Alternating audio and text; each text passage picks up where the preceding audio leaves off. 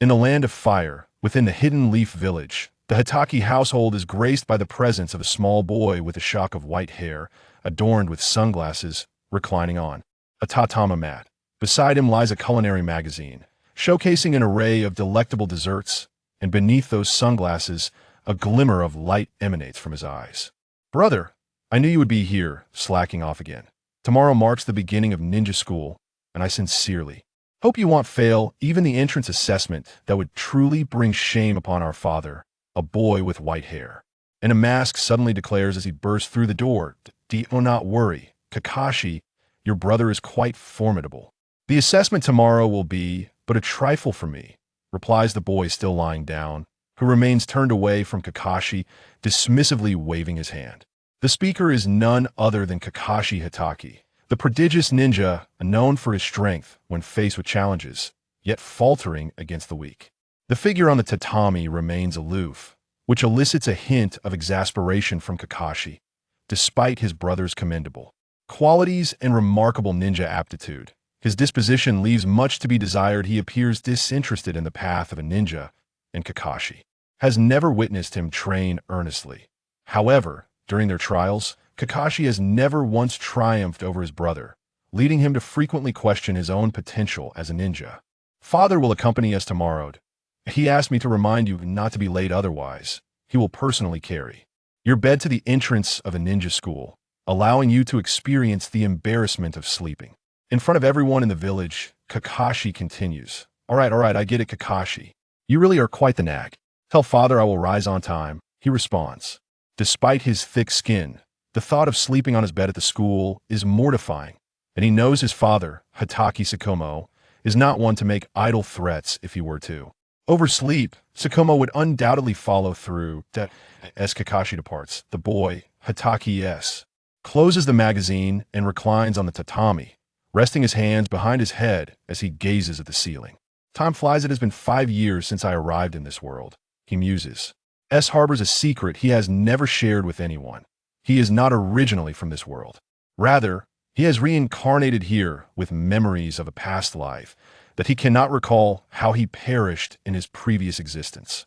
He only knows that upon opening his eyes, he found himself in this world, accompanied by a crying Kakashi. He has become a character who does not exist in the original narrative of Naruto, Kakashi's elder brother and the eldest son of Hatake Satoru. Not only does he possess a ninja talent that rivals Kakashi's, but he has also inherited the legacy of an extraordinary figure from another realm, Satoru Gojo, the undisputed pinnacle of power in Jujutsu Kaisen. Although he has received Gojo's legacy, it does not equate to possessing his strength. Must cultivate his abilities gradually. Yet the one gift he received without training is Gojo's eyes, the 6 eyes. This is why dons sunglasses. It is no secret that he possesses special eyes. However, as Sakomo's son and the offspring of the legendary White Fan, he has been under scrutiny since birth. While this attention is irksome, feels powerless to alter his lineage. On the following morning, rises unusually early, sharing breakfast with Kakashi and their father. "If you do not wish to pursue the path of a ninja, I will not force you. However, as my son, lacking any strength could prove perilous," Sakomo states during breakfast. He feels a sense of helplessness regarding his eldest son, who possesses extraordinary potential. It seems to have never engaged in training. "Do not worry. Father, I enjoy being a ninja," reassures him. "Very well. While at ninja school, you must study diligently and aspire to surpass your father," Sakomo encourages, believing that if commits to hard work and training, exceeding him will not be a daunting task. Moreover, as the elder brother, you must look after your younger sibling at school. He adds that "I can manage that," Kakashi mutters under his breath, but both Sakomo and not being ordinary individuals, catch every word. Neither comments further. As Sakomo acknowledges the truth in Kakashi's statement, it is entirely possible that his youngest son may end up caring for the eldest. Too refrains from arguing, as he knows all too well how he has appeared in these 5 years, essentially a failure in daily life. "All right, Kakashi, once you have tidied up, let us head to ninja school," Sakomo instructs. "Yes, father," they both respond in unison.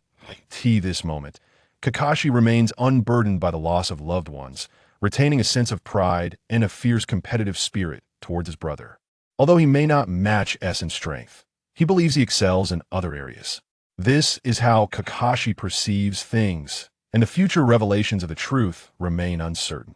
As the trio of Hatake Satoru stepped out of the Hatake residence, the passers-by greeted them with great enthusiasm. After all, Hatake Satoru was regarded as a hero of Konohagakure, having achieved remarkable feats that earned him immense respect among the common folk. What greeted these individuals warmly, while Kakashi maintained a perpetually stoic expression, as if everyone owed him a debt.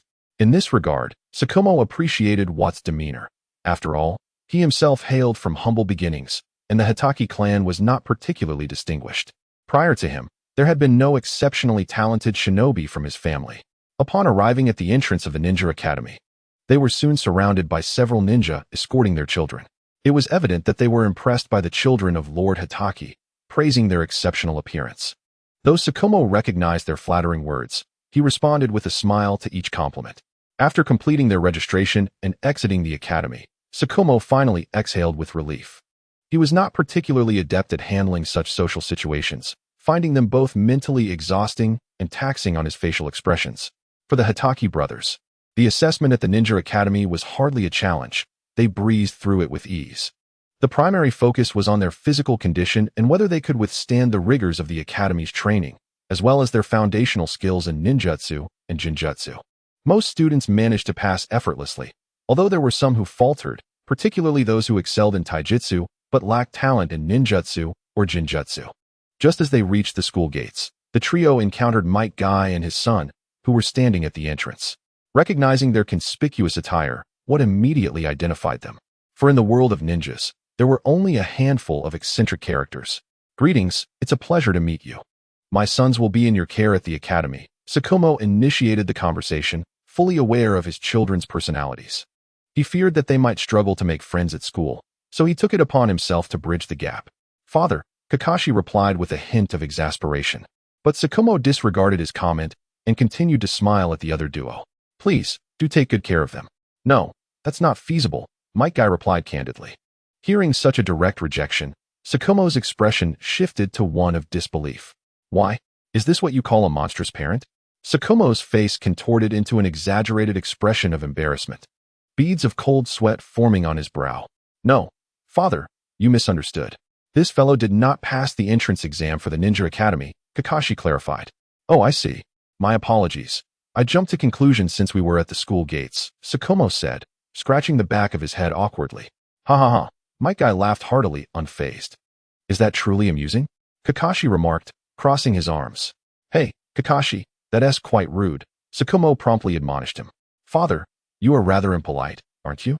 To think that this fellow aspires to enroll in the Ninja Academy, yet lacks proficiency in ninjutsu." Kakashi's thoughts trailed off, but everyone present understood the implication of his unspoken words. "Are you Hatake Kakashi?" Just as Kakashi intended to lead Shumo and Wu away, Might Guy interjected unexpectedly. After all, Kakashi was already recognized as a prodigious youth, and it was no surprise that others were aware of his reputation. Kakashi turned his head in confusion.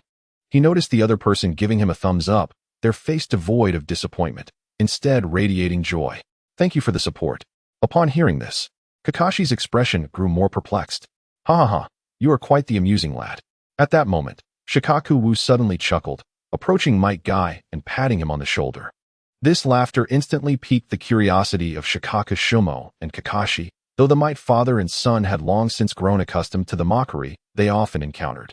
"I believe in you. You will undoubtedly become an exceptional ninja." However, Shikaku Wu's subsequent words left Might Guy momentarily taken aback, softening Guy's heart. For he was the first individual, aside from his father, to acknowledge him. "Really?" Tears welled in Might Guy's eyes, and Might Guy's expression reflected pride. "Of course," Shikaku Wu affirmed with a nod of certainty. "Thank you. I will not disappoint you." Might Guy grasped Shikaku Wu's hand firmly, bowing with excitement, holding deep respect for this individual who recognized him beyond his father. "Brother, you." Kakashi, bewildered, could not fathom why his brother would utter such words. In Kakashi's eyes, Might Guy was merely a talentless individual, excelling only in physical prowess. "Kakashi, Wu speaks the truth," Shikaku Shumo chimed in. "Do not let your accomplishments in the Ninja Academy inflate your pride. At this rate, that child may surpass you. Kakashi noted the seriousness etched on his father's face. Him? Yet, Kakashi remained unconvinced. The list has yet to be published, right? The Ninja Academy isn't foolish. Why not inquire about his name? Shimo crouched down, ruffling Kakashi's hair. Given his father's assertion, Kakashi felt compelled to comply. Hey kid, what is your name? Upon hearing Kakashi's inquiry, Might Guy released his grip on Shikaku Wu's hand and struck a pose, exuding an air of confidence. I am Might Guy, a man destined to become stronger than anyone else. However, to Kakashi, the pose, the expression, and the confidence still appeared rather foolish. All right, I shall remember that. Brother, father, let us depart.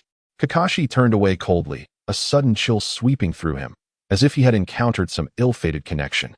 After bidding farewell to Might Guy and his son, Kakashi and Guy turned to leave. Kakashi, do not disappoint those who believe in you, Dai said, bending down to pat Kakashi's head. Indeed, I shall not let brother Might down, Kakashi replied, for in his heart, Might Guy held profound significance. Have you noticed something peculiar about that fellow? Shikamaru inquired of Kakashi as they walked a distance away. Upon hearing this question, Kakashi, who was walking ahead, perked up his ears. Yes, his fists and feet bear the scars of rigorous training. His efforts exceed even yours tenfold, Kakashi. In terms of physical prowess, you may not be his match, Shikamaru remarked. Impossible, Kakashi immediately retorted. However, both Kakashi and Shikamaru chose to ignore him. If he continues to persevere like this, he will undoubtedly become an exceptional ninja, Shikamaru mused. Haha. Indeed, he is my son, possessing a keen eye, Dai praised his eldest. Kakashi, you should learn from your brother in this regard. Yet, in Kakashi's heart, he remained skeptical that the boy with the watermelon head could ever be his rival. A few days after their report, the time for the ninja school to commence finally arrived. This time, Shikamaru did not accompany them, as he was quite occupied with numerous high-level missions awaiting him. Being a ninja of considerable strength, upon entering the classroom, Kakashi recognized many familiar faces.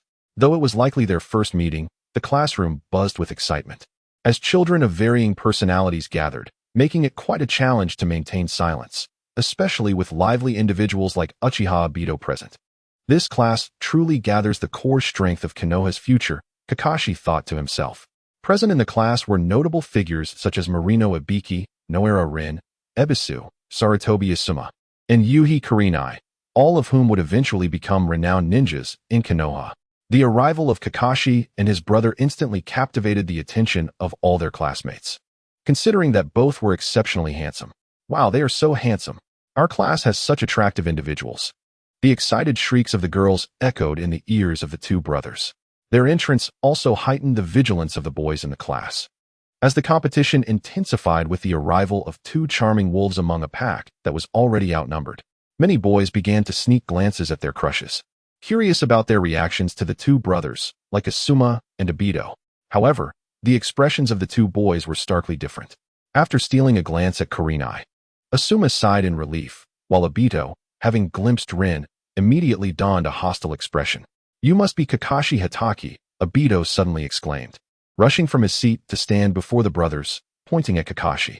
Within the village of Konoha, Kakashi's reputation far eclipsed that of Wudo, for only Kakashi and Shoma were privy to Wudo's innate talents, while Kakashi's prowess was well known among the majority of the villagers.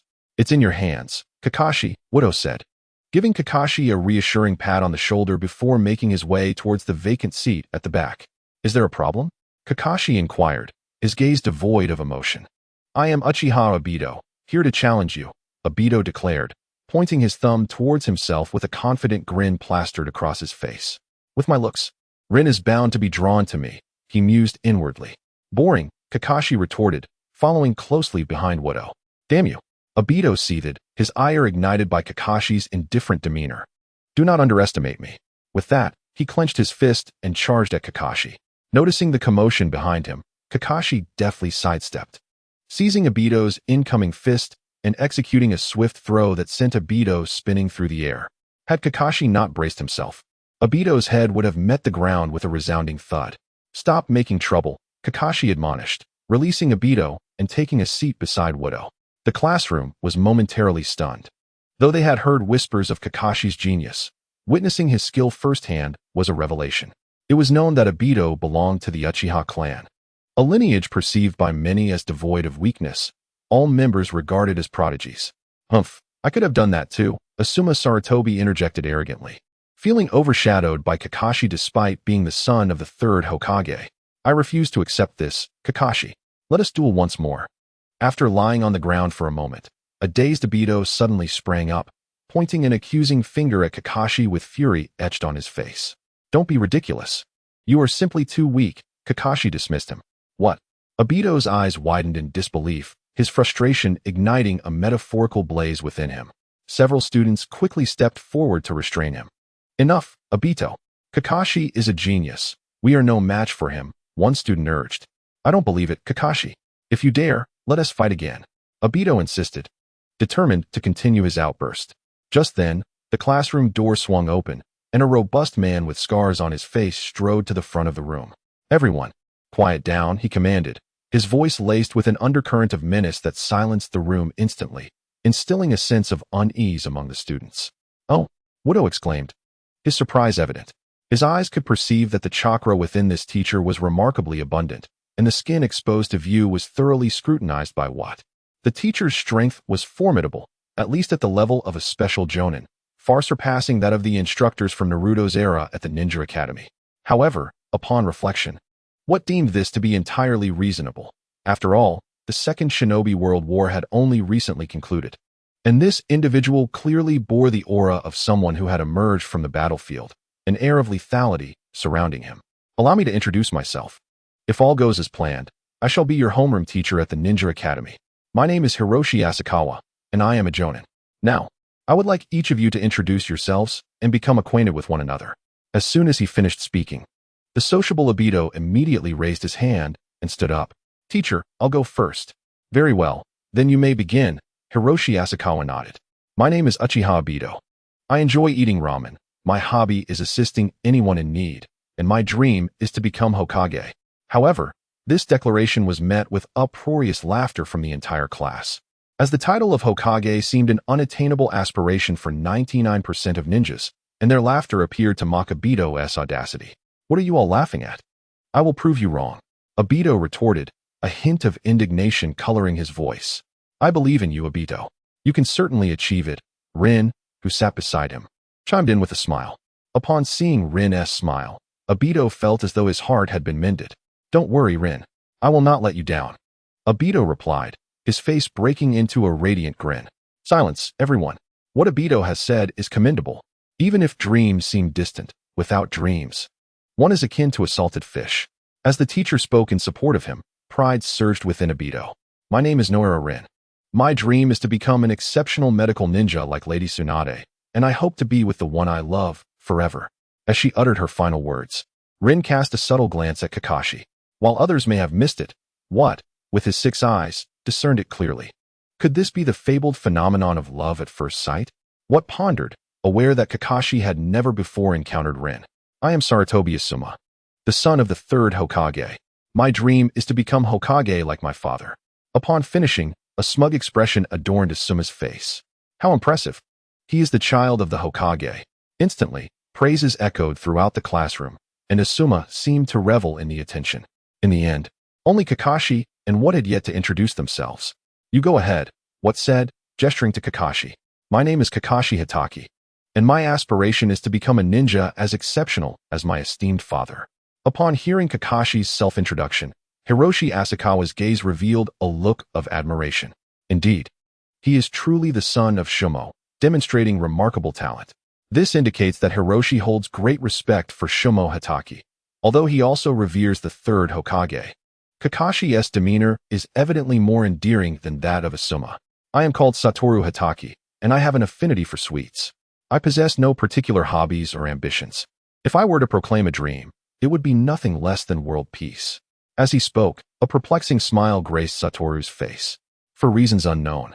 In that fleeting moment, Hiroshi felt certain that Satoru would be a rather eccentric individual, were it not for the striking white hair. Hiroshi might have doubted whether Satoru truly was Shumo's biological son. At last, all introductions concluded, the lesson commenced. The first topic to explore was chakra and the methods of extracting it from one's body. Upon hearing the lesson's content, Satoru recognized that the day would be exceedingly dull. For both he and Kakashi, along with several privileged children, had already mastered chakra extraction long ago. This lesson was merely aimed at the children of commoners. Finally, the tedious day drew to a close. Satoru mused that time spent at the Ninja Academy could have been better utilized training at home. On their way back, Kakashi remarked to Satoru, "Indeed, I share your sentiment. I believe you just wish to return home for a nap. After all, dozing on a desk is rather exhausting." Satoru teased. "Haha, Kakashi, you truly understand me," he replied. Following this exchange, both paused in their tracks as a familiar figure emerged before them, Obito Uchiha. "Kakashi, let us settle this rivalry," Obito declared passionately, pointing at Kakashi. "Not interested. It's tedious, and you're far too weak," Kakashi retorted, dismissing all excuses in one breath. "Damn it," Obito seethed, before suddenly redirecting his gaze towards Satoru. "You are Kakashi's brother, are you not? Since Kakashi fears facing me, I challenge you instead." Obito was not foolish. He had heard of Kakashi's reputation, yet Satoru was a name new to him. Thus, he instinctively assumed Satoru's prowess would not rival that of Kakashi. If he could defeat Satoru, it would serve as a measure of retribution for his earlier humiliation. "Me?" Satoru inquired incredulously, as he had merely intended to observe. He never anticipated that the flames of conflict would engulf him. "Indeed you."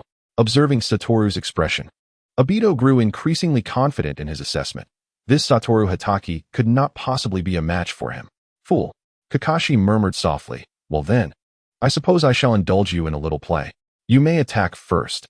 Otherwise, I fear that once I make my move, you shall have no opportunity left." Indeed, you are truly akin to Kakashi, sharing that same irksome disposition.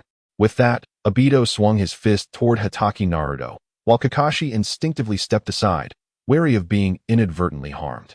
Punch after punch, kick after kick, yet each time Naruto narrowly evaded, leading Obito to harbor the illusion that with just a bit more effort, he could land a blow. However, it wasn't long before Obito was drenched in sweat, gasping for breath. "Are you just going to dodge?" Obito wiped the sweat from his brow and asked. "I merely wanted you to endure a little longer in my grasp to bolster your confidence," Naruto replied with a teasing tone. "I take back what I said earlier. Your temperament is even more despicable than Kakashi's. Thank you for the compliment. How infuriating." With that, Obito, incensed, raised his fist once more and charged at Naruto. But this time he did not evade. With a resounding smack, Obito's furious punch was effortlessly caught by Naruto. "It's quite late. Time to head home for dinner. So I shall cease this play." What? In the next moment, Obito felt himself lifted off the ground, only to be slammed back down with a thud. "That's a wrap. Let us go, Kakashi. You truly possess a peculiar sense of humor," Kakashi remarked disdainfully, noting how Naruto, despite having the ability to dispatch Obito in an instant, chose to prolong the encounter. "Is that so? I believe this fosters greater confidence." "No, not at all. This will only serve to further demoralize." As Naruto and Kakashi ambled away, they left Obito lying on the ground, gazing up at the sky, lost in contemplation. His expression somewhat vacant. Yet soon he snapped back to reality, sprang to his feet, and shouted at the retreating figures of Naruto and Kakashi, "Naruto, Kakashi, I shall surely defeat you." Hearing this, a smile spread across Naruto's face. "See, I told you this would instill confidence. You should learn from me." "No thanks. I fear I might be beaten to a pulp. Perhaps he is merely an exception." In Kakashi's eyes, his brother was someone who, aside from his temperament, was quite commendable. It was solely this unpleasant disposition that rendered him difficult to command. Thus, a week of monotonous school life unfolded, with Naruto occasionally contemplating skipping classes. Yet each morning, when he failed to rise, Kakashi would forcibly rouse him, determined to uphold the Hatake family name, even at the risk of receiving a beating. "Tomorrow, no matter what, I refuse to go to school."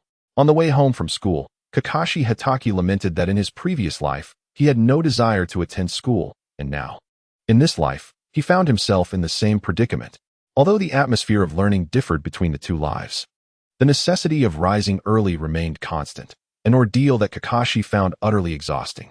This simply could not be. The reputation of the Hatake family must not be tarnished by his brother.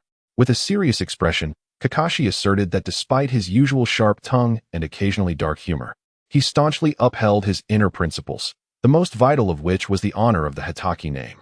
Their father had worked tirelessly to establish the family's reputation, and Kakashi was determined not to let it be ruined by the two of them. Kakashi, Whose personality do you take after? Father is not nearly as rigid as you, Kakashi's brother remarked. Ironically, it was the very person who seemed least concerned about the Hatake name, Kakashi's father, Shomo Hatake, who only cared about his own reputation. Humph. I will not allow you to disgrace the Hatake name, brother. Don't forget, I am your elder, Kakashi, Kakashi's brother said, ruffling Kakashi's hair. Kakashi attempted to free himself from his brother's grasp, but it felt as though his hand was firmly affixed to Kakashi's head. If you dare to lecture me like that again, don't be surprised if I retaliate, Kakashi. After releasing his grip, Kakashi tidied his tousled hair, though a hint of seriousness crept into his gaze as he sensed his brother's growing strength. Upon returning home, both brothers were greeted by a familiar atmosphere that instantly brightened Kakashi's expression. Their father had returned. However, despite his inner joy, Kakashi's countenance quickly returned to its usual calm as he nonchalantly entered the house. Welcome home, Kakashi and Wataru. Shomo Hatake greeted them with a warm smile. That should be our line to you, father, Kakashi replied. Is that so? Shomo, somewhat oblivious, exhibited a characteristic naivety often seen in many powerful individuals. Let us have dinner together. I've prepared a meal for you both. Yes, father. At the dining table, the trio began to exchange stories about their week. Father, was your mission successful? Kakashi inquired. Of course. And how about you two? How was your time at the Ninja Academy? How are your social interactions? Boring. Uninteresting, were the replies from Kakashi and Wataru, respectively. Is that so? I had hoped you would make some friends at the Ninja Academy. It seems that wish of mine is quite difficult to fulfill. Shomo crossed his arms, eyes closed, tilting his head as he pondered how to encourage his sons to forge meaningful friendships. Soon, dinner came to a close, and Kakashi proceeded, as usual, to tidy up. Father, I wish to learn the shadow clone technique, Wataru suddenly declared to Shomo. The shadow clone technique, you say? This is indeed a B-rank ninjutsu, not easily mastered. However, may I inquire as to your motive for wanting to learn this technique? Hatake Satoru asked curiously. The shadow clone technique is predominantly a supportive ninjutsu. Yet from his childhood perspective, it would seem one would aspire to learn a more offensive type of ninjutsu, as that would appear quite impressive and advantageous in matters of romance. I merely wish to use the shadow clone as a substitute for attending school, Wug replied candidly. Is that so? Ha ha ha, my son's thoughts are truly unique. Nevertheless, I can teach you, but only once. Should you fail to grasp it, you must dutifully return to your studies. Yes, father. Yet, Sakomo noticed a confident smile gracing Wug's lips. It is worth noting that Wug possesses the 6 eyes, one of whose abilities includes perceiving the opponent's techniques, allowing for direct tracking and prediction of chakra trajectories. However, being in the world of Naruto, the 6 eyes have adapted to this realm, enabling Wug to see how chakra flows within others as they perform their jutsu. Allow me to demonstrate, Sakomo declared, rising to his feet and forming the in-hand sign. With a puff of smoke, a figure identical to Sakomo materialized beside him. Wug attentively observed the entire occurrence. This is the shadow clone technique, an esteemed B-rank ninjutsu created by the second Hokage, though it requires but a single hand sign. The flow of chakra within the body is exceedingly intricate, the shadow clone of Sakomo elucidated. The commotion naturally caught the attention of Kakashi, who had been washing dishes, prompting him to cease his task and gaze in their direction. If you find it challenging, fear not. You may first practice the basic clone technique. No need. This should be remarkably simple for me, Wug asserted confidently. With that, he formed the in-hand sign, and with a puff of smoke, a figure identical to Wug appeared before Sakomo and Kakashi. Both men were rendered speechless by the sudden manifestation of the shadow clone. Is this truly the shadow clone? It is indeed remarkable, Wug marveled, sensing that his clone also possessed the 6 eyes. As Wug scrutinized his clone, the clone mirrored his actions, as if gazing into a mirror. Truly impressive, Wug. After recovering from his astonishment, Sakomo dispelled his clone. Was that not a rather straightforward task? Wug remarked, dismissing the achievement with a hint of arrogance. Upon hearing this, shadows of disbelief crossed the foreheads of both Sakomo and Kakashi, who began to question whether such a boastful individual could genuinely be their son, considering his typically humble demeanor. Kakashi Hatake has encountered numerous prodigies, such as the renowned Sannin of Konohagakure, Orochimaru, Jiraiya, and Tsunade, as well as the emerging talent of the commoner ninja, Minato Namikaze. However, he firmly believes that none among them could successfully master the shadow clone technique with but a single encounter. Suddenly, Kakashi felt compelled to prevent his eldest son from languishing in mediocrity any longer, for it would be a grievous waste of his innate gifts. The following morning, Kakashi's son, What, undoubtedly met expectations by demonstrating the shadow clone technique at school, leaving his companion Kakashi in a state of vexation. It must be nice to be the original. Sleeping in while I endure the plight of being a mere clone, What lamented, yet the more he expressed his discomfort, the more Kakashi's heart ached. Witnessing Watt's seamless success ignited a competitive spirit within Kakashi, prompting him to request insights from his father regarding the mastery of the technique. With renewed confidence, Kakashi attempted the technique himself. However, his results were markedly inferior to Watt's. Kakashi's clones, while not failures in the strictest sense, they possessed coherent thought, could act autonomously, and contained chakra, were far from successful, as they manifested in a monochromatic hue. Meanwhile, Watt's original form had already awakened by the time Kakashi and his clones made their way to school. Had Kakashi known of Watt's early rise, he would have been utterly astonished. At that moment, Watt stood in the training ground of the Hatake residence, drenched in sweat and gasping for breath. Controlling curse technique. Blue is indeed quite challenging, he mused. This technique, a common offensive method associated with the concept of attraction centered around blue, can exert forces reaching negative infinity, akin to a miniature black hole. Furthermore, blue possesses numerous derivative applications, such as instantaneous movement and rapid traversal, but these complexities were beyond Watt's current considerations, as he had yet to fully master the technique. In a world devoid of cursed energy, curse technique, blue had transformed into a ninjutsu variant. Although Watt's chakra reserves were not extensive, his 6 eyes and limitless technique allowed him to utilize ninjutsu with an energy expenditure approaching zero. Thus, while he did consume chakra, the amount was negligible. Fortunately, Watt found solace in the fact that the limitless technique was not something he needed to learn, as it had been instinctively inherited in his mind. However, unlike Satoru Gojo, who had developed it into a passive ability, Watt still had to actively employ it. The so-called limitless technique enables interference at the atomic level, facilitating the manipulation of spatial dimensions. Its principle lies in the ability to infinitely reduce the distance between two entities, contracting it to 1/10th, 100th, 1,000th, or even 1/10,000th, and the limitless technique actualizes this theory within the realm of reality. To put it more simply, it constitutes a true form of absolute defense. No matter how close your attack may be, you cannot touch me. Naturally, the inexhaustible chakra consumption also adheres to this principle. In this world, the potency of ninjutsu is intrinsically linked to the consumption of chakra. Currently, the total amount of chakra possessed by Watt is evident. While the expenditure is nearly negligible when he employs Tsang, the might of this technique cannot surpass the chakra contained within him. This limitation allows Watt to persist in his ninjutsu training. However, the absence of mastery over the reversal technique still leaves his body feeling exceedingly fatigued. At this moment, the training ground of the Hatake clan lies pockmarked and uneven, the result of Watt's ninjutsu Tsang. Today's training in ninjutsu shall conclude here. Leaning against a tree to rest, although his chakra remains abundant, his physical condition does not permit further practice. Once he has recuperated, Watt turns his attention to the cultivation of taijutsu. It is worth noting that in the realm of jujutsu, Watt is not only a paragon in one discipline, but also excels in taijutsu beyond the ceiling of excellence. As for why Watt consistently presents himself as lackluster in front of Kakashi, it is simply because his arduous training occurs when Kakashi is nowhere to be found. He has not intentionally concealed anything. However, it seems that every time he trains, both Kakashi and Shumo are absent. This is precisely why Watt is capable of overpowering Kakashi. He has never neglected his training. At this moment, a sense of urgency lingers in Watt's heart, for he has yet to master the reversal technique.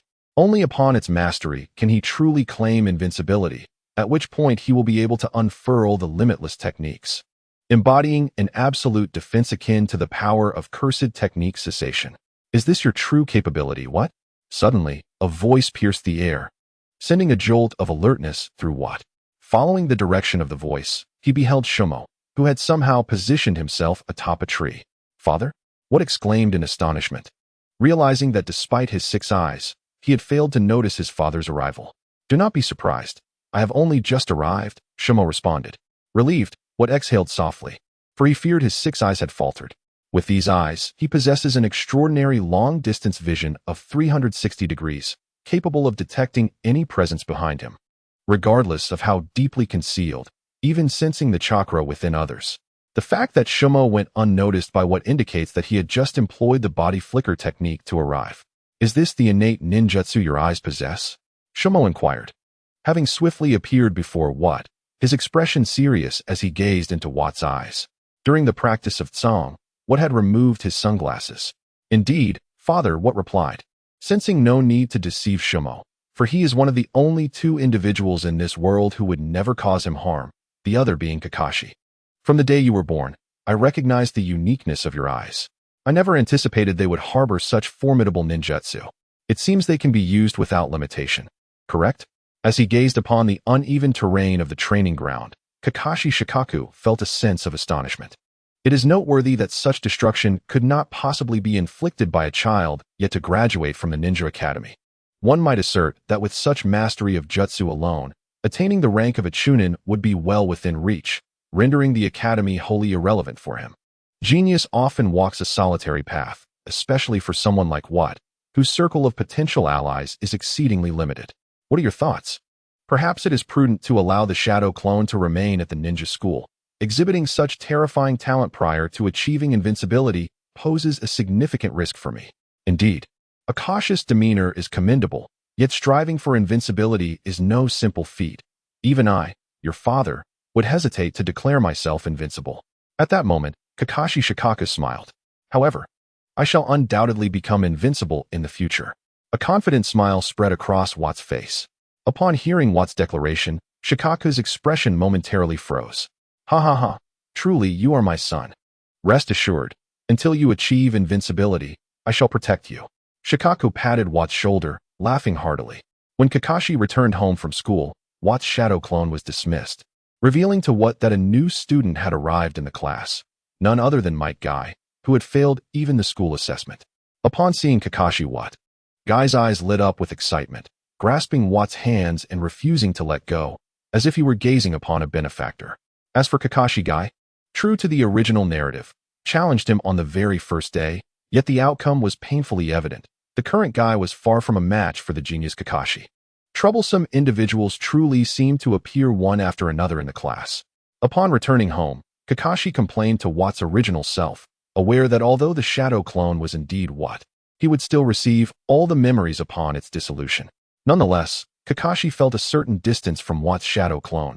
After all, why should the clone attend school while the original remained behind? Isn't that splendid? This way, you can make many friends at school, Wat suggested. Then why don't you make friends at school? Kakashi retorted, glaring with his signature deadpan expression. Because I am a genius. How could a genius possibly mingle with individuals as mundane as you? Wat laughed boisterously, seeing Wat sitting there, laughing audaciously. Kakashi felt an overwhelming urge to pin him to the ground and deliver a sound thrashing. It was the first time in his life that someone had labeled him as ordinary. While he cared little for the title of genius, he was certainly far from being mundane. Oh, are you certain? You must remember, you have never bested me. This time, victory shall be mine, for I have grown stronger. Is that so? Then allow me to witness just how formidable my so-called genius brother truly is. Having spoken, the two individuals arrived in the courtyard of the Hatake residence. Standing face to face, Wook appeared relatively relaxed, while Kakashi bore an expression of utmost seriousness. Show me some genuine skill, or I shall find myself exceedingly bored. Understood. Subsequently, Kakashi drew several shurikens with his left hand and a kunai with his right, launching the shurikens with remarkable precision towards Wook. Truly, he showed no mercy whatsoever. Wook tilted his head and sidestepped, successfully evading Kakashi's barrage of shurikens.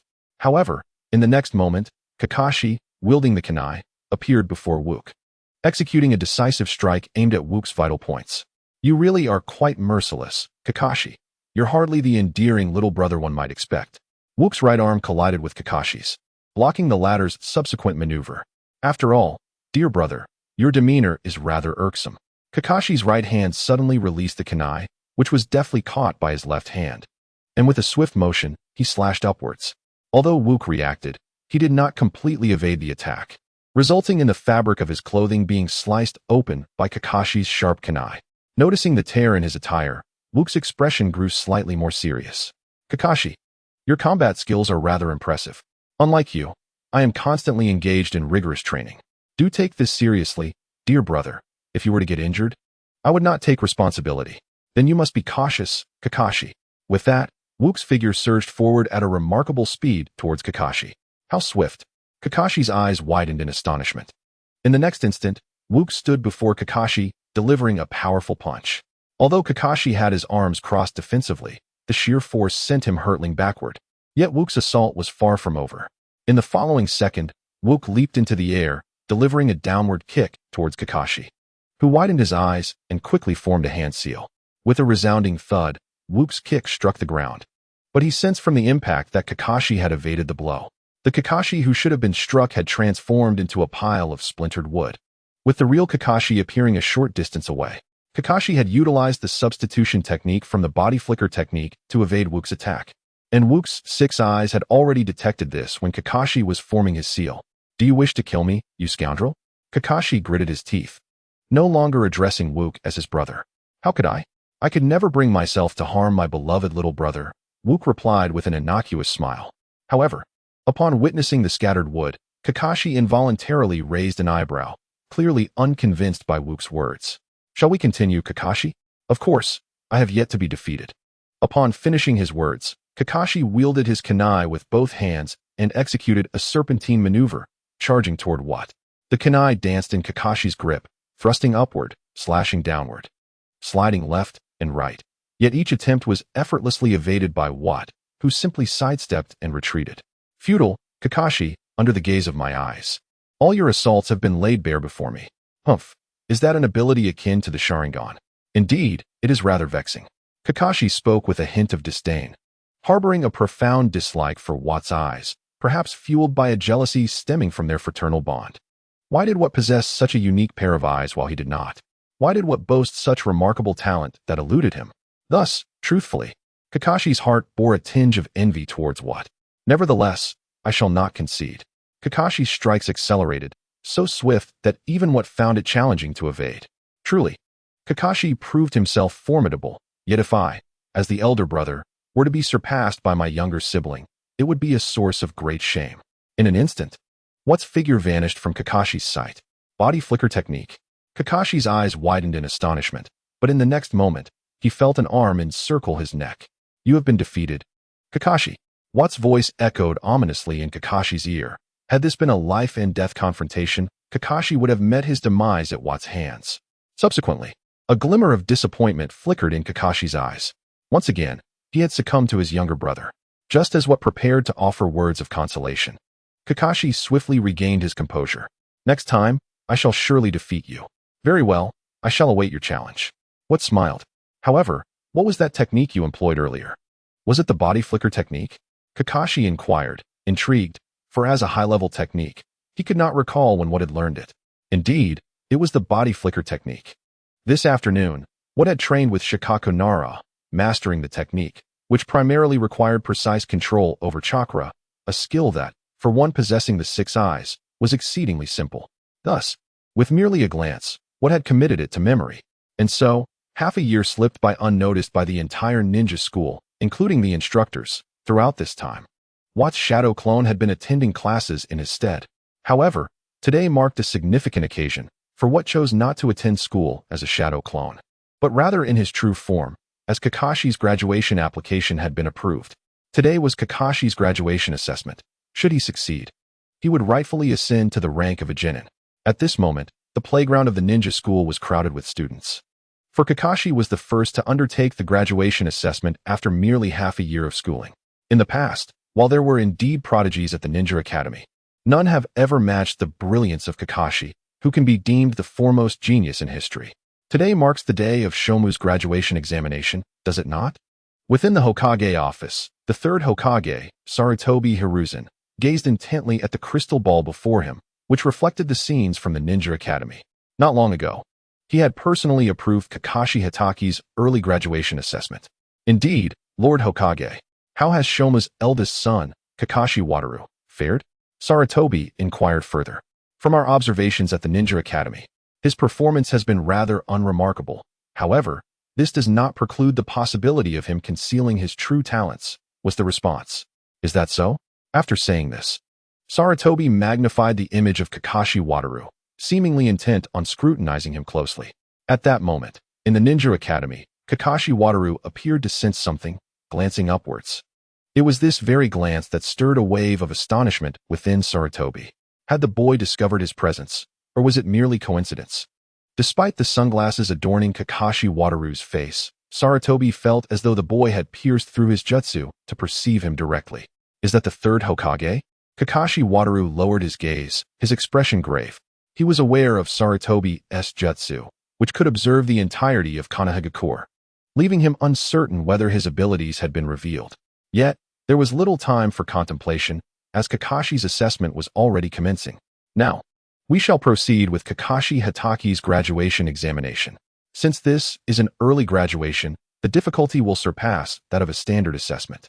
Therefore, I must confirm once more, Kakashi Hatake, are you certain you wish to participate in the early graduation examination? Koji Asakawa stated with utmost seriousness. I am certain, Kakashi affirmed with a solemn nod. How handsome! A chorus of enamored young women erupted at the sight of Kakashi. Kakashi, you must succeed. Rin clasped her hands together, quietly praying for Kakashi's success. Witnessing Rin's fervent support, Obito couldn't help but feel a tinge of jealousy toward Kakashi. Kakashi, should you fail, I shall hold nothing back.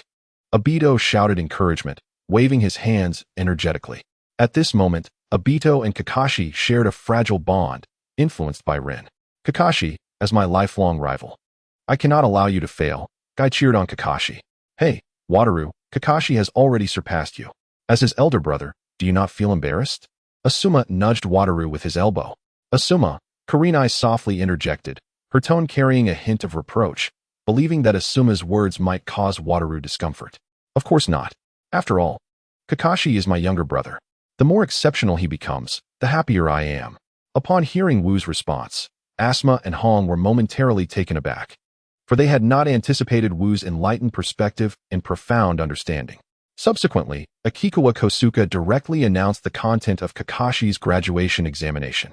Well, since you are prepared, your assessment will involve enduring 10 strikes from a Chunin. Should you succeed, you will graduate from the Ninja Academy and become a Genin. As soon as Kosuke's words fell, a wave of astonishment swept through the group of students. Isn't this examination excessively challenging?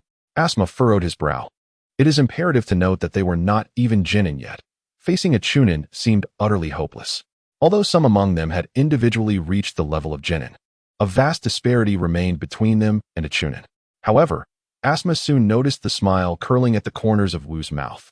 Are you pleased that Kakashi might fail this examination? Asuma inquired directly. If that were the case, he would find Wu rather hypocritical, as it would mean that Wu had just uttered a disingenuous remark in front of both him and Hong. No, I merely believe this assessment is exceedingly simple for Kakashi.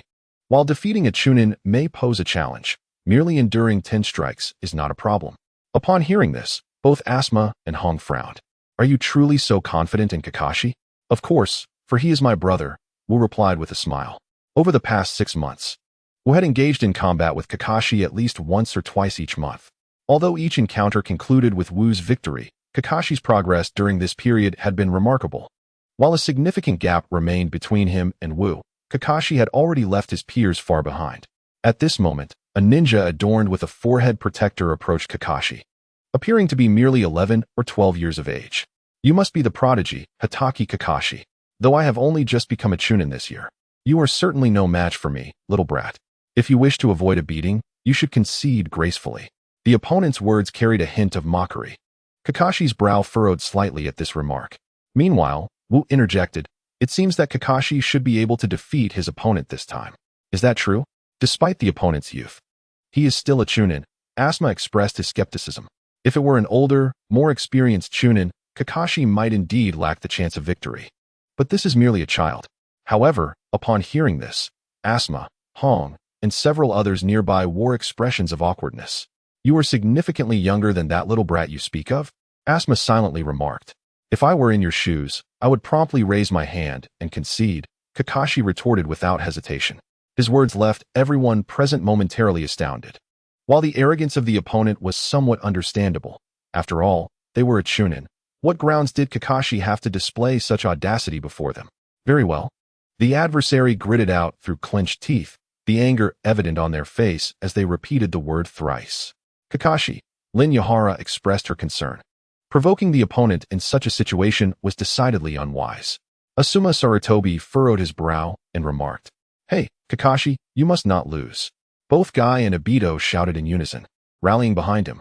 With both sides prepared, the assessment was set to commence. At the command of Koji Asakawa, Kakashi and his opponent charged at each other simultaneously. Colliding in an instant, each wielding a kunai, their weapons sparked with friction, generating a few fleeting embers. In the next moment, they both retreated a step. "Impressive," the students from the Ninja Academy exclaimed, their admiration directed solely at Kakashi. To their eyes, the two figures merely flickered, clashed, and then separated once more. Indeed, he truly lives up to being the son of the White Fang. The observing Chunin and teachers regarded Kakashi with appreciative gazes, their expressions filled with pride, as if he were their own child. Ninjas over the age of 15 had mostly experienced the Second Shinobi World War firsthand, emerging from its battlegrounds. They held a genuine and profound respect for Tsukumo Hatake, who had made significant contributions to Konoha during that tumultuous time. The Second Shinobi War had catapulted Konoha to the forefront among the 5 great ninja villages. First through the formidable prowess of the White Fang, and later with the emergence of the legendary Sannin, bestowed with titles by the demigod Hanzo of the Salamander. During their time at the Ninja Academy, Kakashi had indeed sparred with other students, but most were swiftly defeated by him in a single move.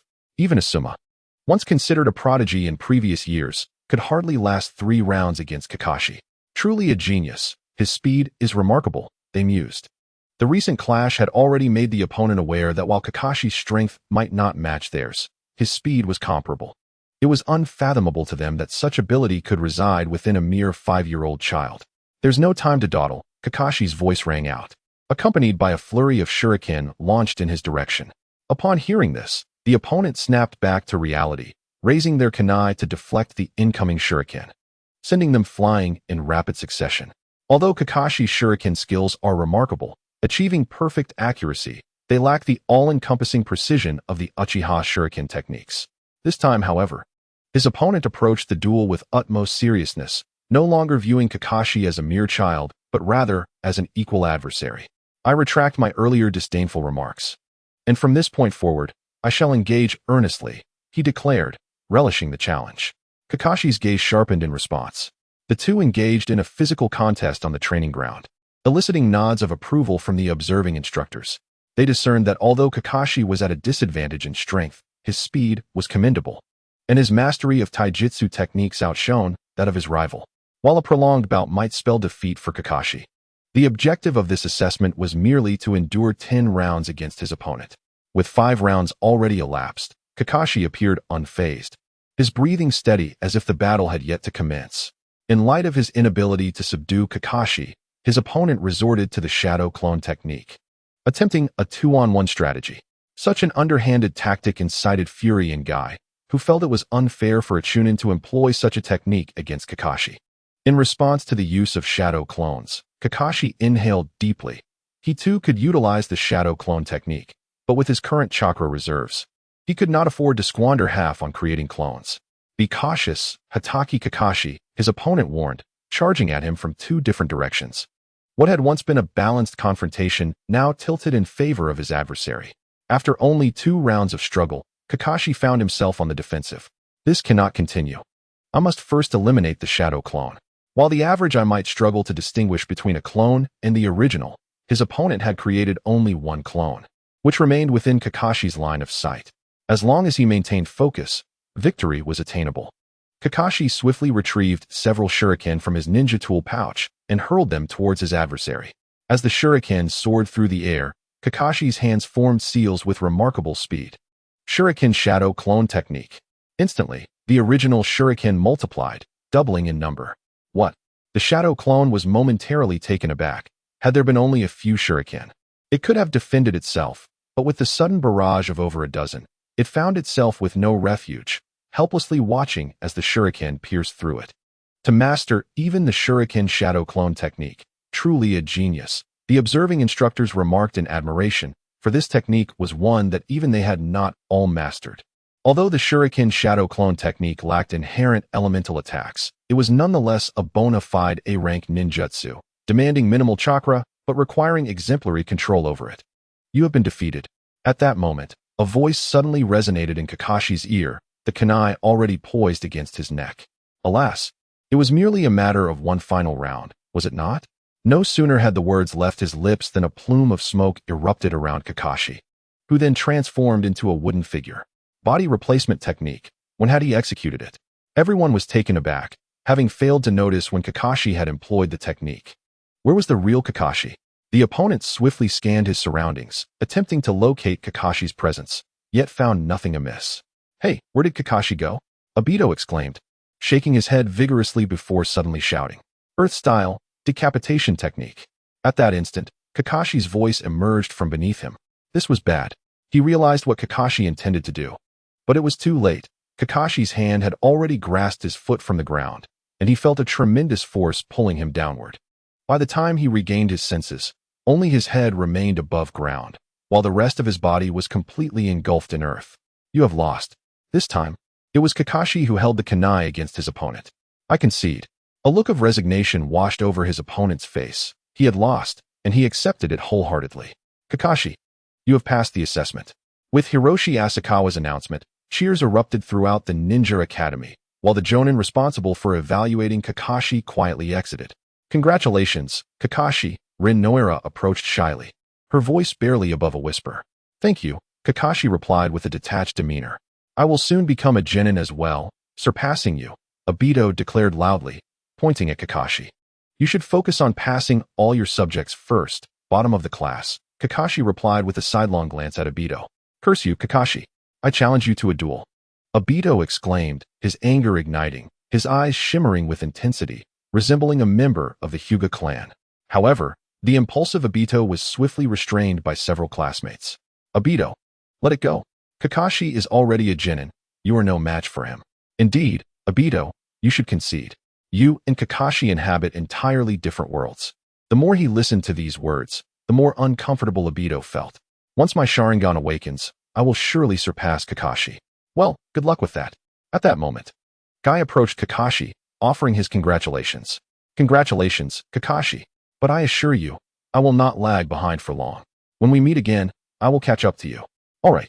Then, do your best. As for Kakashi, he had yet to discover anything remarkable about this opponent designated by his brother and father. If Obito was the last in their class, then Guy ranked just above him, though their standings occasionally exchanged places. However, these two underachievers regard the exemplary student Kakashi as their goal. To outsiders, this may seem somewhat amusing, but only they understand the immense effort they have invested in pursuing this aspiration. Ahem, silence. At this moment, the voice of teacher Asakawa, Hiroshi, resonated once again. The graduation assessment is not yet concluded. Apart from Kakashi, another individual has applied for early graduation. What? There is someone else? Who is it?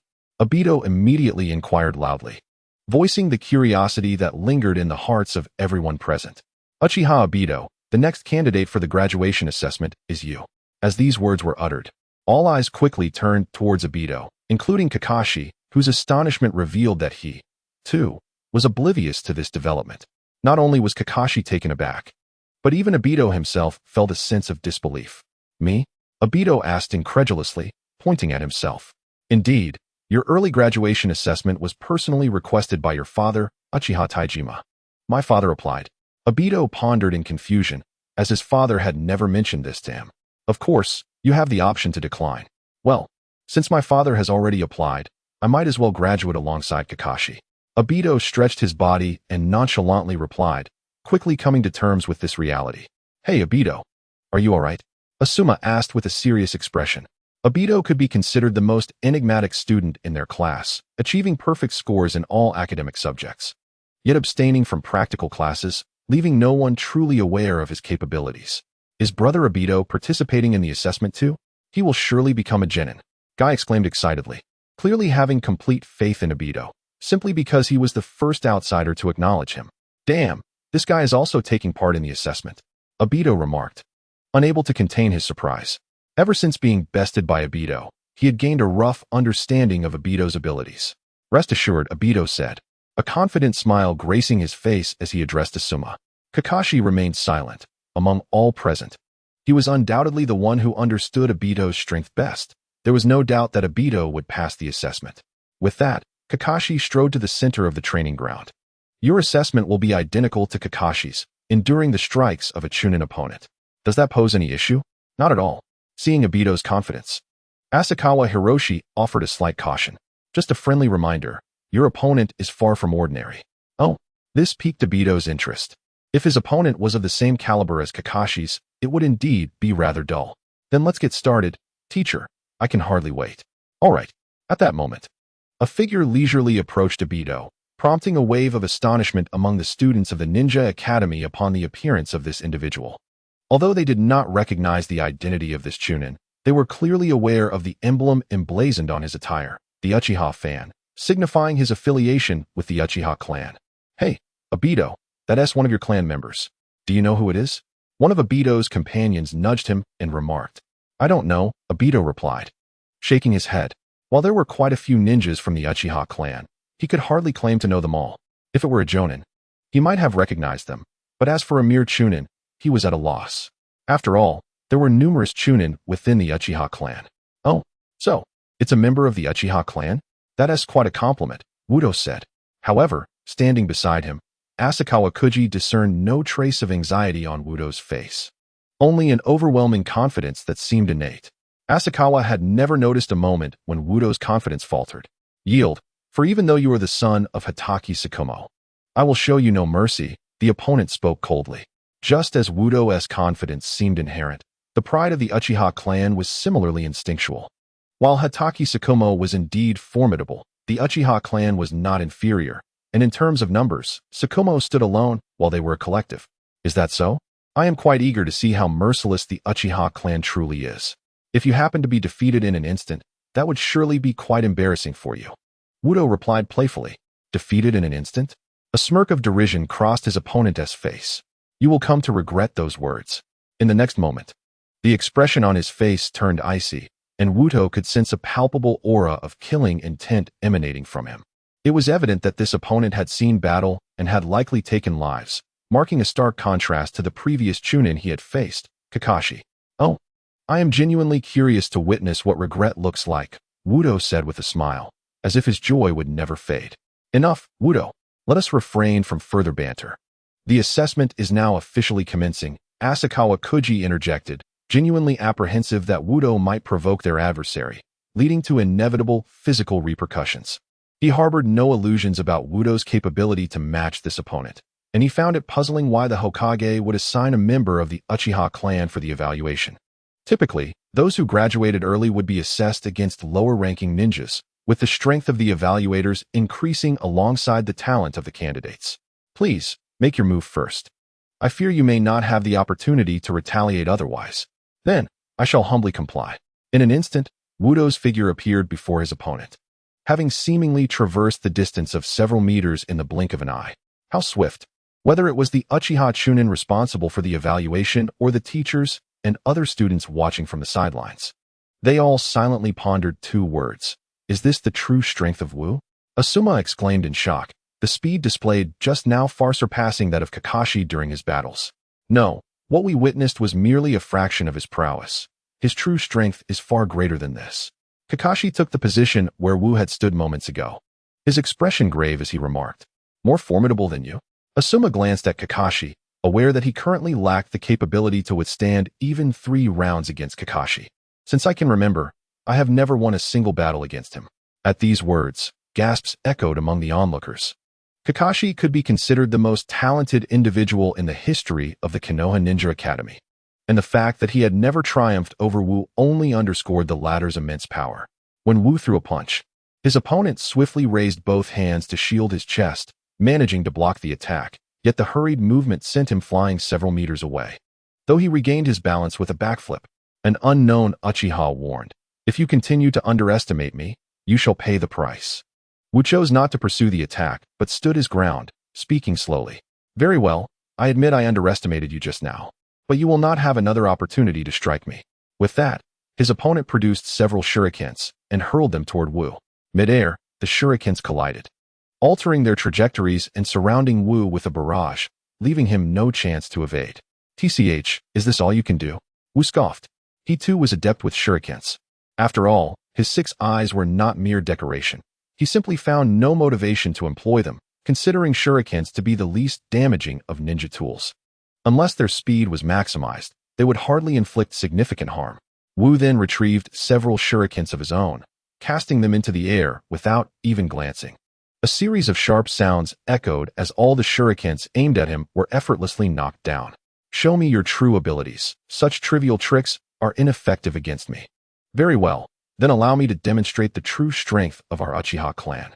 With that, his opponent's eyes transformed to a blood-red hue, adorned with 2 black commas. The Sharingan. Wu's brow furrowed slightly. This was his first encounter with the Sharingan. Indeed, it emanated an ominous aura. Wu lamented, "This feeling is akin to a curse. Deeply unsettling." "Kakashi, did you see? This is the Sharingan of our Uchiha clan. Once I awaken its power, I will undoubtedly defeat you. TCH. We shall see once you unlock its potential." However, in the next moment, Kakashi concentrated all his attention on the battle, although he had faith in his brother's abilities. The Sharingan was indeed a formidable bloodline limit. In terms of one-on-one combat, unless one was an elite ninja, it was rare for anyone to triumph over a member of the Uchiha clan. "Allow me to demonstrate the power of our Uchiha lineage and the Sharingan. I shall grant you another chance. Come at me," he declared. With a chuckle, Kakashi's brother, Wudo, responded, "It seems you truly have a short memory. If that is the case, I cannot be held accountable." With that, Wudo clenched his fist and charged forward, aiming a punch directly at his opponent's face. Yet, his adversary merely sidestepped, evading the blow with ease. Wudo unleashed several more strikes, but all were effortlessly dodged. "Futile. Before my eyes, your every attack is laid bare," the opponent said coldly, brimming with confidence. "Indeed, this presents a bit of a challenge," Wudo conceded with a nod, seemingly in agreement with the assertion. "In that case, allow me to execute some attacks that even you cannot evade, despite your foresight." He began to stretch, as if preparing for an intense workout. "Now, I shall commence." The moment Wudo spoke, his figure vanished. In that instant, the opponent's Sharingan pupils constricted as he realized he could no longer discern Wudo's movements. "I am right here." Wudo's voice suddenly echoed from behind him. Reacting instinctively, the opponent spun around, only to find Wudo standing before him, delivering a powerful punch to his abdomen.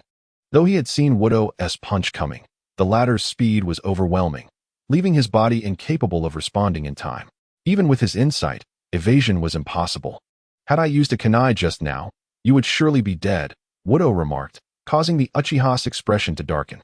Indeed, had Wudo wielded a kunai, he would now be lying on the ground. Yet, how could he swallow that bitter truth? "You shall not have another opportunity," the opponent said, his face contorted in anger. "I've heard that line before," Wudo replied, playfully scratching his ear. "I hope not to hear it a third time from your lips." His character remained as irksome as ever. Asuma, observing the exchange, could only shake his head in disbelief. That remark is akin to pouring salt into the wound. Kakashi pondered how he could endure having such a brother. Initially, they had felt sympathy for Wudo, given his status as a genius sibling. However, it seemed that Kakashi was the one deserving of pity, burdened with a brother of such a disagreeable disposition. They could scarcely imagine what Kakashi's daily life must be like. "Just wait and see, you little brat," Wudo taunted.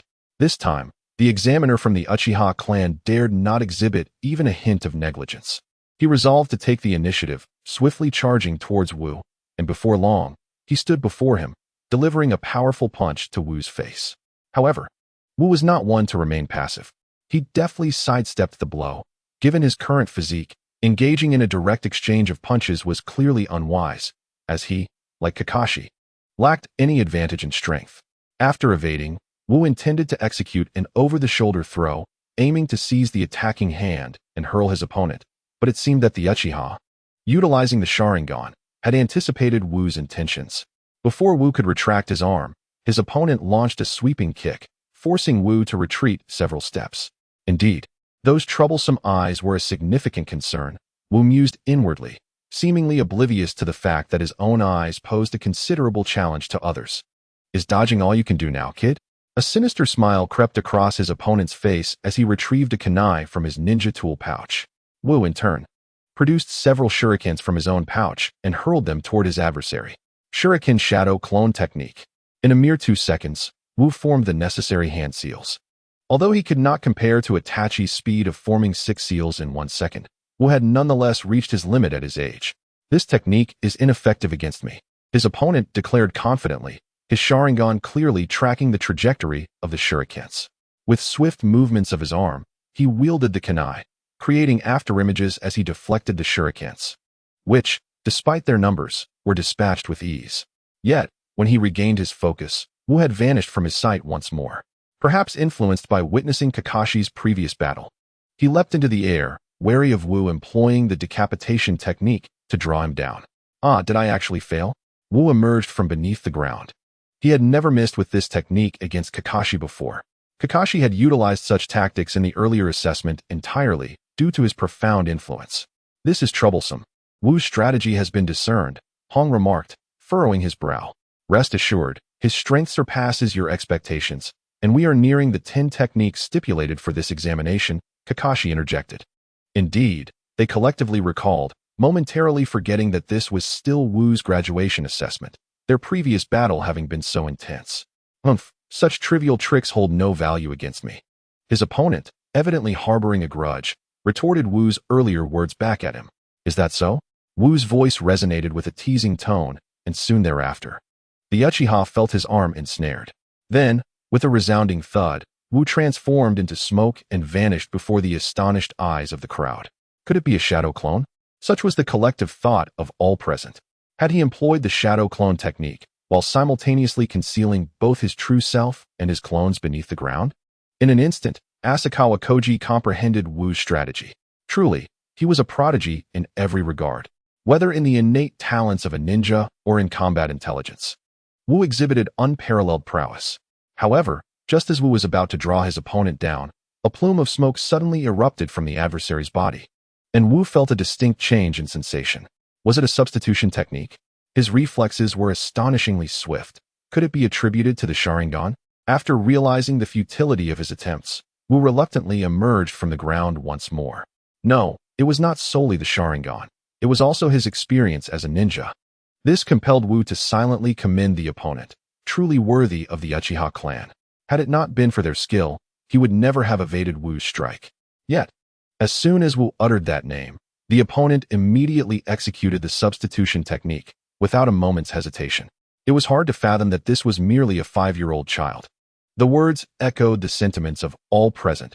Neither Kakashi nor Wu displayed behavior characteristic of a mere child of 5. Well, I appreciate your compliment, Wu replied with a smile, showing no signs of humility in accepting the praise. However, you shall not have another opportunity to pass this assessment. Shadow Clone Technique. The opponent also summoned their shadow clone, which charged towards Wu, intent on engaging in a physical confrontation, while the original remained behind, forming hand seals. Fire Release, Great Fireball Technique. Witnessing this scene, the crowd gasped in disbelief. This is bad, Asakawa Koji thought, wishing to rush to the rescue. But it was already too late. The colossal fireball had engulfed Wu. He had not anticipated such ruthlessness, the willingness to destroy one's own shadow clone. Wu. The other students shouted in unison, while Kakashi's eyes widened, his fists clenched tightly, veins bulging. Uchiha brat, you've gone too far, Asakawa Koji seethed. Though he knew the power of this fireball would not be lethal, it would, however, undoubtedly cause severe burns. In battle, unexpected events are inevitable. I trust you understand this. The opponent retorted, unperturbed by Asakawa Koji's anger.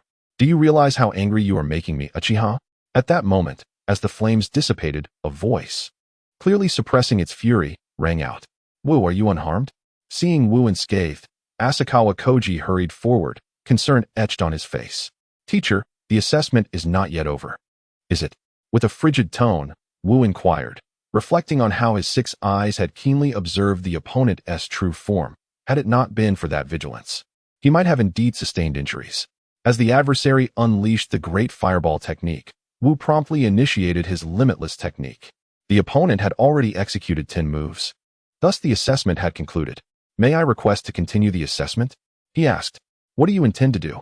Akagawa Koji furrowed his brow, genuinely wishing to avoid further combat after the recent events. I am merely feeling rather unsettled and wish to settle things, Wu replied. No, Akagawa Koji immediately rejected. Very well. Let us consider this a battle between a Chunin and a Genin. No sooner had Akagawa spoken than a voice from the Uchiha clan emerged. I share that sentiment. With that, Wu vanished from Akagawa Koji's view, only to reappear mid-air before his foe, delivering a powerful kick that sent the opponent flying. Yet, it did not end there. As the adversary soared backward, Wu had already materialized behind him, unleashing a punch with such velocity that bystanders could scarcely react. Enough, Wu. It is over, a voice suddenly resonated. Wu halted, recognizing it as his father's voice. The kick had landed squarely on the opponent's head, and the punch had struck his spine, both vulnerable areas of the human body. By the time of Wu's initial assault, the opponent's consciousness had become exceedingly hazy, and the second strike exacerbated his injuries. Had it not been for Shumo's sudden intervention, Wu would undoubtedly have imparted a lesson on humility. However, Wu could not deny that had he been facing an enemy, his actions would have been justified. After all, if one must eradicate foes, what harm is there in being ruthless? The crux of the matter was that Wu was not an enemy, but rather someone who shared the same village. At that moment, the opponent lay on the ground, consciousness fading. All present were astonished by Wu's final two strikes. They had not anticipated that the Uchiha warrior would be so thoroughly dominated. Entirely at Wu's mercy. This indicated that throughout the battle, Wu had not been earnest in his efforts. Wu, you are not permitted to employ such severity against villagers in the future, Shumo stated as he approached Wu. Yes, father, Wu replied, bowing his head. Although Shumo's expression appeared stern, suggesting anger, Wu understood that this was merely a facade for outsiders. Lord Shumo, Akagawa Koji hastily approached, speaking respectfully. This cannot be attributed to Wu. Had the opponent not resorted to such despicable tactics, Wu would not have been so harsh. Akagawa defended Wu. No, one cannot blame the opponent. After all, there is no mercy on the battlefield. I should be grateful to him for providing Wu with a valuable lesson. Within the confines of the Hokage's office, the third Hokage observed the ongoing examination through the lens of a telescope, his expression grave. He had previously believed that Kakashi was the epitome of genius. However, he had not anticipated that Wu would surpass Kakashi in prowess. A foreboding sensation gripped him. If Wu were afforded ample time for growth, he would undoubtedly eclipse Tsukumo Hatake in the future. Truly, Tsukumo had sired two remarkable sons. The member of the Uchiha clan, rendered unconscious by Wu, had been retrieved by his kin, yet before departing, they cast a fierce glare at Wu and issued a threatening remark in Tsukumo's presence. Mark our words, the Uchiha clan will not let this go unpunished. It seems the annihilation of their clan was not without justification. Wu shook his head in exasperation, contemplating how the Uchiha, regardless of age or gender, perpetually presented themselves with an air of superiority before outsiders. It was indeed peculiar that Konoha village tolerated such a faction. Presently, the Uchiha clan had fostered enmity with various families to varying degrees. Congratulations to both of you on your successful graduation, announced Asakawa Kosuka, as he affixed the forehead protectors onto Wu and Kakashi. I hope you will contribute significantly to the village in the future, just like Lord Tsukumo. His words were imbued with high expectations for his two pupils. Do not forget to express your gratitude to your teacher for his guidance over the past 6 months, interjected Tsukumo, who had appeared behind them, patting their backs with a serious demeanor. There's no need for that. I have not imparted much wisdom to you both. It is entirely due to your own diligence, Asakawa Kosuka replied, inwardly lamenting. Under normal circumstances, one would feel elated to have two such outstanding individuals in their class. However, he experienced no sense of achievement. These two would have graduated effortlessly, even without instruction. Such was their innate talent. Kakashi, wait for me. I will become a genin soon, exclaimed Obito, calling out before their departure. Ah, do your best, Kakashi responded coolly. Wu, I will catch up to you as swiftly as possible, Kai declared from behind Wu. Yes, I believe you can, Wu replied with a smile. Witnessing Wu's grin filled Kai with optimism for his future. The other students seemed to draw inspiration from these two brothers, and in the days to come, they exerted themselves with unprecedented fervor and toil. Upon returning home, the three male members of the Hatake family convened.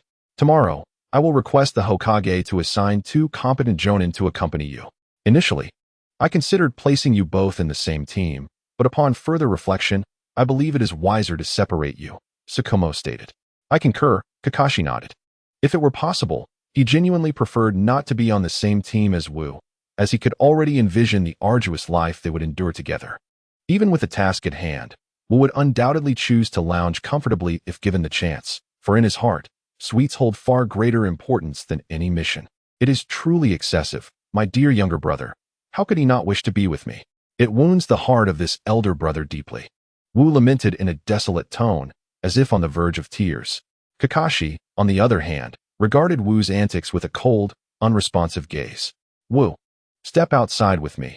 I wish to witness the true extent of your capabilities, suddenly declared Tsukumo Hatake. Upon hearing this, Kakashi's expression grew serious. He could not afford to miss the clash between his father and brother. At present, I am certainly no match for father. Although I have inherited certain abilities from Gojo Satoru, I have only mastered a fraction of them. Before an individual of such caliber, Wu stands no chance. I understand. Tsukumo nodded without reservation. Very well then. I hope father will show mercy in our upcoming bout. Observing Tsukumo's demeanor, Wu realized that evasion was no longer an option. The trio made their way to the Hatake clan's training ground. Here, you may freely unleash your full potential and hidden trump cards. I have established a barrier that prevents outsiders from observing our activities, Tsukumo assured. All right. Wu removed his glasses, revealing his luminescent eyes, and secured his bothersome forehead protector around his arm. Those eyes, upon each glance, draw one in irresistibly, thought Kakashi to himself. Make your move, Wu, once I strike. You may find no further opportunity.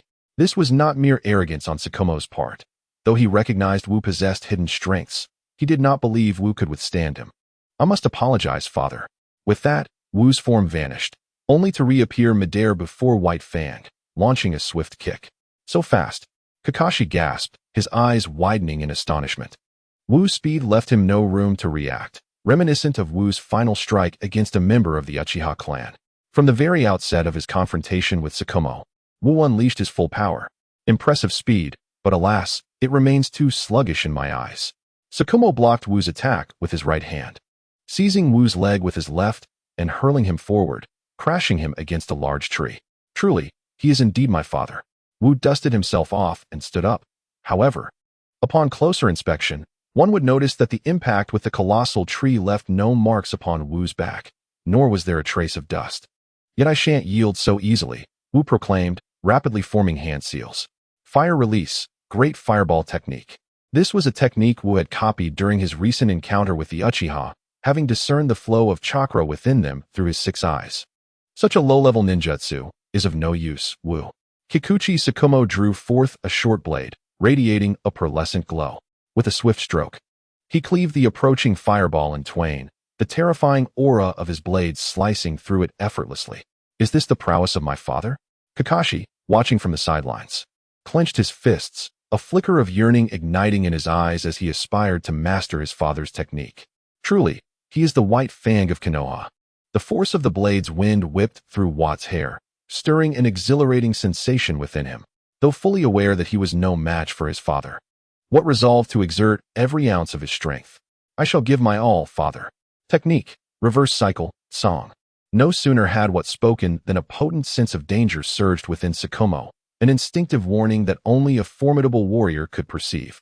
In an instant, he employed the body flicker technique, and the very spot where he had stood was now marked by a deep crater. What is this? Both Tsukumo and Kakashi were momentarily taken aback. Although Tsukumo had witnessed the devastating power of this technique once before, it was the first time he had seen what executed in its entirety, truly an unmarked ninjutsu. Father, my assault is far from over. Do not underestimate me. Should you perish, do not hold it against me. Bring it on, young one. A smile crept across Tsukumo's face. Watt's strength only delighted him further. Soon, every area where Tsukumo hesitated was left with a profound pit, a testament to the attacks that followed. Is this a space-type ninjutsu? While evading, Tsukumo analyzed Song's assault style, yet it seemed utterly chaotic, as though the attacks materialized from thin air. After several exchanges, beads of sweat began to form on Watt's brow, though his chakra was inexhaustible. The exertion still took its toll. You are truly formidable, Watt. With your current prowess, you could easily qualify as a special jonin. A typical chunin would stand no chance against your technique. Repeated blows would swiftly incapacitate them. However, father, I too must take this seriously. With that, he closed the distance using the body flicker technique. What quickly drew a kunai to defend himself while retreating, simultaneously launching an attack with Song. Such a terrifying ninjutsu. The ability to attack while performing other maneuvers is astounding. This rendered Tsukumo's attacks increasingly disjointed, preventing him from fully unleashing the might of his Kikuchi swordsmanship. Is this the extent of my brother's power? How can there be such a vast disparity? Kakashi, observing from the sidelines, felt a wave of despair wash over him. He had not anticipated the chasm between himself and what to be so great. Tsukumo, growing increasingly exhilarated by the battle, was also filled with trepidation. Despite the prolonged engagement, it seemed What's chakra was inexhaustible. He could hardly believe that such potent ninjutsu would require minimal chakra expenditure.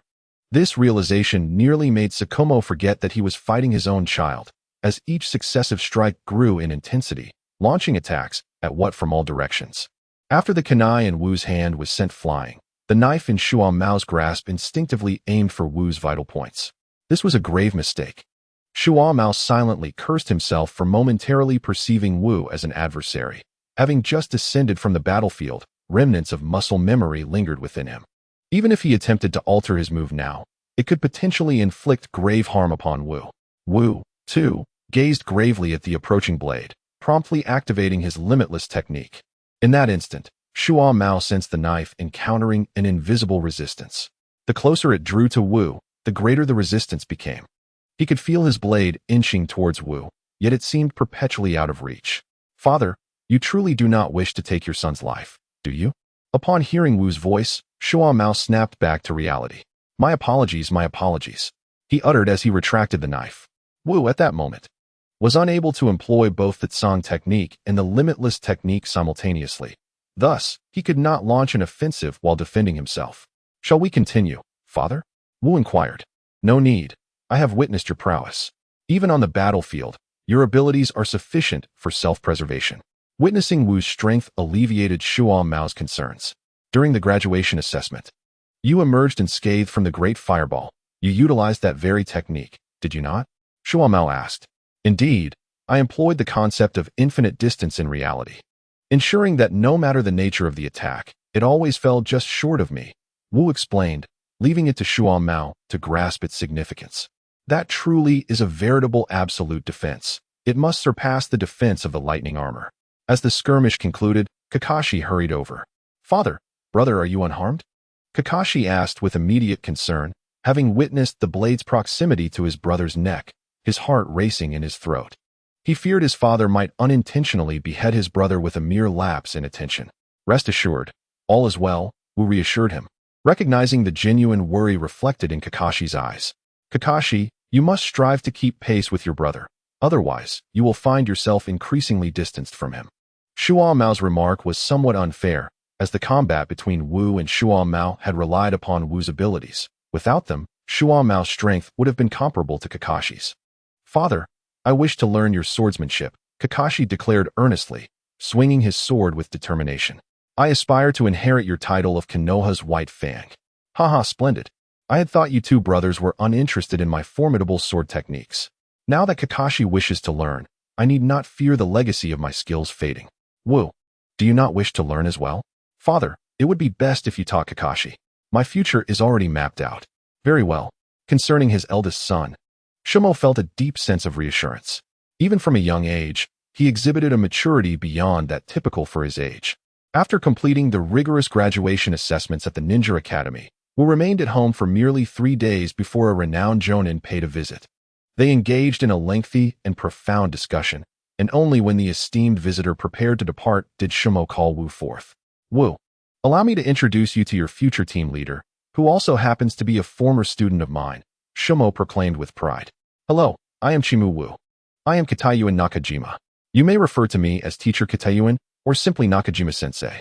In our future interactions, there is no need for excessive formality, given the cordial relationship I share with Shumo-sensei.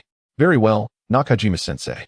Being their first encounter, Wu understood the importance of leaving a favorable impression, and what transpired during their subsequent meeting remained uncertain. Kitayuan Nakajima presented as a remarkably amiable man, his face perpetually adorned with a warm smile that radiated sincerity rather than insincerity. He was once Shumo's most esteemed pupil, possessing formidable strength to the extent that even Shumo himself harbored doubts about being his equal. Shumo-sensei, you jest. Even if a disciple were to train for 20,000 years, they would still not rival their master, Nakajima humbly replied. However, Nakajima, I entrust my child to your care, and I sincerely hope you will guide him well. I implore you, Shumo stated earnestly, bowing deeply in respect. Rest assured, Shumo-sensei, I shall regard Wu as my own child, Nakajima replied, his smile fading to reflect the gravity of the promise. It would be inappropriate to maintain a smile in such a solemn moment. Thank you. Do not mention it, sensei. I shall treat your child as I was treated by you. Upon hearing this, Shumo's expression shifted subtly. He had always been benevolent to his students, yet he had imparted his unique and secret technique, the 1,000 years of pain, to each one of them. Wu, with his immense strength, should be exempt from such treatment. Shumo pondered uncertainly. Meanwhile, Wu, sensing the change in his father's demeanor, was suddenly overtaken by an ominous premonition. There's nothing to be concerned about. I shall take my leave now. Very well. Wu. Tomorrow morning at 8 o'clock, we shall convene at the Hokage office to receive your first mission. Understood, Nakajima-sensei. With that, Nakajima departed, leaving Wu and Shumo alone. Father, did you perhaps do something excessive to Nakajima-sensei in the past? Shumo stammered, struggling to articulate a coherent response. All he had done was use the tiger seal on his posterior. Finally, under Wu's intense gaze, Shumo awkwardly admitted the tiger seal with a gesture of his hands. Wu experienced a fleeting flash of insight and instantly comprehended the essence of the technique. Indeed, his father had aptly named this move 1,000 years of pain. At this juncture, Shuo Mao's face bore a proud and self-satisfied expression, seemingly devoid of any shame. It was astonishing that his father had devised such an indescribable technique. A sheepish smile crept across Shuo Mao's face.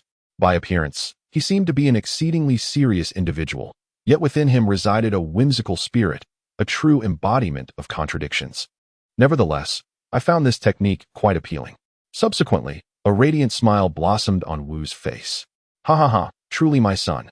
This technique is formidable. In the ninja world, aside from being known as the White Fang of Konoha, I also bear the title of the Konoha Fang, a moniker bestowed upon me by those who have encountered the 1,000 years of pain, Shuo Mao declared with a beaming pride. This elicited a moment of silent homage from Wu for those unfortunate souls. If one were to endure Shuo Mao's 1,000 years of pain and survive, they would likely carry the burden of that experience for a lifetime. Meanwhile, Kakashi, who was within the room, absorbed every word of the conversation between father and son. The peculiar interests of his father and brother were indeed unique. Yet, was the 1,000 years of pain truly that formidable? Recalling the title Konoha Fang that had been attributed to Shuo Mao, it seemed to resonate with more ferocity than the White Fang of Konoha. Unconsciously, Kakashi mimicked the stance of the 1,000 years of pain. Perhaps, he mused, he should find someone to test it on. Strangely enough, the disdain he had previously harbored for the two began to dissipate, replaced by this newfound curiosity. No, he chastised himself. How could he possibly stoop to the level of his father and brother? He was, without a doubt, a serious individual. Yes, a serious individual. Yet, this notion took root in Kakashi's mind, awaiting the right moment to flourish. Currently, Kakashi had not been assigned to a team, a decision permitted by Shuo Mao, as he first aimed to instill the fundamental principles of the Hatake swordsmanship in Kakashi. Following this, he intended for Kakashi to refine his skills through practical experience. Shuo Mao was confident that, given Kakashi's innate talent, it would not be long before he fully mastered the foundational techniques. As for more advanced moves, they would depend on Kakashi's own strengths and innovations. Wu, ensure your safety while outside. Completing missions is secondary. Preserving your life is paramount, Shuo Mao urged his son. While this might seem uncharacteristic for a ninja, Shuo Mao was, after all, a father who wished to avoid the heartbreak of losing his son. Moreover, he had imparted the same advice to each of his former students. In his heart, nothing held greater significance than life itself. Even during routine missions, he would strive to safeguard the lives of his comrades. I understand, father. However, there is a question I wish to pose to you. What would you do if the mission conflicted with the lives of your comrades? If completing the mission meant certain death for your allies, yet saving them would result in failure and substantial losses, how would you choose in such a predicament? I would save my comrades, replied Tsukumo Hatake without a moment's hesitation.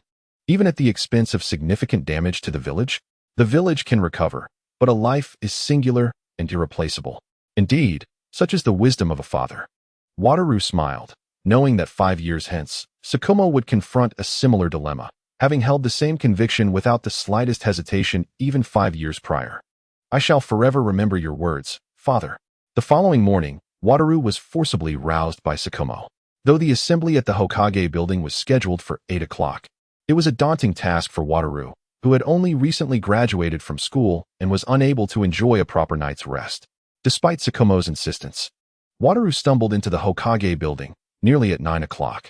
There, he spotted Kato and Nakajima standing nearby, accompanied by 2 children who appeared older than Wataru, likely around 9 or 10 years of age. Wataru, I didn't expect you to arrive late on the very first day of assembly. Nakajima's expression was grave. His usual smile vanished. My apologies. I encountered a lost kitten on the way and, adhering to my principles of kindness, I returned it to its mother. Wataru stated, his demeanor unrepentant, showing no hint of embarrassment. The expressions of the 3 before him clearly conveyed their skepticism. Keep spinning your tale. If Wataru had managed to mask his grogginess, they might have entertained some belief in his excuse. However, it was evident that he appeared as though he had just awakened, fabricating a flimsy excuse about a kitten, treating them not as peers, but as fools, merely deceiving phantoms. Enough. This is a one-time occurrence. Do not let it happen again. Allow me to introduce your 2 teammates. This is Masahiro Nagayama, Nakajima said, gesturing towards another boy. Hey there. Wataru greeted him with an air of familiarity. This little brat managed to join our team? Just don't hold us back during missions. I don't want to carry a burden. The youth named Masahiro seemed to harbor considerable resentment towards Wataru. And this is Miwa Yano. You will be working closely with these 2. You must be Hatake Wataru. I've heard of you. You are one of the only 2 students to graduate from the Ninja Academy at the age of 5 since its establishment, a veritable genius. Oh, it's nothing special. With one hand covering his mouth and the other waving dismissively, Wu's demeanor belied the modesty of his words. Humility was conspicuously absent from his presence. I hope to receive much guidance from both of you in the future, he said, perhaps considering that he might someday require Wu's protection. After all, he had heard tales of Wu defeating the elite of the Uchiha clan during the graduation assessment, while he himself was merely a medical ninja. A medical ninja, you say? How impressive, Wu remarked, directing his praise towards Yano Miha. If there is any ninjutsu that is particularly challenging to master, it must undoubtedly be medical ninjutsu. Well then, let us deepen our camaraderie through our missions, Nakayama Nakashima interjected, interrupting their conversation. He subsequently guided Wu and the others to the mission assignment area. Miha and Nagayama Masahiro had visited this place several times before, yet it was Wu's first visit, and he surveyed his surroundings with a demeanor of curiosity. Is this fellow truly a genius? Nagayama Masahiro mused, a frown forming on his forehead as he appeared to suppress his frustration, feeling that Wu's antics made him seem rather foolish in comparison. Lord Hokage, Nakashima addressed the 3rd Hokage, Sarutobi Hiruzen, with a tone of deep respect as they entered the room. Only Wu stood upright, scrutinizing the 3rd Hokage intently. He could sense the immense chakra emanating from the 3rd Hokage, a power surpassing that of his father, Hatake Satoru. At this moment, the 3rd Hokage was in the prime of his youth, at the zenith of his abilities, arguably the most formidable figure in the entire Hidden Leaf village. Nakashima, it has been a while. How have your recent missions fared? Upon seeing Nakashima, the 3rd Hokage displayed a genuine concern for his subordinate. Thank you for your concern. Lord Hokage, our mission success rate has been 100%, Nakashima replied. The 3rd Hokage, however, did not spend all his time in the mission hall. He would occasionally come to sit for a while, particularly when interesting individuals were present. Excellent, truly befitting of our esteemed ninjas from the Leaf Village. With that, Sarutobi Hiruzen's gaze shifted to Wu. You must be the child of Tsukumo, Hatake Wu, he inquired, though his tone indicated he was already certain of the answer. Yes, Lord Hokage, Wu replied. This marked the first direct encounter between the 3rd Hokage and Hatake Wu, although the 3rd Hokage had previously met Kakashi. Renowned as a prodigy since childhood, Wu had remained relatively unnoticed until after the graduation assessment, when he revealed himself to be the most concealed talent of all, prompting the Hokage to take greater interest in him. Indeed, a tiger does not breed a dog, the 3rd Hokage said with a benevolent smile. I hope you will not tarnish your father's reputation in the future. Rest assured, I shall not disappoint you, Lord Hokage.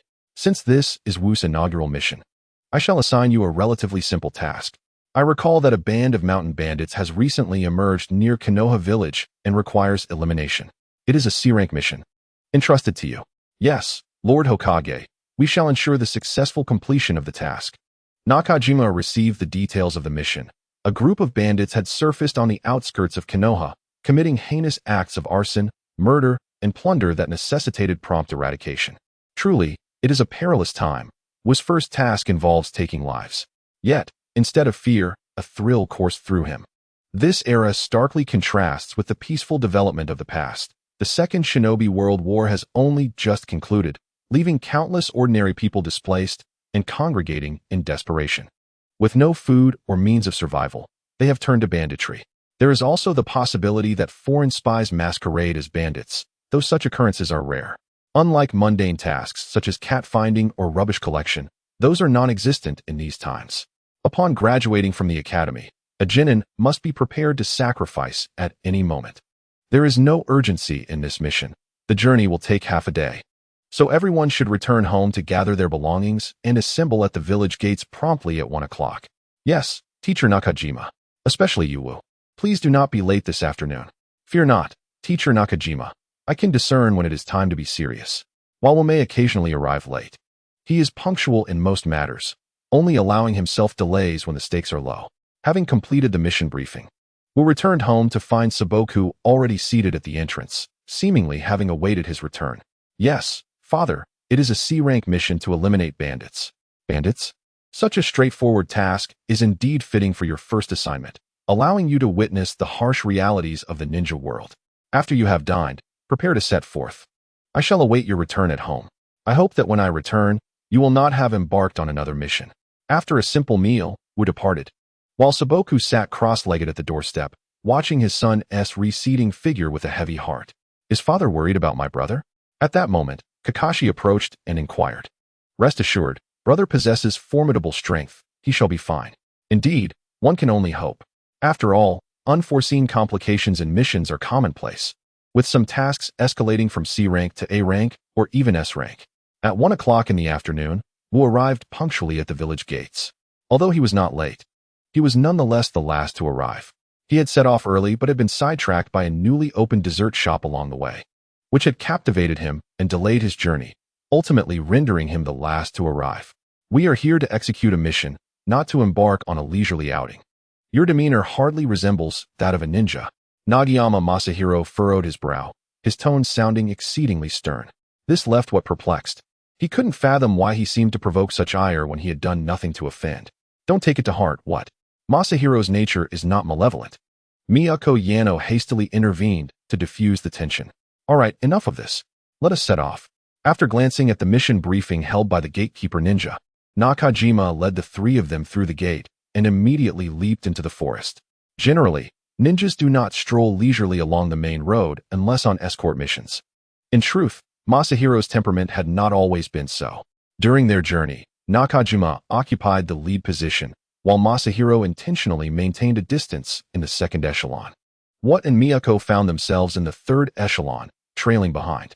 Previously, Masahiro had been exceptionally amiable and always willing to assist others. He maintained good relationships with everyone he knew. But through these past two encounters, Miyako remarked to Watt, "You have not discerned any friendliness in him." Until one fateful mission resulted in the loss of a teammate. The moment those words were spoken, a hint of sorrow tinged Miyako's voice, and Watt's spirits immediately sank. He understood that a typical team configuration consisted of one leading jonin and 3 chunin or genin. Under normal circumstances, these individuals would remain bonded within the team for life, sharing a profound connection. However, placing a freshly graduated genin into a seasoned ninja team usually indicated one of two scenarios. Either a member of the team had perished, or one had defected. In either case, the impact on the remaining team members would be substantial. It was from that pivotal moment that Masahiro transformed, withdrawing from others and seeking solitude. What now comprehended that the loss of a dear friend had plunged Masahiro into profound sorrow. In an attempt to shield himself from future grief, he sought to keep all relationships superficial and distant, so that even if someone were to depart from this world, he would remain unscathed emotionally. Yet, this notion is but a beautiful illusion. In reality, such detachment is unattainable unless one harbors animosity. Regardless of the duration of interaction, emotional bonds inevitably deepen. Thus, I implore you not to blame Masahiro. I understand. Ultimately, he is merely a pitiable soul, What replied. With this newfound perspective, he resolved not to dwell on Masahiro any further. Had he not made a firm decision to confront him with a fierce attack, he might have been driven to do so. Miyako's words had indeed spared Masahiro from a dire fate. It is indeed fitting to say that Wu is truly the child of Shuamao. During their journey, Nakajima continuously observed Wu, who had been hastening his pace. To Nakajima's surprise, Wu managed to keep up effortlessly. Given the urgency of their mission, Nakajima had no time to assess Wu's abilities thoroughly. His knowledge was derived solely from hearsay. He had learned from others that Wu had defeated a Chunin from the Uchiha clan and from Shuamao. That Wu possessed remarkable strength. Thus, he had merely tested Wu's speed earlier, and he was not disappointed. Although Nakajima could have accelerated further, doing so would leave Jinhong and Mai behind. After a relentless 5-hour trek without rest, they finally reached the mountain where the bandits were located. They paused to replenish their energy with some food before launching an attack. The objective was to eliminate every last one of the bandits. As he uttered the final 3 words, a subtle aura of menace emanated from Nakajima. Regardless of whether they were once citizens of the Land of Fire, those who inflicted harm upon its people would not be forgiven. For the ordinary bandits, no intricate plans were necessary. After all, the disparity between ninjas and commoners was vast. With careful attention during the battle, they could almost achieve a flawless victory. While everyone else was eating, Wu sat aside, merely sipping water. Throughout the journey, he had not paused to eat, so he felt no hunger. However, others perceived the situation differently. Jinhong tossed a bun to Wu, unaware that Wu had not consumed any food during their travels. "Don't hold us back," he admonished. Jinhong exemplified the classic case of a sharp tongue with a tender heart. "Thanks." Wu accepted the bun without hesitation. "Wow, a sweet bean paste bun. So delicious," he exclaimed, savoring it. Suddenly, he teleported in front of Jinhong. "Is there more? I want to eat more." Wu had no resistance to sweet treats. "What?" Jinhong was taken aback by Wu's swift movement. "Don't give him any more. He has already been eating on the way." "Hey, that is a bit much." Upon seeing the sweet bun being taken away, Wu's face fell, and tears welled up in his eyes. "You scoundrel, give me back what you took." Although he was aware that Wu had brought sweets, he assumed Wu had finished them before their departure. He hadn't expected Wu to eat all the way here, feeling as though his kindness had been wasted. It seemed this would be quite a remarkable team. Nakajima observed the playful banter between Wu and Jinhong, while Mai stood by, either stoking the fire or mediating. This sight reassured Nakajima that Wu's inclusion in their ranks was indeed a most prudent decision. Jinhong's state was well understood by Nakajima, who occasionally sought to engage him in conversation, attempting to guide him psychologically. However, it appeared that his efforts bore little fruit, as Jinhong's heart seemed to grow increasingly insular. Yet, with the arrival of Wu, the disruptor, everything seemed to be progressing in a favorable direction. "All right, let us commence our operation." Upon noticing that the others had sufficiently rested, Teacher Nakajima spoke. Instantly, the expressions of the 3 shifted dramatically, for they were about to embark on a massacre. They had thoroughly investigated the bandits prior to their arrival and were aware of their numerous heinous deeds, rendering their continued existence unnecessary. Generally, if the offenses were less egregious, they would opt for capture and imprisonment. After disposing of the recent refuse, the group slipped into the forest like phantoms. Before long, they beheld the bandits' encampment, accompanied by the sounds of raucous laughter emanating from within. At the entrance, several guards were stationed, but to Wu and his companions, they resembled infants. "The mission begins. Remember, leave no survivors. If hostages are present, attempt to rescue them. If that proves impossible, eliminate them on the spot." Nakajima reiterated the mission's objectives. "Understood." The trio replied in unison. Such is the brutality of the ninja world. Even if one is a hostage or an ordinary person, any hindrance to the mission must be eradicated. "Come on, don't hold us back," Jinhong remarked, casting a glance at Wu before charging ahead. "Who goes there?" The guards quickly discerned Jinhong's presence, brandishing their weapons and demanding answers. Yet, before they could finish their inquiries, a flash of white light erupted, and blood blossomed from their chests as they collapsed lifelessly to the ground. "Intruders! Intruders!" Suddenly, the bandits inside the encampment became aware of the situation, shouting in alarm. The sound of hurried footsteps echoed throughout the compound as everyone mobilized. "Wu, ensure your safety," Meha shouted as she too dashed forward.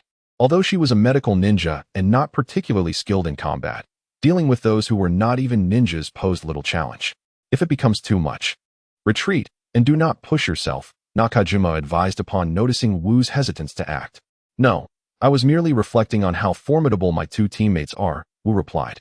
At that moment, Jinhong and Meha resembled two grim reapers, mercilessly reaping the lives of their adversaries, striking with deadly precision.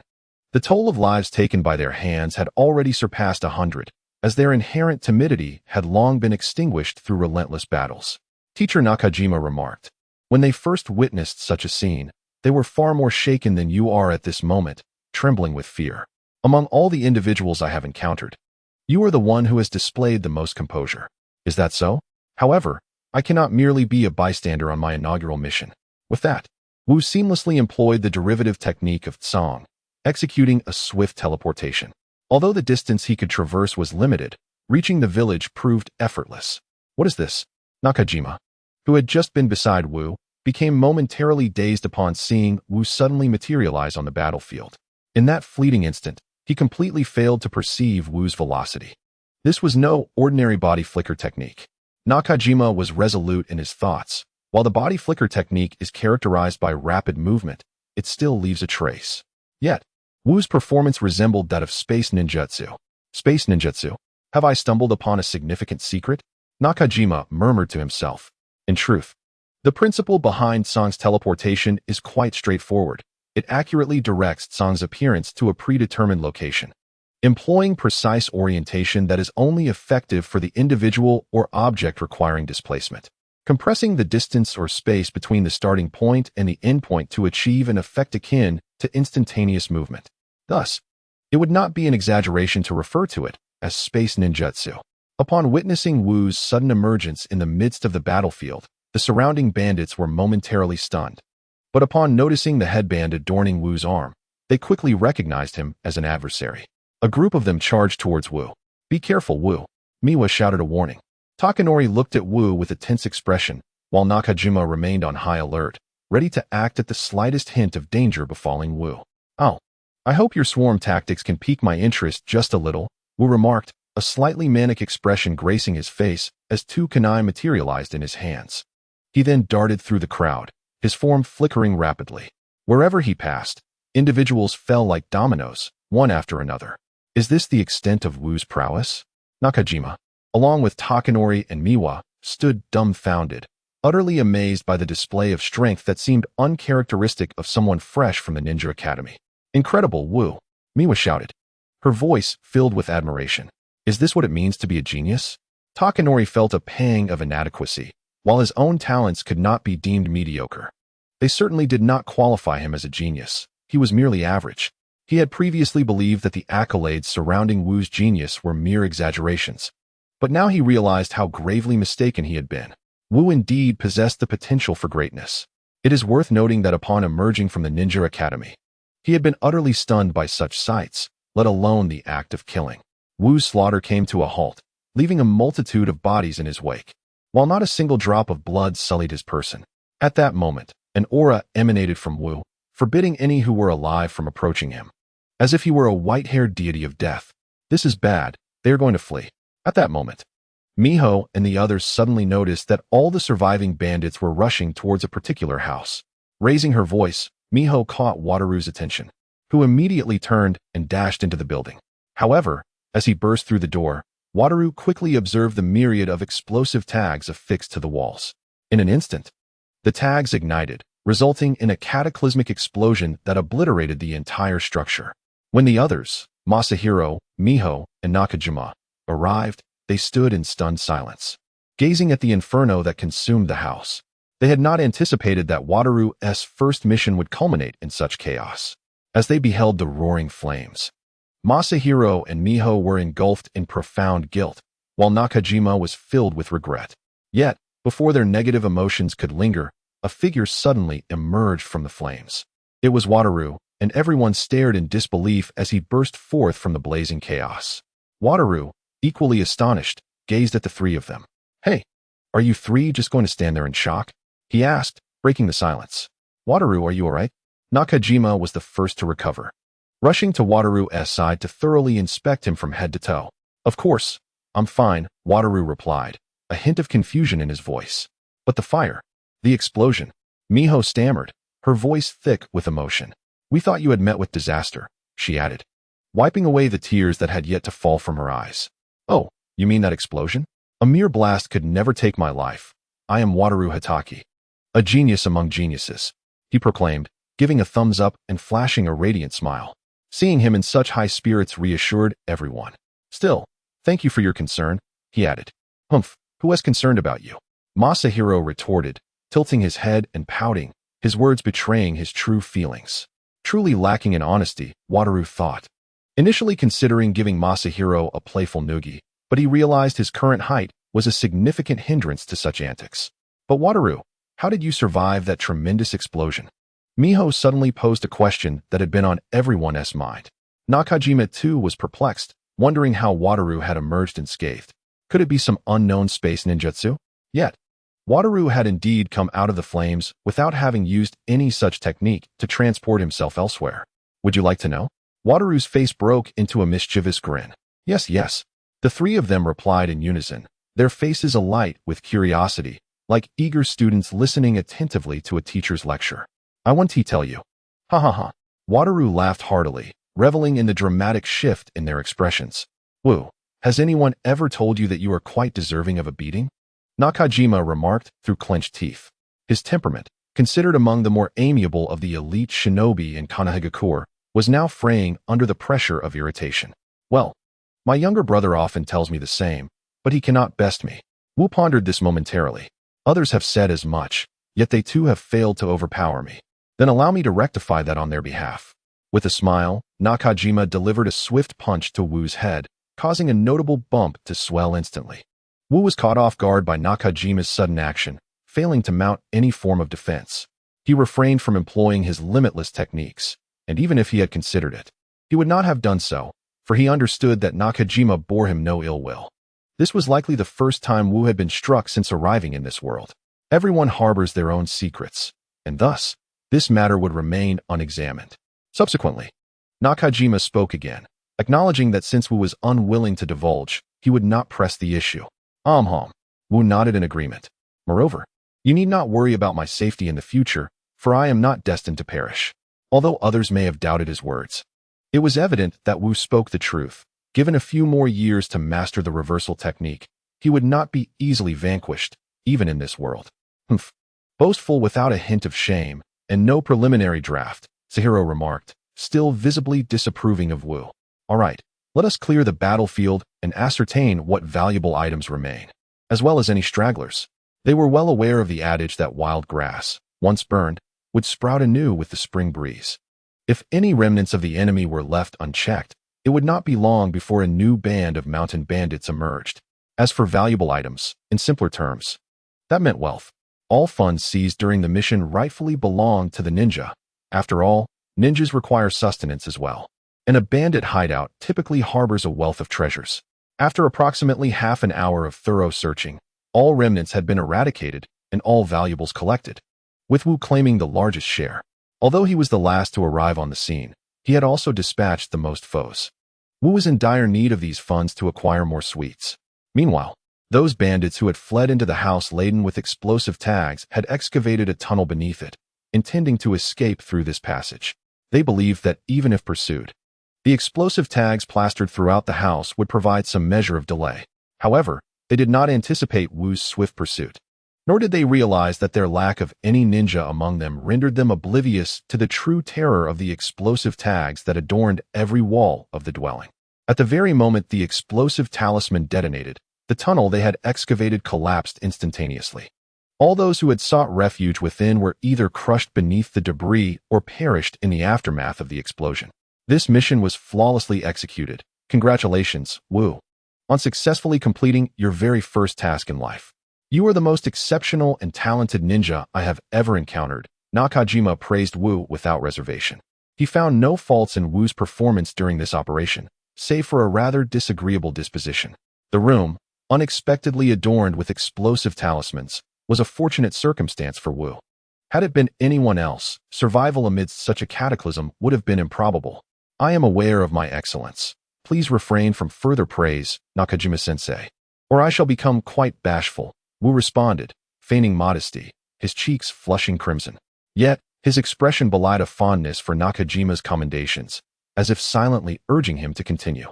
Nakajima, momentarily taken aback, found himself at a loss for words, his mouth closing without uttering another sound. To squander your talents as a ninja is a pity. You should pursue the art of performance. Indeed, I too believe I possess a talent for acting. Alas, while I could thrive on my looks, I am compelled to rely on my abilities instead.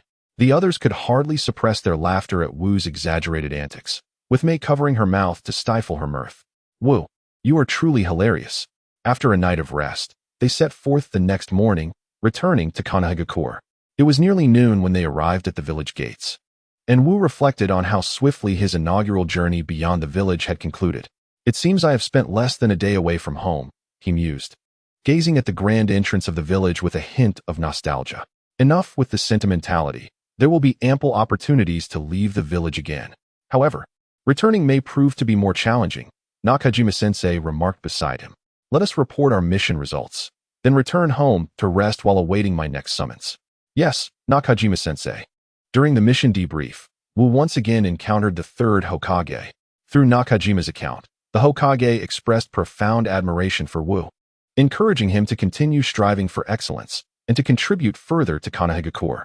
Upon returning home, Wu found his father, Sakumo, seated at the entrance in the same position as the previous day. It was uncertain whether he had remained there since Wu's departure or had only just returned. You're back. Was the mission successful?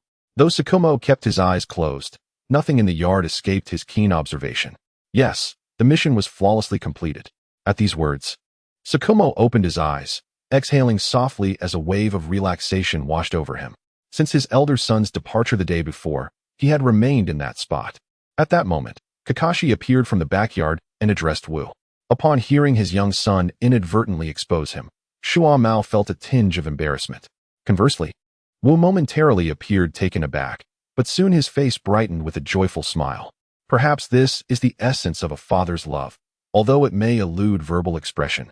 His heart and actions consistently reflect his concern for his child. Grateful for his father's care, Wu reassured him, stating that he was perfectly fine, boasting of his formidable strength.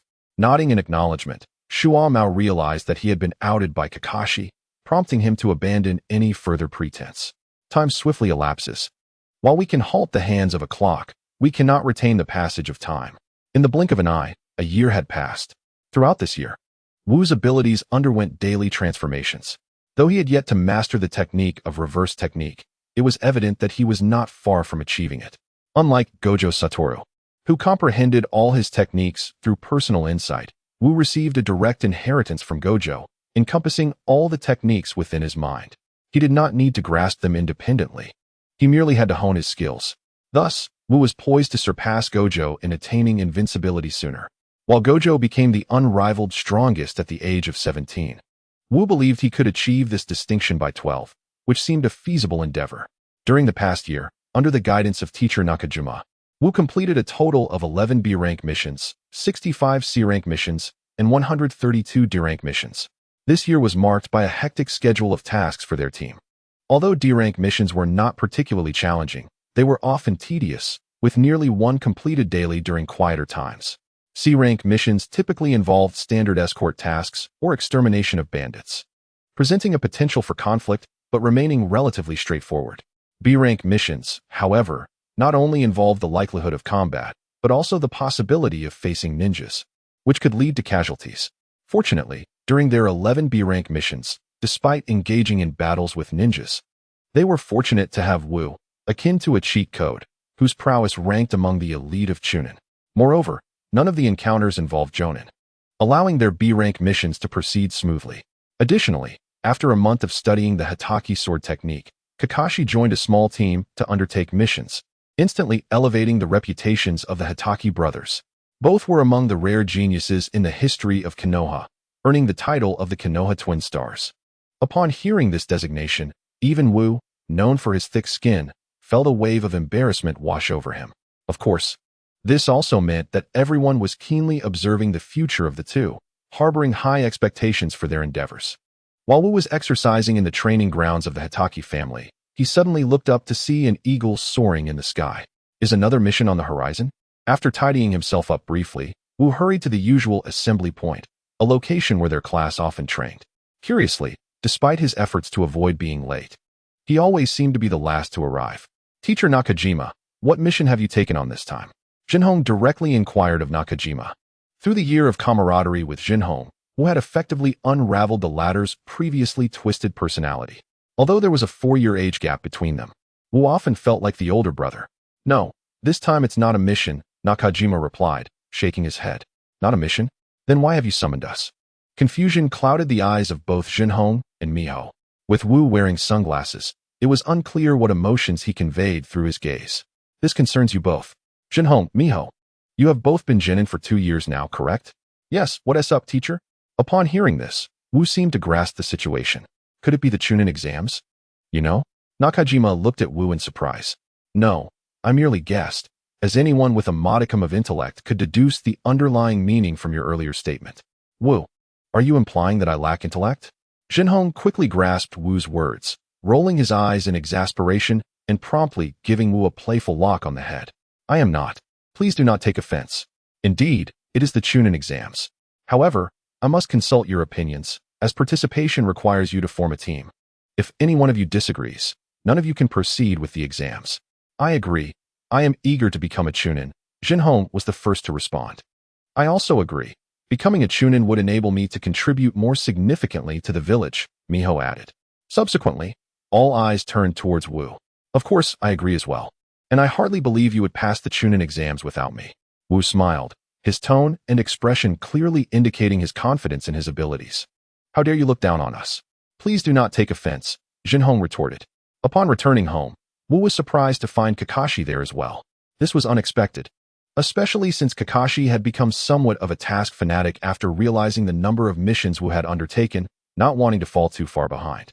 However, upon recalling the upcoming Chunin exams, Wu understood.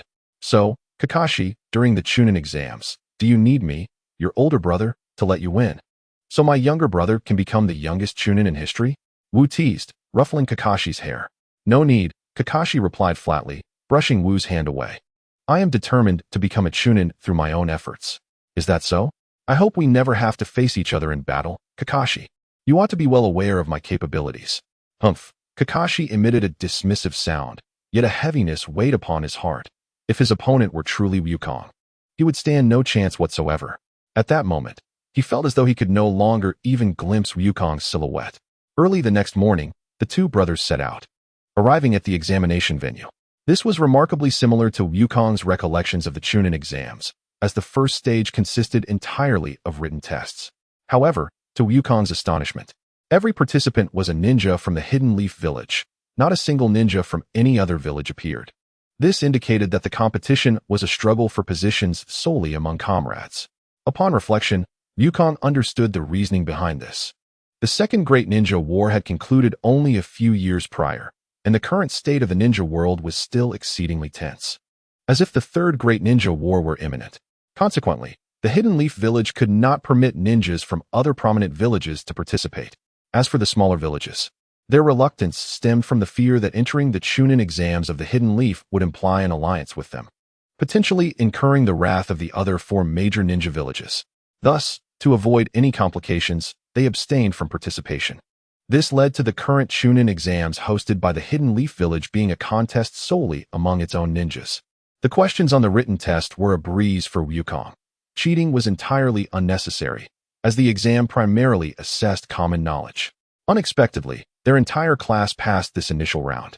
After all, both Masahiro and Miho had been Jinin for 2 years, amassing a wealth of task experience sufficient to tackle any question on the paper. And the 3 of them shared unwavering confidence in one another. Thus, when faced with the final question, none chose to concede. Just as everyone prepared to celebrate their success in the first assessment, the examination hall's door swung open abruptly. revealing a long-haired man with a pallid complexion and a notably somber demeanor. The moment he entered, an eerie silence enveloped the hall.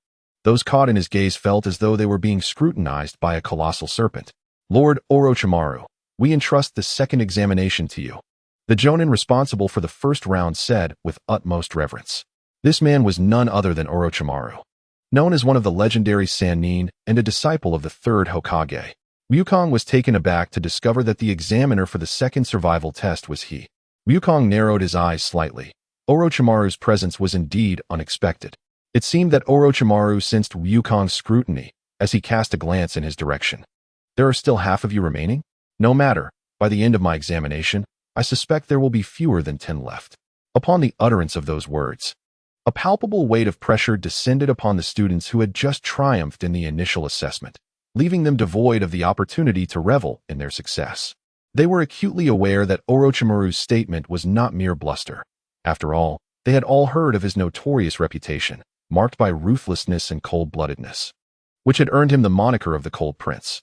They promptly proceeded to the location of the second examination, acutely aware that failure to arrive within 5 minutes would result in immediate disqualification. Following this announcement, Orochimaru vanished in a puff of smoke, his shadow clone having taken his place. Such trivial matters did not warrant the presence of his true self. Almost simultaneously, Wu's figure also dissipated into smoke. Indeed, the Wu who had come to partake in the examination was likewise a shadow clone. This rascal, Jinhong, who had initially intended to accompany Wu, clenched his fists in frustration, never expecting that Wu would send a mere shadow clone to handle such a significant event as the Chunin exams. "All right, Jinhong, let us hasten, or we may truly face elimination," he urged, as the number of participants dwindled in the examination area. Meanwhile, Wu, indulging in delectable treats at a dessert shop, suddenly froze as the memories of his shadow clone were wholly absorbed by his original self. To his surprise, the examiner for the second round was none other than Orochimaru, a rather intriguing twist indeed. The expression on Wu's face revealed no trace of concern for him. The identity of the examiner was inconsequential, provided they did not provoke him or those in his company. However, it appeared that his original self would need to attend this time. With that thought, Wu utilized the body flicker technique and arrived at the site of the second assessment, the ominous death forest. Shortly after his arrival, he heard an irate voice behind him. "Wu, you scoundrel, how dare you send a shadow clone to take the exam?" Jinhong's furious inquiry echoed, accompanied by his raised fist. Yet, just as the fist was about to descend upon Wu's head, it halted abruptly. "You're not a shadow clone this time, are you?" Jinhong inquired, cautious to ascertain the truth before delivering a blow. If it were indeed a clone, a punch would render it non-existent. "No, that's a relief." A cruel smile spread across Jinhong's face as his fist swung downward, only to meet empty air. For Wu had already teleported to a distant spot near Kakashi. "This guy," Jinhong seethed, raising his fist in frustration, his teeth clenched. "Calm down, Jinhong. You know Wu's temperament all too well," Mei hurriedly interjected, fearing that Jinhong might become excessively agitated. "That rascal will rue the day. I shall pin him down and teach him the meaning of respect for his seniors." However, Wu also noted the significant reduction in the number of individuals present. Had a third of the participants failed to arrive? It seemed that for some, the examination had already commenced. Comparing the number of participants from the memories relayed by his shadow clone to those currently present, Wu concluded that 5 minutes was ample time for everyone to reach the death forest. However, now 1/3 of the participants have yet to arrive, indicating that among those who have, some have already begun to take action. After all, they will eventually be eliminated, and an early departure might enhance their chances of success. At this moment, with a resounding thud, a plume of smoke manifested, and Orochimaru's figure appeared before the crowd. "I shall now announce the rules for the second examination," he stated. "It is quite simple. The first 10 individuals to reach the central tower shall pass." Such straightforward regulations left some in a state of shock. For from the experiences shared by their predecessors, they had anticipated a contest over the heaven and earth scrolls. Yet this time, there was none to be found.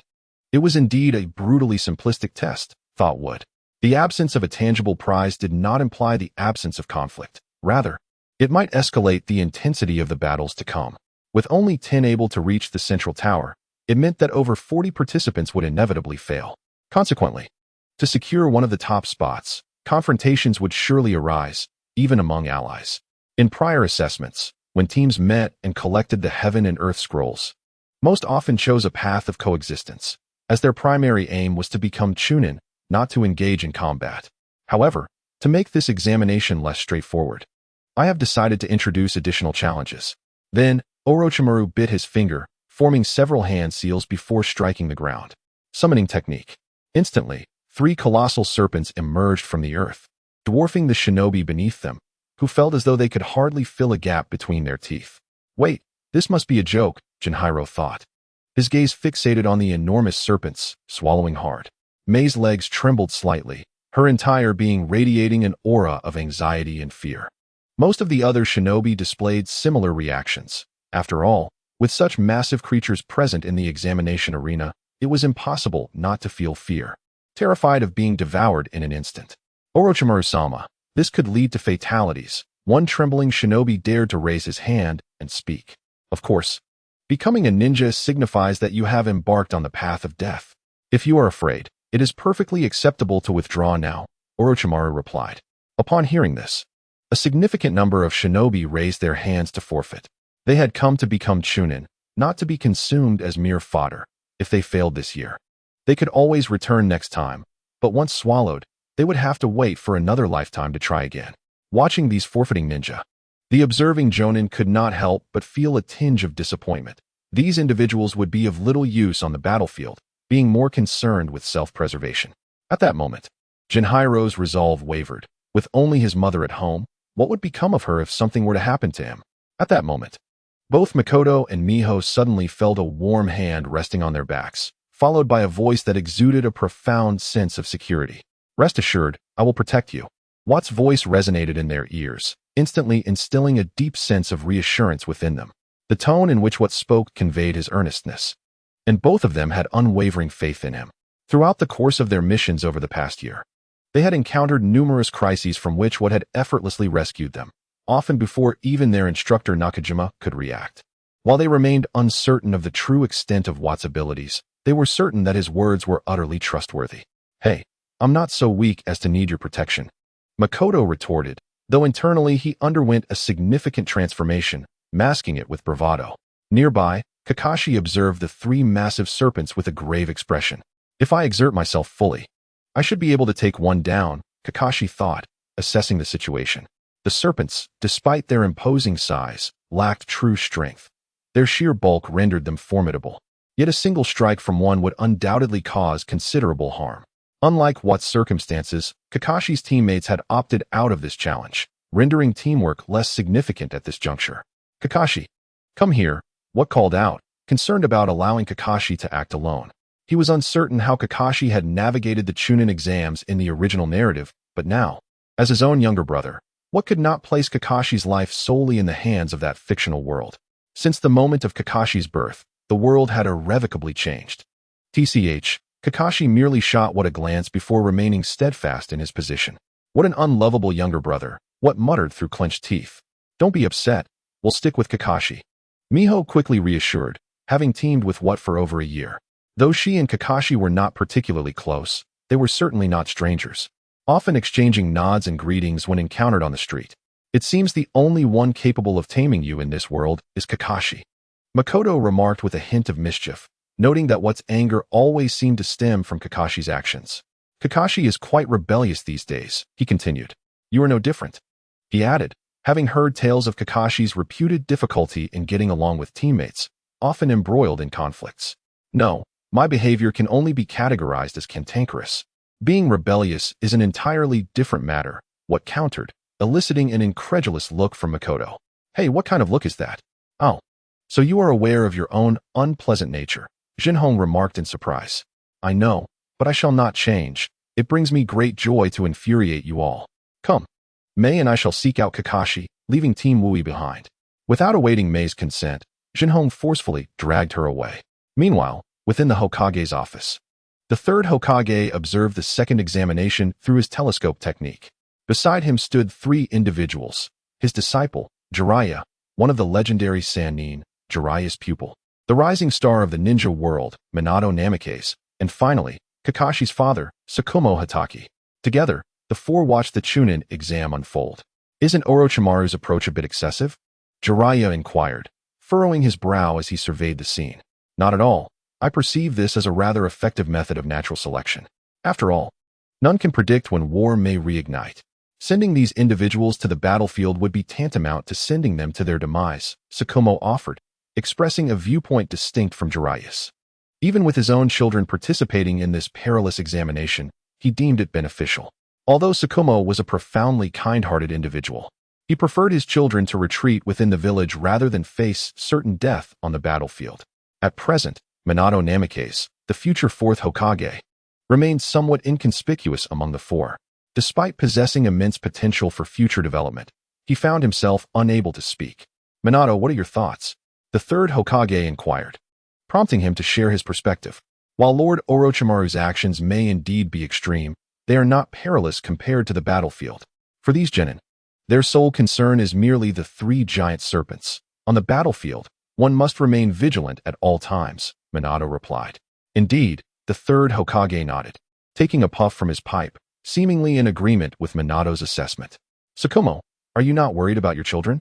Jiraiya asked curiously, sensing that even Kakashi and Wui might encounter difficulties against the serpents. They are both prodigies. I have faith in their abilities. A warm smile illuminated Sakumo's face as he spoke of his children, especially Wui. Even I find it difficult to harm him now. Then, Sakumo uttered a statement that left everyone astonished. What? Lord Sakumo, surely you jest. Even your own children do not warrant such veneration, Jiraiya exclaimed incredulously, while Minato and Hiruzen Sarutobi exchanged puzzled glances. However, in response to their bewilderment, Sakumo merely smiled and remained silent. In the future, you shall witness the extraordinary potential of that child. He will undoubtedly astonish everyone. With his presence, the peace of the Hidden Leaf Village shall be assured. Ha ha. Lord Shuaemo, your words are indeed exaggerated. Even with at least 5 individuals of Hokage-level strength in the village, one cannot guarantee perpetual tranquility, especially with other villages occasionally scheming. But mark my words, you shall soon behold the brilliance of Wu, Shuaemo declared with confidence. Meanwhile, in the examination arena, the second stage of the Chunin exams had commenced, with but a handful of participants remaining. Each contender possessed merely a 1/3 to 1/4 chance of passing this round. As the gates to the Forest of Death swung open, all the genin surged forward in a frenzy, with a few still clinging to the notion that speed would lead to victory. Yet, some immediately launched attacks on nearby teams, even though many had formed fragile alliances prior to entering. Among them, Kakashi emerged like a fleeting shadow, standing out from the throng. Ah, you're quite hasty, Kakashi, Wu remarked. To ensure Kakashi's safety, Wu felt compelled to dispatch a shadow clone to protect him, for the current speeds of Jinhong and Maya were insufficient to catch up with Kakashi. Although merely a shadow clone, Wu was confident that, unless Orochimaru intervened personally, he could guarantee Kakashi's safety in this battle and his successful passage of the exam. It seems your bond with your brother is not so strong, Wu, Jinhong teased, deriving great pleasure from Wu's discomfort. Well, it's not my fault you are too weak to keep up with Kakashi. What? You scoundrel, who are you calling weak? As Jinhong prepared to continue his verbal sparring, he suddenly drew a kunai, and several shuriken flew from the nearby bushes toward him. However, Jinhong, sensing the impending danger, deftly deflected all of the incoming shuriken. Who goes there? Show yourself. Jinhong demanded sharply, his vigilance heightened, as Mai mirrored his alertness. Yet, Wu appeared nonchalant, seemingly unfazed by the recent ambush. Quite impressive. You managed to thwart all my attacks. A voice emerged from the direction of the bushes, and 3 figures gradually materialized from the underbrush. Upon seeing the attire of the trio, Jinhong and Mai's expressions shifted to one of gravity and surprise, for emblazoned on their garments was the emblem of the Uchiha clan. All 3 were members of the Uchiha clan. Uchiha members, why have you chosen to strike against us? Jinhong, with a serious expression, inquired why the Uchiha clan had suddenly turned against them, as they had never provoked them before. Haha, you appear to have posed a particularly foolish question. Why would we target you? It is simply because you seem the weakest, eliminate you, and we gain a better opportunity, came the mocking reply from the Uchiha clan. Anger and resentment boiled within Jinhong upon hearing their derisive words, yet he remained uncertain of his ability to contend with them. At that moment, his peripheral vision caught sight of Wu, who was casually drawing circles with his foot. Although Wu's nonchalant demeanor irritated Jinhong, it also brought him a measure of relief. "You must be Kakashi Wu," one of the Uchiha suddenly addressed Wu. "Huh." A look of confusion crossed Wu's face as he realized that his reputation had spread even to the Uchiha clan. "So, you're the ones seeking revenge for being defeated by me during the graduation exam?" He replied in a calm tone. "Indeed, our primary target is you," the Uchiha affirmed. Wu began to grasp their intentions. Amidst so many teams, they had specifically sought him out for a reason. "We cannot allow any blemish upon the Uchiha clan's honor. Anyone who has insulted our clan must be dealt with by our own hands." "Is that so?" Wu slowly approached Jinhong. "Then allow me to stretch my limbs.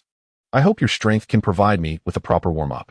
With that, Wu stretched before the onlookers, provoking feelings of disdain among the three Uchiha, who felt belittled by his actions. Indeed, Wu was openly dismissing them, with no intention of concealing his contempt. "Step back a bit, you two, or I fear you might get caught in the crossfire," Wu said to Jinhong and Maya. "Who do you think you're looking down on, you scoundrel?" Jinhong retorted fiercely. Yet after his words, he pulled Maya aside, a move that left Wu momentarily taken aback. "Have I somehow influenced him?" Wu pondered, bemused. When had Jinhong become such a humorous character? He knew that foolishness could be contagious, but he never expected that humor could be as well. "If you wish to invite a beating, then don't blame us for being courteous," the three Uchiha genin charged at Wu. If the other two genin joined the fray, they would indeed face considerable trouble, for Wu had previously defeated one of their clan's chunin, who possessed the Sharingan. However, their confidence swelled with the notion of a 3-on-1 advantage, leaving them to believe they had no reason to fear defeat. Upon gazing into their eyes, Jinhong was taken aback, for he beheld 3 pairs of Sharingan, albeit all possessing but a single tomo. Nonetheless, the mere activation of the Sharingan signified a notable enhancement in the prowess of the Uchiha clan. As the first punch was thrown, Wu, with his hands tucked into his pockets, effortlessly bent at the waist to evade it. Another assailant crouched low, sweeping his leg in an attempt to strike. Yet Wu nimbly leaped aside, avoiding the attack with ease. At that moment, however, Wu suddenly sensed a menacing presence looming above him. He looked up to find one of his opponents had leapt to a height surpassing his own, raising a leg to deliver a downward strike towards him. Such a harmonious cooperation, Wu mused, as he begrudgingly acknowledged their coordination.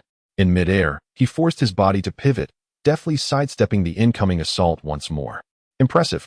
Your teamwork is truly remarkable, far superior to our own," Wu remarked upon landing, clapping his hands, his tone imbued with sincerity, devoid of any semblance of insincerity. Yet, his words ignited a collective ire among the other 5. Jinhong and Mai seethed at Wu's insinuation that their coordination was lacking.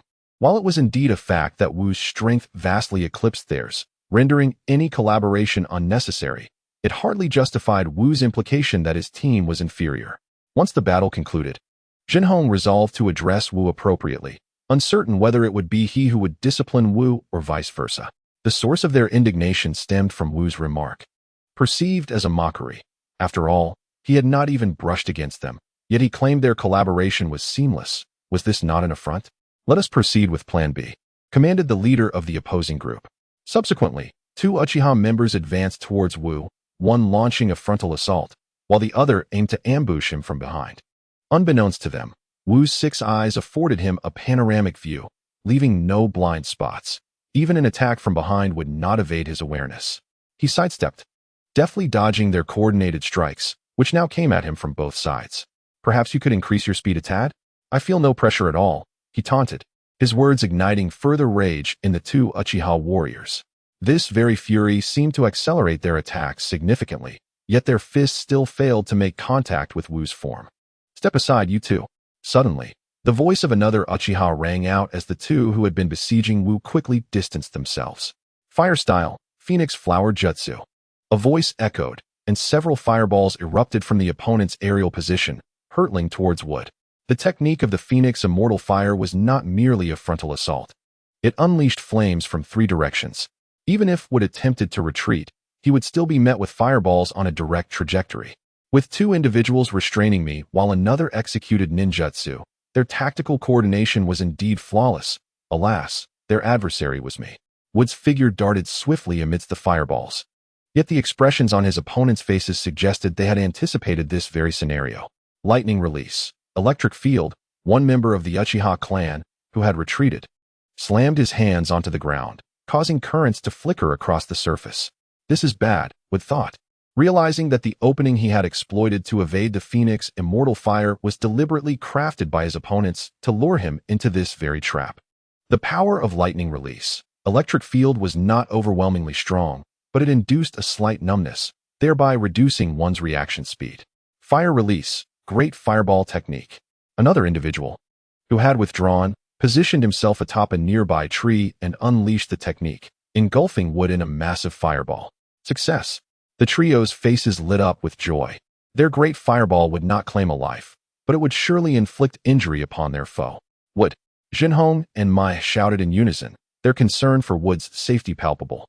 Meanwhile, those observing the battle from the Hokage office donned serious expressions. Sakumo, I will ensure that the Uchiha clan provides you with an explanation, the third Hokage stated gravely. However, when he lifted his gaze to Sakumo, he found no trace of worry upon his face. Fear not, Wood will be unharmed. At these words, the other three cast bewildered glances at Sakumo. They had witnessed clearly that Wood had indeed been consumed by the great fireball, and he had not employed any substitution or shadow clone techniques, indicating that the one engulfed was his true self.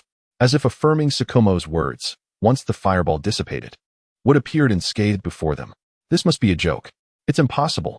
The three Uchiha clan members fell into profound self-doubt, questioning whether their eyesight had failed them. Yet, it was inconceivable. Although they did not possess the 3-tomo Sharingan, they had the 1-tomo variant, which should preclude any misinterpretation. That was close. It truly frightened me, Wood exclaimed, adopting an exaggerated tone. But now, isn't it my turn to strike? After all, you have had your fun for quite some time. With these words, a radiant smile spread across Wood's face. Upon witnessing this expression, a sense of foreboding arose within the hearts of the three Uchiha clan members. With effortless grace, Goku swiftly dispatched the three adversaries using only his martial prowess, leaving them no time to react. By the time they regained their senses, they discovered that Goku had securely bound them together. All done, he declared with a cheerful clap of his hands. Unbeknownst to everyone, a small white snake was stealthily retreating through the dense underbrush. This little serpent eventually made its way to the examiner Orochimaru, who seemed to perceive the recent battle vividly through its eyes. After a moment of contemplation, a knowing smile crept across Orochimaru's face. To withstand a fireball jutsu unscathed, it appears you harbor many secrets worth my exploration, Goku, he murmured, oblivious to the fact that he had now drawn the attention of a dangerous individual.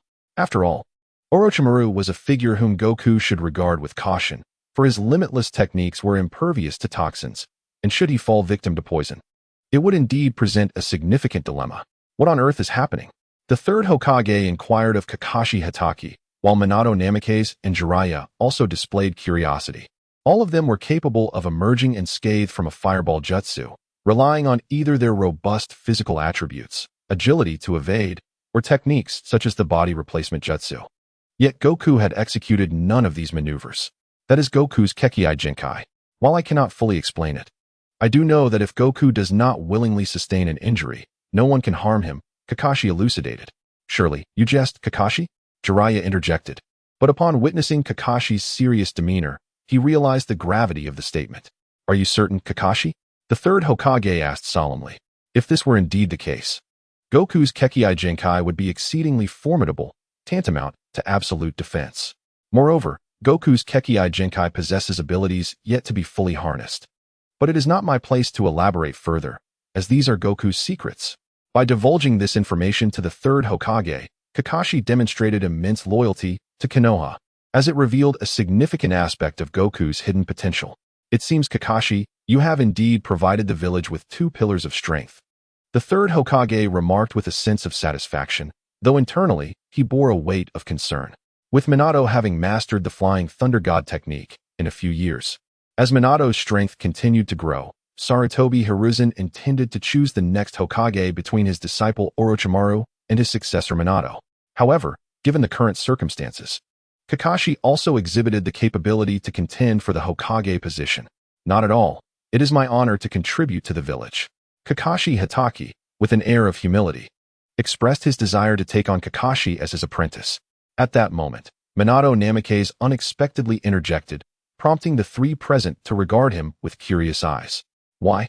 Despite the undeniable talent of his brother, Tsukumo, Jiraiya questioned, bewildered, as they had just witnessed Kakashi effortlessly vanquishing a colossal serpent.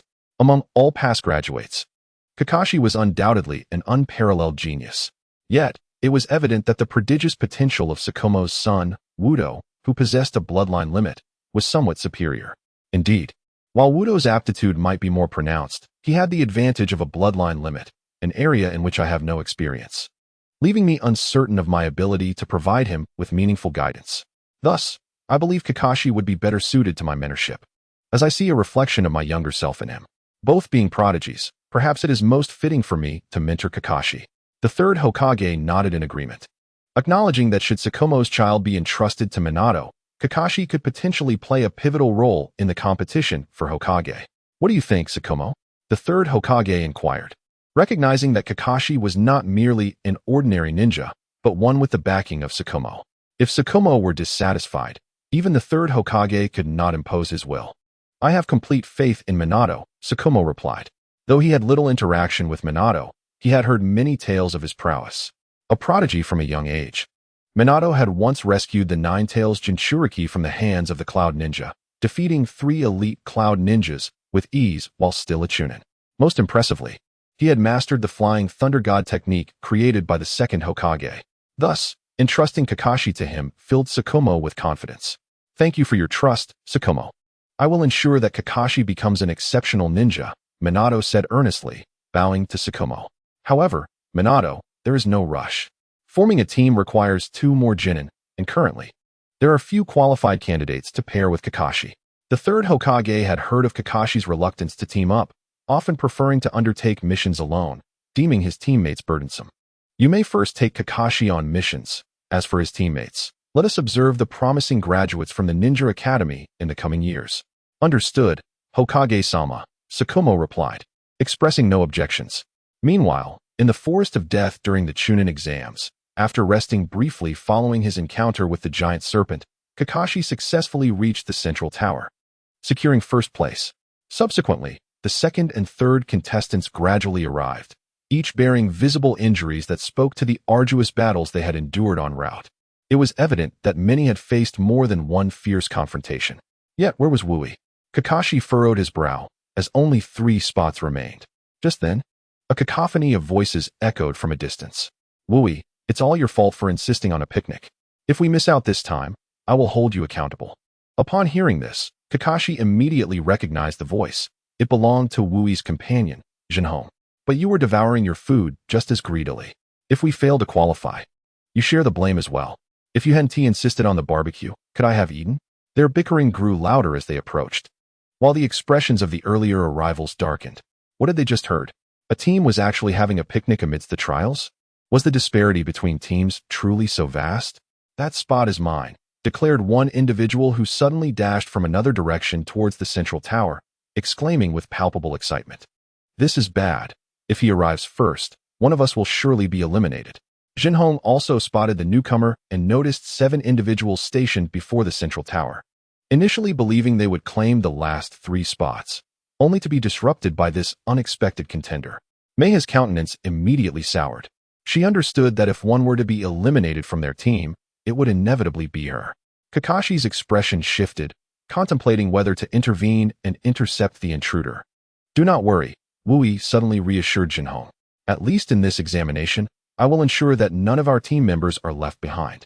With swift hand seals, Wui struck the ground, causing a wall to rise instantaneously before the approaching individual. Having exerted all their energy in the sprint, the competitor could not halt in time and could only watch helplessly as they collided with the barrier. Earth release, earth flow wall.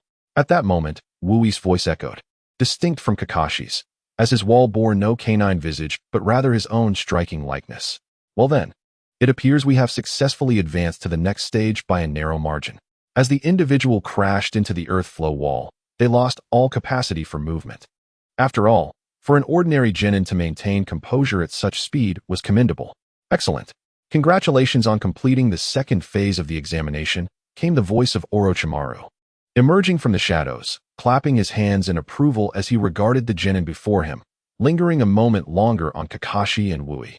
Among the recently assessed group of genin, many encountered the colossal serpent summoned by him, yet all met with failure, save for Kakashi, who overcame the foe. The aspect that captivated Orochimaru was predominantly Wug's extraordinary abilities. The final examination is set to commence in a week's time. Your supervising jonin will inform you of the examination's location. Now disperse. As Orochimaru's words resonated, all the genin promptly made their way out. At that moment, Orochimaru approached Wug.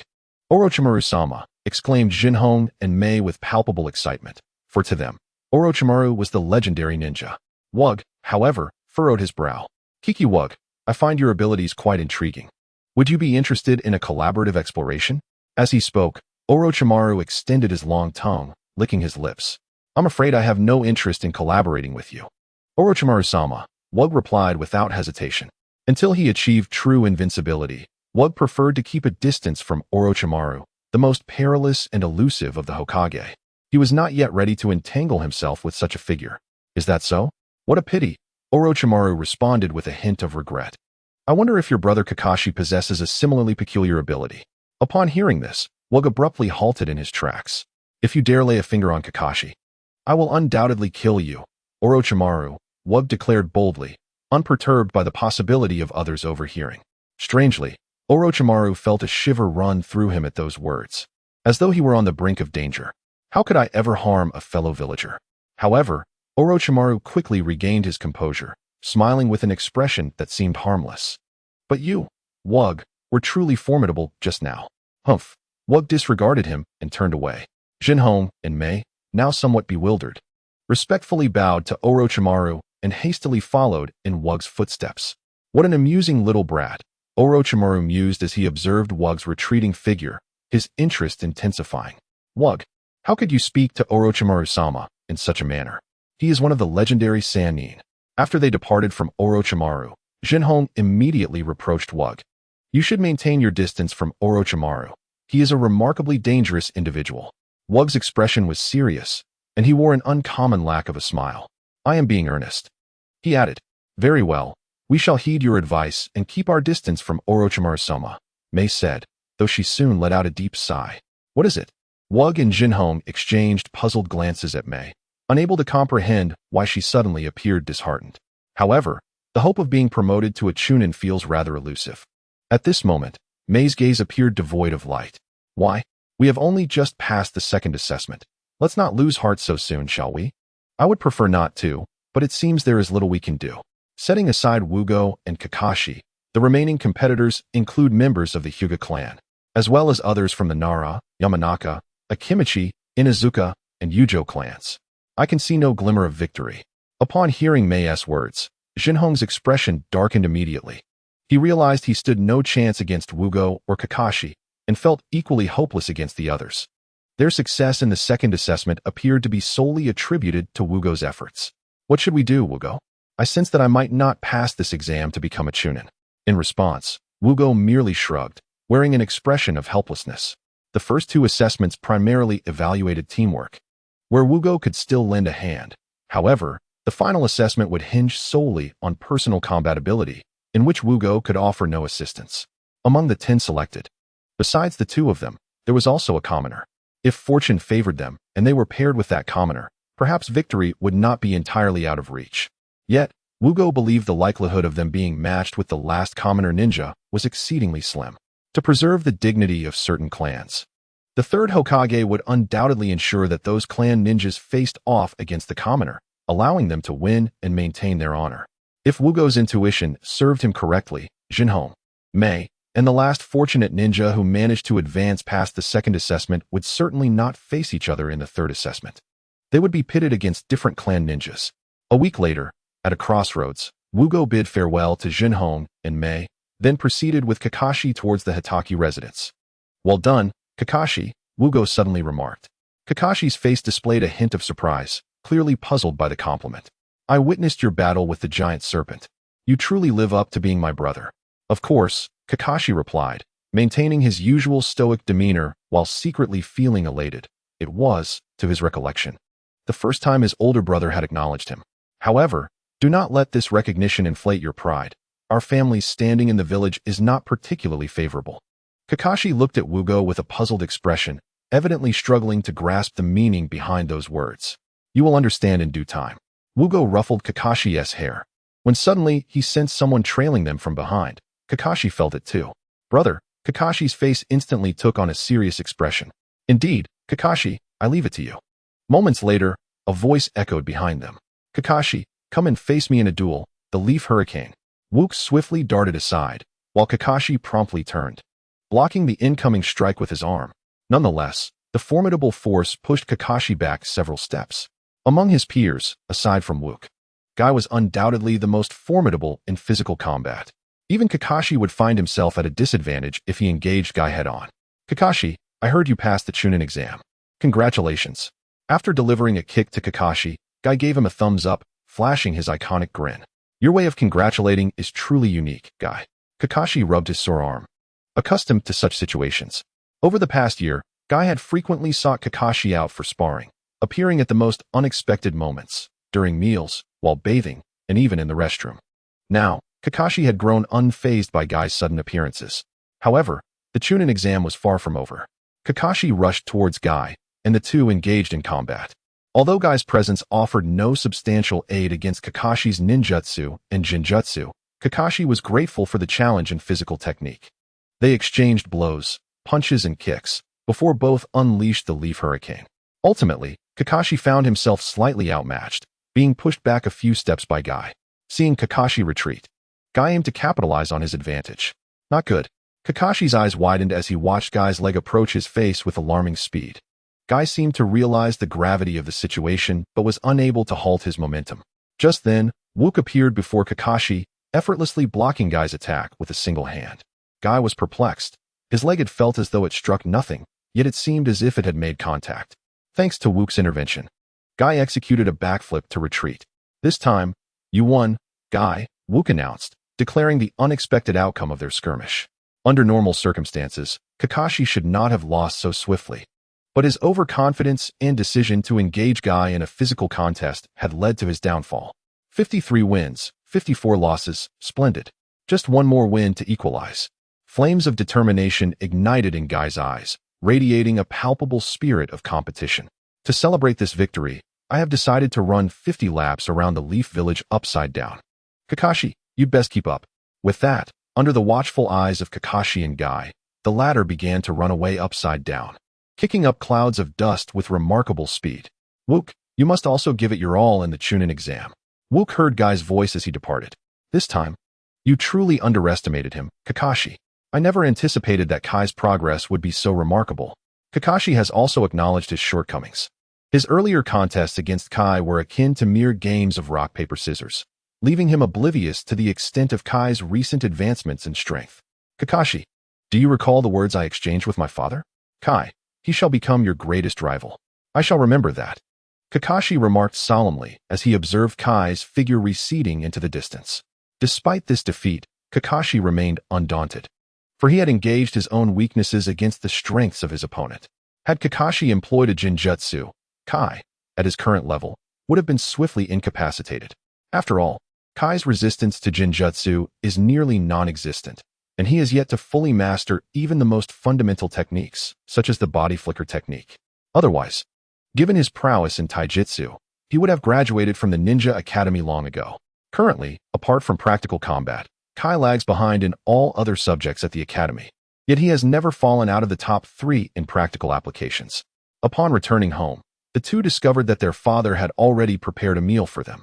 You both performed admirably, Wu, Kakashi, Shumo said, a smile illuminating his face, evidently pleased by their success in the second assessment. After all, we cannot bring shame to the name of Konoha's White Fang. Ha ha ha, truly my son. Hearing Wu's words, Shumo's joy only intensified. Kakashi, today I have found you a master. Suddenly, Shumo spoke up. At this, both Kakashi and Wu halted their actions. A master? Kakashi inquired, his tone laced with curiosity. Indeed, I believe you will be satisfied. It is none other than the legendary Minato Namikaze. I trust you have heard of his name. The one who mastered the Flying Thunder God technique. A glimmer of excitement sparkled in Kakashi's eyes. Precisely. However, it is said that he is a formidable candidate for the position of the fourth Hokage. Does that not imply? Kakashi left his thought unfinished, yet Shumo grasped his implication. I have no interest in the Hokage position whatsoever. I understand the third Hokage's intentions. Entrusting you to Minato is merely a demonstration of my resolve to the third Hokage. Thank you, father. The young Kakashi believed his father relinquished the pursuit of Hokage for his better development. Come now, without any connections, even if my father aspired to be Hokage, he would surely not succeed. At that moment, Wu's words shattered Kakashi's illusion. The third Hokage has his own disciples and grandchildren. How could he possibly pass on the Hokage position to an outsider? Well, it need not be articulated so bluntly, Wu, Shumo replied, somewhat awkwardly, feeling the grand image he had constructed in Kakashi's mind swiftly dissipate. A week passed in the blink of an eye, and Wu and Kakashi arrived at the venue for the third assessment. Due to Wu's circumstances, Kakashi was the last to arrive at the site. Surrounding the examination venue, a multitude of onlookers had gathered, comprising fellow ninjas from the village, members of various clans, and numerous civilians, all of whom regarded this Chunin exam as mere entertainment. Only you two remain. Hurry up, the supervising Jonin remarked upon noticing the tardy Kakashi and Wu. Yes, they replied, yet their pace showed no sign of urgency. I cannot allow Kakashi to be led astray by this fellow, Shua Imo lamented, covering his face in despair, as if he wished to disavow any connection to the duo.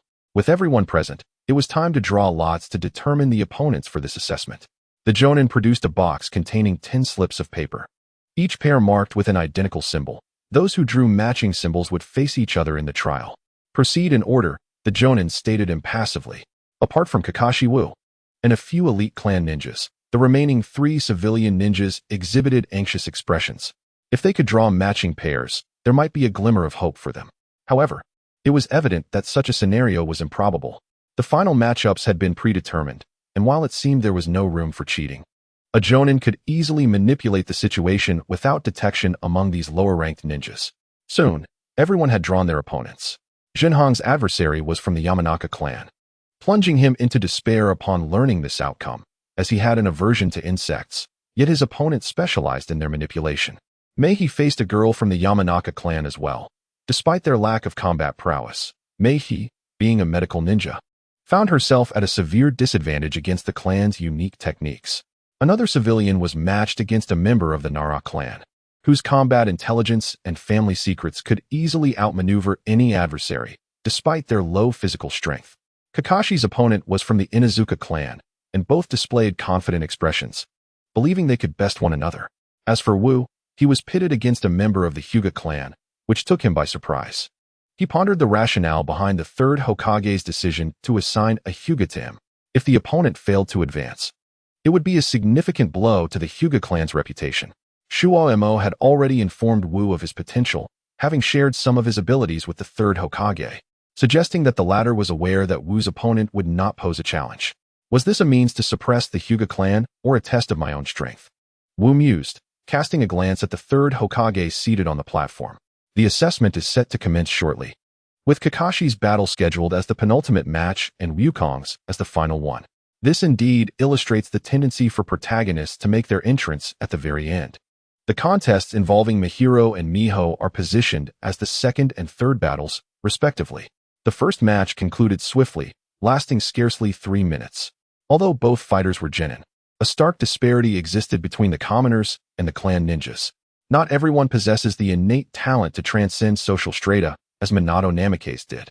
Mihiro initially intended to engage earnestly against the members of the Yunyu clan. However, upon discovering insects crawling all over his body, he erupted into a panicked outcry, leading to an outcome that was all too predictable. Witnessing Mihiro's dismal performance, teacher Nakajima shielded his eyes, unable to bear the sight. Indeed, Mihiro's display was utterly embarrassing. Even Wukong, with his thick skin, hesitated to acknowledge Mihiro as his teammate. The fourth match featured Miho against a ninja from the Yamanaka clan, where the two began with a display of taijutsu, exchanging blows without one clearly dominating the other. However, the opponent quickly employed the mind-body switch technique, seizing control of Miho's body and compelling her to concede. When the adversary's consciousness returned to their own body, Miho appeared bewildered, though she soon grasped the situation and reluctantly accepted her fate. To be honest, such a bewildering defeat is truly disheartening, yet Miho's will was powerless against her opponent's prowess. The subsequent duel featured Hatake Kakashi pitted against Inuzuka Kiba, both competitors entering the arena. Just as Kakashi prepared to leap from the spectator stance, he felt a hand firmly grasp his shoulder. Turning around, he met Ryukong's questioning gaze. Ryukong had surreptitiously shoved a tightly wrapped object into Kakashi's ninja tool pouch. It was a smoke bomb. Should Kakashi find himself at a disadvantage, he could utilize it to secure victory in battle. Kakashi, however, declined the offer. Yet, he did not dismiss Ryukong's goodwill. If Kakashi were to employ it, it would surely be a spectacle. Ryukong mischievously mused that although he presented it as a smoke bomb, it actually contained a foul substance that he had commissioned from a ninja tool shop owner specifically to counter the Inuzuka clan. Ryukong had initially intended to pass this contraption to Mihiro or Miho, believing it would guarantee their triumph against the Inuzuka, but to his surprise, Kakashi's opponent turned out to be his own brother. Although Kakashi might not need it, Ryukong decided to hand it over just in case. Should Kakashi deploy it during the fight, it would undoubtedly astound everyone. Hey, you little brat from the Hatake clan, you should surrender quickly. Becoming a Chunin is still too premature for you, the opponent scoffed disdainfully at Kakashi. Although Kakashi is renowned as a prodigy, even a once-in-a-century genius, Inuzuka Ryu still does not regard him as his rival. After all, Kakashi's age and physique are evident. He appears far too young to command any serious respect. If I were in your position, I would undoubtedly surrender at once. At this age, Kakashi possesses a sharp tongue, and he is more than willing to retort against the jibes directed at him. Given this, do not expect me to show any deference to Lord Shimo. Inuzuka Ryu is also relatively young, likely around 12 years of age, yet he is still double Kakashi's age. This implies that he has had at least twice the training time, and he cannot fathom losing to Kakashi under such circumstances. Ryu's companion is a small red dog named Akamaru. Akamaru, let us go? Ryu shouted. With a bark, Akamaru responded, and together, they launched their assault on Kakashi from different directions. However, Kakashi paid little heed to the small dog, having studied the Inuzuka clan's ninjutsu. Their dogs, in their youth, lack formidable combat prowess. Thus, apart from certain specialized techniques, Kakashi focused all his attention on Ryu. Swiftly, Kakashi drew a kunai, while Ryu engaged Kakashi directly with his claws. For the Inuzuka clan members consider their own claws and fangs their most potent weapons. Nonetheless, Kakashi remained aware of the little red dog. A bite from it would still be quite painful. As Akamaru closed in, Kakashi deftly pivoted, causing the unprepared dog to leap toward Ryu instead. Seeing his opponent suddenly transformed into his own dog, Ryu halted his advance. Hey Akamaru, what are you doing? I instructed you to attack Kakashi, not me. Ryu scolded, lifting Akamaru in reprimand. Akamaru whimpered, clearly distressed, having not anticipated Kakashi's speed, which allowed him to evade the attack. It seems I must unleash my full strength.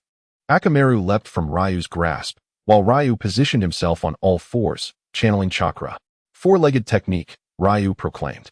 In this state, my grip, attack power, strength, and speed are all significantly enhanced. Ryu explained to Kakashi, seemingly hoping to impress upon him the magnitude of his prowess, compelling him to concede. Then let us begin swiftly. Akamaru, charge.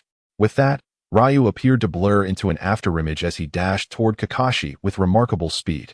So fast, Kakashi exclaimed, promptly launching several shuriken and employing the shuriken shadow clone technique, attempting to restrict Ryu's movements with this stratagem. However, in this state, Inuzuka Kiba bore little distinction from a mere dog. Utilizing his rapid neural reflexes and the swiftness of his physique, he swiftly discerned the vulnerabilities among the shurikens. Launching himself with a fervent leap, emerging unscathed from the perilous array. Alas, Kakashi had no choice but to engage in close combat, wielding kunai with both hands against Kiba. It was evident that Kakashi, in his current state, was no match for Kiba, who relentlessly pushed him back. Within mere exchanges, Kakashi was sent sprawling by a powerful strike. From the spectator's stance, Hatake Satoru clenched his fists anxiously. Despite his unwavering belief in Kakashi's prowess, witnessing his son being hurled away filled him with trepidation. Surrender, kid. Chunin is still too early for you, Kiba proclaimed haughtily. Bring it on, Kakashi retorted coldly. Humph, if you choose to disregard my offer of courtesy, Let this battle conclude in the next round, Kiba declared, calling upon Akamaru. In an instant, Akamaru transformed into Kiba's likeness, and the two rushed toward Kakashi simultaneously. As the rapidly advancing Kiba approached, Kakashi hastily formed hand seals. Lightning release, thunderstep. A surge of electricity radiated outward from Kakashi's center. This is bad, Kiba thought, feeling the tingling numbness in his limbs as he neared Kakashi's vicinity. Akamaru, whose beastly form was unstable, reverted to canine shape and collapsed onto the ground. The paralysis that coursed through Kiba's body dulled his movements significantly, and Kakashi seized the opportune moment to close in, delivering a decisive kick to Kiba's chin, sending him soaring into the air. Kakashi, ever keen to capitalize on his advantage, leaped into the air, intending to deliver another strike to Kiba. However, at that moment, he sensed an overwhelming force approaching from behind. Akamaru, who had just been lying on the ground, suddenly regained his footing and launched a headbutt at Kakashi, propelling him away in an instant while Kiba steadied himself. Reacting swiftly, Kakashi retrieved the smoke bomb that Guy had given him from his ninja tool pouch, intending to obscure his form, though he acknowledged that this tactic might be futile against the scent-driven Inuzuka clan. Observing Kakashi's actions from the stands, Guy's face broke into a mischievous grin. As the smoke billowed forth, Kakashi's expression shifted abruptly. He detected a foul odor emanating from the smoke. Kiba and Akamaru found themselves in a dire state, nearly overwhelmed by the repugnant stench, their eyes rolling back as they collapsed, unconscious. Kakashi, who had been contemplating his next move, now found himself with no thoughts but to glare at Guy, who smiled back at him. He increasingly felt that Wu's expression was exceedingly irritating. He could vividly imagine the disdainful glances the villagers would cast upon him once this assessment concluded. Even the supervising Jonin regarded Kakashi with a peculiar gaze, igniting a deep sense of shame within him, making him wish to vanish into the ground. This Wu was truly something else. Hatake Satoru once again covered his face, knowing well that his younger son was incapable of such antics. Yet his elder son was certainly unpredictable. With Inuzuka Ryo incapacitated, the battle was claimed by Hatake Kakashi. There was no trace of a smile on Kakashi's face as he announced his victory. He immediately leaped to the stands and delivered a punch towards Wu. The stench from the earlier smoke bomb was so foul that even Kakashi found it unbearable. Inuzuka Ryo was fortunate to have survived its noxious effects. "You should be grateful to me, Kakashi.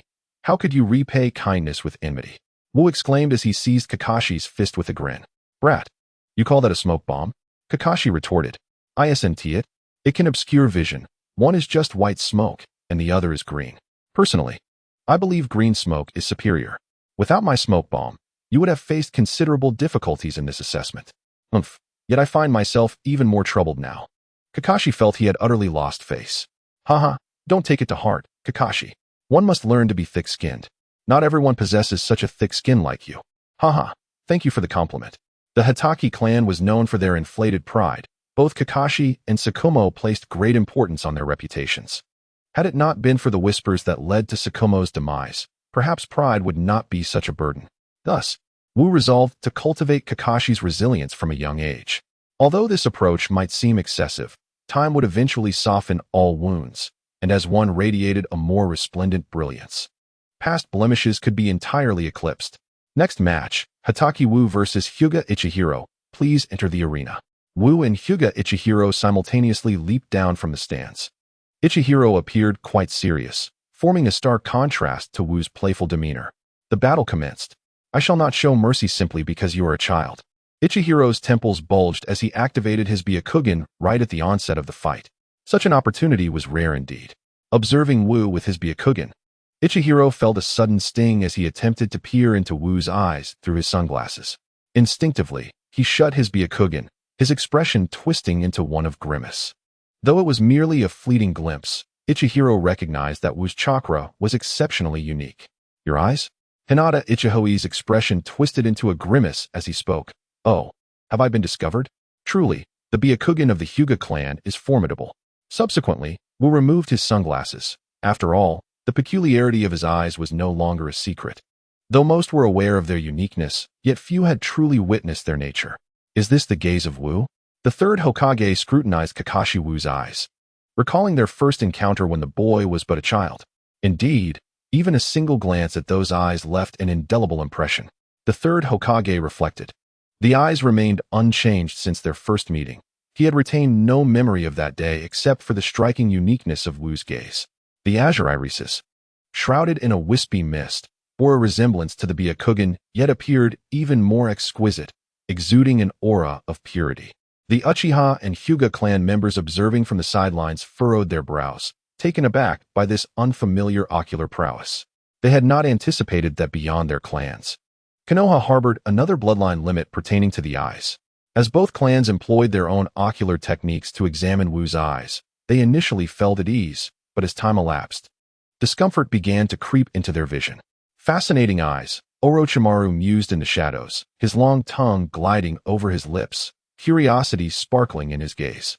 Yet, he pondered what extraordinary abilities these eyes possessed, for he did not believe that Wu's eyes were merely aesthetically pleasing. Upon catching sight of Wu's eyes, Hinata Ichihoi momentarily faltered but quickly regained his composure.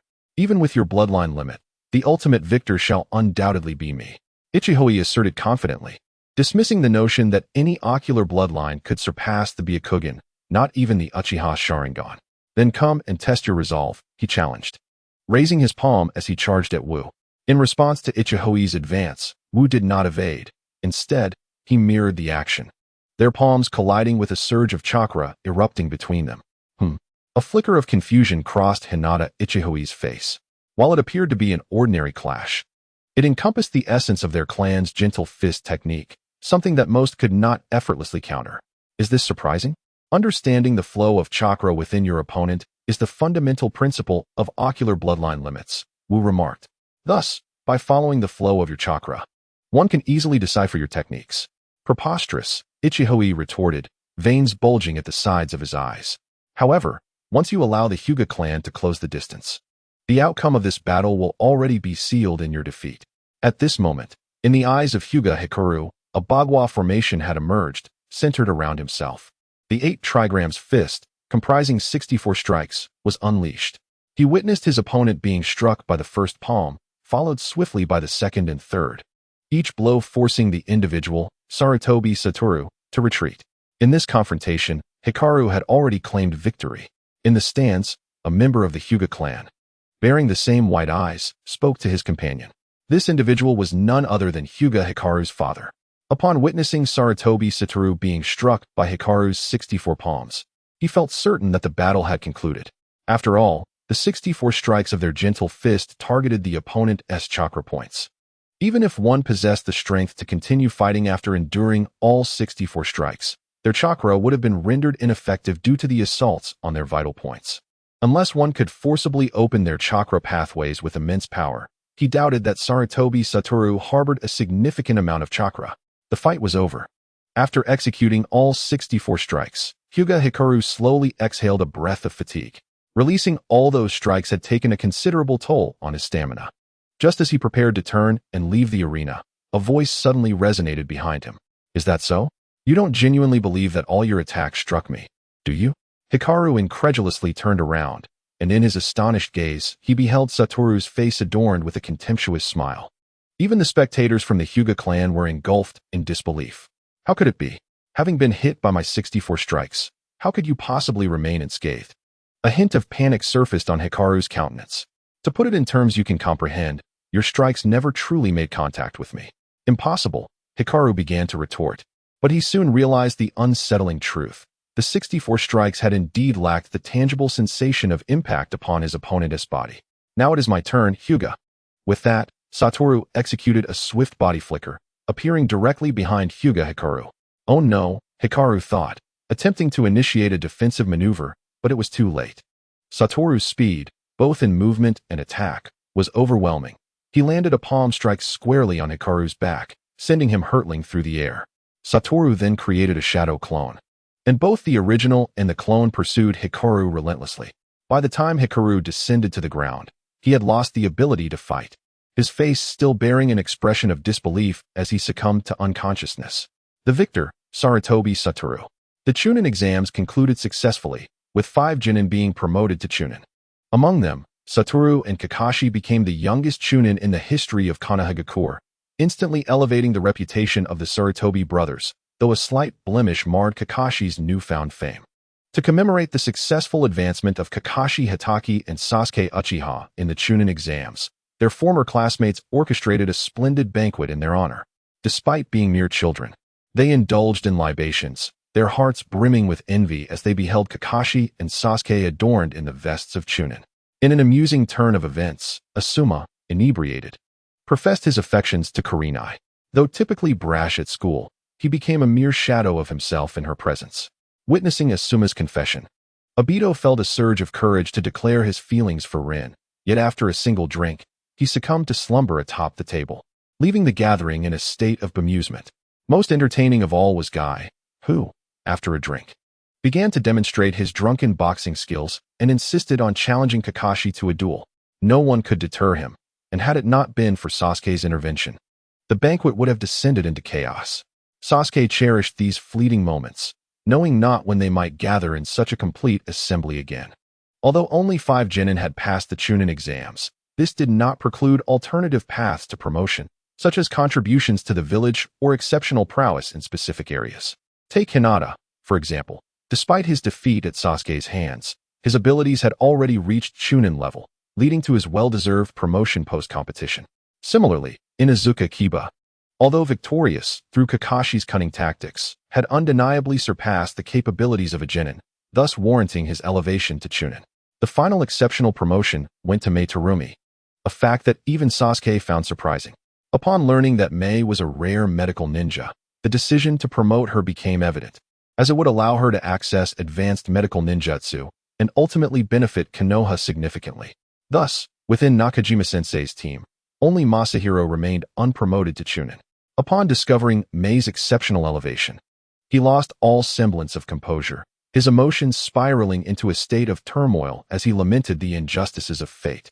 In direct combat, Mei would undoubtedly fall short against Masahiro, yet her mastery of medical ninjutsu had temporarily placed her ahead on the path of a ninja.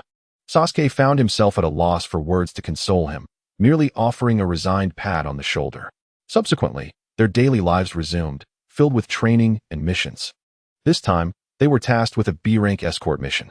Once again gathered at the mission building, Nakajima-sensei briefed Sasuke and the others on the details of their assignment.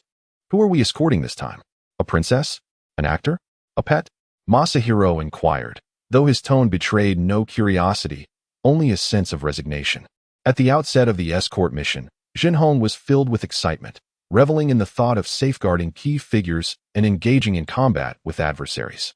However, after several missions, he discovered that none of the individuals he escorted held any significant status. They were either the offspring of prominent lords or coveted pets desired by these lords. This realization often led them to lament the whims of wealth, where even pets required protection. Yet this time, they were tasked with escorting supplies, vital resources destined for the border. And the importance of this mission left no room for even the slightest error.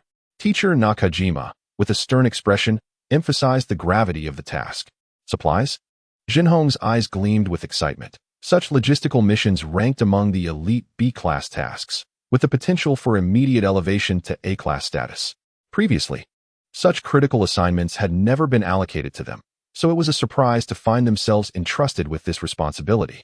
With the current team comprising 2 Chunin, they were now capable of undertaking more challenging missions. However, upon hearing this, Jinhong's initial enthusiasm swiftly dissipated. He sensed that teacher Nikajima's words hinted at something more. 2 Chunin, and he alone was not one. First, we will retrieve the supplies from the warehouse, and then assemble immediately. Time is of the essence for this mission, Nakajima instructed. Yes, sir. In merely 15 minutes, the small team reconvened at the village gate, each member now burdened with a backpack filled to the brim.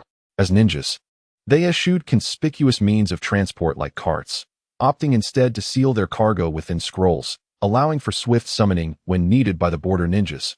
Efficient and expedient. Let us depart at the fastest possible pace. Unless absolutely necessary, we shall refrain from resting along the way. Yes, sir. Even with their formidable speed, the journey from Konoha to the border of the Land of Fire would take 2 days and nights, especially for those ninjas of exceptional swiftness.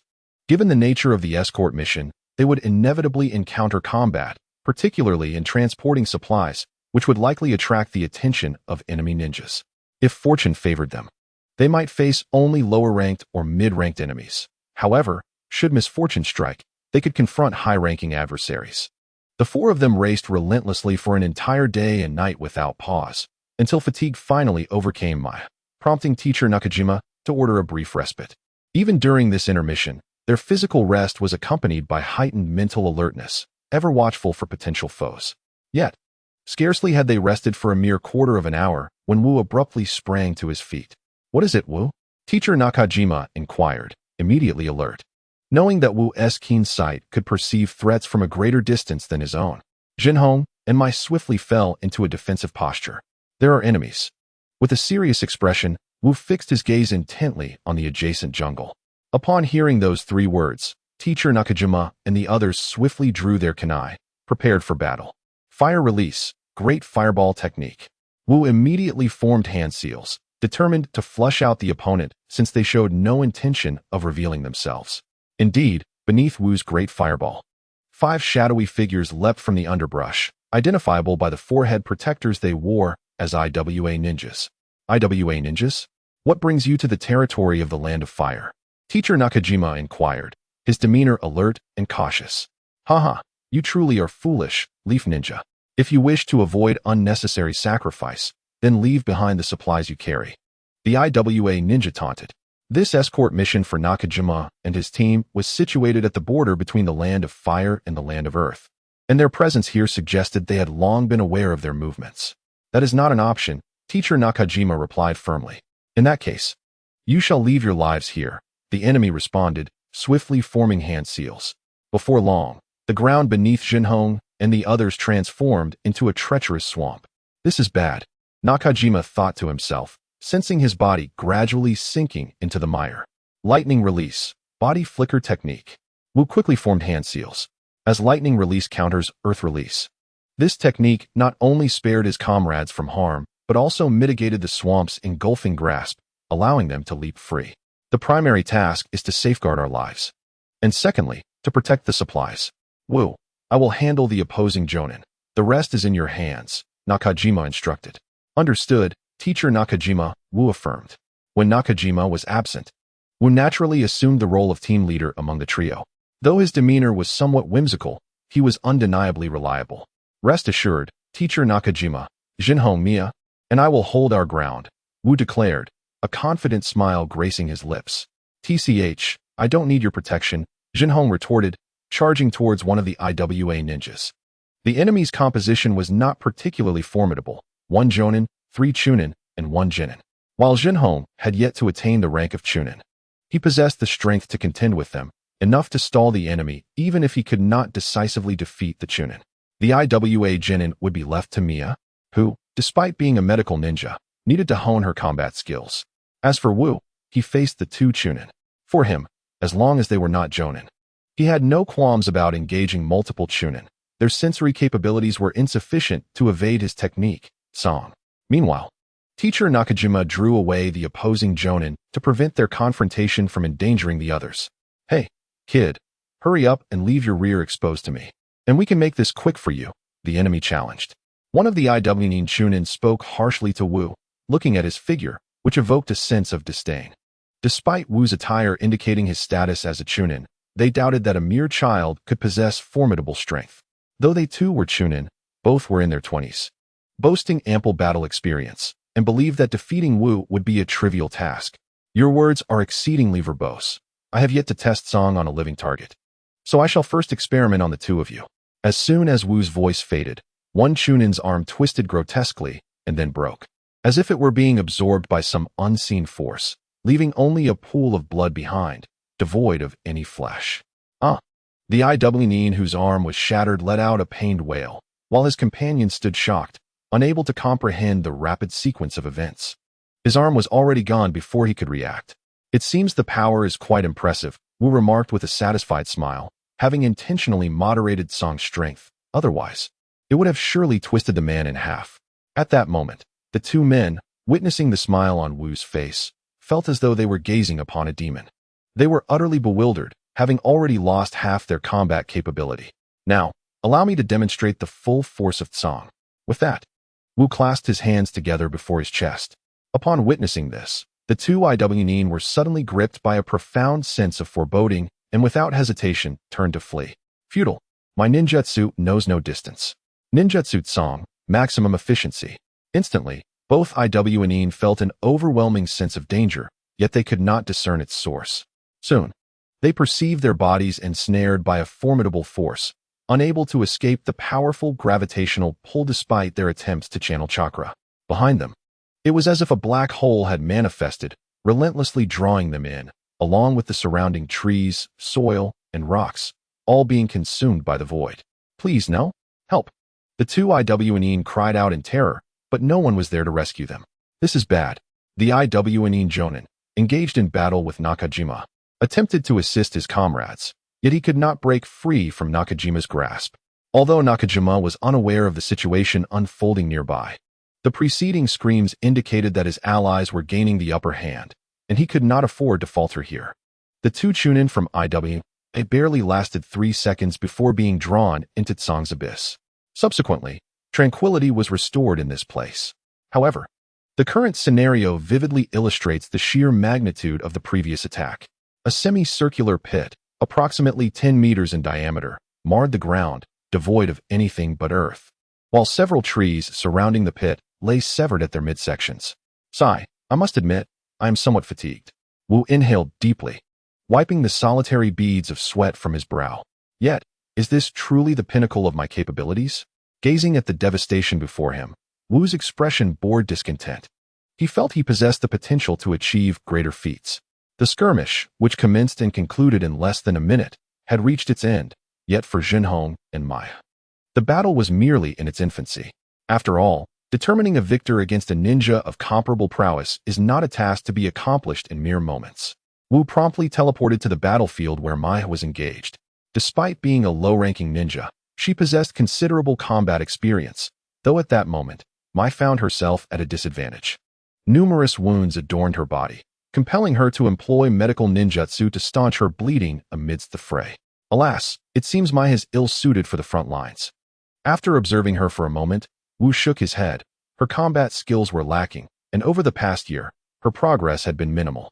Were it not for her exceptional talent in medical ninjutsu, she might have become a mere low-ranking ninja tasked with trivial duties within the village. As time passed, Maya's defeat became increasingly evident. It appears that I must intervene. Just as an opponent's kunai was about to pierce Maya's form, Wu materialized before her. The kunai moved slowly toward him. Although it inched closer, it seemed perpetually unable to touch Wu's being. What? The IWA ninja's subordinate widened his eyes, unable to comprehend the unfolding events. Wu, Maya exclaimed in astonishment. Vanish. With Wu's command, the opponent's body twisted and, in less than a second, vanished from existence. What is this? Maya stared in shock at the scene, her small eyes harboring immense bewilderment. It is merely the ability of my bloodline limit. There is no need for astonishment. Maya nodded, yet her internal astonishment remained unabated. A living being had so abruptly disappeared, and prior to vanishing, she had sensed a tearing sensation in the opponent's body, unsure if it was merely her imagination. Tend to yourself for now. I shall assess Jinhong's situation. All right. Maya nodded, her body marred with numerous wounds, rendering her unfit to accompany Wu further. Continuing alongside him would only hinder his efforts. By the time Wu arrived at the battlefield of Jinhong, the combat had already concluded. Jinhong lay exhausted on the ground, yet fortunately, the outcome was favorable. Victory had been achieved, though not without considerable injuries. You're here, but you're late. The battle has ended, Jinhong remarked, a proud smile gracing his face as he gave Wu a thumbs up. Not bad, though you still fall short compared to me. Upon hearing this, the smile on Jinhong's face instantly stiffened. Can't you offer me a compliment or two? He replied, a hint of grievance evident in his expression. Didn't I just praise you? Wu questioned, a look of confusion crossing his face, as he considered his previous words to be commendatory. Fine. It's truly harder than climbing to the heavens to hear what I want from your lips, Jinhong lamented. Well, ascending to the heavens doesn't seem too difficult, Wu countered after a moment of contemplation. Although he was not yet capable of flight, mastering the reversal technique would make it as simple as drinking water. Presently, he could float, but it required the cumbersome use of limitless techniques. Just shut your mouth. Jinhong shouted in frustration, fearing that Wu might provoke him into a heart attack. You should tend to your wounds. Meiha will be here shortly to assist you. I'll check on teacher Nakajima's condition. Yeah, hurry along. I'd rather not see you again. Jinhong waved dismissively, impatience evident in his tone. Huh, that is not going to happen, Wu replied, promptly using teleportation to depart. While he had yet to master long-distance teleportation, he could effortlessly manage short distances now. The prowess of this fellow Wu was becoming increasingly formidable. Watching the spot where Wu had vanished, Jinhong felt a heavy weight in his heart. Realizing that Wu had faced two Chunin alone, yet concluded the battle more swiftly than they could have imagined, appearing completely unscathed. He understood that the gap between himself, Meiha, and Wu had widened significantly, forming an almost insurmountable chasm. The battle between Nakajima and the Jonin from the Iwanin village was fiercely intense, and Wu's arrival went unnoticed for a while. Although teacher Nakajima was quite formidable among Jonin, those capable of infiltrating enemy villages were not to be underestimated, leaving Nakajima momentarily at a stalemate. Is this what battles among Jonin entail? Wu observed silently, his expression tinged with disappointment. To him, the clash seemed rather unremarkable. Despite the rapid pace of their combat, his 6 eyes allowed him to perceive every movement with clarity, and he sensed that the destruction wrought by their conflict paled in comparison to the scale of devastation he had unleashed moments ago. At that moment, the two fighters finally recognized Wu's presence. Wu, what brings you here? Nakashima immediately furrowed his brows and inquired, realizing that Satoru's presence meant he would have to divert his attention to protect me, and that Satoru could easily fall into peril. I merely wish to inform teacher Nakashima that our battle has concluded, leaving only him to finish, so he must hasten. What? Before teacher Nakashima could utter a word, the adversary voiced an incredulous challenge. However, Satoru had no intention of acknowledging him. Then I shall also expedite my pace. Kid, are you deceiving me? The Jonin from Awagakure questioned Satoru. You should know whether I am lying, given that you heard that anguished cry quite clearly, and now that I have appeared here. It should suffice to validate the truth of my previous statement, Satoru replied calmly. Kid, you should perish. With that, the opponent charged towards Satoru at breakneck speed. Yet Satoru remained poised upon the tree trunk, making no move.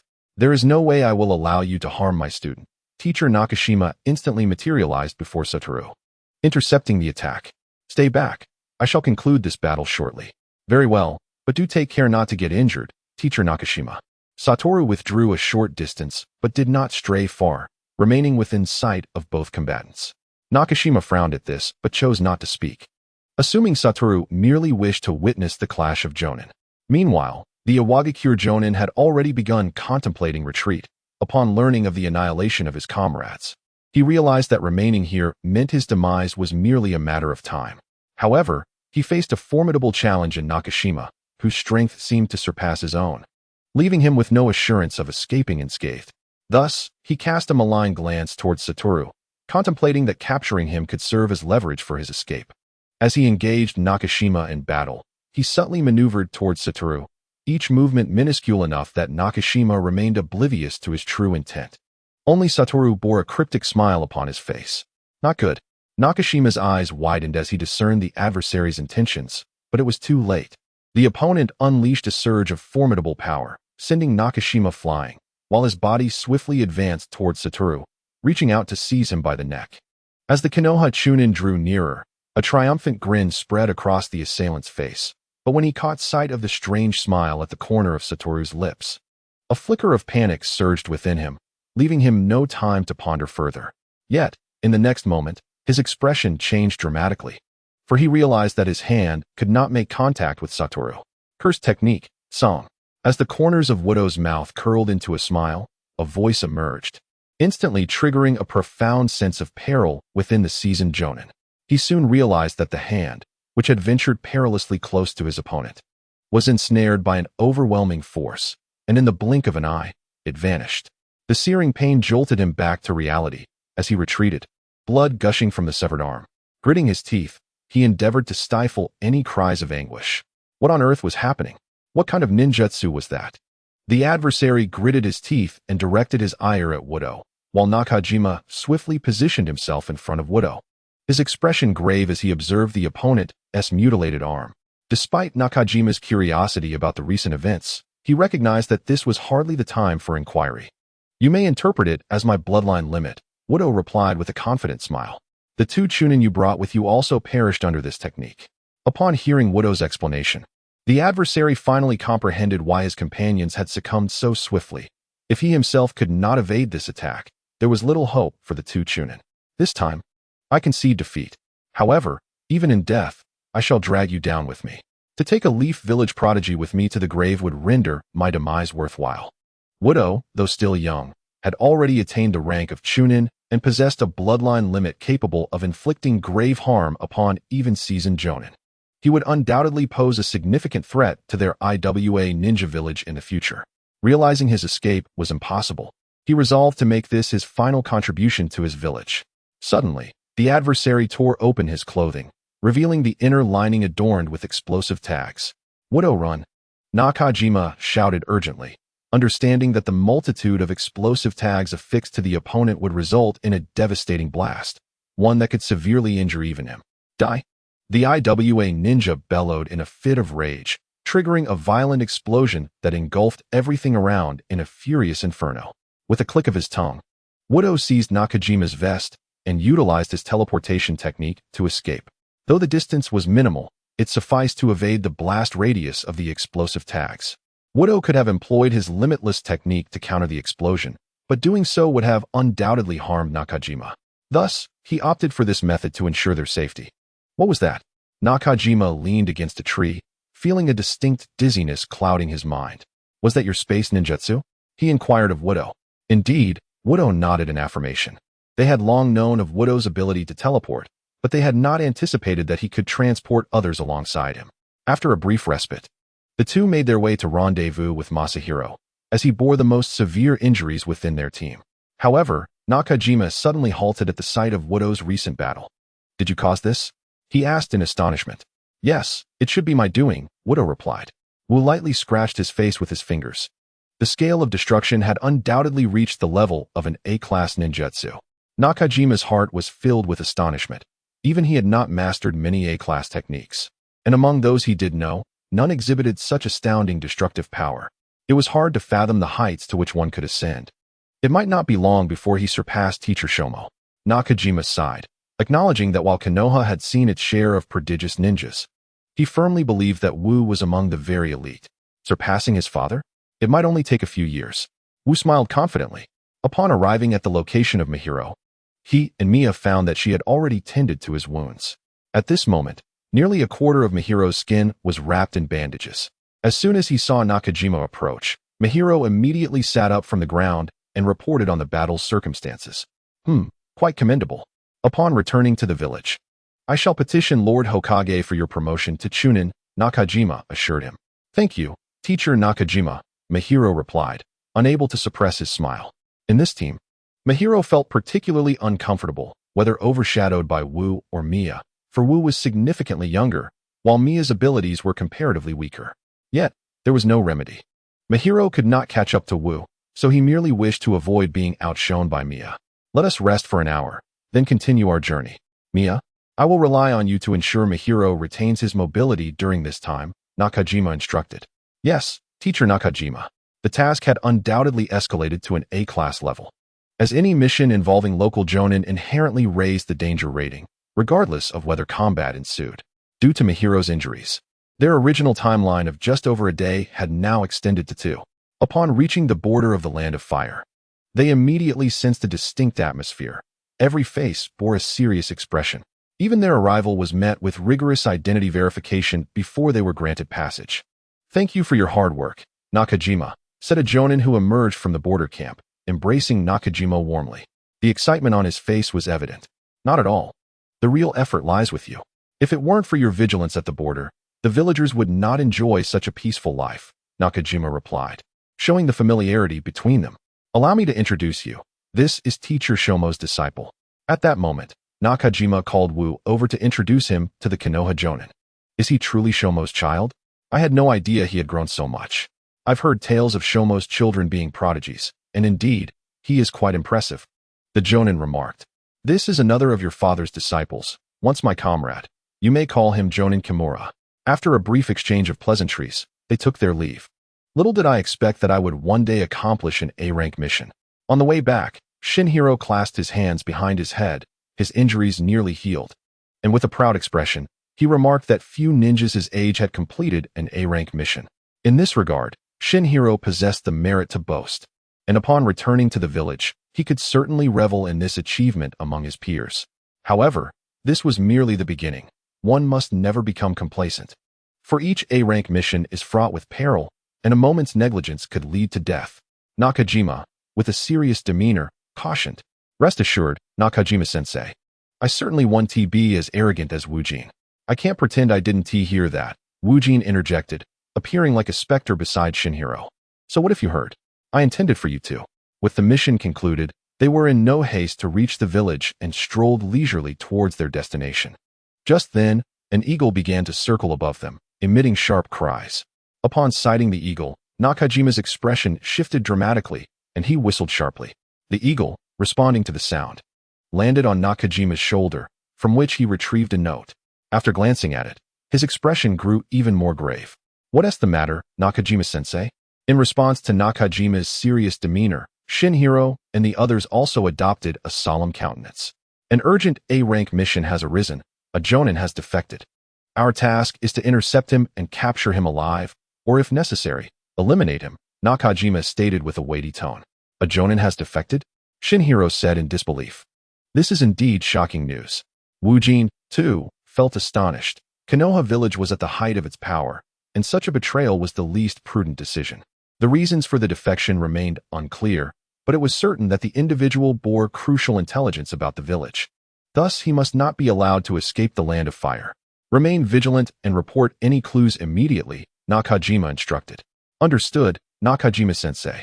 Reports indicated that the defector was heading towards the border between the land of fire and the land of earth, making it highly likely that he had defected to IWA Ninja Village. Consequently, all ninja teams along the routes from Konoha Village to the border of the Land of Fire received this urgent message, as multiple paths existed, and no one could ascertain which route the defector might take. Moreover, even if he managed to evade the ninja teams, the border ninjas would not allow him to pass easily, as they too had undoubtedly received this mission and would intensify their patrols along the border. The group's pace slowed, their demeanor shifting to one of heightened seriousness and vigilance, for it was no simple task to conceal one's whereabouts from a seasoned jonin. After approximately 3 hours of intense focus, the group began to show signs of fatigue. At that moment, Wu suddenly halted, his keen perception allowing him to discern a figure swiftly approaching their direction. The urgency in the individual's movements indicated a state of distress, and their frequent glances over their shoulders suggested they were wary of being pursued. What's the matter, Wu? Have you detected something? Nakajima inquired upon noticing Wu's sudden stop. If my instincts are correct, the individual is indeed heading towards us, Wu replied. Are you certain? Nakajima asked, his expression grave. About 80% sure. Wu could only assess the situation based on the person's demeanor, as he was unfamiliar with the rogue ninja's appearance. All right, everyone stay concealed and set traps around the area. We must not allow him to detect our presence. I will handle him when he arrives, Nakajima commanded. Understood, sensei. The group dispersed immediately, laying traps around them. While these traps might not capture the rogue, they would at least delay him and reveal his whereabouts. If Nakajima's team were to expose themselves prematurely, the rogue might alter his path, making it far more challenging to locate him later. With explosive tags and kunai traps, the arrangements were completed in under 2 minutes. They concealed their presence, taking cover around the traps. The moment one was triggered, they would be alerted. Approximately 10 minutes later, a figure emerged into their line of sight. As they focused on the individual, the jonin suddenly sensed he was being watched. A seasoned jonin's instincts, or sixth sense, are often quite accurate. He realized he had been targeted by the ninjas of Konoha. Upon leaping to the next branch, dozens of kunai were launched towards him from all directions. His reflexes were astonishingly swift. He produced 2 kunai and locked onto a direction to launch a counterattack, fully aware that evading all the incoming kunai was an unrealistic endeavor. Show yourself. The rogue ninja, having evaded the initial ambush, called out. Although unaware of his opponent's precise location, he was certain someone was observing him from the shadows. At that moment, a figure emerged from behind a tree ahead of him. It was none other than Nakajima. It's you, Nakajima. The rogue ninja recognized him instantly. I never imagined you would truly betray us. Ishimoto, Nakajima replied, disbelief lacing his tone, his expression reflecting a hint of sorrow. In the Hidden Leaf Village, the number of elite shinobi is quite limited, and nearly everyone is intimately acquainted with one another. They often embark on missions together. During the Second Shinobi World War, Nakajima had once formed a team with his comrades, so he could hardly fathom that a former ally would now commit the act of betraying the village. Betrayal? I have never engaged in any treachery against the village. Stone's face revealed a silent, maniacal grin. Then what are you doing now? Nakajima's tone grew increasingly irate. He was appalled that Stone showed no signs of remorse. I never claimed to be a ninja of the leaf.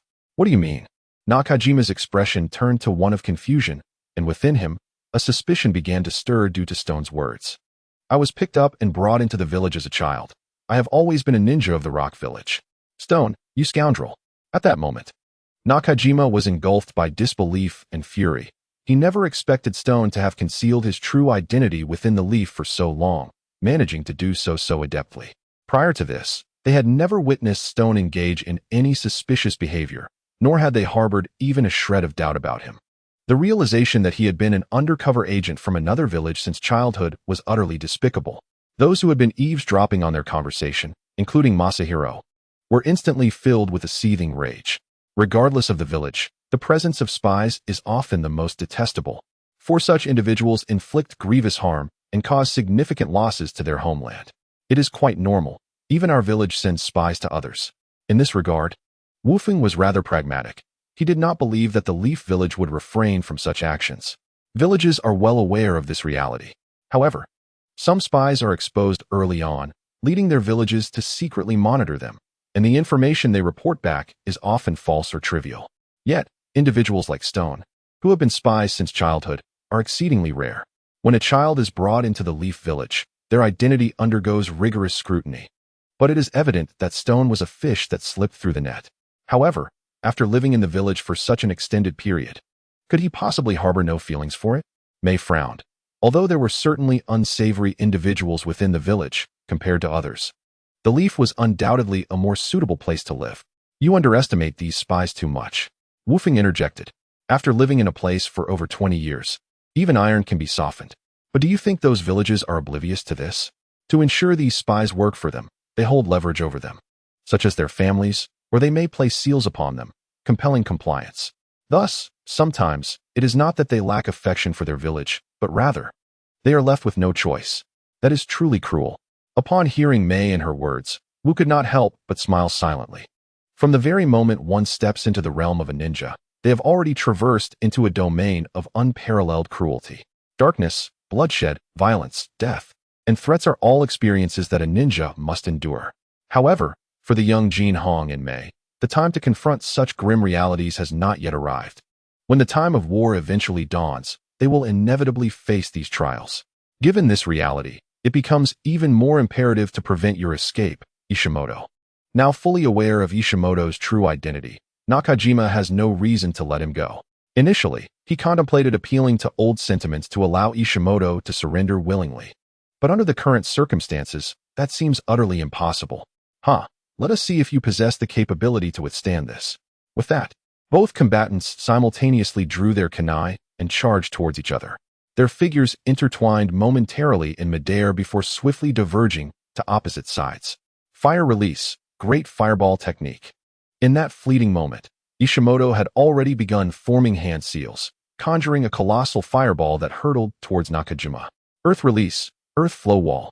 Nakajima's reflexes were equally sharp. The earth flow wall materialized instantaneously, successfully intercepting Ishimoto's great fireball.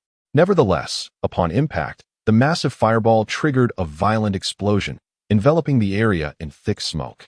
In the next instant, Nakajima darted forth from the smoke, launching another rapid assault towards Ishimoto. Impressive, Nakajima. Your reflexes remain remarkably swift. Nakajima advanced while attacking, whereas Ishimoto defended while retreating. How remarkable! Witnessing the clash between the two, Jin Hong could only stare in astonishment, his eyes reflecting both shock and envy. The intensity of their battle was beyond Jin Hong and Mei's comprehension. All they could perceive were fleeting afterimages intertwining in the air, occasionally illuminated by the sparks generated from their kunai clashing. Wu, can you see it clearly? Indeed, I can see it distinctly. Do not forget. My eyes are far superior to yours. Ah, the bloodline limit is truly remarkable. Jin Hong sighed softly, a hint of resignation in his voice. Though the Uchiha clan's reputation among the villagers may not be stellar, many common ninja aspire to belong to the Uchiha or Hyuga clans. Not for any reason other than the allure of their unique bloodline limits. It is rare for commoners or small clans to manifest such abilities. The emergence of someone like Wu from the Hatake clan is nothing short of a miracle. Haha, keep striving. Even without a bloodline limit, one can become a formidable ninja. Just like the third Hokage, Wu patted Jin Hong's shoulder in a comforting gesture. This world is inherently unfair, and to attain equity, one must cultivate the strength to establish their place within it. Let us hope for that. Jin Hong's tone was tinged with melancholy. He held little hope of achieving the prowess of the third Hokage. For now, his singular ambition was simply to become a jonin. The battle between Nakajima and Ishimoto rages on, with both combatants demonstrating comparable strength, rendering a decisive victor elusive for the time being. As the skirmish persists, visible wounds begin to mar their bodies. Step aside, Nakajima. You cannot impede my progress, Ishimoto declares. A sense of urgency creeping into his tone as he fears the arrival of other Konoha ninja teams, which would leave him truly cornered. That is impossible, Nakajima responds resolutely. I shall not spare any ninja that poses a threat to the village. Can you not empathize with my plight, Nakajima? I have my own burdens to bear. Do you think I desire to become a spy? I had no choice in the matter, Ishimoto pleads, his fate seemingly sealed from the moment of his birth. You would do well to surrender now. Upon returning to the village, I will plead with Lord Hokage for leniency. Do not deceive me, Nakajima. We are both aware of Konoha's methods against rogue ninjas. If I return to the village, my future would be akin to a living hell. Therefore, for the sake of our past camaraderie, I implore you to let me go. Ishimoto, since you are cognizant of Konoha's methods, you should also understand that we will not spare any traitor to the village. I anticipated this response, Ishimoto replies, his tone laced with resignation, his expression one of helplessness. If that is the case, do not blame me for resorting to extreme measures. With that, Ishimoto swiftly charged towards the location of Mihiro and the others. For no seasoned jonin could be oblivious to the presence of observers. Retreat now, Nakajima shouted, his eyes wide with alarm. Wuyue quickly seized the two individuals, utilizing the body flicker technique to create distance. Ishimoto's eyes widened in disbelief as he witnessed the three youngsters vanish into thin air before his eyes. In that moment of shock, Nakajima materialized directly in front of him. Ishimoto, you have completely fallen from grace, Nakajima remarked, his brow furrowing in disapproval. Taken aback by Ishimoto's willingness to strike against his students. Fallen from grace? What are you talking about, Nakajima? This is war. However, I did not anticipate a fortuitous surprise. Ishimoto's gaze shifted towards Wuyue in the distance. He must be Lord Tsukumo's offspring, the first wielder of a bloodline limit. I never imagined there would be techniques related to space. What do you intend to do? Nakajima demanded sharply. I would like to do something, but with you here, I have no opportunity. However, I will ensure this information is disseminated.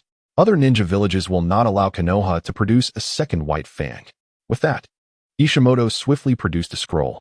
Summoning jutsu, dozens of birds erupted from the scroll, their mission clear, to convey information regarding Wuyue's bloodline limit. In the village of Konoha, there exists a figure known as the White Fang, a master of the Flying Thunder God technique. Thus it is imperative that no other brilliant White Fang emerges. This is troubling. Dozens of birds scattered in various directions, and Nakashima swiftly produced explosive tags and shurikens to hurl at those birds. The resulting explosions indeed claimed the lives of many, yet some unfortunate birds managed to escape. Alas, I do not wish to reveal myself to the gaze of other villages so soon.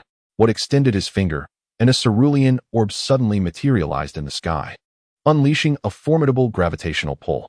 The scattered silhouettes of the birds were irresistibly drawn toward the diminutive blue sphere. This is a technique of cursed energy, known as Tsang. Although Watt's ability to wield Tsang was limited in scope at that moment, he released it just in time, ensuring the birds did not stray too far. Moreover, despite the limited range, Watt could simultaneously deploy multiple instances of it. All the birds were irresistibly attracted to the cerulean orbs, and even those on the ground felt a powerful force pulling them in. Is this the might of Watt's bloodline limit?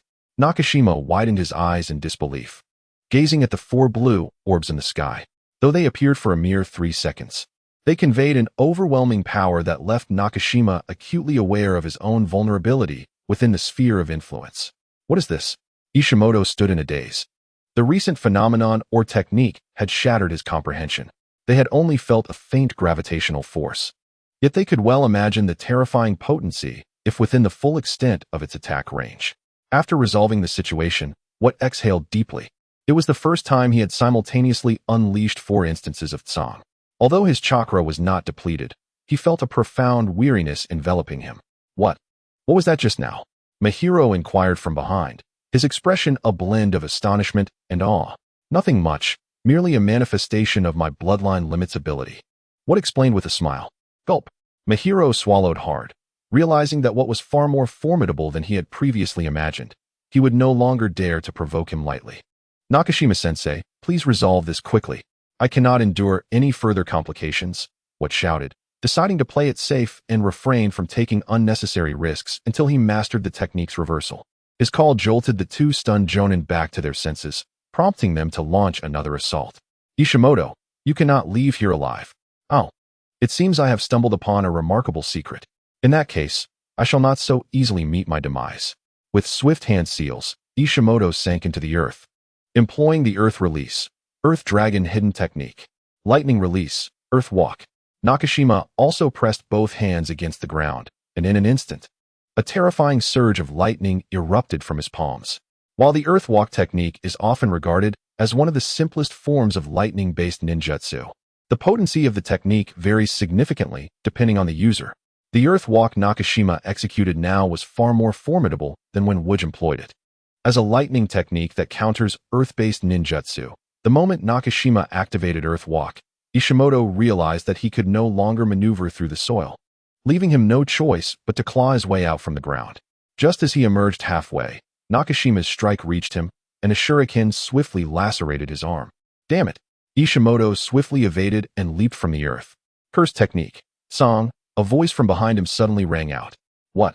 Ishimoto turned around in shock, only to find Wuj had somehow appeared behind him, accompanied by a small azure orb that radiated an ominous gravitational pull, tugging at his very being. He intended to utilize the body flicker technique to escape, yet the mere standard form of the technique was insufficient to break free from the gravitational force of Tsang, which could rival that of a black hole. Although Wuj was not yet capable of unleashing such immense power, it sufficed to deal with a weakened jonin. Under ordinary circumstances, Wuj could not have succeeded so easily in a surprise attack, but Ishimoto had focused all his attention on Nakashima. Completely oblivious to Wuj, who would have imagined that a chunin would dare to confront a jonin? Throughout the prior battle, Wuj had meticulously observed the movements of both combatants, poised to strike at the opportune moment, prepared to eliminate his target without hesitation. Die, brat. Ishimoto, aware of his imminent demise, sought to take Wuj down with him. However, the instant he resolved to swing his shuriken, it was already too late. Having relinquished all resistance, he was swiftly ensnared by Tsang, the spy from IWA Ninja Village, Ishimoto, thus vanished from this world. Was it done? Nakashima inquired, uncertain whether Wuj's ability merely relocated an individual or completely obliterated them. Indeed, not a trace remains. Well, though reporting this may prove troublesome, it suffices that the task is accomplished. Nakashima-sensei, let us refrain from reporting this ability to the village for now, Wuj suddenly interjected. Very well. Without a moment's hesitation, Nakashima acquiesced to Wuj's request. As a jonin within the village, he was well aware of its darker aspects. Should Wuj's displayed prowess be deemed excessively formidable, it could pose a significant danger within the village. After 2 days, Wuj and his companions finally returned to the village. The moment they stepped through the village gates, Jinhong instantly felt a wave of reassurance wash over him. The recent turn of events in this mission has been overwhelming. Initially, during the escort task, a jonin from the rock village appeared, elevating the mission's rank to A class. On the return journey, a rogue ninja from the Leaf Village emerged, similarly categorizing the task as A class. Although Jinhong did not exert himself significantly during these missions, he was nonetheless involved throughout, experiencing a sense of urgency and accomplishment. You all may return to rest. I shall report the mission details myself, he stated. Yes, Teacher Nakajima. Upon returning home, Wu was surprised to find Kakashi waiting at the door. How unusual. waiting for me at the entrance. Haven't you gone on a mission? TCH, are you alright? I heard you encountered a Jonin during your mission. Despite Kakashi's cool demeanor, concern for Wu was evident in his words. Do I appear to be in any trouble? Wu spread his arms and smiled, twirling in front of Kakashi. Glad to hear you are well. With that, Kakashi turned and left. Truly, he is a proud younger brother. Watching Kakashi's distant figure, Wu felt a mix of comfort and joy. Time gradually slipped away amidst the flurry of tasks. This particular outing had successfully eliminated 2 Jonin, elevating Nakajima's ninja team to newfound fame. Even Jinhong and Meiho received numerous admiring glances. For years passed slowly, and Wu had not undertaken any missions for half a year, as he was wholly focused on mastering the reversal technique. Yet, for reasons unknown, despite understanding the principles behind the reversal, he found himself unable to execute it. Now 10 years old, Wu had yet to master the reversal technique. However, through the use of the forward technique, AO, his prowess had already reached the level of a Jonin. He had become adept at various extensions of AO, such as high-speed movement and instant teleportation. Could it be that I lack the talent for mastering the reversal technique? At times, Wu found himself engulfed in deep self-doubt. Without the mastery of the reversal technique, he felt insecure. In cataclysmic battles, like those in later stages, he would be unable to participate without it. Well, let us conclude here for today. There is no need to rush the mastery of the reversal technique. I have already taken a year off from Teacher Nakajima, and with 6 months remaining. If I still cannot grasp it, I will have to learn through battle. However, upon returning to the village today, Wu sensed something peculiar in the atmosphere. Everyone seemed to be subtly watching him. He is the son of the White Fang. Alas, he wondered how their family would continue to live in the village amid such scrutiny. Various murmurs of a similar nature reached Wu's ears, causing his brow to furrow. Suddenly, a thought struck him, and he promptly used instant teleportation to return home. Upon reaching his doorstep, Wu discovered Kakashi seated there, his expression notably grim. Brother, Kakashi called out as he noticed Wu's return, his tone hoarse. All right, I understand. Leave it all to me. I will find a solution. Wu gently ruffled Kakashi's white hair before turning to enter the house. Inside, he found Shuo Mao kneeling on the ground, eyes closed in contemplation, his demeanor appearing exceedingly haggard. You've returned, Shuo Mao said, finally opening his eyes upon hearing the movement before him. The contrast between his current state and that of before was striking. I never expected you to encounter failure in your mission, father. One is not a deity. Experiencing setbacks is rather commonplace, Shuo Mao replied with a faint smile, though it was apparent that this smile was forced. However, the consequences of this failure are rather severe.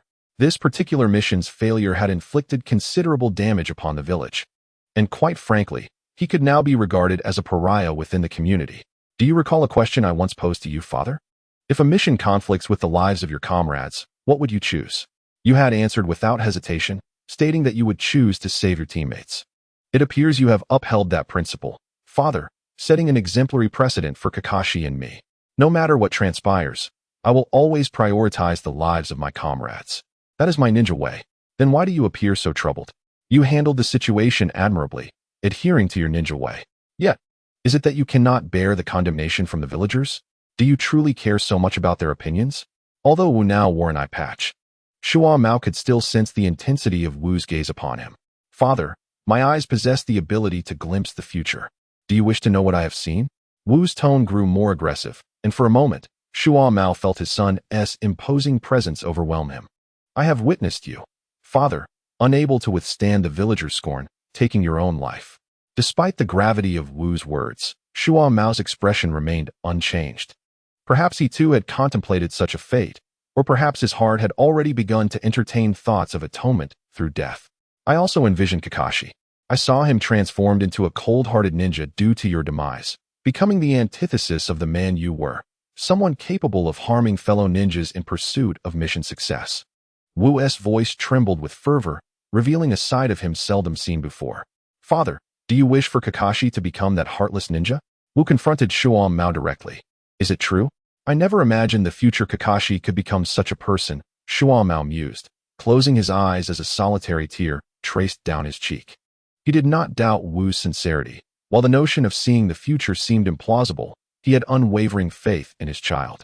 Father, I believe you should be aware of the reasons why this group of commoners is privy to the details of the mission's failure. It is all a conspiracy of the village. Are you truly willing to sacrifice yourself for their schemes? A man like you, father, deserves to perish on the battlefield. Should it come to that, you are the one who possesses the half-arm Hokage mantle. The significance of the half-arm Hokage mantle is profound. When the previous Hokage meets with misfortune and no successor has been established, one bearing the half-arm Hokage mantle can ascend to the position of Hokage directly. Very well, I understand. Please leave me be for a while. Should you not make the right choice, I shall take it upon myself to decide for you. With that, Wu turned and walked away, leaving Shuo-mo alone in the dimly lit room. Brother. Upon seeing Wu emerge, Kakashi promptly approached him. Rest assured, father is fine. He will be all right in time. For now, refrain from undertaking any missions and remain by his side, lest he make a foolish decision. Understood, brother. Kakashi nodded solemnly, clearly troubled by Shuo-mo's current state. Danzo, you had better hope my father does not encounter any more misfortune, otherwise, I will not spare you. As he turned away, Wu's expression darkened significantly. He knew that this incident was entirely orchestrated by Danzo, while the third Hokage was merely a bystander in this affair. Meanwhile, in the Hokage's office, seated opposite the third Hokage was a man with one eye bound in bandages, the leader of the root organization, Shimura Danzo. Danzo, your actions this time have gone too far. You should not have set your sights on Shuo-mo. The third Hokage, Hiruzen Sarutobi, narrowed his eyes as he regarded Danzo. Throughout their encounter, Danzo kept his eyes closed, fully aware of the nature of the man before him, whom he had once called a comrade. Isn't this what you wish to see, Hiruzen? After a lengthy pause, Danzo finally opened his eyes to speak. If Shuo-mo's reputation in the village is not suppressed, neither Orochimaru nor Minato can hope to ascend as the fourth Hokage. At this, the third Hokage was momentarily taken aback. Although Shuo-mo had clearly stated his intention not to participate in the election for the fourth Hokage, some matters cannot simply be relinquished by mere declaration. Even if Shuo-mo were to voluntarily withdraw, a faction supporting him would undoubtedly emerge, and neither Minato nor Orochimaru could match Shuo-mo's record or renown. Moreover, both of Shuo-mo's children have exhibited remarkable talent. As they mature, it will become increasingly challenging to undermine Shuo-mo's position. You must understand, those two children are destined to surpass Shuo-mo in the future. Towanzo had contemplated the possibility of recruiting either Wu or Kakashi into the root, yet such thoughts remained mere musings, devoid of any actionable intent. After all, Shuo-mo was not an adversary to be trifled with, and he would never consent to sending his own children to the root. I am aware of your concerns, Hisashi. Thus I shall not impose upon you to partake in this matter. Your role is merely to observe from the sidelines, without interference. With that, Towanzo intended to turn away and depart. Do not go too far, Towanzo. Shuo-mo still holds great value for the village. Upon hearing these words, Towanzo's figure hesitated momentarily, seemingly acknowledging the sentiment, before he continued on his path without looking back. My sincerest apologies, Shuo-mo. The third Hokage could only express his remorse for Hatake Shuo-mo in the depths of his heart. As time progressed, the incident of Hatake Shuo-mo's mission failure did not fade with the passage of days. Instead, it escalated in intensity. Even the ninja whom Shuo-mo had once rescued began to voice condemnation against him. This denunciation served as the proverbial last straw. As while Shuo-mo could endure the reproaches of the common folk, he found it unbearable to be chastised by one he had saved. Although he understood that there were forces behind the scenes stirring the pot, the damage to his reputation was substantial. If he failed to take measures to restore his standing, both his children, Wu and Kakashi, would also suffer the repercussions.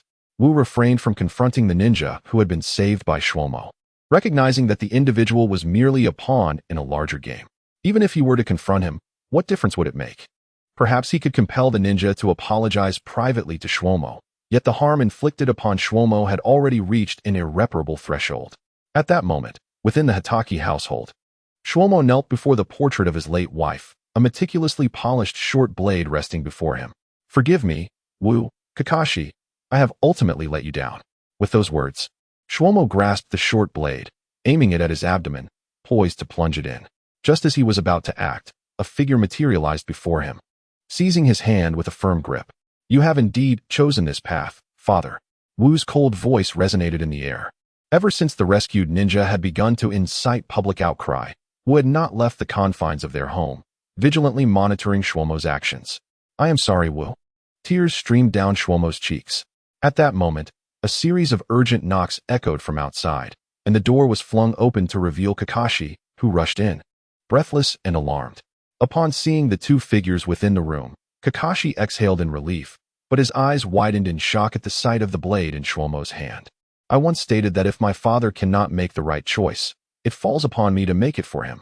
Since he wishes to vanish from this world, I shall take matters into my own hands. Brother, what are you planning to do? Kakashi, upon hearing What's words, was taken aback. What spoke calmly, Kakashi? Please set our home ablaze. Why? Because from this moment forth, I am the head of the Hatake family. This is the decree of the new patriarch. Everything pertaining to the Hatake lineage shall begin anew, and together, you and I shall restore the honor of our clan. Kakashi glanced at Shwomo, only to find him kneeling in silence, tears streaming down his face, devoid of any words or actions. Very well. After a moment of contemplation, Kakashi nodded and unleashed his fire release, swiftly departing from the Hatake residence. Father, you shall no longer bear the name Hatake Shwomo. The flames erupted violently, engulfing the Hatake household, attracting the attention of all nearby civilians. What is happening? The third Hokage, witnessing the scene, stared in disbelief. Although ninja were already dispatched to extinguish the flames, the third Hokage comprehended the gravity of the situation. You chose this path, Shwomo? Had I known, I would have intervened to stop Danzo. Clenching his fists, the third Hokage was astonished that Shwomo would resort to such a drastic measure. Even Danzo, upon learning of the event, was taken aback, never anticipating that Shwomo would choose self-immolation. Despite the multitude of people and ninja engaged in firefighting efforts, the inferno was too fierce. By the time the flames were quelled, the Hatake estate lay in ruins, reduced to charred remains. Among the rubble, they discovered a severely burnt body, its identity rendered unrecognizable, yet the onlookers understood without words who it was. At that moment, Kakashi and what appeared at the outskirts of the Hatake ruins, their expressions filled with shock, tears streaming down their cheeks. One could not deny the exceptional acting of these two brothers. Please accept my condolences, the crowd murmured upon witnessing Hatake and Hatake Kakashi. Though they held Shwomo accountable for the immense loss inflicted upon the village due to his failure to fulfill his duties, they did not genuinely wish for his departure. Once all had settled, the third Hokage, the primary individual responsible for the mission, arrived belatedly. Upon seeing the charred corpse, even though he had mentally prepared himself, he felt a momentary disorientation, his body stiffening in disbelief. He never imagined that the renowned Konoha White Fang would meet such a tragic end. What? Kakashi, I apologize. Had I intervened sooner, this tragedy might have been averted, the third Hokage lamented as he approached and Kakashi, remorse etched upon his face. Do not blame yourself, Hokage. This was a choice made by my father. Rest assured, I shall organize a funeral for Sakomo that befits a hero. Thank you, Hokage. The suicide of Hatake Sakomo sent shockwaves throughout the ninja world, leaving many astonished that the illustrious Konoha White Fang would choose such a tragic end. His funeral was held 3 days later, attended by all prominent figures of Konoha. The third Hokage, Shimura Danzo, Minato Namikaze, Orochimaru, Tsunade, Jiraiya, and the esteemed heads of various clans. Even numerous villagers gathered spontaneously to bid farewell to Sakomo. On that day, the streets of Konoha were awash in black attire, with nary a hint of color to be seen. As Kakashi and Obito strolled down the street, the villagers' gazes shifted from skepticism to sympathy, perhaps reflecting the inherent nature of humanity. Although Sakomo's death caused an immense stir in the ninja world, life in the ninja realm continued unimpeded, as everything proceeded in an orderly fashion. Adjacent to Ichiraku Ramen, a quaint dessert shop had mysteriously opened, run by a kind-hearted gentleman with dark hair. Kakashi and Obito soon became regular patrons of this establishment. From here on, you must forge your own paths, Kakashi, Obito, the proprietor remarked, watching them depart.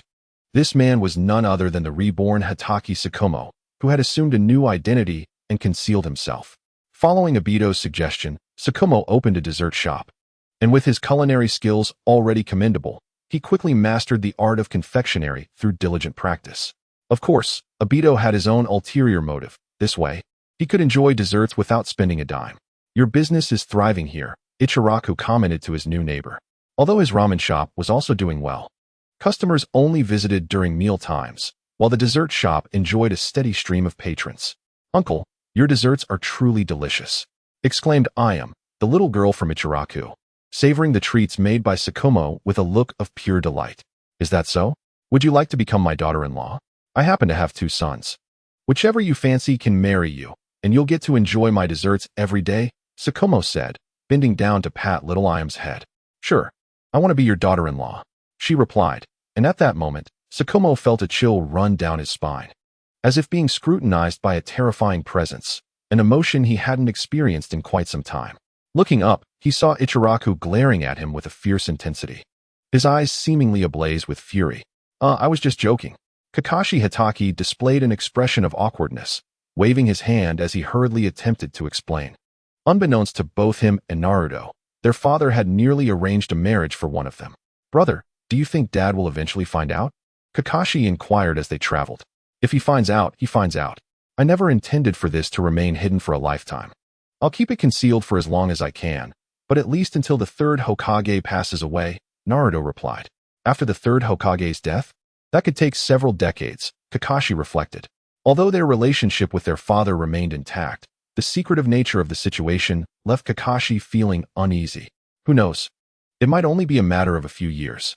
Meanwhile, in the Sunagakure, a boy with striking red hair and delicate features was momentarily stunned upon hearing the news of Shikaku Nara's suicide. The White Fang of Konoha actually took his own life? At that moment, the boy's eyes lost their luster, and his demeanor shifted to one of desolation, as if he had lost all will to fight. It's all the fault of the 3rd Kazekage. If it weren't for him, my parents wouldn't have died at the hands of the White Fang. Now that he is gone, I must avenge them. A dark and terrifying thought surged within the boy's heart, a desire to kill the 3rd Kazekage. Satori, what's wrong? A voice suddenly broke the silence from behind him, as an elderly figure hurriedly approached, concern etched on her face. She had sensed the change in Satori's aura.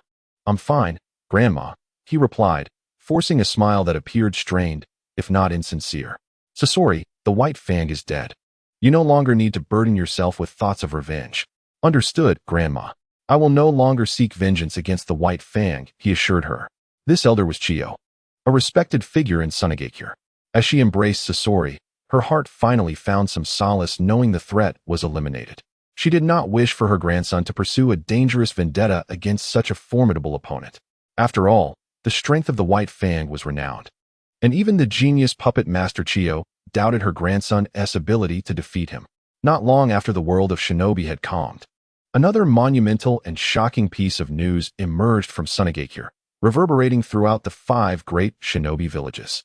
The Hidden Sand Village, renowned for having the most formidable 3rd Kazekage among all previous wind shadows, has mysteriously vanished. Although the Sand Village is making considerable efforts to conceal this information, the world is not devoid of whispers. Every major ninja village has its spies infiltrating the Sand Village. Initially, the other villages maintained a skeptical stance regarding this news. However, under the weight of public speculation, they were compelled to accept the unsettling reality that the 3rd Kazekage had indeed gone missing or encountered some misfortune. After all, the voluntary concealment of the Kazekage at this juncture could yield no benefit for the Sand Village. Meanwhile, in the Land of Lightning, within the Cloud Ninja Village, the 3rd Raikage, absorbed intelligence regarding the Sand Village. An ambition swiftly unfurled within him. This presented an opportune moment for military expansion. Reclining in his chair, he proclaimed with an air of dominance, "Are you certain, Lord Raikage? Such actions could very well precipitate the 3rd Great Ninja War," exclaimed the Cloud Village strategist, his eyes widening in alarm. A conflict between 2 major ninja villages is far more complex than mere skirmishes among smaller ones. Other great villages might seize this opportunity to intervene. Humph. We shall not only declare war on the Sand Village, but also on the Rock Village and the Leaf Village. A declared, exuding arrogance. Are you certain, Lord Raikage? This could render us the common enemy of the ninja world. Humph, what is there to fear? Our Cloud Village boasts both the 2 tails and the 8 tails as Jinchuriki. At that moment, a youthful voice emanated from outside the door, carrying a subtle undertone of authority. Hey, you've arrived, the 3rd Raikage acknowledged. Father, I wholeheartedly endorse your proposal. Our Cloud Village possesses the capability to wage war against multiple ninja villages simultaneously, he replied. Destined to become the 4th Raikage, though he had yet to ascend to the position.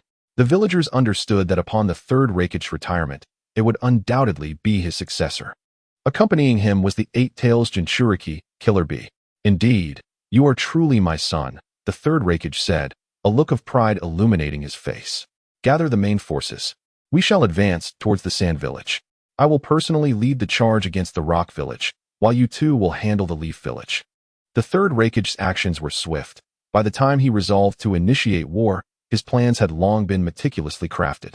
Yes, Lord Raikage. The strategist of the Cloud Village promptly began mobilizing forces, aware that the third Raikage's decision to wage war was irrevocable, rendering the current situation beyond anyone's control. The disappearance of the third Kazekage prompted numerous ninja villages to contemplate their share of the Wind Country's vast resources. Although the environment of the Wind Country was challenging, it remained one of the 5 great ninja villages and housed the One Tail. It is worth noting that each tailed beast can serve as a strategic weapon capable of determining the outcome of a war. In the Land of Fire, within the Leaf Ninja Village, Lord Danzo, this represents an opportune moment to seize the Sand Ninja Village. Should we successfully capture it, Konoha shall undoubtedly ascend to the status of the most formidable ninja village, declared Shimura Danzo with fervent zeal in the conference room. Ever since the disappearance of the third Kazekage, he had persistently urged Sarutobi Hiruzen to launch an offensive against the Sand Ninja Village, only to be met with rebuttals each time. Thus, this time, he arrived well prepared, accompanied by 2 advisors from Konoha, Mito Gate In and Narashikaku. Indeed, Hiruzen, capturing the Sand Ninja Village is paramount. Setting aside the barren land, the One Tail alone would suffice to compensate for our losses in this conflict, chimed in Narashikaku. Although Mito Gate In remained silent, the third Hokage could evidently discern the sentiments he wished to convey. Are you aware of the immense toll this war will exact on Konoha in terms of manpower and resources? How many ninjas will perish in this battle? Sarutobi Hiruzen spoke with palpable sorrow. Such losses are inevitable for the future of Konoha, Danzo asserted resolutely. Just as Hiruzen was about to articulate further thoughts, an Umbu suddenly appeared in the conference room and whispered urgently in the ear of the third Hokage. Instantly, shock and disbelief etched themselves onto Hiruzen's face. What is it, Hiruzen? Danzo inquired hastily, sensing that something significant had transpired, for an Umbu would not intrude upon such a high-level meeting without cause. The third great ninja war has commenced. Kumogakure has declared war upon us, as well as Sunagakure and Iwagakure, Hiruzen revealed. What? How dare the third Raikage? Narashikaku exclaimed, disbelief flooding his features. Had the news not emanated from the third Hokage himself, he would have suspected it to be a prank. Humph, if they dare to come, let them find no return. Danzo's aura became tinged with a subtle menace. However, Hiruzen, this is a result of your overly cautious nature. Had we acted sooner, the advantage would have been ours. He continued. Enough of that. Summon Jiraiya, Orochimaru, and Minato. We must commence preparations for the war conference. We are now on the brink of the third great ninja war. Mito Gate In interjected, emphasizing that further debate on past matters was futile.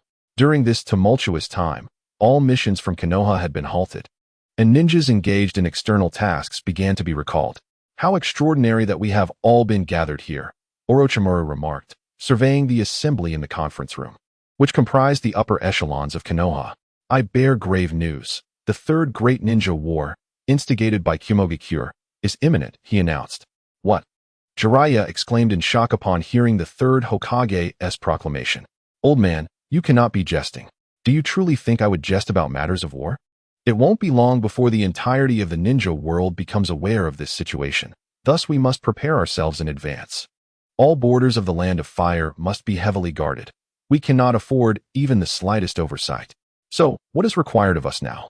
Orochimaru extended his elongated tongue to lick his lips. While he harbored no fondness for warfare, he despised even more the sensation of being subjugated. Shortly, I shall oversee the deployments at each border.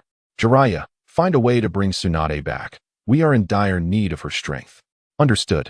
As news reached the Hidden Leaf Village, other ninja villages were equally informed. All were astounded by the audacity of the Cloud Village, which had the gall to declare war on 3 major ninja villages simultaneously. What shall we do? With the third Kazekage missing, we may be unable to withstand the onslaught from the Cloud Village. In a meeting at the Sand Village, an elder spoke with a tremor in his voice. Having succumbed to feelings of retreat and even surrender upon learning of the declaration of war against their village, Indeed, even if we deploy the one-tailed Jinchuriki into battle, the Cloud Village possesses both the two tails and the 8 tails Jinchuriki. Should we seek assistance from the Leaf Village? No, they might have already set their sights on us. The elders of the Sand Village began to murmur amongst themselves, yet a viable solution eluded them. In the face of such overwhelming power disparity, any schemes would be futile. We are not without our chances. At that moment, Chio spoke up. Let us not forget that we still have Raza, a ninja capable of utilizing gold dust. With his current strength, he could effectively assume the role of Kazekage. However, it is feared that even Raza alone may struggle against the Cloud. While Raza is indeed powerful, he is but one individual, and the Sand Village has a scarcity of strong warriors. Do you genuinely believe that the Cloud Village will deploy their entire military force against us? Their primary targets will undoubtedly be the Leaf and Rock villages. Thus, we are not entirely devoid of opportunity. In this war, our aim should merely be to safeguard ourselves. Chio is correct. We do possess a possibility of victory. With the third Kazekage missing, the Cloud Village will likely underestimate us and may not send their most formidable forces against our village. Fear not. I shall ensure the safety of our village. At that moment, the door to the conference room swung open, and Raza entered with a calm demeanor. He understood that if he made sufficient contributions in this conflict, the position of Kazekage would inevitably be his. Then, Raza, we shall rely on you to protect the Sand Village. I shall not disappoint the esteemed elders. Meanwhile, the Rock Village was also engaged in urgent preparations for battle. That scoundrel, the third Raikage, dares to instigate war among the ninja world. In the conference room of the Rock Village, Inoki slammed his hand on the table, his face contorted with rage. However, now that the war has commenced, we cannot remain passive. As we dispatch a contingent to resist the Cloud Village, we must also set our sights on the Leaf Village. Upon hearing the words of the third Tsuchikage, Inoki, all the elders of Awagakure were somewhat taken aback. This indicated that Inoki not only intended to counter Cloud Village, but also to initiate an offensive against the Leaf. Was this decision perhaps a tad imprudent? A council elder remarked that merely resisting the Cloud Village would inevitably incur significant sacrifices.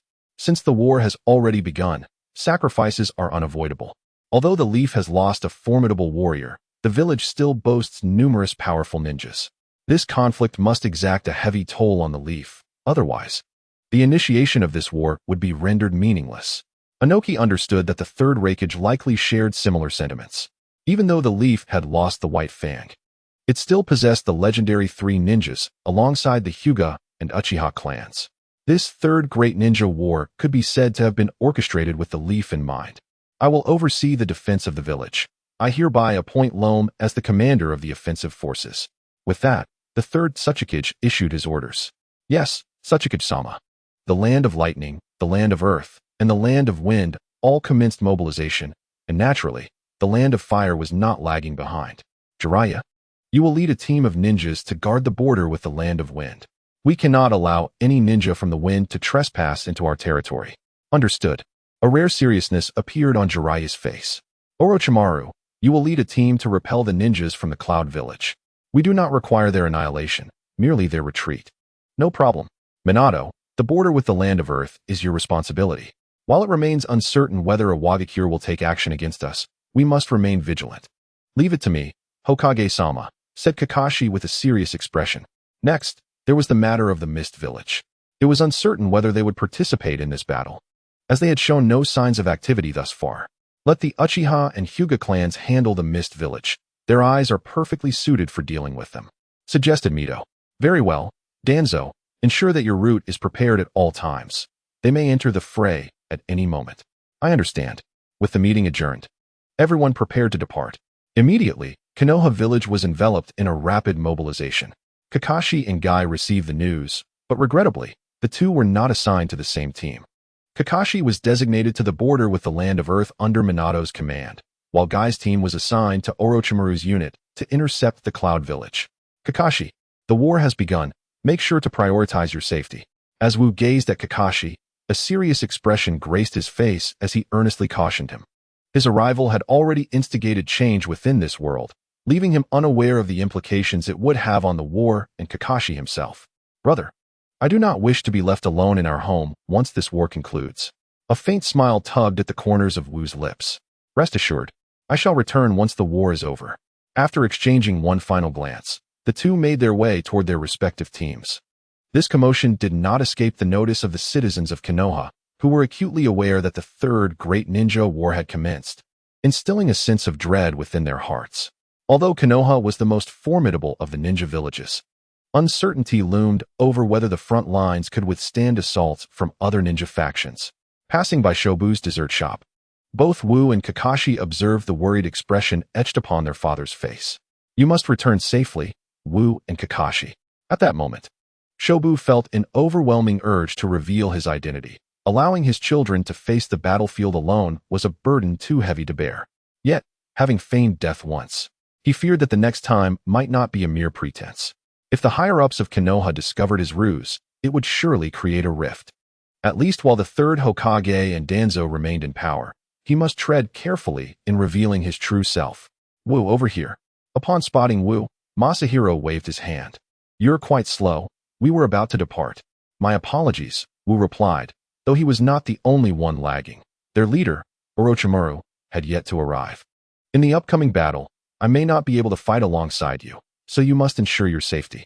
Nakajima spoke with grave seriousness, surprised that war had erupted so swiftly, mere years after the conclusion of the Second Great Ninja War. "Mika, you should join the medical corps." "Yes, Teacher Nakajima." Although Mika yearned to fight on the front lines, she understood her limitations. Her current abilities would only serve to hinder her comrades. "Masahiro, during combat, do not act recklessly. Your primary focus should be on your own safety." "Yes, Teacher Nakajima." As for Wu, there was little more to say, given his current prowess.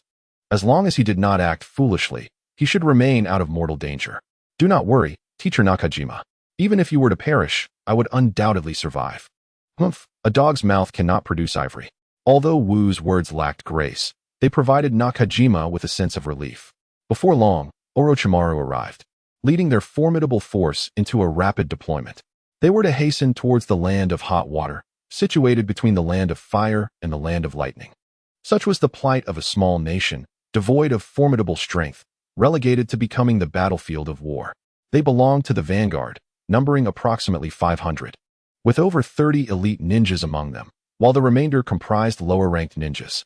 The group departed with utmost urgency, yet upon reaching the land of soup, for days had already elapsed. The larger the contingent, the slower their advance became. However, upon arrival, the environment felt distinctly amiss. Despite the ongoing state of war, the inhabitants of the land of soup were gripped by a palpable fear, rendering the streets nearly deserted. The eerie silence was unsettling. The reconnaissance team meticulously surveyed their surroundings, leaving no trace unexamined. "We must not overlook even the faintest clues," a strategist urged.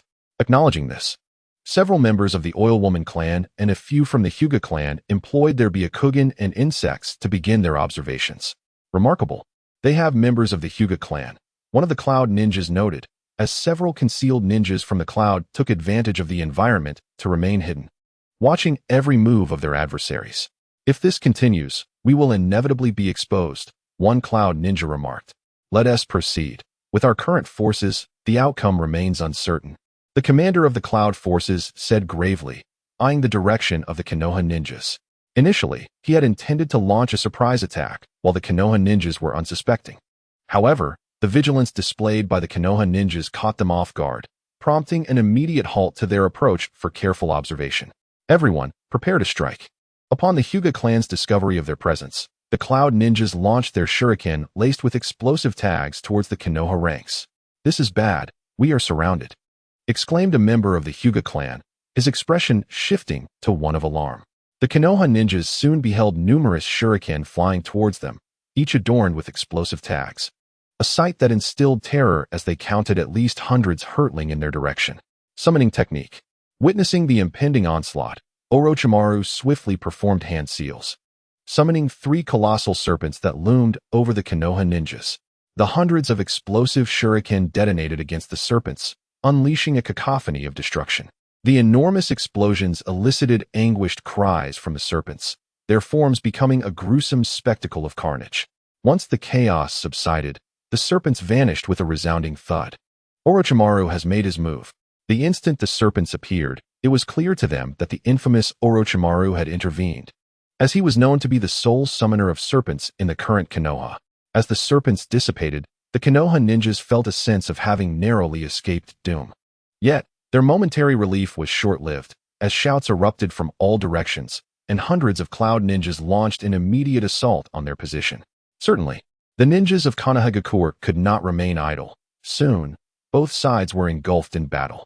Although many from both villages were experiencing war for the first time at that moment, contemplation was a luxury they could not afford. In such a harrowing scene, even a moment's distraction could spell doom. Fire release, lightning release, water release, earth release. Various ninjutsu were unleashed in rapid succession, with ninjas falling to their demise at every turn. Is this what war truly is? Many inexperienced genin, witnessing such carnage for the first time, were momentarily stunned. Even seasoned chunin, who had participated in dozens, if not hundreds, of missions, struggled to withstand the grotesque reality before them. Here, human life seemed to hold little value, and the stench of blood permeated the air. At that moment, Orochimaru found himself entangled with 3 jonin from the village hidden in the clouds. After all, Orochimaru bore the title of one of the legendary 3 ninjas, and it was clear that a lone jonin would not stand a chance against him. The ninjas of the Cloud Village were well aware of this, thus dispatching 3 jonin to restrain Orochimaru, hoping to eliminate the remaining leaf ninjas while he was occupied. To think the speed of the Cloud Village would be so remarkable. Have you been preparing for war all along? Orochimaru inquired, his tone icy. It was known that between the land of lightning and the land of water lay the land of rivers. Yet these cloud ninjas appeared to have been preparing for quite some time. You need not concern yourself with that, Orochimaru. Your priority should be finding a way to escape our grasp, one of the jonin retorted. Escape? Huh? Orochimaru scoffed. Do you truly believe I need to flee? With that, he unleashed the serpent's hand, transforming his arms into dozens of small snakes that lunged toward the 3 cloud ninjas, ensnaring him. However, these seasoned warriors were not easily ensnared by such trivial tricks. With swift movements, they drew their kunai, severing the heads of the snakes in an instant. Of course, Orochimaru did not expect such a ploy to be effective against them. After all, such minor jutsu were only suitable for confronting genin or chunin, and using it against jonin was nothing short of an insult. Suddenly, Wu noticed that Jinhong, who was engaged in battle, appeared momentarily dazed, prompting him to shout in anger. Hey, what are you doing? This outburst jolted Jinhong back to reality, his gaze vacant as he looked at Wu. Wu, is this what war is? Jinhong had taken lives before, both ninjas and ordinary people, but he had never killed so many in such a brief span of time. In that moment, he felt less like a ninja and more like an executioner. This is war. You must regain your focus, Wu exclaimed, dispatching a cloud ninja who attempted to ambush Jinhong from behind. He then shouted again, given the current state of this war, one must lament that the teachings of Konoha are overly lenient. While the lower and mid-ranking ninjas of the Cloud Village may appear shaken and apprehensive, they will not be rendered immobile by the horrors of war. Thus, the initially balanced situation gradually began to tilt in favor of Kumo. Orochimaru, you see, the ninjas of Konoha are on the brink of being annihilated by our cloud ninjas, and soon you shall find yourself trapped like a turtle in a jar. Sneered a cloud jonin engaged in battle with Orochimaru. At that moment, Orochimaru's countenance was exceptionally grim. His pallor was already ghostly and devoid of any expression. He resembled a harbinger of doom. Damn it, these genin and chunin possess such feeble mental fortitude, remarked a jonin from Konoha, acutely aware of the mounting pressure he faced. They understood the principle that a multitude of ants could bring down an elephant. If all the genin and chunin of Konoha were to perish, they would inevitably be next in line. However, there were indeed exceptional chunin within Konoha, such as Wu, who navigated through the ranks of the Cloud Ninja without employing any ninjutsu, jinjutsu, or tools, solely relying on his physical prowess. With each strike, he effortlessly vanquished a genin or chunin. The jonin from Kumo naturally took note of Wu's extraordinary abilities and recognized his formidable strength, which had surpassed that of a typical chunin. We cannot allow that brat to continue unchecked. I will deal with him while you hold off the others, declared a jonin from the Cloud Village. Understood. Soon after, Wu noticed a long blade thrusting toward him from behind. He swiftly sidestepped, causing the attack to miss its mark. Quite nimble for a Konoha brat, the Kumo jonin remarked, momentarily taken aback that a jonin would ambush a mere chunin. I didn't expect you to employ such underhanded tactics, sending a jonin after a lowly chunin. Humph, as long as victory is achieved. What does it matter if it is deemed dishonorable? History is written by the victors. Indeed, history is penned by those who prevail, but in our encounter, who shall emerge as the victor? A smile crept across Wu's lips, a smile that seemed inexplicable to the Kumo jonin, who could not fathom why a chunin would smile in the face of a jonin. Curse technique, song. As Wu spoke, the opponent felt an ominous sensation wash over him, causing the hairs on his body to stand on end. Unsure of where to flee, he understood that remaining in place would be perilously unwise. A cerulean orb of light appeared beneath his feet. Though it appeared blue, a deep blackness within hinted at its insatiable hunger for consumption. Instantly, a gaping pit formed at his feet, yet he utilized the body flicker technique just in time to escape. Ah, has he evaded it? Though, that was to be expected. Upon reaching the level of a jonin, one's sixth sense typically becomes exceptionally acute. It is akin to when Gojo Satoru attacked Kakashi Hatake. Nearly every strike was deftly evaded by Kakashi. What is this? The Cloud Ninja Jonin, who had instantaneously sidestepped, felt a cold sweat trickle down his brow. His voice tinged with trepidation. Yet, you have only managed to evade once. How will you escape the subsequent assaults? At this juncture, Gojo resolved to no longer conceal his abilities, for relying solely on physical prowess would not suffice to vanquish a jonin. Initially, he had aimed to master the reverse technique before the onset of the Fourth Great Ninja War, but alas, he underestimated its complexity and overestimated his own aptitude. The art of jutsu is intrinsically woven into one's being from birth, and the principles of the reverse technique are well known within the world of jutsu. Gojo Satoru could not possibly be oblivious to them. Yet, it was only when he was on the brink of death that he finally grasped the reverse technique, a testament to its formidable difficulty. Several instances of cursed energy enveloped the Cloud Ninja, a terrifying gravitational force relentlessly pulling at his very form. At the tender age of 5, during his confrontation with Kakashi, he could only unleash a single instance of cursed energy. By the age of 6, he had progressed to releasing 5 simultaneously. Now, at the age of 10, he could nearly wield it without limitation. How could such a terrifying jutsu be unleashed in such abundance? The Cloud Ninja's eyes widened in disbelief. He attempted to employ the body flicker technique to escape, but found his body seemingly ensnared. The gravitational pull from every part of his body instantaneously tore him apart, his arms and thighs fracturing in the blink of an eye. In merely 2 maneuvers, Gojo had dispatched a jonin. This spectacle left all on the battlefield in sheer shock. Their duel had garnered significant attention from the outset.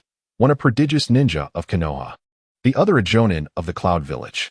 Would the Cloud Jonin mercilessly slaughter the genius of Konoha, or would Konoha's prodigy turn the tables on the Cloud Jonin? Initially, the Konoha Jonin intended to assist Gojo, but they were closely monitored by the Cloud Ninjas. However, they did not anticipate such an outcome. The genius of Konoha had brutally vanquished a jonin from the Cloud. Intriguing. Orochimaru, too, had observed Gojo's battle. Upon witnessing the techniques employed, a glint of interest sparkled in his eyes. Since the exposure had already occurred, perhaps it was permissible to escalate the intensity a tad. With arms outstretched to either side, Gojo unleashed a massive wave of cursed energy where the Cloud Ninjas congregated. Instantly, over 100 Cloud Ninjas perished beneath the weight of his power. The overwhelming gravitational force left no one capable of escape. This maneuver cost the Cloud Village over 100 ninjas, including Genin, Chunin, and even several unfortunate jonin. All present were left agape, gazing at Gojo, who had just shone brilliantly in the chaos. Was this an illusion? The eyes of all the Cloud Shinobi were filled with terror as they gazed in disbelief at the scene before them. They could scarcely fathom the nature of the jutsu capable of dispatching so many of their comrades in an instant. The look of intrigue in Orochimaru's eyes vanished, replaced by profound astonishment. Even with his vast experience, he found himself unable to comprehend what had just transpired. Yet, one thing was abundantly clear. The current situation favored Konoha. "Let us not squander this fortuitous opportunity," shouted a Leaf Jonin, urging their comrades to launch a counterattack. Though the events were bewildering, they had to seize this moment to retaliate. Well done, what?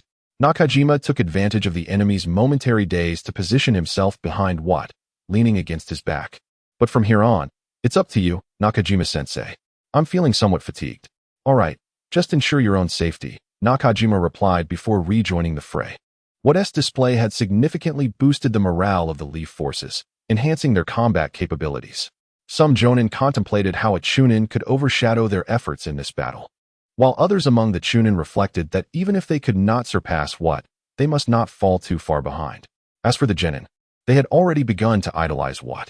It truly is astonishing. However, it has also ignited my competitive spirit, Orochimaru mused, observing the revitalized Konoha ninjas with a sense of relief. He then began to form hand seals, summoning forth a creature once more.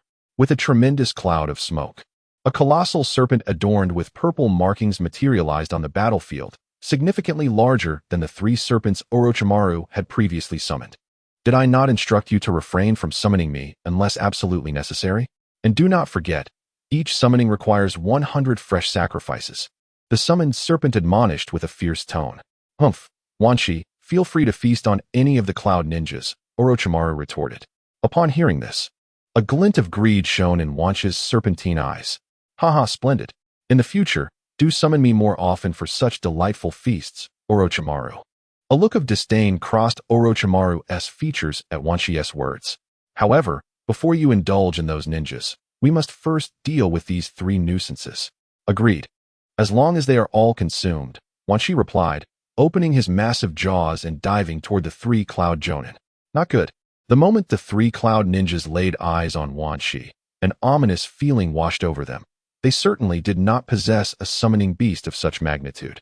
The cloud shinobi began their retreat, realizing that they were no longer a match for Konoha. They had not anticipated such a turn of events with What's emergence. Otherwise, the outcome of this battle would have been far less certain. Trying to flee? First, let me consult with my lord Wanshi to see if he consents. After the initial attack proved fruitless, the myriad of serpents once again lunged at the 3 cloud ninjas, simultaneously utilizing their tails to send other cloud ninjas flying. Pursue. There was no way they could allow the cloud ninjas to escape so easily. They had already incurred significant losses in this battle. Thus it was imperative not to let the cloud ninjas slip away. Infuriatingly, some members unleashed water release techniques, while others utilized lightning release to paralyze the leaf ninjas' bodies, hindering their movements. One of the cloud ninjas Jonin quickly devised a retreat strategy. Yes, water release, water dragon bullet technique. Dozens of cloud ninjas conjured forth water dragons that surged toward the leaf ninjas with ferocity. The leaf ninjas responded swiftly, erecting an earth release, earth flow wall. However, the defensive coverage of the earth flow wall was too limited, while the water dragon bullet's attack range was vast, resulting in many leaf ninjas getting drenched. Lightning release. Lightning sphere. The cloud ninjas executed a basic lightning release, sending yellow and purple lightning spheres racing toward the leaf ninjas. The already soaked leaf ninjas, upon encountering the lightning attack, felt a sudden wave of mild paralysis wash over them. The reason the cloud ninjas opted for a low-level lightning release was that while using the water dragon bullet, they too had been splashed with water. Thus, employing a higher-level lightning technique could inadvertently harm them if the leaf ninjas retaliated.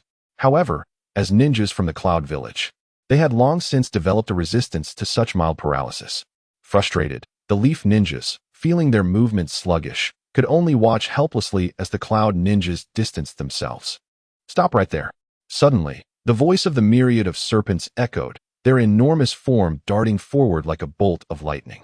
Although both water and lightning techniques struck the serpents, the mild paralysis was negligible against their colossal stature. Cursed. I nearly forgot about this giant. The faces of the cloud ninjas darkened upon hearing the serpent's thunderous roar. To detain this massive snake, they would have to sacrifice 3 Jonin to hold the rear, essentially resigning themselves to their demise. Just then, a colossal octopus tentacle shot in from the distance, striking the serpent and sending its massive body tumbling several times before it was abruptly pulled back into the Dragonland cave. Everyone stood in stunned silence at this sudden turn of events. It's Lord Killer Bee. The faces of the cloud ninjas brightened with relief. You lot, hurry and retreat. Now is not the time to confront the leaf ninjas. A rap echoed in the ears of the cloud ninjas, though the tone left much to be desired. For now, I'll let you leaf scoundrels off the hook. Next time, I shall take your lives. At this moment, everyone noticed a figure in the distance, donned in sunglasses, with dark skin, striking hip-hop poses. Most astonishingly, behind him were 8 writhing octopus tentacles. The 8 tails Jinchuriki. Orochimaru spoke with a grave expression. It appeared that the individual was a perfect Jinchuriki, seemingly having mastered the power of the tailed beast entirely. The emergence of the Eight Tails Jinchuriki from the Cloud Village on the battlefield was indeed an unforeseen circumstance for Orochimaru, as a moment's negligence could result in the tailed beast being seized by other ninja villages. The Leaf Village, for instance, would never readily deploy its Nine Tails Jinchuriki to war, as the activation of the Nine Tails would signify that the Leaf had reached a critical juncture of survival. With the Jinchuriki from the Cloud Village now in play, there was no longer a necessity for the Leaf to pursue. Continued pursuit could lead to their own annihilation at the hands of the opposing Jinchuriki. Given that the power of a tailed beast was not to be trifled with, especially one as formidable as the Eight Tails, was that truly a tailed beast? The chakra within it was astonishingly vast. Wu had also noticed the terrifying chakra contained within Killer Bee. In comparison, Wu's own chakra seemed but a trickle beside an ocean. He realized that even if he were to drain every cell in his body, he would never possess such overwhelming chakra. One could only imagine the sheer terror of the strongest tailed beast, the Nine Tails. Although Wu had lived in the Leaf Village for a decade, he had never encountered a Jinchuriki of the Nine Tails, perhaps due to the village's overprotectiveness or merely a matter of unfortunate timing. All personnel took a moment to regroup, while medical ninjas hurried to tend to the wounded and staunch their bleeding. Once the Cloud ninjas vanished entirely, the Leaf ninjas swiftly mobilized. "Well done, Wu." Orochimaru suddenly approached Wu, smiling as he spoke. "It seems the entire village underestimated you. Even the title of genius hardly does justice to your current prowess. Truly, you are the son of the White Fang. A tiger begets no dog. Thank you for your praise, Lord Orochimaru. I shall report this battle faithfully to the third Hokage, especially your achievements, which undoubtedly stand out as the most remarkable in this encounter. It is likely that soon, you will become the youngest Jonin in the history of the Leaf Village. Thank you, Lord Orochimaru. Keep up the good work. I have high hopes for you." With that, Orochimaru turned and departed, seemingly to confer with other Jonin regarding upcoming strategies or perhaps to draft a summary report of the battle. "I didn't expect your strength to have grown so formidable, Wu. The gap between us truly feels insurmountable," said Masahiro, approaching Wu with a look of dejection.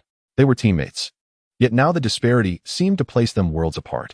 All the Leaf ninjas present regarded Wu with expressions of deep respect. "Do not set me as your benchmark, or you'll exhaust yourself trying to catch up. After all, I shall become the strongest in due time," Wu replied with a mischievous grin. Though this time Masahiro surprisingly refrained from retaliating. "In future missions, I may no longer be able to assist you, Wu, if the day comes when we must part ways. Take good care of yourself." Jinhong's tone carried a hint of melancholy. He understood that in this battle, Wu's formidable prowess would undoubtedly earn him considerable recognition, unlike them, who would merely serve as cannon fodder. "Haha, you speak as if it were a matter of life and death. Just be careful that when the war concludes, I don't find your name inscribed on the hero's monument. Impossible.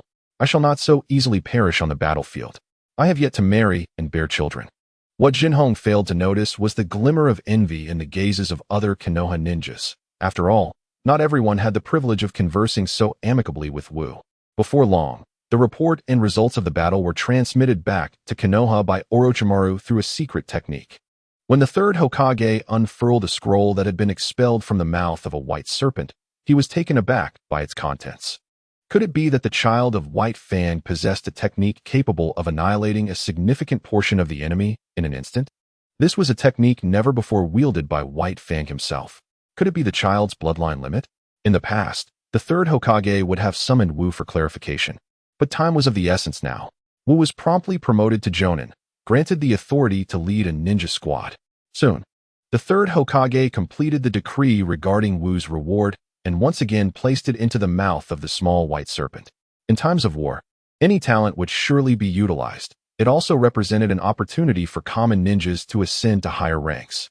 However, the fact that the Cloud Village had dispatched tailed beasts was alarming. It seemed necessary for Minato to be sent to the battlefield in the Land of Lightning. The most effective method of countering the enemy's tailed beasts was to deploy one's own, yet allowing Konoha's Jinchuriki to leave the village posed significant concerns, especially for Namake's Minato. At present, no one in Konoha possessed the capability to confront tailed beasts directly, not even the third Hokage himself, who could only resort to sealing techniques.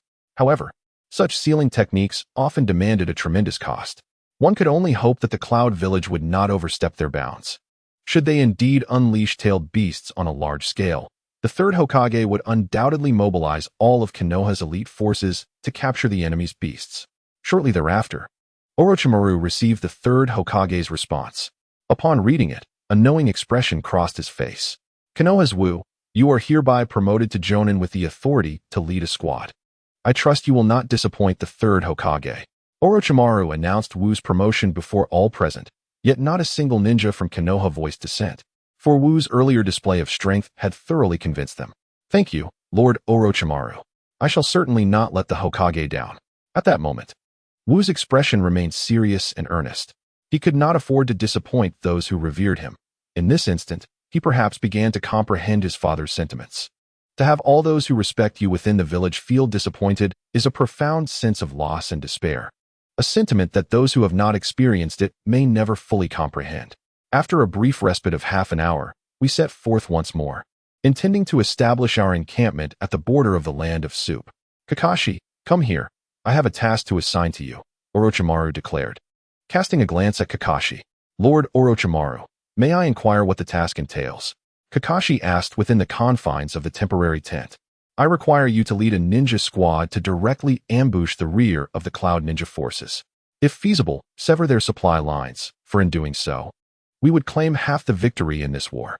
Naturally, you retain the right to refuse. Should you be discovered, you may find yourself ensnared in a perilous encirclement, leaving little chance for escape. Consider this carefully. But isn't such a challenging task far more intriguing? Kakashi replied, showcasing a boldness that did not displease Orochimaru. Tasked with a covert mission, Kakashi determined that his team should consist of no more than 4 members. After careful selection, he chose 1 from the Hyuga clan and 3 from the branch family of the Inuzuka, Nara, and Akimichi clans. This mission was classified as S rank, marking Kakashi's inaugural venture into such high-stakes endeavors.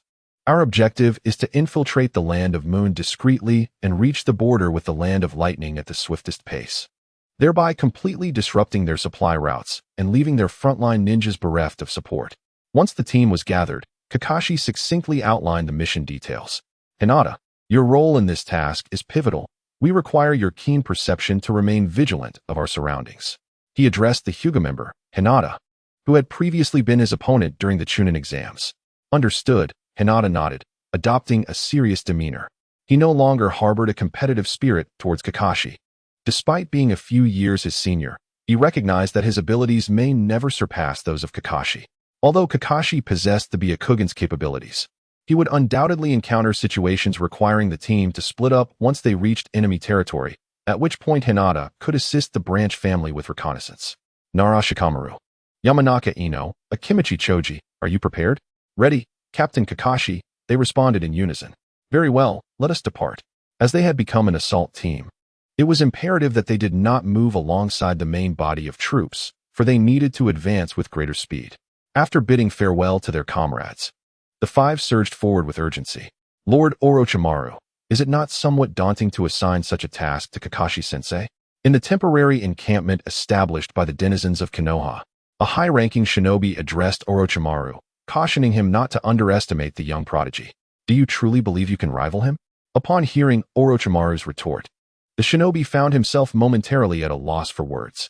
The recent feats and destructive capabilities displayed by Kakashi's son left him acutely aware that, at present, he could not match such prowess. Whether he could ever achieve such feats remained uncertain. Thus, this mission was ideally suited for him. Initially, Orochimaru had intended to personally lead a contingent to accomplish this task. However, should he undertake it himself, the unit would require a new leader, and most ordinary jonin would be ill-equipped to fill such a role. Fortunately, the emergence of Kakashi's son alleviated a portion of Orochimaru's difficulties. Yet, what if he were to fail?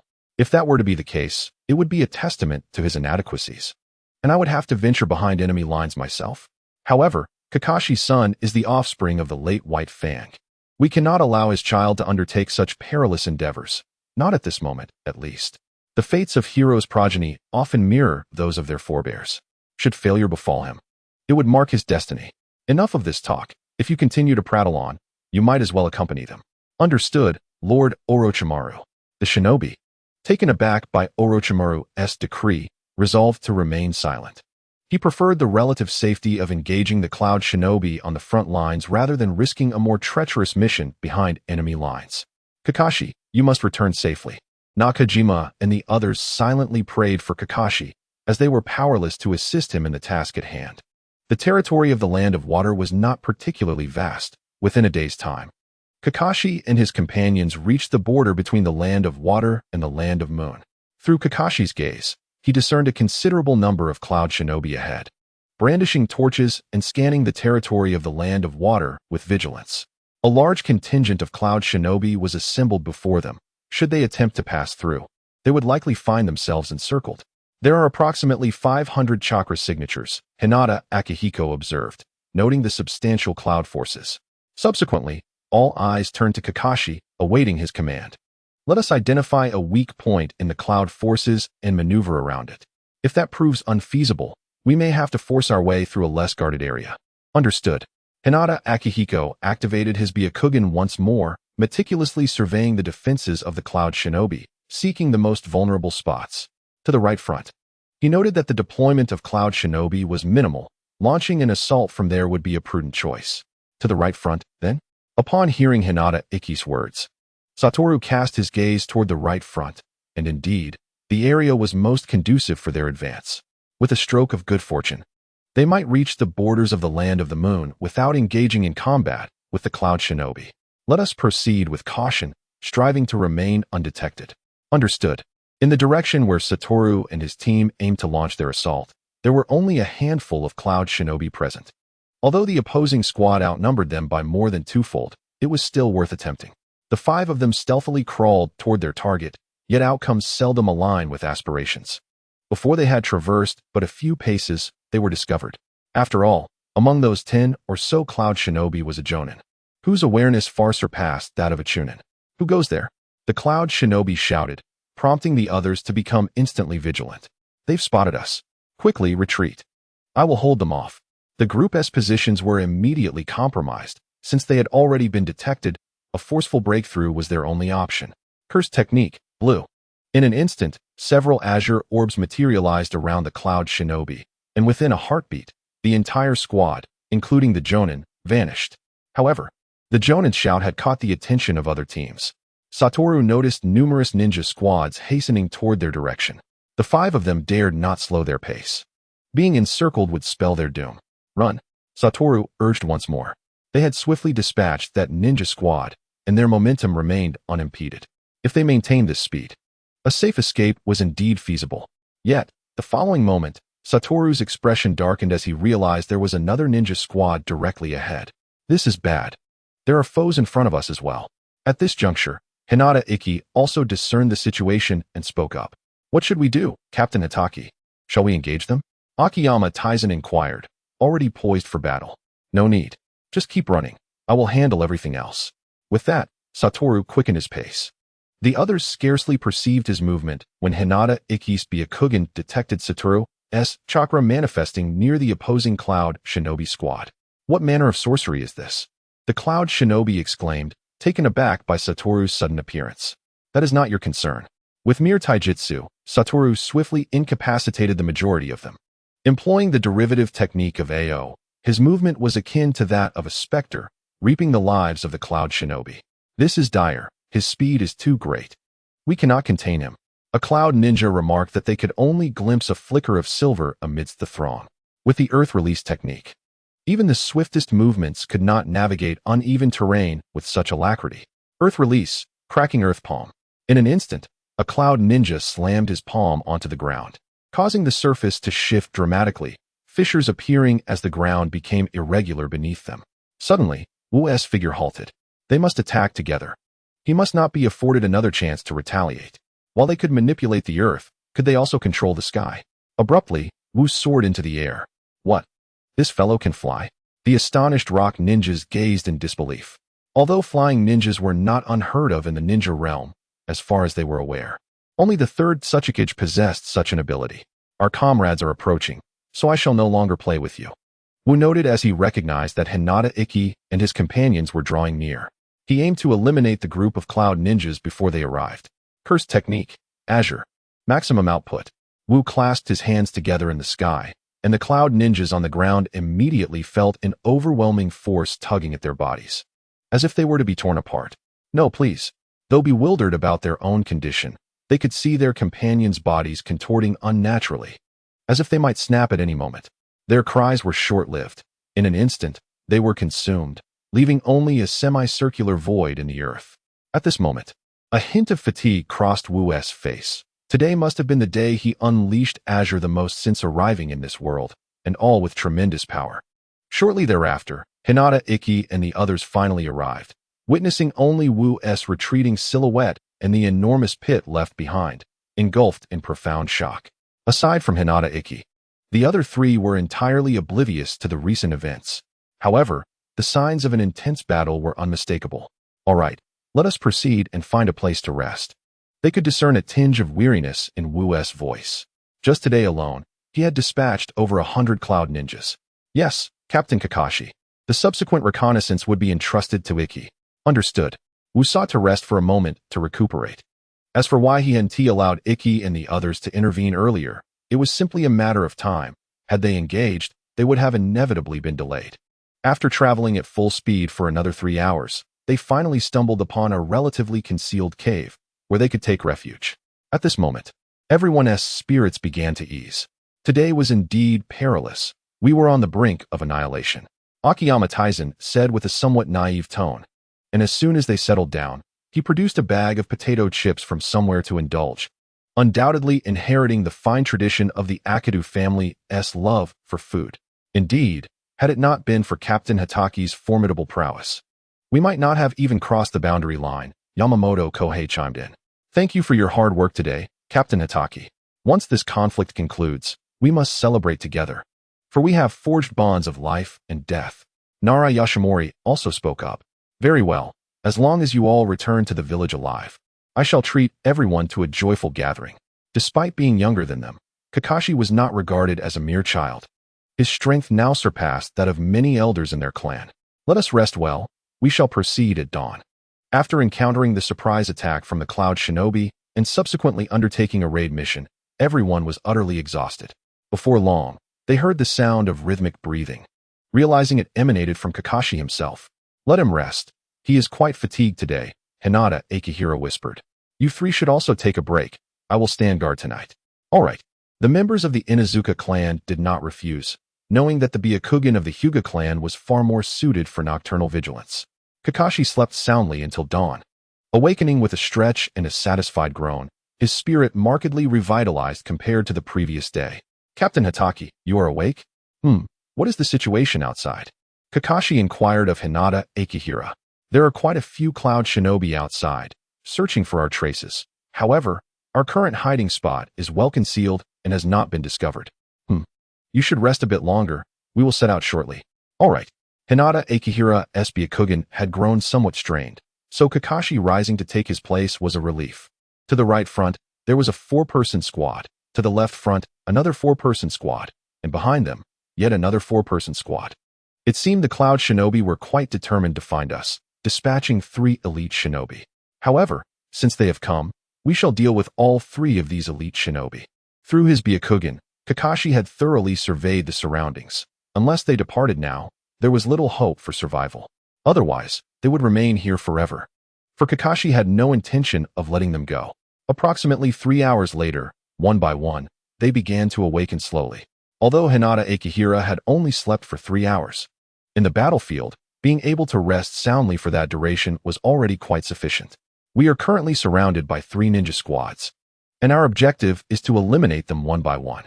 Ryukong drew a rudimentary map on the ground, marking the positions of the 3 ninja squads.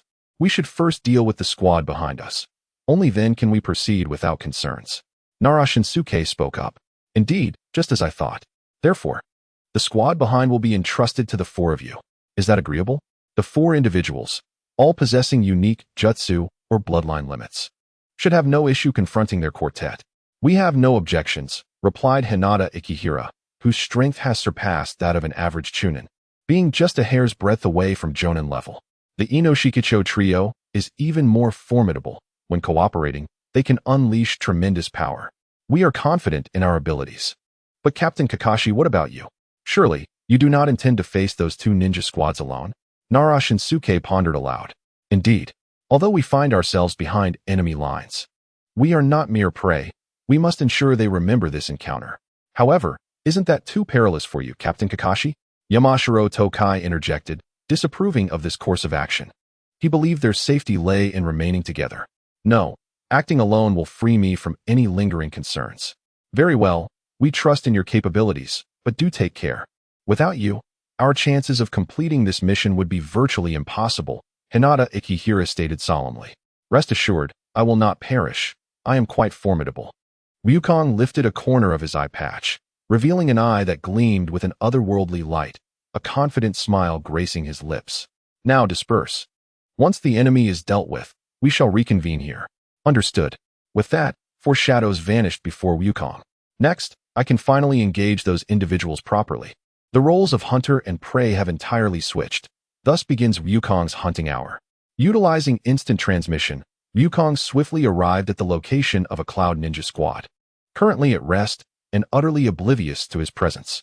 This Cloud Ninja squad, having searched tirelessly throughout the night, was now physically and mentally fatigued. I really don't understand why we're assigned this task in the rear. We should be on the front lines fighting, a Cloud Ninja complained. His thoughts likely consumed with the desire for achievements and promotion. Be grateful. At least we are far better off than the warriors on the front lines, who constantly face life-threatening dangers. We are fortunate to rest here, and for that, we should express our gratitude. Another Chunin remarked, appearing considerably more mature and composed than his peers. Given his age, he likely survived the Second Shinobi World War. For individuals like him, the battlefield is no longer a place to seek glory, but rather a struggle for survival. Humph, such cowardly rhetoric, scoffed a lower-ranking Cloud Ninja. The Chunin did not attempt to refute this statement. Instead, he retrieved a photograph from his ninja tool pouch. The image depicted a family of 3, himself, a poised and dignified woman, and a whimsical little girl. Upon seeing this photograph, a look of happiness instantly graced his face. While I too wish for your safe return home, alas, this is war, he mused. Was, too, glimpsed the photograph as content. Yet he was acutely aware that mercy towards one's enemy equates to cruelty towards oneself. Even if he were to spare the Chunin, the latter would undoubtedly choose to continue fighting rather than return to his village. After all, villages impose severe penalties on those who flee in battle, including Konoha. A deserter caught could very well become a mere shadow of their former self. Jujutsu, AO, he intoned, summoning a cerulean sphere of light that appeared amidst the group of Cloud Ninjas below. An overwhelming force erupted, and the 4-man Cloud Ninja team failed to respond. The 2 lower-ranking ninjas had no opportunity to struggle, being consumed in an instant. The higher-ranking ninja sensed the release of AO, yet his reactions could not match the speed of the technique. Although he managed to react, it was too late. Half of his body vanished, leaving the other half of his face frozen in a look of shock, dead beyond recovery. The Chunin fared somewhat better, having only lost an arm. This, perhaps, was a testament to Waz's restraint. Descending from the tree, Waz stood before the Chunin, who gripped a kunai with his remaining arm, warily regarding him. Despite the excruciating pain rendering his face pale and drenched in sweat, he knew this was not the time for cries of despair. He had to find a way to send a signal flare to alert the other teams of their predicament. I saw the photograph you just took out, Waz suddenly spoke, causing the Chunin's expression to falter momentarily before morphing into anger. What do you intend to do? He demanded. Rest assured, I will not harm your family. Given your current condition, you are ill-suited for battle. The Cloud Ninja should allow you to return to your village. What do you mean? The Chunin's comrades stared in disbelief. You cannot genuinely believe that your good fortune alone has enabled your survival, can you? Upon hearing Waz's words, the Chunin grasped the situation entirely. Thank you. However, if the Cloud Ninja had not permitted you to return to the village, I hope that when you next encounter our Leaf Ninja on the battlefield, you can show mercy, just as I have shown to you. War is merciless, yet humanity possesses compassion. Hatake Satoru not only inherited the abilities of Gojo Satoru, but also a fragment of his temperament. It is crucial to note that Gojo Satoru was not known for his amiable nature. Had he been present, he would undoubtedly have eliminated this Cloud Ninja. However, standing before him is Hatake Satoru, whose character, while somewhat reminiscent of Gojo's, is distinctly his own. imbued with his unique temperament and preferences. "I will," affirmed the Cloud Ninja. A Chunin, with a serious nod. "But for now, you should rest," Satoru suggested, with a gentle touch of his finger to the ninja's forehead. The Cloud Ninja's eyes rolled back, and he promptly lost consciousness. "Yet, if left unattended, you would likely succumb to your injuries." Satoru observed the continuous flow of blood from the ninja's right arm. He swiftly assessed the ninja's pulse and pressed down at several points. You should be safe from death for the time being." Satisfied with his handiwork, Satoru nodded. Although he had not fully staunched the bleeding, he had at least slowed it. If the ninja were to perish despite this, it could only be attributed to unfortunate fate. He hoped the ninja might awaken in time to perform rudimentary self-rescue. Now, it is time to attend to another squad. Satoru's gaze shifted toward the direction of another team, a considerable distance away, yet in the presence of the Six Eyes. Such distances became trivial. Before departing, Satoru ensured to sabotage the signal flare. Should the ninja awaken prematurely and activate it, their circumstances would be dire. When confronting the other squad, no unforeseen events transpired. For Satoru, as long as he was not beset by a group of jonin, he would likely encounter no issues. Upon returning to the resting area, he found that Hinata Aki and the others had not yet returned, yet he felt no concern. He would keep a watchful eye on their situation. The four had clear roles. Inuzuka, Nara, and Akimichi would hold off the jonin, while Hinata Aki dealt with the other three opponents, culminating in a combined effort to confront the opposing jonin. Though the process proved arduous, the outcome was favorable, all for sustained injuries. Yet fortunately, they were minor and did not hinder their progress. In truth, Satoru could have single-handedly dispatched all three squads without issue, but this was war. Hinata Aki and his companions were not merely individuals to be protected. They too were elite members of their clan, and this battle served as a form of training for them. "It seems your abilities require further enhancement," Satoru remarked upon their return. "Do you believe everyone possesses skills as grotesquely powerful as yours?" Hinata Aki retorted, rolling his eyes, though the perpetual state of his eyes rendered it nearly imperceptible. It is certainly impossible. Even the original Hokage would undoubtedly not be my future adversary." Upon hearing this, the four of them simultaneously emitted a sound of disbelief. Although they acknowledged Wu's formidable strength, exceptional talent, and considerable potential for the future, the original Hokage is revered as a deity within the realm of shinobi. They could not fathom that Wu possessed the potential to surpass him. "You shall see in due course." Wu did not engage in any argument. Instead, he placed his hands behind his head, leaned against the wall, and smiled. After an hour of rest, they would set forth, and it was imperative that they optimized their states within that hour, for they were likely to confront a fierce battle ahead. Understood. The four nodded solemnly. Their objective was to demolish the bridge connecting the land of the moon and the land of lightning. Naturally, the Cloud Shinobi were well aware of the significance of that location, and they would undoubtedly deploy formidable forces to guard it. This task was far from simple. In fact, it could be said that the mission had only just begun. Meanwhile, in the land of water, Orochimaru had also received word of Wu and his companions' activities in the land of moon. Indeed, he was the child of Lord Shuangma, having breached the Cloud Shinobi's defenses and successfully infiltrated their rear in just a day. One Jounin remarked with enthusiasm that if Wu and his team succeeded, it would deliver a severe blow to the morale of the Cloud Shinobi, while simultaneously uplifting that of Konoha. Perhaps, with such developments, we could even bring this war to a premature conclusion. The thought brought a flicker of joy to their hearts. No one wished for the war to drag on interminably. Each mission carried the weight of possible separation from their families, particularly during times of war. Orochimaru remained silent, his expression serious as he gazed at the map before him. Should their operation proceed smoothly, they might sever the bridge linking the land of moon and the land of lightning by nightfall. Nara Shikamaru, serving as their strategist, analyzed the battlefield. If we destroy that bridge, the Cloud Shinobi will be momentarily preoccupied. Reports indicate that their main forces are concentrated in the land of Earth, with even the third Raikage engaged on that front. Thus, once Wu and the others obliterate the supply routes, we can muster the strength for a full-scale assault. Indeed, but such a feat will not be without its challenges. We are still unaware of the whereabouts of the Eight-Tails Jinchuriki, who poses a significant threat on this battlefield. Therefore, we must prepare contingency plans in the event of failure. Orochimaru narrowed his eyes, seemingly deep in thought. The Eight Tails Jinchuriki indeed represents a considerable complication for us. If we cannot contain the Eight Tails, then we may face inevitable defeat in this confrontation. Nara Shikamaru spoke candidly in Orochimaru's presence.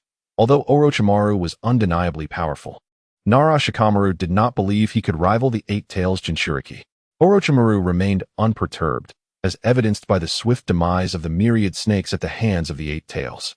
This stark contrast highlighted the significant disparity between the two. No amount of colossal serpents summoned by Orochimaru could alter the outcome.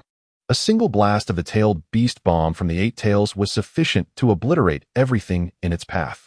Furthermore, it was rumored that the Jinchuriki of the Eight Tails fought alongside the successor to the title of Raikage, implying that a candidate for the fourth Raikage might also be present on this battlefield. Thus, should we not seek support from the village? If both adversaries were to strike simultaneously, the consequences would be dire. Support? Who would come to our aid? Is it Danzo or the third Hokage?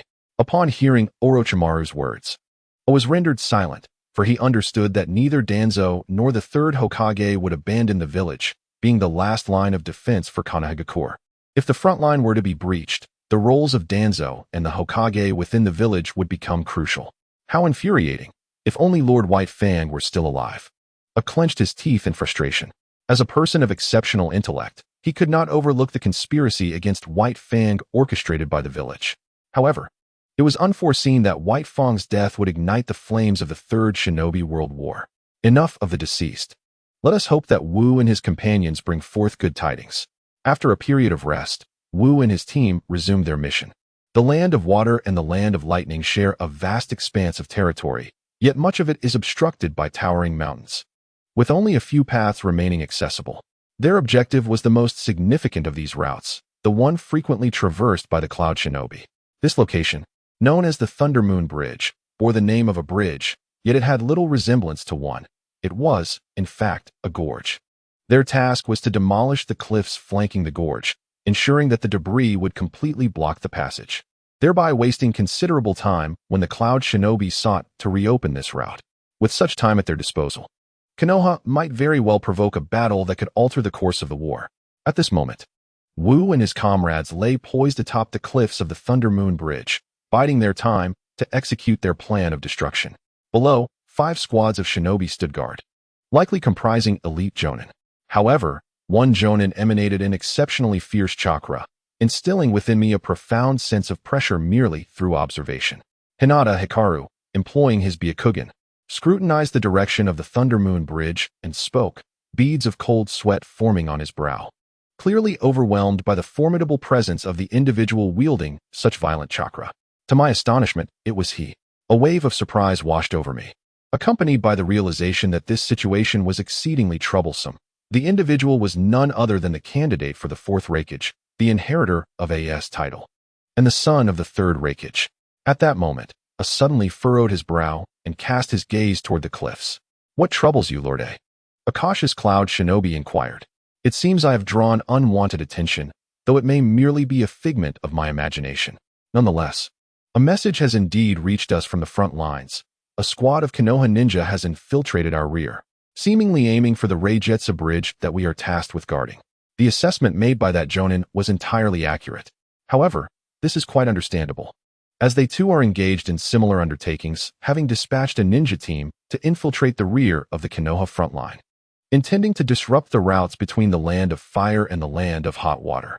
Disrupting the regular lines of march would significantly prolong the time required for the enemy's reinforcements and supplies to arrive. Should they dare to come, we shall ensure they return empty-handed, proclaimed AI with an air of arrogance. Where's that guy now? AI inquired shortly thereafter. Lord Killer Bee has also vanished after supporting the frontline troops, came the response.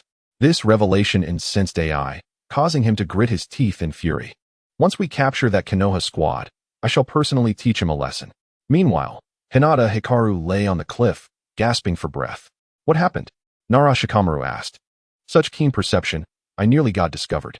That Cloud Ninja's strength is likely on par with Lord Orochimaru, Hinata Hikaru replied, after taking a deep breath. What? Upon hearing this, the Inoshikicho trio displayed expressions of disbelief. Could the Cloud have dispatched such formidable combatants here? This complicates matters. The group then turned their attention to Wukong.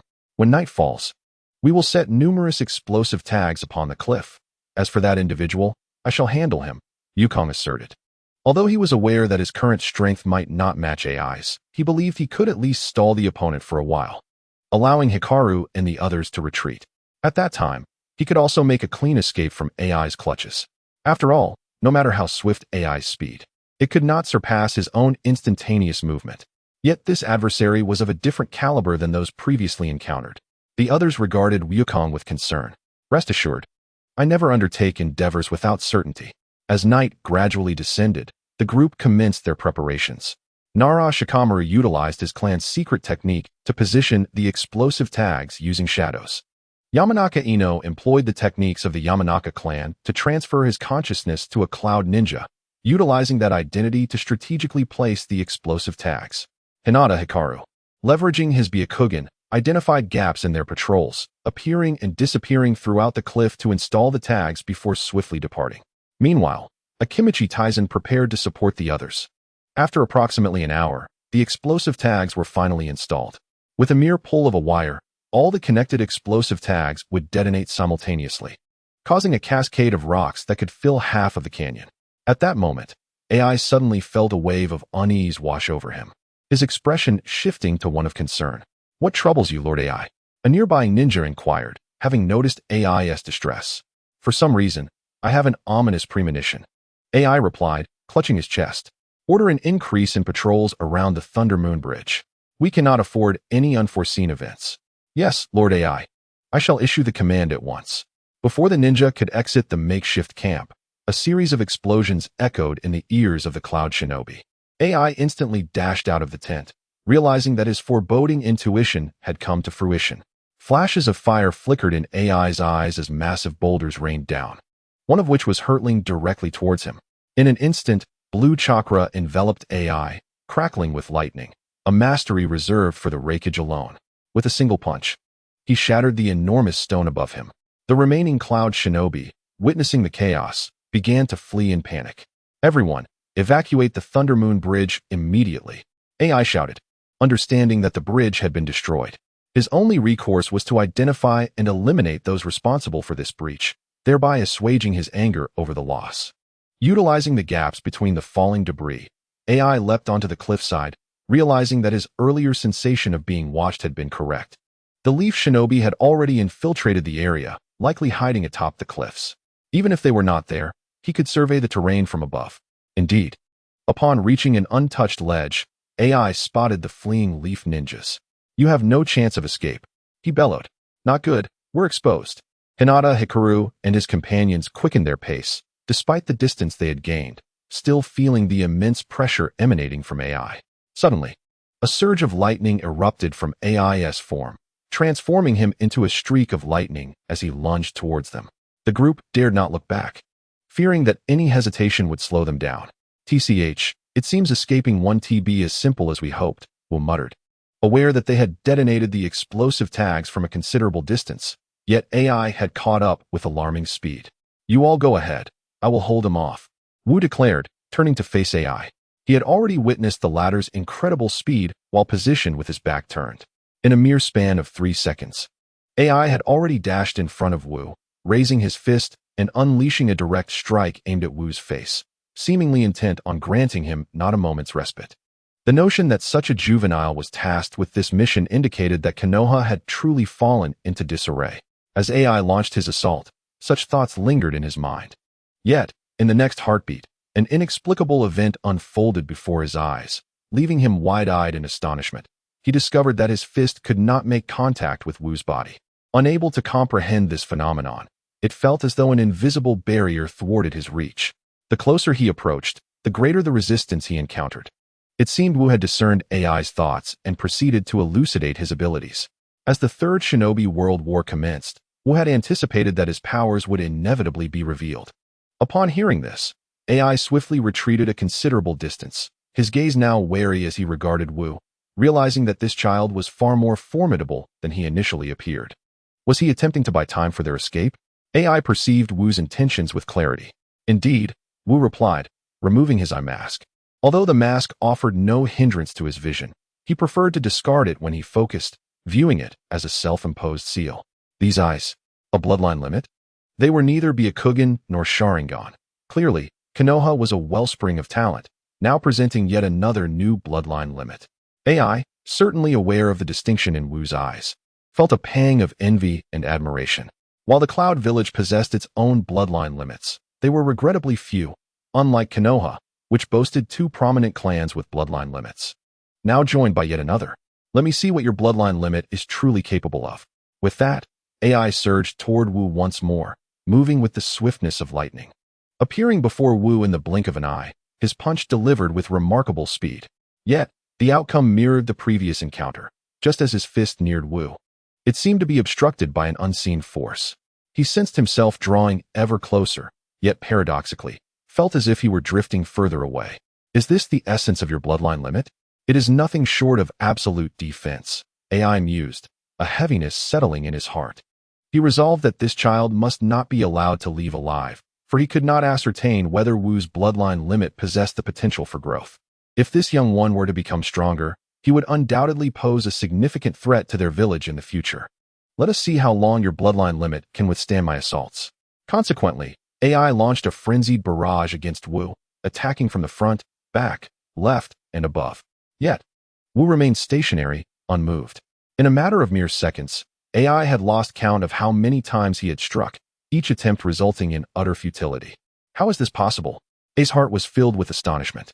The utilization of each bloodline limit possesses its own constraints and invariably consumes chakra. Logically, the more formidable the bloodline limit, the greater the chakra expenditure it entails. Thus, a surmise that someone with such an extraordinary bloodline limit as Wu must undoubtedly expend a significant amount of chakra. Yet, at present, I could not perceive even a hint of fatigue upon Wu's countenance. However, your bloodline limit must possess a weakness, namely, the inability to initiate an attack. So, what do you intend to do? Wu's gaze narrowed. A purely defensive stance will not suffice to restrain me. With that, A dashed forth like a flash of lightning, swiftly passing by Wu. Curse technique, AO. O was immediately engulfed by an overwhelming sense of danger, compelling his body to halt abruptly, and before him appeared a deep pit. Had he taken another step forward, he would have been absorbed by AO. I hope you refrain from acting recklessly. In the next moment, Wu materialized in front of A and spoke. When did you? A's eyes widened in disbelief as he looked at Wu, utterly astonished that he had failed to notice Wu's arrival. This could only indicate two possibilities. First, Wu's speed had surpassed the limits of A's perception. Second, it could be space-time ninjutsu. The latter would be more acceptable, yet the former was a notion A found hard to accept. He could not believe that anyone in the entire ninja world could exceed his speed. Since you wish for me to initiate an attack, be prepared to act accordingly. Wu extended his palm, and that formidable sense of crisis surged anew within A's heart. Indeed, he promptly shifted his position, and as anticipated, the ground where A had stood moments ago transformed into a deep pit. However, Wu's assault did not cease. Wherever A had traversed, the ground bore the marks of AO. Yet A evaded each one with precision. What manner of attack is this? A increasingly felt that Wu was a threat that could not be left unchecked. He must be dealt with, lest he become a source of endless trouble. I truly loathe ninjas with such swiftness, Wu remarked with a hint of exasperation. Although AO's release was swift, there were certainly some fast enough ninjas who could evade it. However, standing idly to endure blows was not A's nature. He continually advanced towards Wu, seizing every opportunity to strike with a punch, believing there would eventually be an opening to exploit. Yet, while his aspirations were noble, reality proved to be harsh. After such an extended bout, he had scarcely brushed against Wu's clothing, a testament to the most frustrating encounter I had ever faced. Well, the time should be nearly up. They must have distanced themselves by now. Wu silently assessed the passage of time. He had managed to hold for almost 10 minutes. Ample time for them to cover considerable ground. I shall not indulge you any longer. Perhaps we shall meet again by fate. Halt. Eli quickly grasped the meaning of the words and shouted. Yet how could Wu heed his call? In an instant, he vanished before Eli's eyes. Had he escaped? The group returned to their previously concealed cave, gasping for breath, a wave of trepidation rising within them. However, they were taken aback by Wu's formidable strength, as he had successfully eluded that monstrous figure. You truly are impressive, Wu. Tai-san from the Akimichi clan remarked sincerely, harboring deep respect for Wu. He mused that had he faced that creature, he might not have lasted even a minute. It is time to relay the completion of our mission to Lord Orochimaru, Nara Shintai stated. Indeed. Subsequently, Yamashiro Tohei produced a scroll and performed a summoning technique, conjuring a small white snake before the group. He inscribed the key details of their mission onto a blank scroll and placed it within the snake's belly, which then promptly vanished from their sight. Now we must contemplate our exit strategy, Nara Shintai continued, as they found themselves behind the Cloud Ninjas, uncertain when they might be discovered again, perpetually in a precarious situation. Having sabotaged the Thunder Moon Bridge, the Cloud Ninjas will undoubtedly be on high alert. Retreating from the front lines will not be an easy feat. He sketched a rudimentary sand map on the ground, seeking the most suitable escape route. Captain Kakashi, what do you think? From which direction should we withdraw? Leave that matter to you. After all, you are the brains of our team, Wu replied casually, leaning against the stone wall, his expression betraying fatigue. The recent battle with AI had been far more exhausting than it appeared. He felt that had AI launched a few more strikes, even his limitless techniques would have been beyond reach. Each of AI's blows had come perilously close to Wu's form. Back at the camp, AI was fuming with rage. Though he found solace in the fact that no one from the Cloud Ninjas had perished, despite a few sustaining injuries. Even Lord AI could not catch them. It seems that Leaf's team possesses some skill, his subordinates observed, noting AI's grim demeanor. The image of Wu, the white-haired boy with those distinctive eyes, lingered in AI's mind. And he sensed that this boy would inevitably become a formidable adversary for their village in the future. Yet, even now, AI had yet to discover a means to counter the boy's bloodline limit. Order all Cloud Ninjas to be vigilant for a white-haired Leaf boy wearing an eye patch. Upon spotting him, report to me immediately, he commanded. Yes, Lord AI. At that moment, he resolved that Wu must not be allowed to grow uncontested. Hey, brother, what brings you here?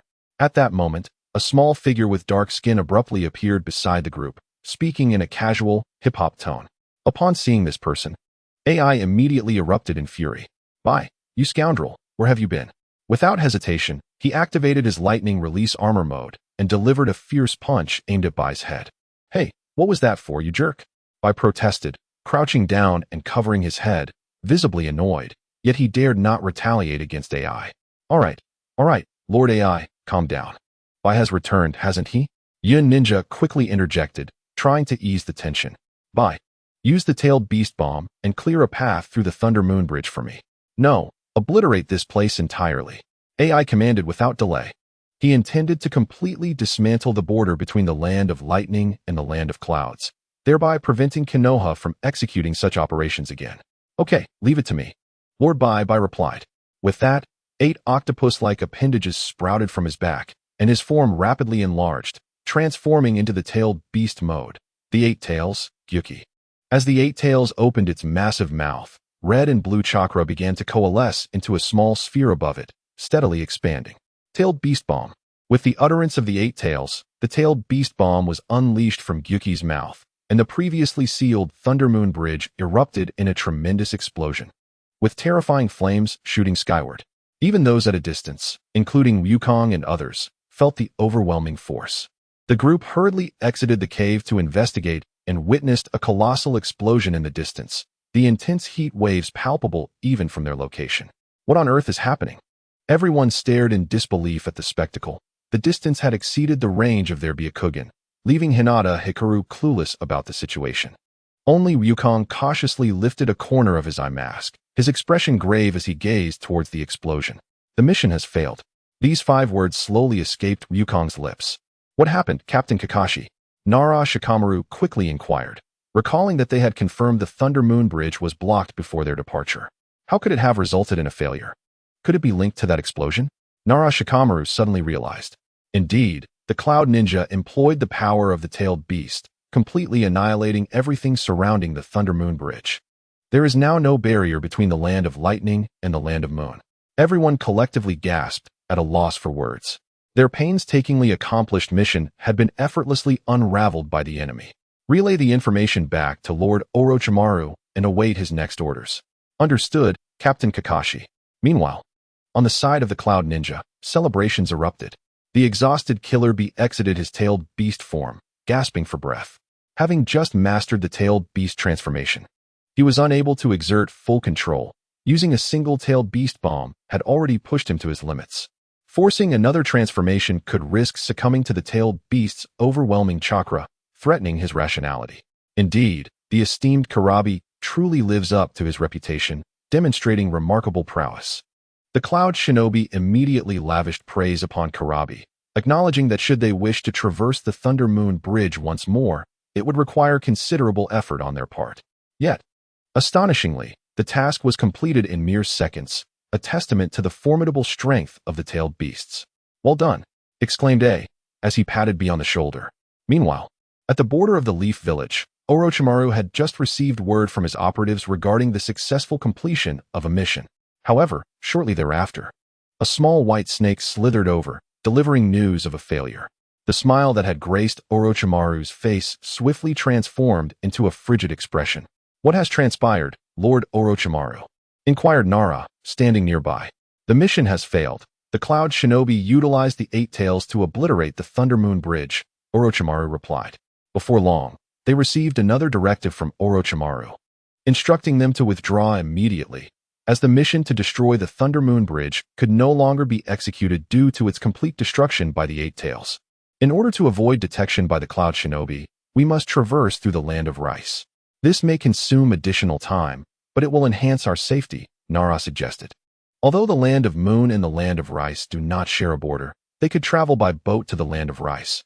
If that proved impossible, they would have to navigate the seas. After Nara expressed his thoughts, he turned to Waku, seemingly awaiting a decision. "Very well.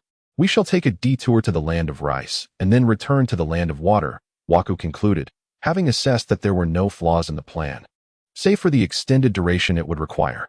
Furthermore, the Cloud Shinobi's frontline troops would undoubtedly intensify their patrols, having committed such a significant act. They would certainly not allow Waku and his companions to escape unscathed. "Let us depart at once." As dusk descended, the group, shrouded by the night, hastened to the border of the Land of Moon, swiftly crafting a wooden raft to make their escape. After 3 arduous days, they finally returned to the territory of the Land of Water, successfully reaching the Leaf Village's stronghold. Although only a few days had passed, for Hikaru and his companions, it felt akin to a harrowing journey through the gates of hell. "I have heard of your exploits in the reports. You performed admirably, managing to single-handedly thwart the Cloud Shinobi SA. It appears your strength surpasses our expectations." Orochimaru commended Waku upon their meeting, his curiosity about Waku intensifying. He was acutely aware of the significance of A's title within the Cloud Shinobi and understood the caliber of those who inherited such a name. Hence his astonishment that Waku had managed to return from such a formidable opponent. However, the mission had ultimately failed. "It is sufficient. You have already obliterated the Thunder Moon Bridge, and the S-rank mission is complete. However, what lies ahead is a protracted war against the Cloud Shinobi. This grand conflict will undoubtedly extend for at least a year, so prepare yourself mentally for the hardships to come." "Yes, Lord Orochimaru. Additionally, be cautious in the days to come. According to our informants embedded within the Cloud Shinobi, there is a particular white-haired boy from Konoha who wears an eye mask that warrants special attention. Surely, that individual must be you. Remain vigilant at all times to avoid assassination. Indeed, I shall be cautious. During wartime, the assassination of key forces is a common occurrence. The Leaf Shinobi also occasionally undertake decapitation missions against enemy villages, though successful outcomes are exceedingly rare, often resulting in greater losses. Naturally, similar scenarios unfold for other shinobi villages when executing such missions. For instance, should the Cloud Shinobi attempt to eliminate Orochimaru, they must not only breach Konoha's formidable defenses, but also be wary of their surroundings and possess considerable strength to ensure a fatal blow. Otherwise, the commotion would only lead to their demise. "Very well, you may retire to rest now." "Yes." As Wu exited the tent, a throng of individuals immediately surrounded him, including his former teacher and teammates, as well as those engaged in this mission. "Wu, you rascal, it's wonderful to see you return safely," Taka exclaimed, enveloping Wu in a tight embrace, his voice thick with emotion. He had genuinely feared the loss of another comrade when he learned of Wu's perilous undertaking. "Haha, but I believe it would be wise for you to release me. Such an action might lead others to misconstrue my sexual orientation," Wu quipped, shattering the poignant atmosphere with a light-hearted jest. You fool, my orientation is entirely normal, Taka retorted, yet the mood had indeed lightened considerably after Wu's playful remark. Congratulations, Wu, on completing your first S-rank mission. However, this is merely the beginning. Do not allow this achievement to inflate your ego, Teacher Nakajima cautioned. I understand, Teacher Nakajima. What matters most is that I returned safely. A look of relief spread across Nakajima's face as he patted Wu on the shoulder. Having a student like Wu was perhaps the greatest fortune of his life. The war continued unabated, with casualties occurring daily on both sides. Although skirmishes were frequent, no large-scale confrontations erupted. Thus, this cycle of minor conflicts persisted for over a year, during which countless cloud shinobi fell to Wu's hand. Those cloud shinobi soon comprehended the meaning behind the admonition to watch for the white-haired boy in the eye mask. He was a veritable demon, traversing the battlefield without a hint of remorse. Now, within the ranks of the cloud shinobi, Wu had earned a formidable reputation, the White Demon. Whenever the White Demon was encountered, if the squad lacked 5 elite shinobi, they were to retreat immediately. Certainly, this does not imply that 5 elite shinobi can defeat Wukong. Rather, it is their coordinated efforts that barely ensure their safety. Moreover, even if they were to retreat, it would depend on Wukong's mood. If he is in a good spirit, he might let them go. If not, no matter how much the opposing side intends to withdraw, they would find no opportunity to do so. Currently, Wukong is regarded as a hero among these Konoha ninjas, many of whom he has rescued.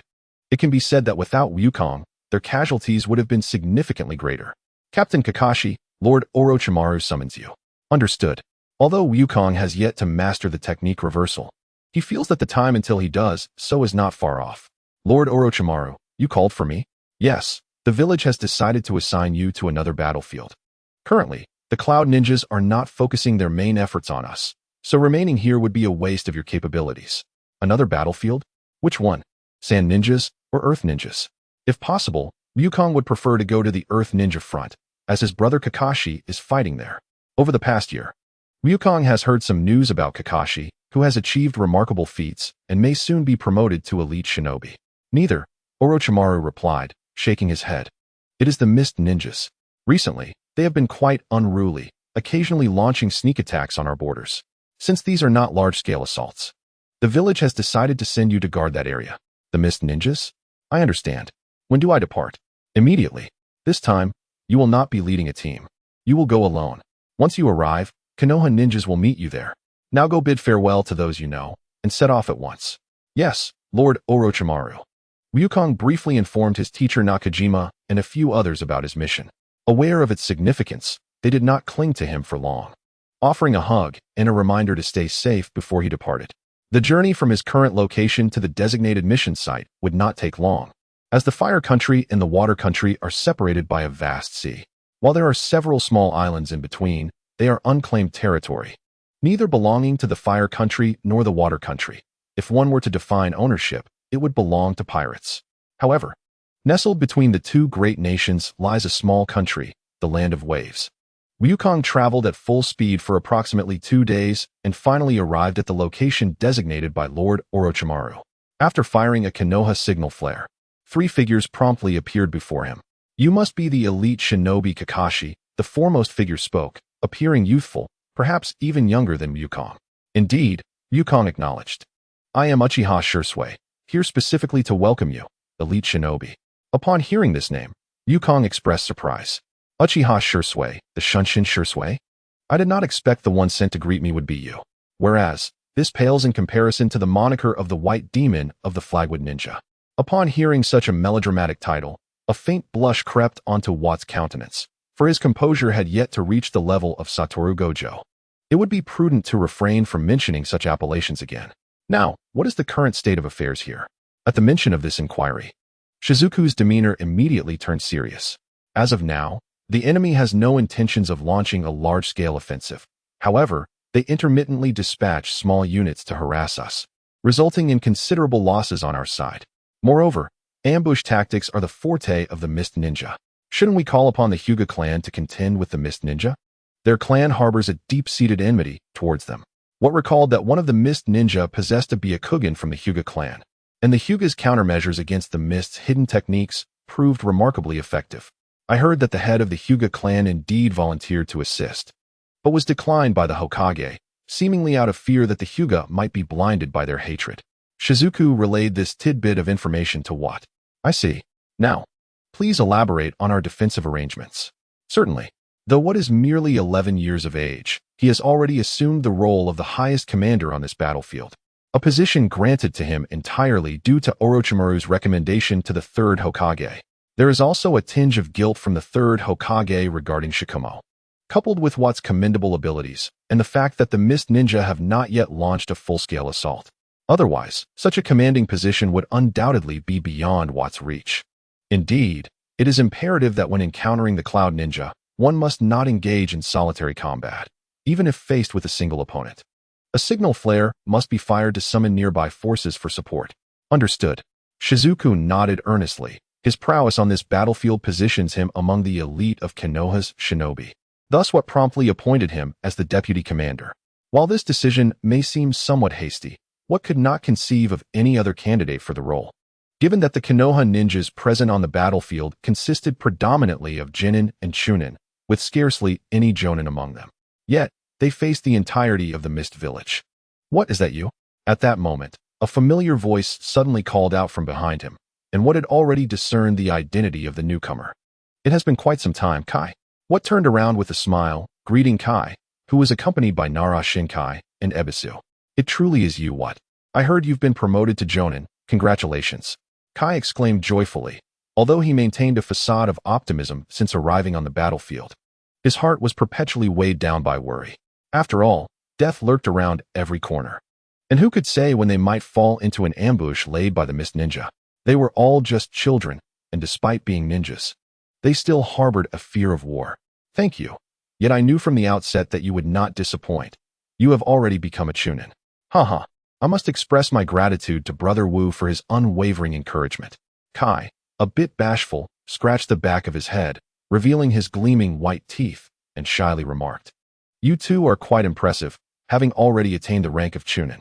I still find myself with considerable distance to cover compared to you. Nara Shikamaru interjected, his tone tinged with a hint of envy. In their school days, they had looked down upon Wu, who often appeared unassuming, akin to a trailing end. However, they were astonished to discover that, upon revealing his true strength, the gap between their abilities had widened significantly. Had it not been for the opportunity presented by this war, they might still be mere genin. They too had achieved notable accomplishments in battle to earn their Chunin status. Haha, do not compare yourselves to me. You shall never surpass my prowess. If you set your sights on Kakashi, then perhaps there is a glimmer of hope. Upon mentioning Kakashi, Kai seemed to unleash a fervor, his eyes igniting with an intense flame, and his aura surged even stronger than before. All right, you may continue your patrol. I have matters to attend to. Yes, Brother Wu, came the reply. With that, Wu followed Shursui as they departed, intent on gaining a thorough understanding of the local terrain and situation. Is that Uchiha Shursui accompanying Wu? Nara Shikamaru suddenly spoke, observing the retreating figures. It appears to be him. Ebisu adjusted his sunglasses. I have heard that a new commander has arrived. Could it be Wu? Nara Shikamaru pondered, somewhat astonished. Impossible. Regardless of Wu's strength, the Hokage would not entrust such a critical position to him. Ebisu replied calmly. I believe Brother Wu is indeed qualified for the role of commander. Kai's admiration for Wu had reached a fervent level. Who were those individuals just now? Shursui inquired of Wu. Although they had crossed paths before, their names eluded him. He only knew they had performed admirably in this conflict, far surpassing the ninjas from their cohort's first battle. They were former classmates from the Ninja Academy, a group of exceptionally talented ninjas. In the blink of an eye, Wu had been in this place for over a month, and his identity as commander had become known. Upon learning this news, both Nara Shikamaru and Ebisu displayed shock, while Kai wore an expression that suggested he had anticipated this outcome. Naturally, many ninjas remained skeptical of Wu, despite having heard tales of his exploits on the battlefield. The adage seeing is believing held true for them, and without witnessing Wu in action, their doubts lingered. Nonetheless, given that it was an order from the Hokage, they had no choice but to comply, regardless of their reservations. However, they have undergone a noticeable transformation concerning Wu since witnessing his formidable prowess. They are now thoroughly convinced of his capabilities. Even a considerable number of former supporters of Kakashi Hatake have begun to express their admiration for Wug. Although Wug's engagements have been infrequent over the past month, each display of his strength has been executed with overwhelming force, swiftly vanquishing local ninjas. "Thank you for your hard work," Shursui remarked to Wug upon their return from yet another expedition. Originally, it was supposed to be Shursui leading the team into battle, but to quell the protests swiftly, wherever an enemy appeared, Wug's presence was guaranteed. "However, it suffices. The ninjas here have all come to place their faith in you. Let us persist a little longer. I have a nagging feeling that the Mist Ninjas are plotting something significant." During this period, the assaults by the Mist Ninjas have been alarmingly frequent.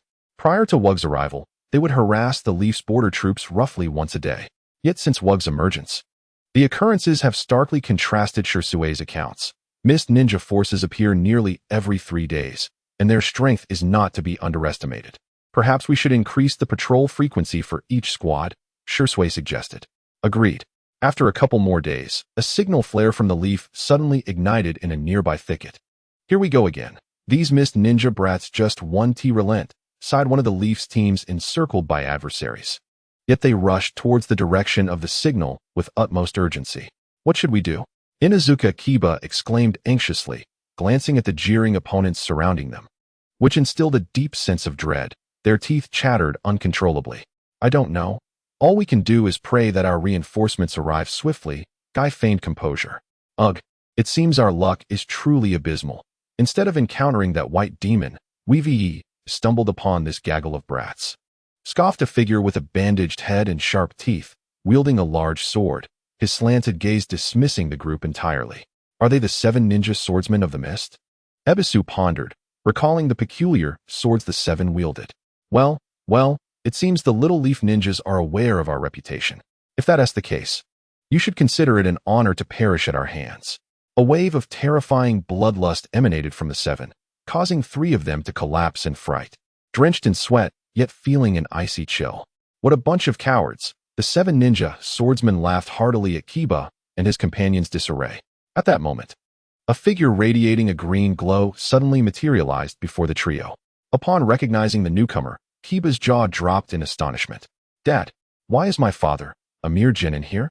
Upon hearing Kai's address to the newcomer, Noera Genkan and Ebisu exchanged glances, for they too had heard tales about Kai's father, a mere low-ranking ninja after millennia. What purpose could he serve here, if not to meet his demise? "Enough talk. You must flee at once. I will buy you time. You speak of escape, but father, our adversaries are all elite jonin, the 7 ninja swordsmen. Alone, you cannot hold them back. The 7 ninja swordsmen are not to be underestimated. They are all of elite jonin caliber, possessing formidable strength. Do not forget, I still have the 8 gates of Duinjia. But that requires, this is my own code." Upon hearing these words, Kai's eyes widened in realization, recalling the wisdom imparted by his father. True victory, he had learned, is not merely overcoming the strong, but rather safeguarding that which is most precious to oneself. Just as Might Dai prepared to unlock the 8th gate, Wu suddenly appeared, seizing Dai's hand that was poised over his heart. "Senior Dai, using the death gate on them would be a waste." Wu, upon seeing the newcomer, Kai and his companions gasped in astonishment. Yet, they were the 7 ninja swordsmen. Without the death gate, they could not hope to impede them.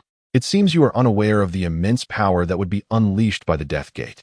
Fear not, I will handle all 7. With his white hair and black eye patch, this was indeed their target, the white demon. "It appears you are not so different after all," remarked Kiba Shizuku, brandishing his mighty blade. "However, since you have delivered yourselves to us, it saves us the trouble of searching. So you seek my life? Then I cannot allow you to leave here alive. Though I need not unleash the death gate, I still wish to contribute to this battle." 7th gate. The gate of shock, open. A burst of blue steam erupted from Dai, casting a shockwave that sent Kai and the others flying. Even Wu's expression reflected astonishment, as this was his first experience of the 8 gates of Duinjia. Without utilizing his limitless curse techniques, he would undoubtedly have been struck down by Dai in this state. What is happening?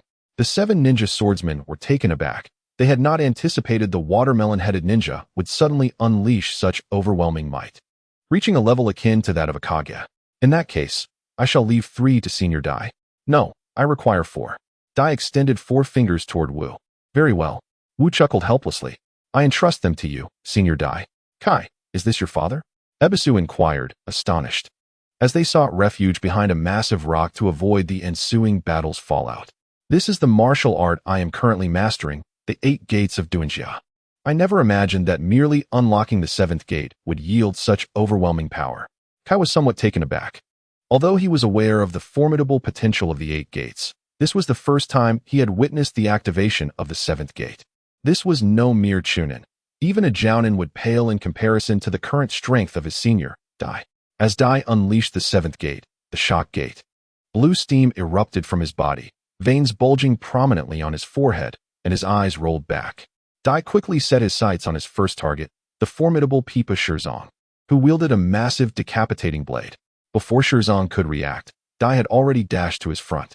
How swift, Shirzong thought, hastily positioning his decapitating blade in defense.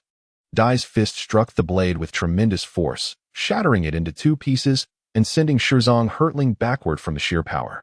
Shirzong, another member of the 7 ninja swordsmen, shouted anxiously, raising his own blade to attempt a surprise attack on Dai's back. However, Yukong was not merely a critical player. Just as the attack was about to land, he appeared behind Dai, intercepting the blow. Your target should be me. Do not misinterpret your mission. With a flick of his wrist, Wukong sent the incoming blade flying and spoke. Leave that fellow to me. You must swiftly resolve your mission objective. Suigetsu, the current wielder of the sword Samahata, remarked, my Samahata can absorb chakra. It should be able to hold him off temporarily. After witnessing Dai's strength, even with Samahata's chakra-absorbing capabilities, Suigetsu was not entirely confident of defeating him, for a single punch from Dai could be fatal. Then I shall leave it to you, Suigetsu. Raiga, the master of the lightning blade, replied. Following this, the remaining 5 charged towards Wukong, seemingly intent on delivering a decisive blow. Their coordination was impressive, launching various attacks from all directions, leaving Wukong no room to evade. Thus, Wukong was compelled to utilize his limitless technique for defense. Not bad coordination, he remarked with a smile as the 5 struck him simultaneously. But unfortunately, it will be of no use against me. With that, Wukong extended his finger, and a cerulean orb of light materialized above it, instilling a sense of foreboding in the hearts of the 5 assailants. They hastily retreated at their fastest speed. But in the next moment, a distorted pit appeared around where Wukong stood, leaving him untouched. Meanwhile, Suigetsu swung Samahata at Dai. Got you, he exclaimed as his blade made contact with the blue steam emanating from Dai, a fleeting smile gracing his face. However, that smile quickly faded as reality set in. Due to the absence of chakra feedback from the creature known as the shark skin, he also failed to notice a reduction in the blue steam emanating from its surface. Is it possible for a sword to absorb chakra? Unfortunately, this azure mist is merely vapor and not chakra. Thus, your formidable blade bears no effect on me. Upon hearing Dai's explanation, the puffer ghost felt as if it had encountered a nemesis in shark skin, a creature known as the Day Tiger.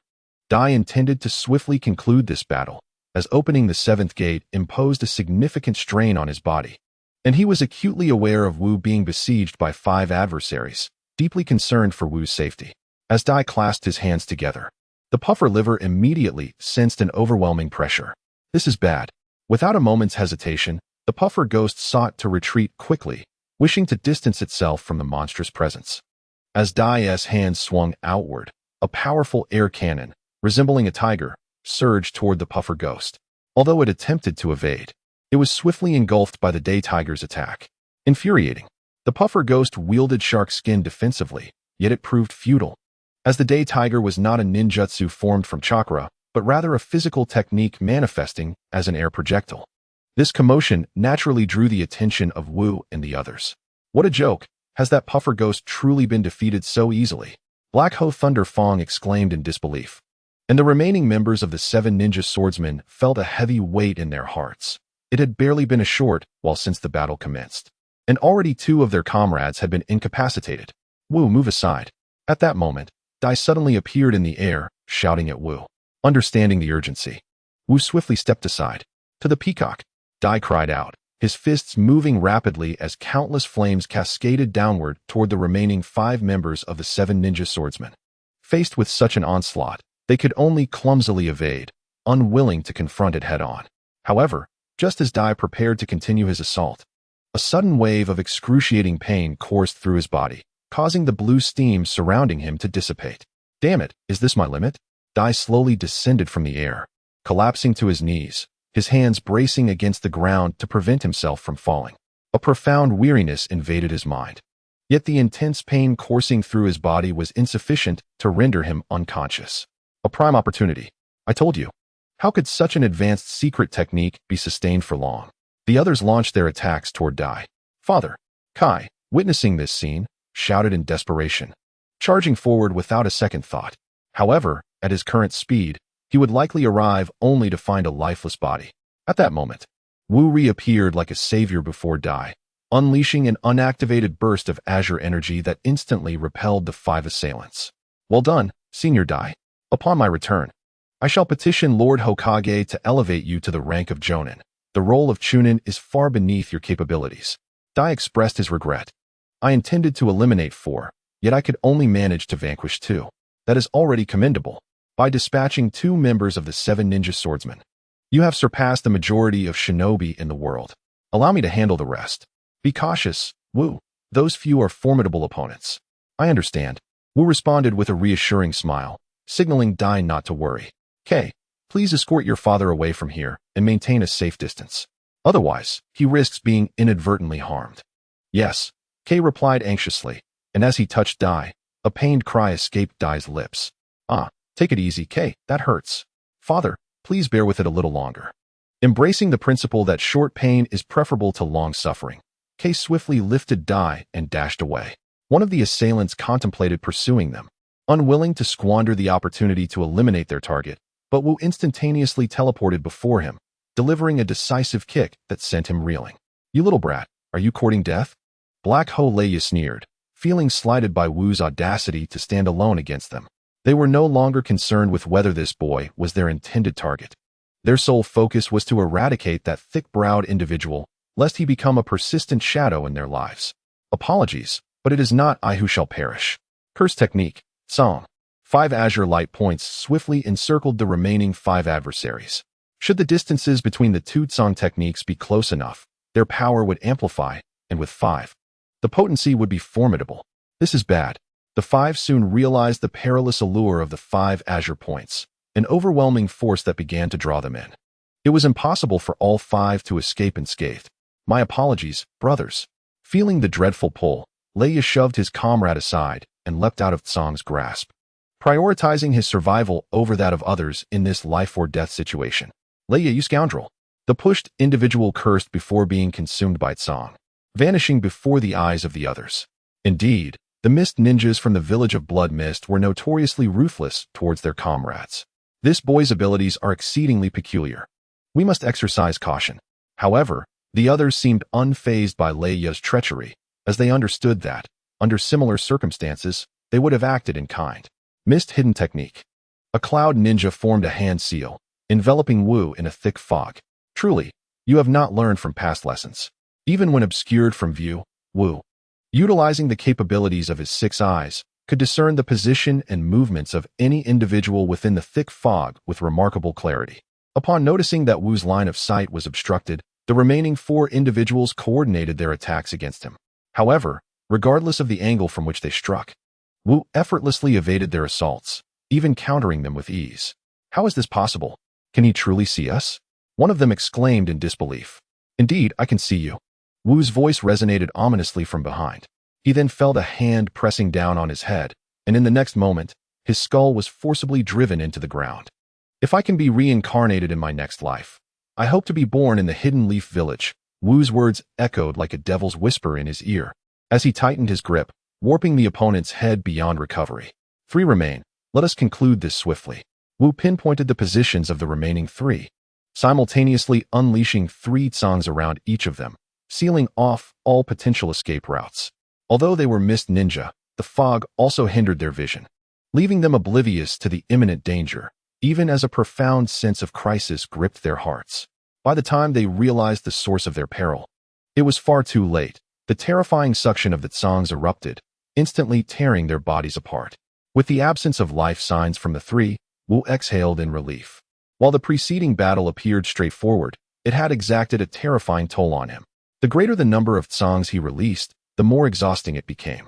It was now time to collect the spoils.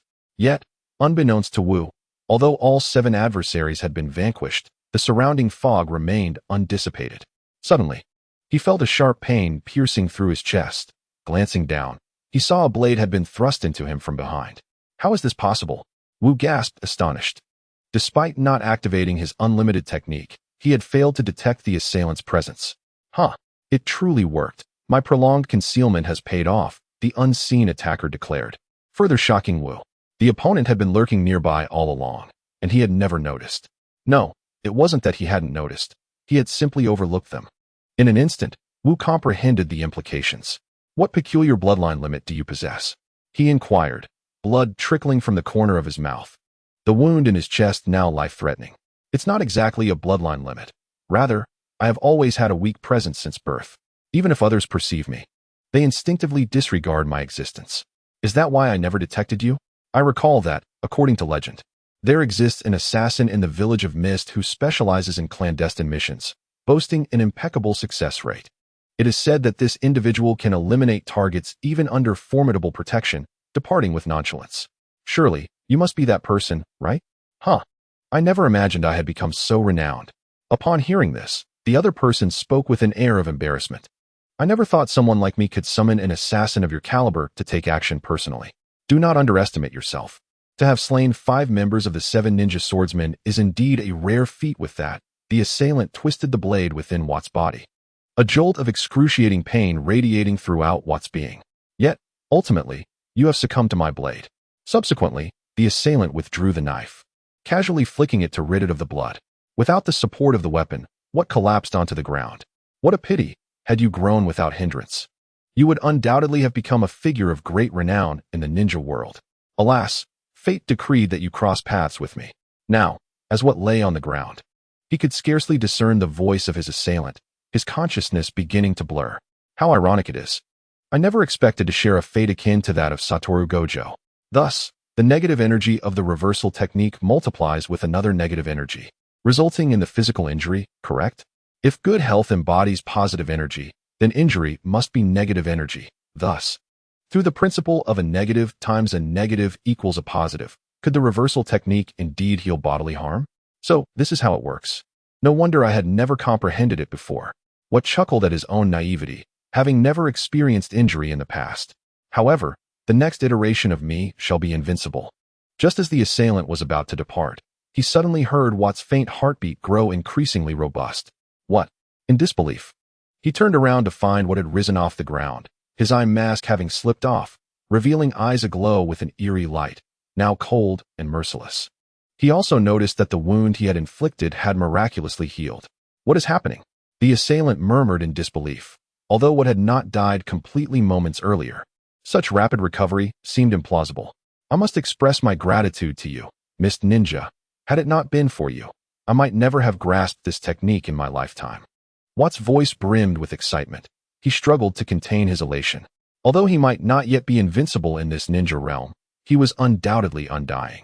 Now, his limitless technique constituted true absolute defense. The fatigue of his body and the exhaustion of his mind could be restored to peak condition through the reversal technique. Enough with the theatrics. If that is the case, I shall simply kill you once more. Upon hearing this, Wu revealed a disdainful smile. Were it not for his insufficient height, he would have relished the opportunity to look down upon his adversary. Although your presence is rather insubstantial. The moment your blade pierced me, your existence magnified within my senses. Is that so? At that moment, the opponent's voice suddenly resonated from behind Wu, striking out once more with the blade.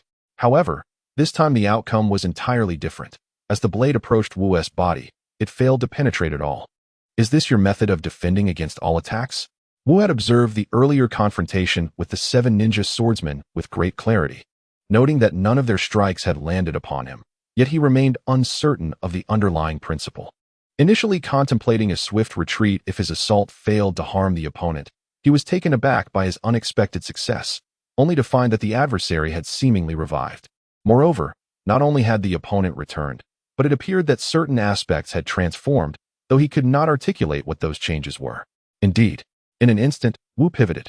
delivering a powerful punch that shattered the blade in the opponent's grasp. The opponent, quick to react, retreated several steps, gazing incredulously at the remaining hilt in his hand. What an astounding physical prowess. Enough of this game. If I do not return soon, they will surely grow concerned. However, to repay you for imparting new insights. Is it too much to wish for your demise at the hands of this newfound technique? With that, Wu extended a finger, and a small red orb materialized at its tip. Technique reversal. As Wu's words fell, a blinding white light erupted from the red orb, accompanied by a terrifying repulsive force that surged forward. The opponent had no time to react, instantly propelled hundreds of meters away, crashing through numerous trees before finally colliding with a mountainside and coming to a halt. Is this a monster? Yet, even in this state, the opponent did not succumb immediately. Though he could distinctly sense that his time was short, every organ within him lay shattered, and his body was devoid of any unscathed region. A monster, indeed. At that moment, Wu's voice resounded before him. Witnessing this scene, the opponent's eyes widened in disbelief. His eyes were now the only part of him still capable of movement. He had failed to notice when Wu had arrived, unable to fathom that someone could traverse such a distance in less than a second. Perhaps this title truly suits my current state. To perish at the hands of someone like you. I suppose my life has not been in vain. After managing to utter these words, the light in his eyes dimmed completely, his head drooping as he succumbed to the finality of death. Captain Kiki, are you unharmed? At this moment, reinforcements arrived just in time, led by Uchiha Shursui, who approached Wu directly with a team of ninjas. You've arrived a tad late. The battle has already concluded. Wu adjusted his eye mask. The ninjas who came to support were left dumbfounded, gazing at the devastated arena, struggling to fathom how such extensive destruction could have been wrought across a span of over 100 meters. Uchiha Shursui, however, noticed something peculiar. He observed two relatively similar puncture wounds on Wu's clothing, seemingly the result of penetrating injuries. Yet, remarkably, the exposed skin beneath remained completely unscathed. Well then, let us tidy up the battlefield. I presume those 7 ninja blades could provide considerable recompense for our Hidden Leaf Village. The Mist Ninjas would undoubtedly not relinquish those 7 blades, for the 7 ninja swordsmen represented one of their most formidable squads. Shursui, I would like you to take the initiative to patrol for a while. I fear that the Mist Ninjas may dispatch stronger forces again. Understood, Shursui replied earnestly, nodding. This incursion by the 7 ninja swordsmen could certainly be deemed their oversight. Wu still needed to thoroughly familiarize himself with the reversal technique, having only just grasped it, with much remaining to master, such as the technique to halt cursed energy, which would require time for him to perfect, even for someone of Wu's caliber. It took a year after learning the reversal technique to master the ability to stop cursed energy. Upon returning to the camp, Wu promptly reported the recent ambush to the village, given the significant implications surrounding the 7 ninja swordsmen. Subsequently, he sought the 3rd Hokage's approval for Dai's promotion to Jonin. As Wu anticipated, the request for Dai's elevation was swiftly granted, and due to his elimination of 2 members of the 7 ninja swordsmen, it was deemed that Dai had completed an S-rank mission. Wu had indeed achieved remarkable merit on the front lines, having slain 5 members of the 7 ninja swordsmen. It was astonishing that the son of White Fang possessed such prowess. Truly, the younger generation continues to surpass the older. Hisashi, I believe I should be entrusted with his training. I can better uncover the child's latent talents. Upon learning of Wu's accomplishments, Danzo felt a surge of interest and approached the 3rd Hokage to request Dai. Danzo, let us not revisit this matter. Neither Wu nor Kakashi will be entrusted to you. We owe too much to White Fang. We cannot allow his child to delve further into darkness. Hisashi, you are far too merciful. However, the needs of a village leader transcend mere compassion. Seeing the 3rd Hokage's resolute stance, Danzo had no choice but to relent, yet before departing, he offered a courteous reminder to the 3rd Hokage. Captain Kakashi, I wish to challenge you to a duel. A month after that battle concluded, Shursui unexpectedly approached Wu, his tone and expression imbued with earnestness. Oh, what prompts you to challenge me? Wu inquired, his voice laced with curiosity, as he pondered the reasons behind Shursui's sudden desire for confrontation. I merely wish to witness the true prowess of Captain Kakashi. I have always observed his skills from afar, yet I have never engaged him in combat, and the urge to do so is becoming insatiable. Is that so? Then it is fortuitous. For I too yearn to gauge the capabilities of the prodigious Uchiha, Shursui, and his Shunshin technique. Intrigued by Shursui's challenge, Wook found himself eager to partake. The two selected a desolate area, for should their battle be revealed, it would undoubtedly attract a multitude of spectators, an outcome neither desired.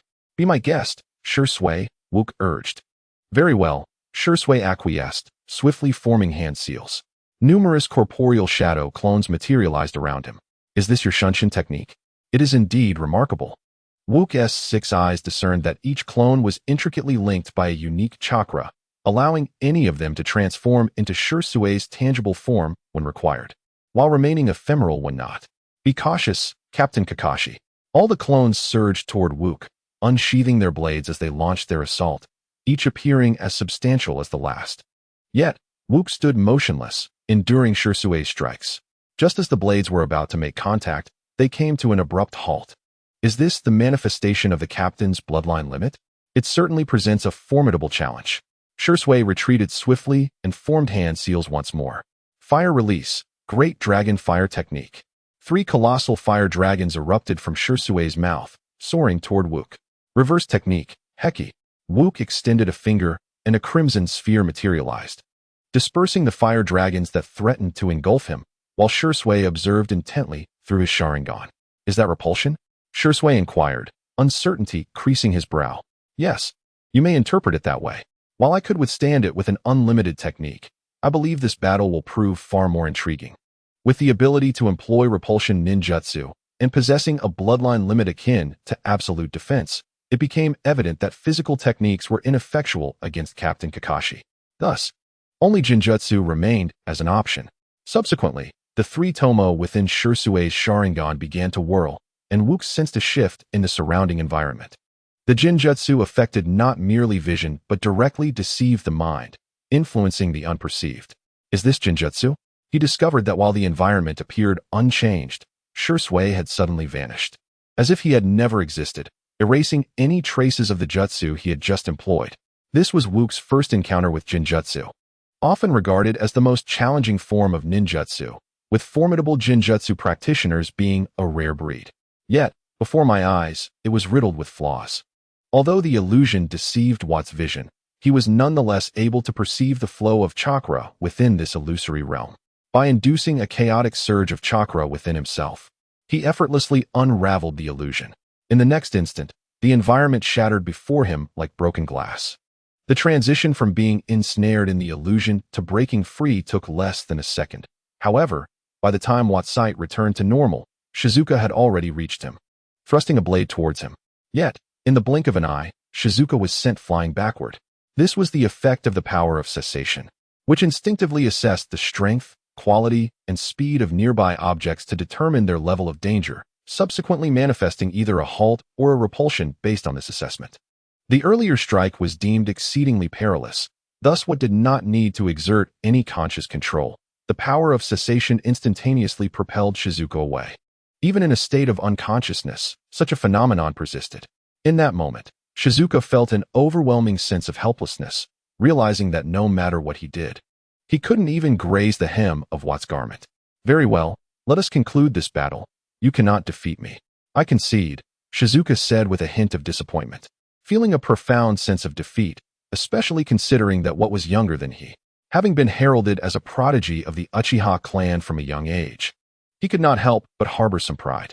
Yet, this encounter had utterly shattered that pride, revealing the fragility of his own strength in the face of his opponent, who had scarcely moved at all. Do not be disheartened. After all, I am not like you, Watt said, patting Shizuka on the shoulder before vanishing from sight in an instant. Some matters must be resolved personally. However, this battle also illuminated a crucial realization for Watt. His 6 eyes did not grant him immunity to illusions. While he could see through illusions, he could not negate them. It is worth noting that certain illusions, even when recognized, cannot be dispelled, such as Tsukuyami, Kodoame Tsukumi, and Infinite Tsukuyami. Should he fall victim to any of these formidable illusions, Watt was uncertain if he would be capable of breaking free. If he were to comprehend the domain, perhaps he could forcibly dismantle such potent illusions. Suddenly, Watt contemplated this possibility, though he remained unsure if a domain could indeed breach an illusion of the caliber of Infinite Tsukuyami. At present, however, he did not feel urgency regarding the domain, as he had no adversaries worthy of it. He had already mastered approximately 50% of the power of cessation. His next endeavor would be to grasp the void technique. This technique posed considerable difficulty, requiring a flawless fusion of the Azure and Crimson techniques, necessitating that their powers be equal, with Crimson's potency being at least double that of Azure. This indicated that mastery of this technique demanded exceptional control. Fortunately, for one endowed with 6 eyes, this was not a significant challenge. With a bit more time and practice, he would surely succeed. Now, Wuzai has suddenly realized the unparalleled might of Satoru Gojo within the realm of Jujutsu. Although he has yet to fully master all of Gojo's abilities, he already senses that no one in the shinobi world can stand in his way. Aside from the formidable illusions, he only needs to be wary of sealing techniques, as some powerful seals, such as the Shiki Fuin, could potentially bind him. In a turn of events, the news of the Third Raikage's death has reverberated throughout the entire shinobi world on that very day. It appears that this war is nearing its conclusion. Upon hearing this news, Wuzai surmised that the Third Great Ninja War would soon come to an end. The Third Raikage bravely faced an army of 10,000 IWA Nin, sacrificing himself to buy time for the Cloud Village. Although the Third Raikage fell, the IWA Nin certainly suffered significant losses as well. The Cloud Village, having lost its leader, would undoubtedly desire an end to the conflict, and IWA, having incurred heavy casualties, would share the same sentiment. Similarly, the Mist Village has also suffered the loss of the 7 ninja swordsmen, who are currently held captive in the Leaf Village, yet to be redeemed. When the Mist Village seeks to reclaim their swords, they will undoubtedly have to pay a hefty price to the Leaf. While the Sand Ninja incurred minimal losses during this battle, it is essential to remember that the catalyst for this war was the disappearance of the third Kazekage. If there was any village that emerged from this conflict with relatively little damage, it would be the Leaf Village. Although many ninjas perished, they were primarily Chunin and Genin, with only a handful of Jonin and none among the Kage ranks. Furthermore, the Leaf has witnessed several of its ninjas rise to prominence during this conflict, such as Kakashi Hatake, known as the White Devil, and Minato Namikaze, the Yellow Flash. In essence, the Leaf Village has reaped the greatest rewards from this war, both in reputation and resources. The compensation sought by the Mist Village to redeem the 7 swords would be sufficient to fully offset the Leaf's losses from the war. With such a golden opportunity at hand, it would be unthinkable not to seize it. At this juncture, skirmishes along the borders have begun to wane, and it seems that the possibility of another large-scale battle is becoming increasingly unlikely. However, for now, the border where Wuzai is stationed in the Mist Village is not expected to erupt into fierce warfare, as the Mist Village had not deployed significant forces, merely seeking to gain a share in the conflict, only to find even the 7 ninja swordsmen caught in the fray. The absence of the 7 would undeniably diminish the overall combat power of the Mist Village by several tiers. As time passed, several months elapsed, and Wuzai is now 12 years old. One day, snowflakes began to drift gently from the sky, and the unit to which Wuzai belongs suddenly received orders to return to the village. In that instant, a chorus of cheers erupted from all around, for they understood that the war had come to an end, and they would finally be free from the anxieties of the front lines.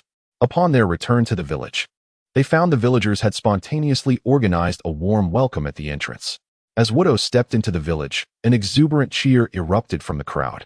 Among the throng, Wudo spotted his father, who appeared to be enjoying a harmonious interaction with Uncle Yao. The gaze of Kiba Tsukumo towards Wudo was filled with warmth and a hint of pride. He felt that his eldest son had truly matured. "Well done, Wudo." Tsukumo's lips moved slightly, and Wudo understood the sentiment being conveyed. In response, Wudo offered a confident smile. "Please head back first. I must report to Lord Hokage." Wudo addressed the ninjas behind him. "Yes, Captain Kiba. We must treat you to a meal one day to celebrate our safe return," they replied. "I shall look forward to it," Wudo said, not declining the invitation. Having spent nearly 2 years with these ninjas, bonds of camaraderie had naturally formed. They were brothers, comrades, and friends. Although Wudo was younger, they regarded him as an equal, or even as an elder, for he was indeed their benefactor. "Hokage-sama, I have returned." Wudo knocked on the door of the Hokage's office and entered. "You have worked hard. I have heard about your exploits on the front lines. Truly, like father, like son. If Tsukumo could see you now, he would be proud," the Hokage acknowledged. "Thank you for your kind words, Hokage-sama. I noticed the villagers welcomed you warmly." I hope you will always remember the will of fire and not disappoint those who believe in you. Yes, Hokage-sama. When the others return from the battlefield, we will hold a commendation ceremony for you. At that time, feel free to request any reward. I will do my utmost to fulfill your wishes. Thank you, Hokage-sama. Wudo then recounted details from the past 2 years, with the third Hokage nodding in understanding. Upon hearing about the ambush, the Hokage's fists tightened in concern. If there is nothing else, I shall take my leave, Wudo said. Very well, the Hokage replied. But just as Wudo was about to depart, the third Hokage suddenly called out to him. Wait, what is your current level of strength? The third Hokage directly inquired. A question that had lingered in his mind since learning that Wudo had emerged unscathed from A.S. grasp and had slain 5 members of the 7 ninja swordsmen. At least against you, Hokage-sama, I should not be defeated, Wudo answered confidently, maintaining his composure even in the presence of the third Hokage. The strength he possessed was his assurance in facing any challenge.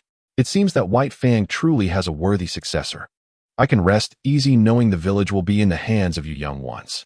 The third Hokage harbored no doubts regarding Wu's honesty.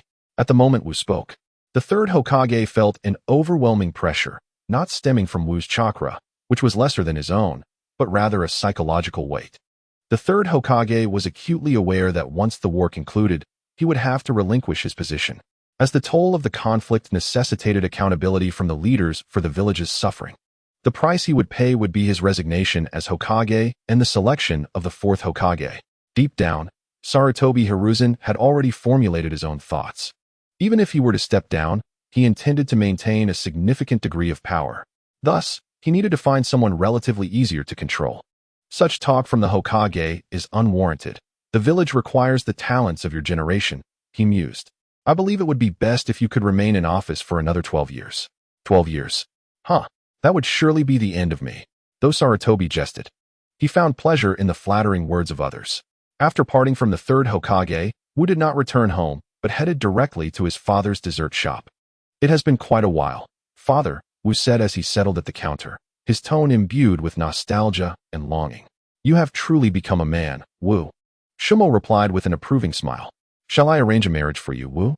I believe the daughter of the Ichiraku family would be quite suitable. The sudden shift in Shumo's thoughts was perplexing. Perhaps not. Such matters are better suited for Kakashi. If I don't help him, he may end up alone for life. Kakashi, you say? Shumo rubbed his chin thoughtfully, raising his gaze as if contemplating. Given Kakashi's sharp tongue, it is indeed challenging for him to find a partner. Indeed, you are correct. When Kakashi returns, we should inquire about his situation. Speaking of which, it has been half a year since I last saw him. I wonder how he has been faring?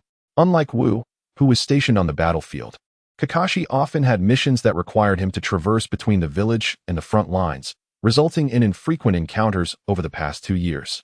Who knows? Perhaps when Kakashi returns, father will meet a different version of him. Indeed, the battlefield is a crucible for personal growth. Each time Kakashi returns, I notice a distinct change in him. I've heard he has developed an A-rank jutsu called Chidori, which is quite impressive, though I have yet to witness it. In this regard, Kakashi surpasses you. Huh, it matters not to me. I am indifferent to such matters. However, I suspect the different I referred to may not align with what father envisions, so I hope you are prepared for that. Wisdom understands that the events surrounding Obito are undoubtedly destined to unfold. Madara's choice of Obito was a scheme long in the making. Indeed, it could be argued that no other member of the Uchiha clan could fulfill the tasks he set forth. After all, the Uchiha clan is one steeped in love. Yet when that love fades, their eyes evolve with increasing potency. Obito, in particular, embodies a deeper capacity for love than his kin, rendering him more susceptible to provocation and more vulnerable to manipulation. While Goku contemplated rescuing Obito, he was unaware of the precise timing of the impending events and could not afford to remain away from the borders of the Mist Village for extended periods. Hence, he could only stand by as circumstances unfolded.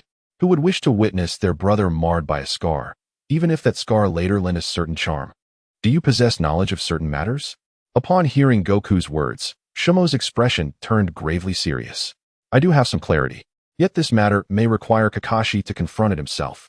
Goku, it is inconvenient for our father to make an appearance now. You and Kakashi must look out for each other. Rest assured, father, I shall not allow anyone to bully Kakashi. I am quite strong now. Even you might not stand a chance against me. It must be said, developing the limitless techniques into a passive skill is indeed advantageous. There is no need to worry about one's safety. Even if he stands still, allowing others to strike, they would scarcely graze his clothing. Is that so? Your words inspire me to wish to train with you, Shumo replied, narrowing his eyes as if scrutinizing Goku closely. Yet he could discern nothing peculiar about him aside from his slightly augmented physique. Father will surely regret it. I can already envision myself standing still, enduring Shumo's strikes. And yet he would be unable to land a blow. The expression on his face would be quite amusing. By the way, I heard that Kakashi damaged your blade. When you return, do not take it out on him, Goku remarked before departing. That child, Shumo mused with a faint smile. His knack for reporting remains unchanged. Approximately 10 days passed, and aside from the necessary border defense personnel, all others gradually returned, greeted warmly by the villagers. Naturally, Shumo took note of Kakashi's unusual demeanor, which exuded a lifeless aura, as though he lacked any fighting spirit. Kakashi, what on earth has transpired? Shumo felt a weight in his heart, struggling to comprehend what could have plunged Kakashi into such despair. Kakashi, too, sensed the gaze fixed upon him, and, following his instincts, turned to meet his father's concerned eyes. At that moment, a flicker of excitement ignited within him, though it quickly dissipated. Shwomo suddenly recalled what Wu had mentioned a few days prior regarding Kakashi's transformation, which was unlike any previous change. It was not merely a matter of appearance. The essence of his being felt as though it belonged to two entirely different individuals. Furthermore, Kakashi's left eye was concealed beneath his forehead protector, indicating an injury. Upon returning home, Kakashi had scarcely settled when Wu pulled him before Shwomo, aware that Shwomo must be deeply concerned for Kakashi's well-being. What transpired, Kakashi? Shwomo inquired with a serious expression within the confines of the dessert shop, his tone betraying a profound worry for Kakashi. Obito is dead, and Rin is gone as well. As he spoke, tears streamed from Kakashi's eyes. Upon hearing this, Shwomo fell silent. Having experienced the death of comrades himself, he understood the unbearable anguish it entailed. And Rin met her end by my own hand. I was the one who took her life. Kakashi gazed at his hands, as if they were still stained with Rin's blood. Brother, father, what am I to do? Obito entrusted Rin to me, yet I have slain him. In that moment, Kakashi appeared utterly helpless, and Shwomo felt a pang of sorrow at the sight. Even Wu, witnessing Kakashi's state, felt a weight upon his heart, rendering the sweets in his mouth tasteless. Kakashi, you must gather yourself. The others in the village need you. You cannot remain immersed in despair. After all, you are my son. Upon hearing this, Wu cast a disapproving glance at Shwomo from beneath his mask. Did someone who had already attempted to end his own life truly have the right to utter such words? Kakashi, although Rin has perished, Obito still lives. What? Kakashi exclaimed in shock, raising his gaze in disbelief towards Wu. Where is he? Wu shook his head. At this moment, Obito harbors a heart filled with hatred and fury. He witnessed you take Rin's life. You know how profoundly significant she was to him. Yet Obito has strayed from the path, and thus, Kakashi, you must rise to the occasion and guide him back to righteousness. Kakashi placed his faith in Wu's words, knowing that Wu's vision often glimpsed future events. He believed in the truth of Wu's assertions. Even if Obito had lost his way, as long as he lived, there was hope.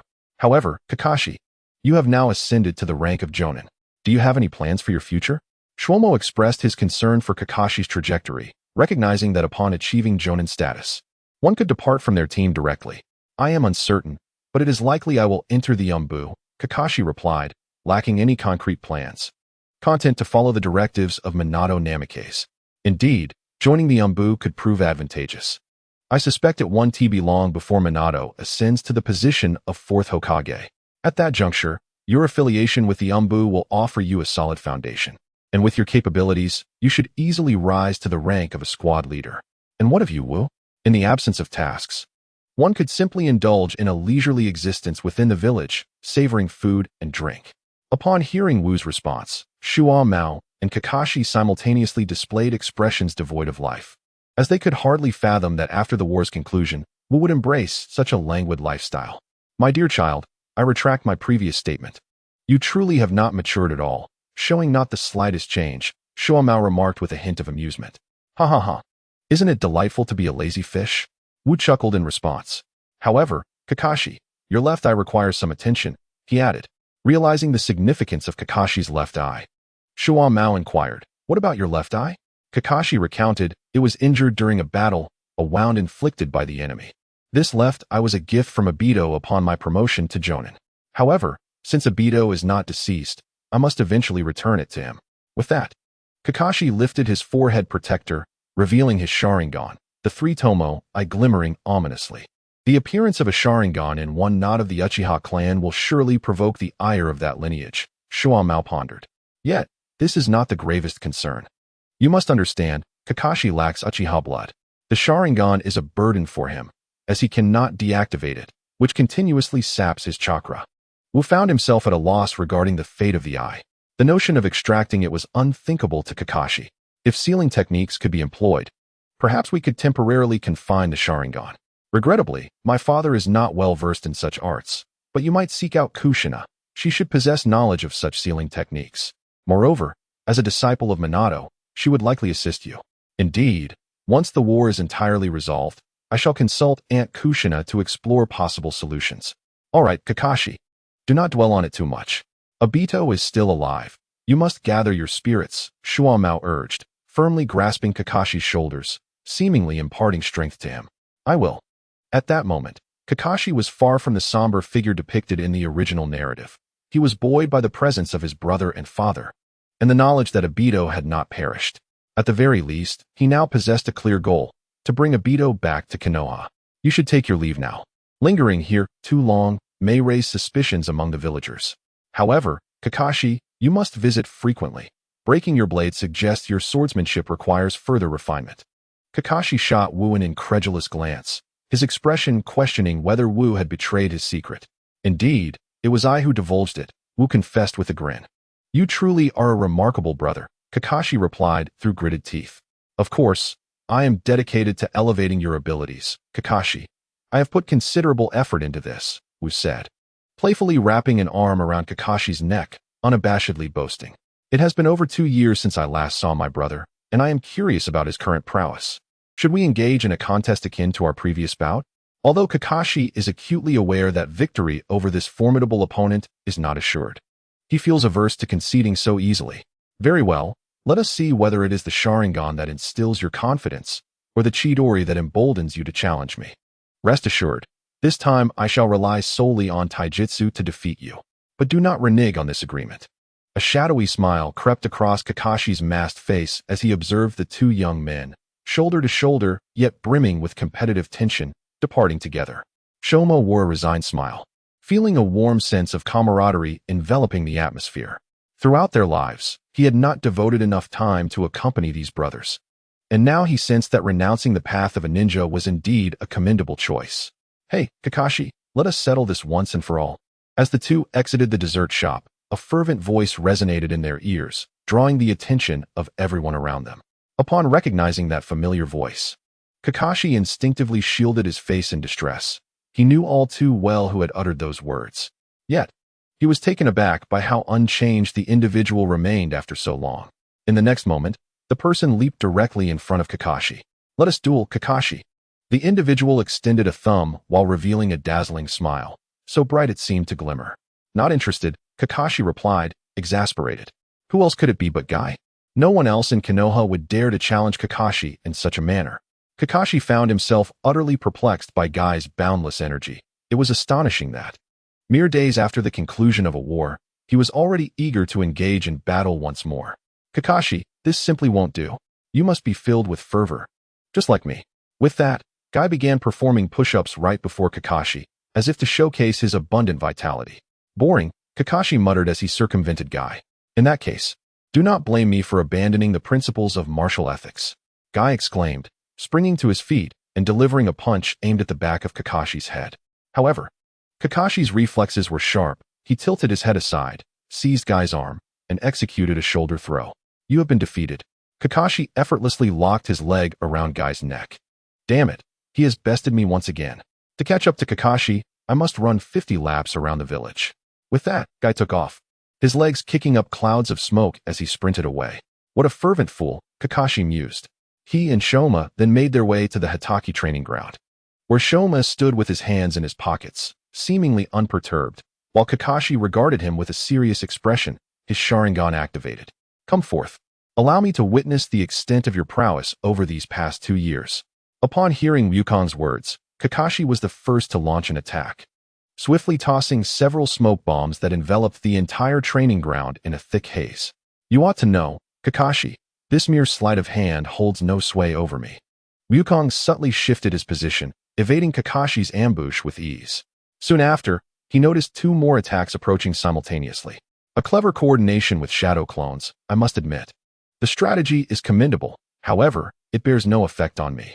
Ryukong seized Kakashi's arms intended for the sneak attack, and with a decisive motion, both Kakashi's dissipated into a cloud of smoke. Earth release, decapitation technique. Suddenly, Kakashi's voice echoed from beneath Ryukong's feet, but Ryukong deftly leaped aside to evade it. I have already stated, Kakashi, this tactic is of no consequence to me. Every movement of yours is within my sight. Truly, a troublesome eye indeed.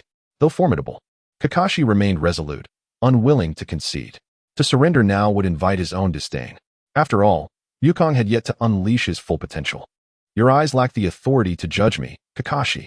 If that is the case, I shall resort to that technique, albeit it is ill-suited for family. Beyond that, I can conjure no other means to vanquish him. With that thought in mind, Kakashi swiftly formed hand seals, conjuring a sphere of lightning that crackled in his right hand, accompanied by a cacophony of bird calls, as if 1,000 birds were singing in unison. Is this Chidori? Truly a magnificent ninjutsu. Be cautious, if all else fails. Do not hesitate to employ your own abilities. Huh, am I being underestimated? Come forth, Kakashi, let us hope you do not disappoint me. TSK. Do not say I did not warn you. With that, Kakashi propelled himself towards Ryukong, Chidori enhancing his speed, necessitating the coordination of his Sharingan's heightened dynamic vision. A ravine formed in the ground wherever Kakashi traversed. As he neared Ryukong, Kakashi leapt into the air, thrusting Chidori directly at Ryukong's body. To counter this move, one merely needs to be swifter. Ryukong immediately sidestepped, extending his hand to grasp Kakashi's arm. Although Chidori flickered at his palm, Ryukong had firmly seized Kakashi's right arm. What? Kakashi stared in disbelief, shock evident in his eyes as he beheld Ryukong. He had not anticipated that his ultimate technique could be so effortlessly neutralized. With a firm grip, Ryukong's hand exerted pressure, causing Kakashi's Chidori to dissipate under the sudden pain in his arm. You seem to have exhausted your options, Kakashi. Not necessarily. Suddenly, lightning crackled around Kakashi, transforming him into a surge of electricity that vanished from sight. Lightning clone technique? As the intense tingling sensation coursed through his body, Wu instantly comprehended the situation. You let your guard down, brother. Kakashi emerged from beneath the ground, a kunai pressed against Wu's throat. You have lost. Upon hearing Kakashi's words, a look of satisfaction spread across Wu's face. Ha ha ha, truly my brother. If it were anyone else, even some ordinary jonin, they would have succumbed to your trick. Yet, alas, you are up against me. Before my eyes, your every movement is utterly transparent. After Wu uttered this, the image of Wu in Kakashi's gaze dissipated into a wisp of smoke, only for another Wu to materialize behind Kakashi. Thus, to surpass me, you still have a long way to go. Wu extended 2 fingers, circling them from the back of Kakashi's head to his front, wiggling them playfully. Humph. When did you employ a shadow clone? Kakashi voiced his inner confusion, his Sharingan having been vigilant to Wu's movements, yet failing to detect when he had conjured his clone. From the very beginning, and Kakashi, if you have truly mastered ninjutsu to its zenith, you should be capable of forming hand seals with a single hand, or even without them. Techniques like the shadow clone have long been within my grasp, without the need for seals. Typically, when one employs ninjutsu, they do so with deliberate thought, necessitating hand seals. However, if one treats ninjutsu as a daily necessity, akin to drinking or eating, mastering a technique to the point of foregoing hand seals becomes quite simple. Generally, ninjutsu that requires fewer hand seals can easily be learned to the point of being performed without them. Kakashi, I believe it would be prudent for you to refine your Chidori to the level of being performed without seals, given your talent. It should not pose much of a challenge. I never anticipated you had fallen so far behind. It is only natural for an older brother to be stronger than his younger sibling. After all, I was born a few minutes earlier than you. Had I been the firstborn, would your bloodline limit not belong to me as well? That is a frivolous thought. Enough of that. Focus on growing stronger. With your current strength, You have yet to reach a level that puts my mind at ease. You speak as if you are already formidable. Do you wish to witness my full power? Kakashi, who was preparing to depart, was instantly intrigued by Wu's remark. Very well then, let me show you. With that, Wu seized Kakashi and instantaneously transported them to a location far outside the village. The commotion within the village could attract unwanted attention, so it is best to demonstrate this outside.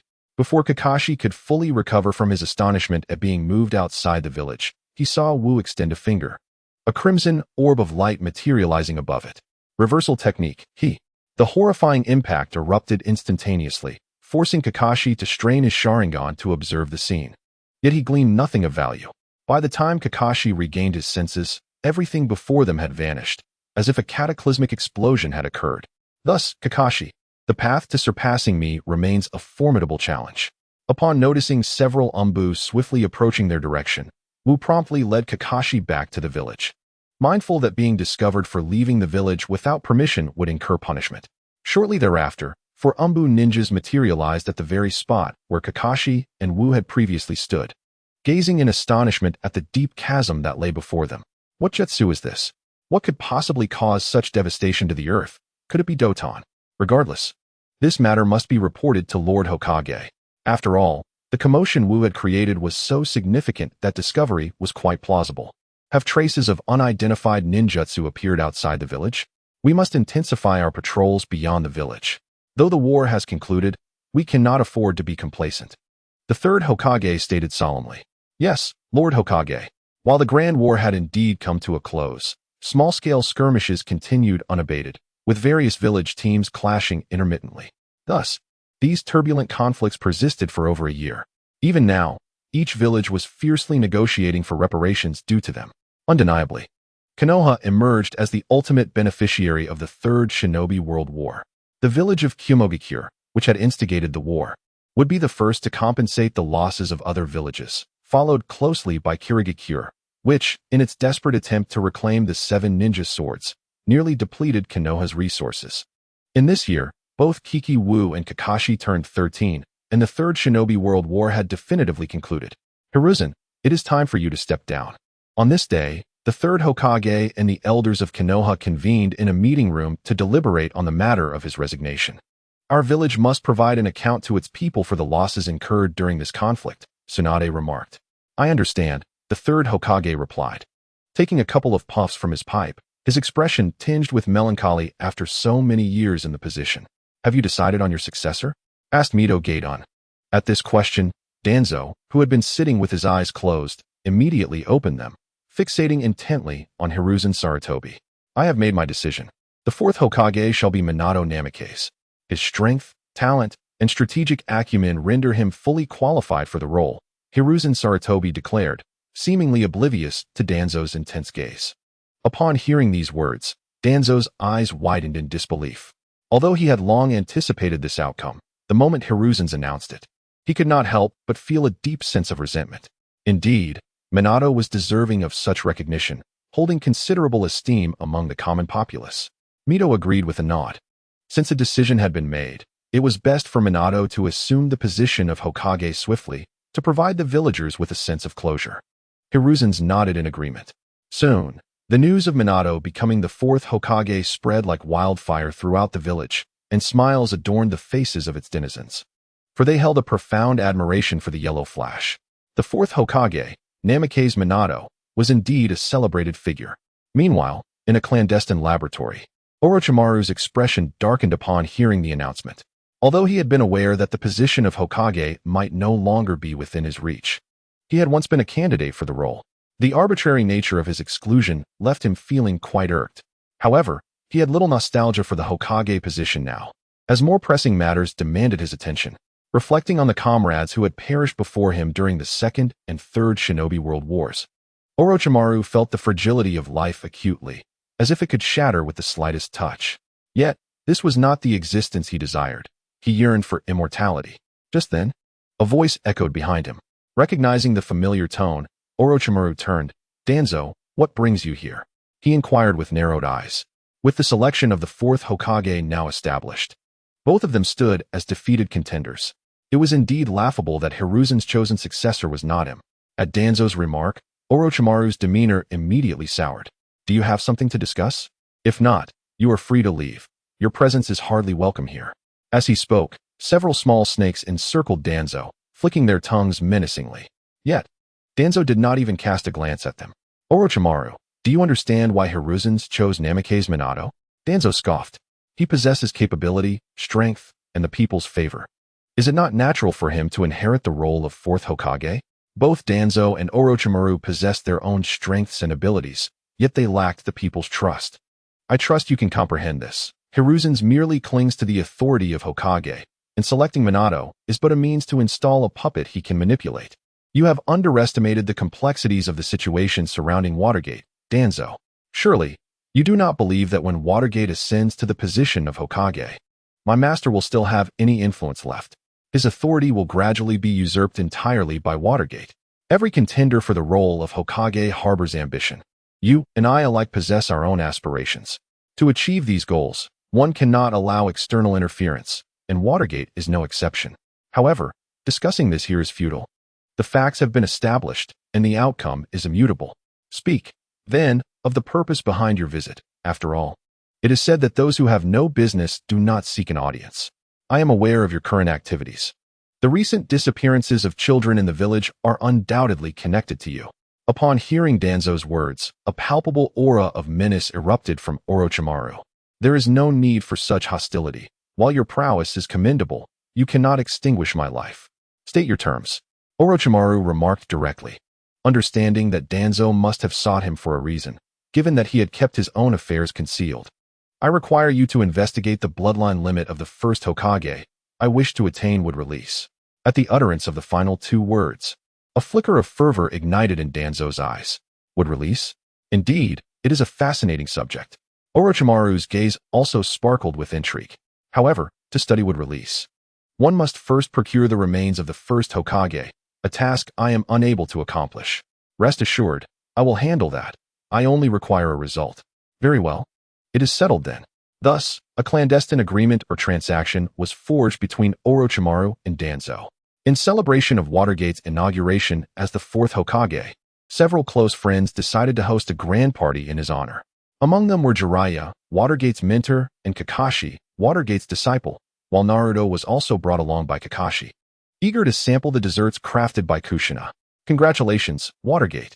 Becoming Hokage has been your lifelong dream, and now you have finally realized it, Jiraiya said.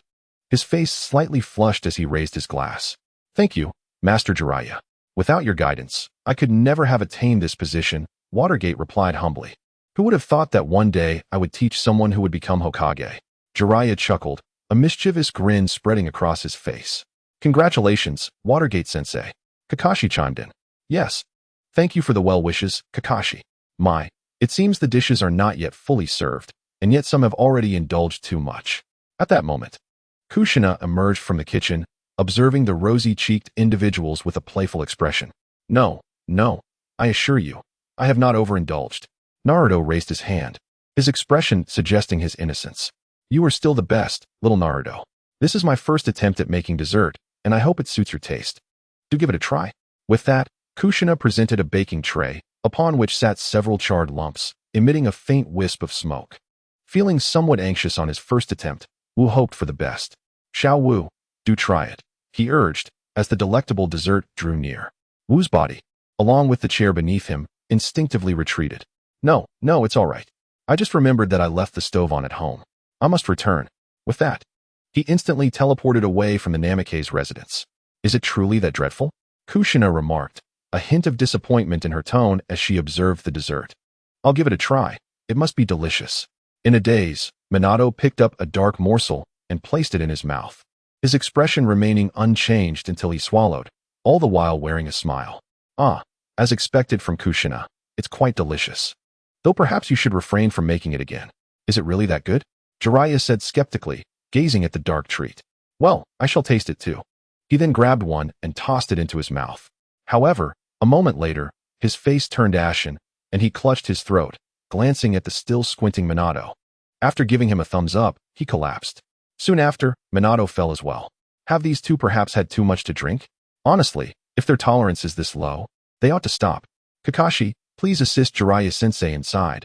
I can manage Minato. Yes, sensei.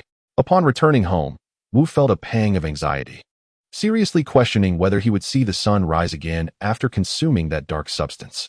With Kakashi absent, it seemed he would have to fend for himself for dinner. A month later, the long-awaited appointment from the Land of Fire finally arrived. The daimyo acknowledged Minato's capability to lead the Hidden Leaf Village and consented to his succession as the fourth Hokage. Today marked the day of Minato's ascension. All the villagers of Konoha gathered in the streets to welcome this magnificent and sacred moment, regardless of their prior commitments. The heads of various clans convened, and all the elders of Konoha were present, including Orochimaru, Tsunade, and Jiraiya. Atop the Hokage building, Minato stood behind Hiruzen Sarutobi. Minato, from this day forth, the weight of the Hokage's responsibilities is upon your shoulders. I hope you will carry on the will of fire and not disappoint the villagers' hopes. Hiruzen placed the Hokage hat upon Minato's head. I will ensure the village does not suffer disappointment.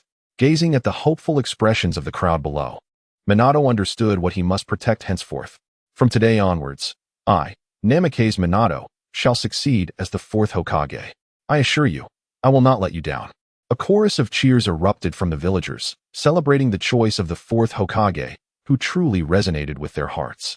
With Minato's ascension, it was expected that the relationships between the villagers and his clan would improve. Observing the ascendant Namake's Minato, the head of the Uchiha clan, Uchiha Fugaku felt a semblance of tranquility within. After all, his rapport with Minato was quite amiable, and the bond between their wives was exceedingly strong. Had another individual assumed the mantle of the fourth Hokage, it is likely that the Uchiha clan would have continued to face oppression. It appears that Minato is indeed the people's choice. Narashikaku, sensing the villagers' fervor, spoke up. Indeed, the moniker Little Sun is not bestowed lightly, remarked Yamanaka Inoichi.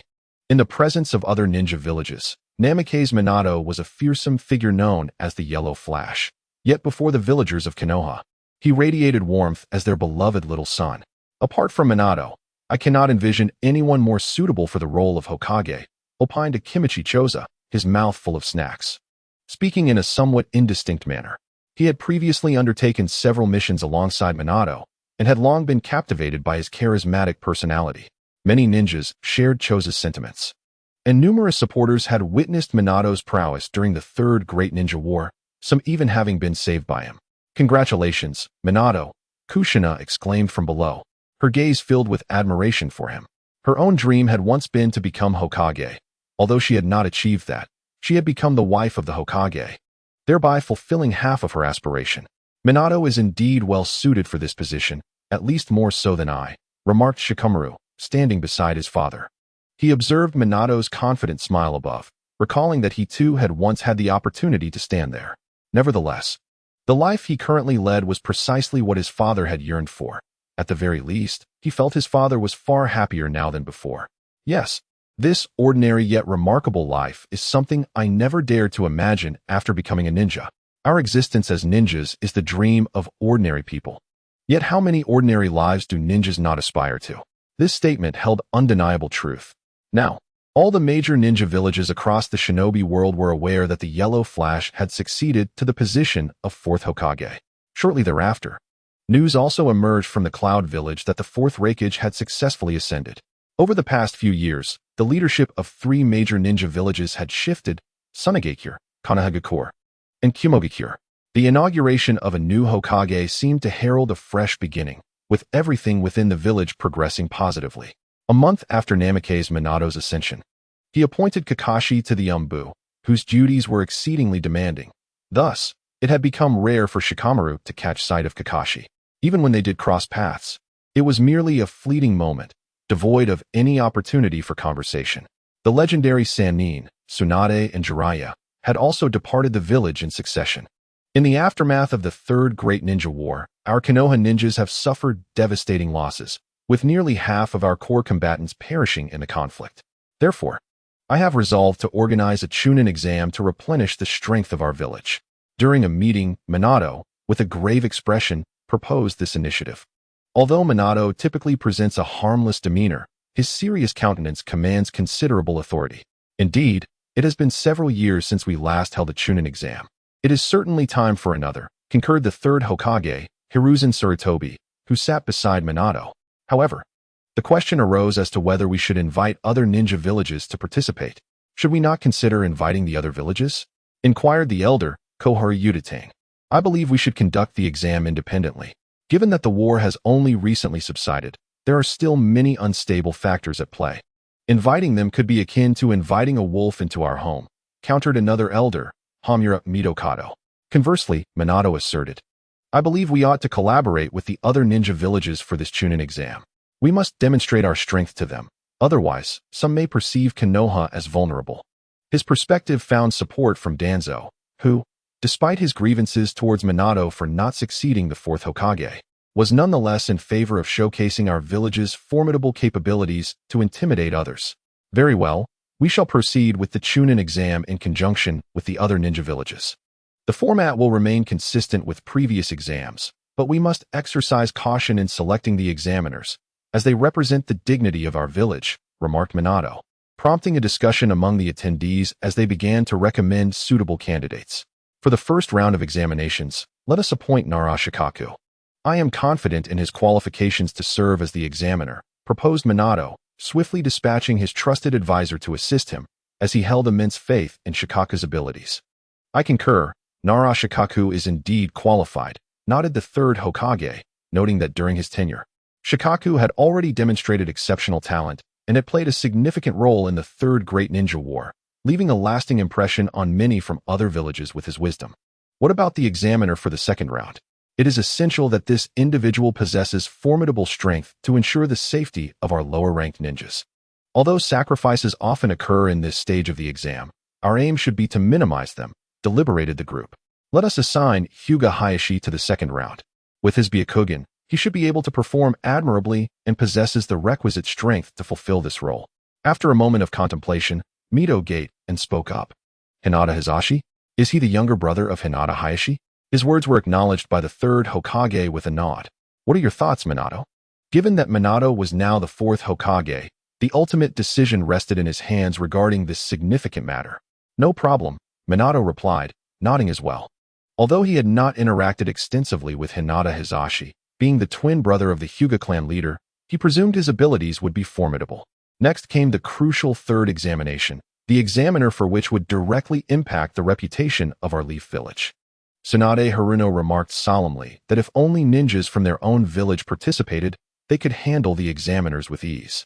However, with the inclusion of ninjas from other villages, there could be no room for complacency. Orochimaru is an excellent choice. His renown in the ninja world would certainly intimidate the ninjas from other villages, the third Hokage stated. Although he had not selected his own disciple when choosing the fourth Hokage, he still hoped that such a prestigious opportunity would fall to his apprentice. That won't work. Orochimaru is currently preoccupied with a crucial experiment and cannot be disturbed. I believe he would refuse as well. The third Hokage's words were immediately countered by Danzo. Then who else can serve as the examiner for the third round? If only Jiraiya or Tsunade were in the village, he lamented. I have a candidate in mind. What do you all think of Kakashi Hatake? At that moment, Minato recalled the brother of his disciple. Although he had been somewhat inebriated on the night of his appointment as Hokage, he vaguely remembered that Kakashi had employed a space-time jutsu when he left his home. The son of White Fang? But is he not a bit too young? Can he truly command the respect of the ninjas from other villages? Tsunade expressed her concerns. Despite Kakashi's youth, his strength was undeniable, and he had earned the title of the White Devil during the Third Great Ninja War, instilling fear in both the Cloud and Mist villages. Therefore, I believe he is qualified for the role, Minato continued. I concur that Kakashi would be suitable. The third Hokage added. Since the Hokage has made the decision, we have no objections, though we sincerely hope your judgment proves sound. The meeting concluded, and the fourth Hokage promptly dispatched invitations for the Chunin exams to various ninja villages. Summoned Kakashi, Minato instructed, and a white-haired man wearing a mask soon appeared before him, swiftly using the body flicker technique to depart. At the Hatake residence, it's been a while since you returned. Why not come in and sit for a moment? Lying idly at home, What suddenly sensed a familiar aura, and his 6 eyes had already caught sight of the visitor. Without turning his head, he spoke. I'm currently on a mission. The Hokage summoned you. Looking for me. I hope I haven't committed any transgressions. What replied, his tone laced with surprise. Since the conclusion of the war, he had refrained from undertaking any missions and had been resting at home. Could it be that my lack of assignments has led to a reprimand? I don't know, but do not keep the Hokage waiting, Kakashi said before vanishing with the body flicker technique. TCH, now that he is in the Umbu, he has turned his back on us. What had hoped to glean some useful information from Kakashi, but it seemed that was now a fruitless endeavor. Let us hope it's for something good, not a troublesome matter. After a brief tidying up, What made his way to the Hokage building? Hokage-sama, you summoned me? Yes. The village is preparing to hold the Chunin exams, and it has been decided that you will serve as the examiner for the third round, Minato Namikaze stated directly, getting straight to the point. Upon hearing this, What raised an eyebrow? Is there a problem? Seeing What's silence, Minato pressed further. Is it inappropriate for you to serve as the examiner for this round? Though What possessed the requisite strength, he was acutely aware that his age might not garner the respect of the majority. This was confirmed by the third Hokage, and, aside from you, I cannot think of anyone more suitable, the White Devil. At that title, What's lips curled into a slight grin. Very well, I will accept this mission. Thank you, What. Soon, all the major ninja villages received invitations to the Chunin exams in Konoha. Except for the Hidden Mist village, all other villages responded positively, as Konoha had severely outmaneuvered Mist Village this time, making their participation unlikely. As time passed, more and more unfamiliar faces appeared in Konoha, and to prevent any disturbances from these visitors, the Umbu intensified their patrols, ensuring that nearly every incoming ninja was monitored by an Umbu member. How ridiculous! Konoha invites us to participate in the Chunin exams, yet watches us so closely. Why not simply exclude us? An irate Cloud Ninja remarked, his dark skin hinting at his youth, likely around 10 years old. However, the determination in his eyes suggested he had experienced the ravages of war, if not firsthand, then certainly in some capacity. It is quite normal. After all, the Third Great Ninja War has only just concluded. Such vigilance is necessary for absolute safety. The leading Jonin stated, noting that if they were to host the Chunin exams, they too would closely monitor foreign ninjas. At that moment, his gaze fell upon a figure outside the window, a white-haired individual wearing an eye mask. That guy? Upon encountering this individual, his countenance immediately shifted to one of grave concern, infused with a hint of trepidation and dread. What is it, Captain? The group of Cloud Ninjas naturally discerned his unease and followed his gaze. Aside from a person cradling a pile of confections, there appeared to be nothing amiss. The White Demon, the four of them slowly articulated. Could that fellow truly be the White Demon? They gazed incredulously at a face that seemed utterly harmless. Indeed, replied the leading Cloud Ninja with a tone of grave seriousness. It seemed as though Wu sensed he was being scrutinized, for he turned to see several heads peering at him through a window. Hello, he greeted them with a wave. Yet, in the next instant, those heads vanished from view, the curtains drawn tightly shut. Am I really that frightening? Wu awkwardly scratched his face, a note of confusion in his voice. What shall we do? They've noticed us, one of them remarked, despite the seemingly innocuous appearance of their opponent. To judge a ninja's prowess solely by looks is a grave misstep, and they would certainly not underestimate him. Furthermore, their Raikage had issued orders. Should they encounter the White Demon, they should flee if possible. If escape was unfeasible, surrender would suffice to preserve their lives. Don't panic. This is no longer a war. We are here as invited guests for the Chunin exams, another reassured. Right. There's nothing to fear as long as we don't cause trouble in Konoha. It was as if they were attempting to comfort themselves, repeating the phrase nothing to fear twice. Clearly, many ill-intentioned ninjas had infiltrated the village. As Wu walked, he remained vigilant of those around him. Besides those casting curious and fearful glances, some regarded him with anger and hatred. Emergency task. Any ninja found wreaking havoc in the village may be eliminated on sight. An Umbu materialized beside Wu, relaying the task before swiftly departing. Eliminated on sight? It appeared that I had previously underestimated the decisiveness and resolve of Minato Namikaze. Had the third Hokage still been in power, the order would undoubtedly have been to capture alive rather than kill. Before Minato ascended to the position of fourth Hokage, many had underestimated him. Sarutobi Hiruzen once considered Minato to be a more manageable and controllable figure, yet in just over a month, his authority had begun to overshadow that of the former Hokage, wholly contrary to his expectations. However, he found himself powerless. He was no longer Hokage, and even as the former leader, his standing within the village paled in comparison to that of the current Hokage. In recent days, the Umbu had discreetly dealt with numerous troublemaking ninjas within the village, and those from other ninja villages, even when their own ninjas fell, had no grounds to retaliate against Konoha, given that they were the instigators of the chaos. Hey, kid, hand over the food you have in your possession.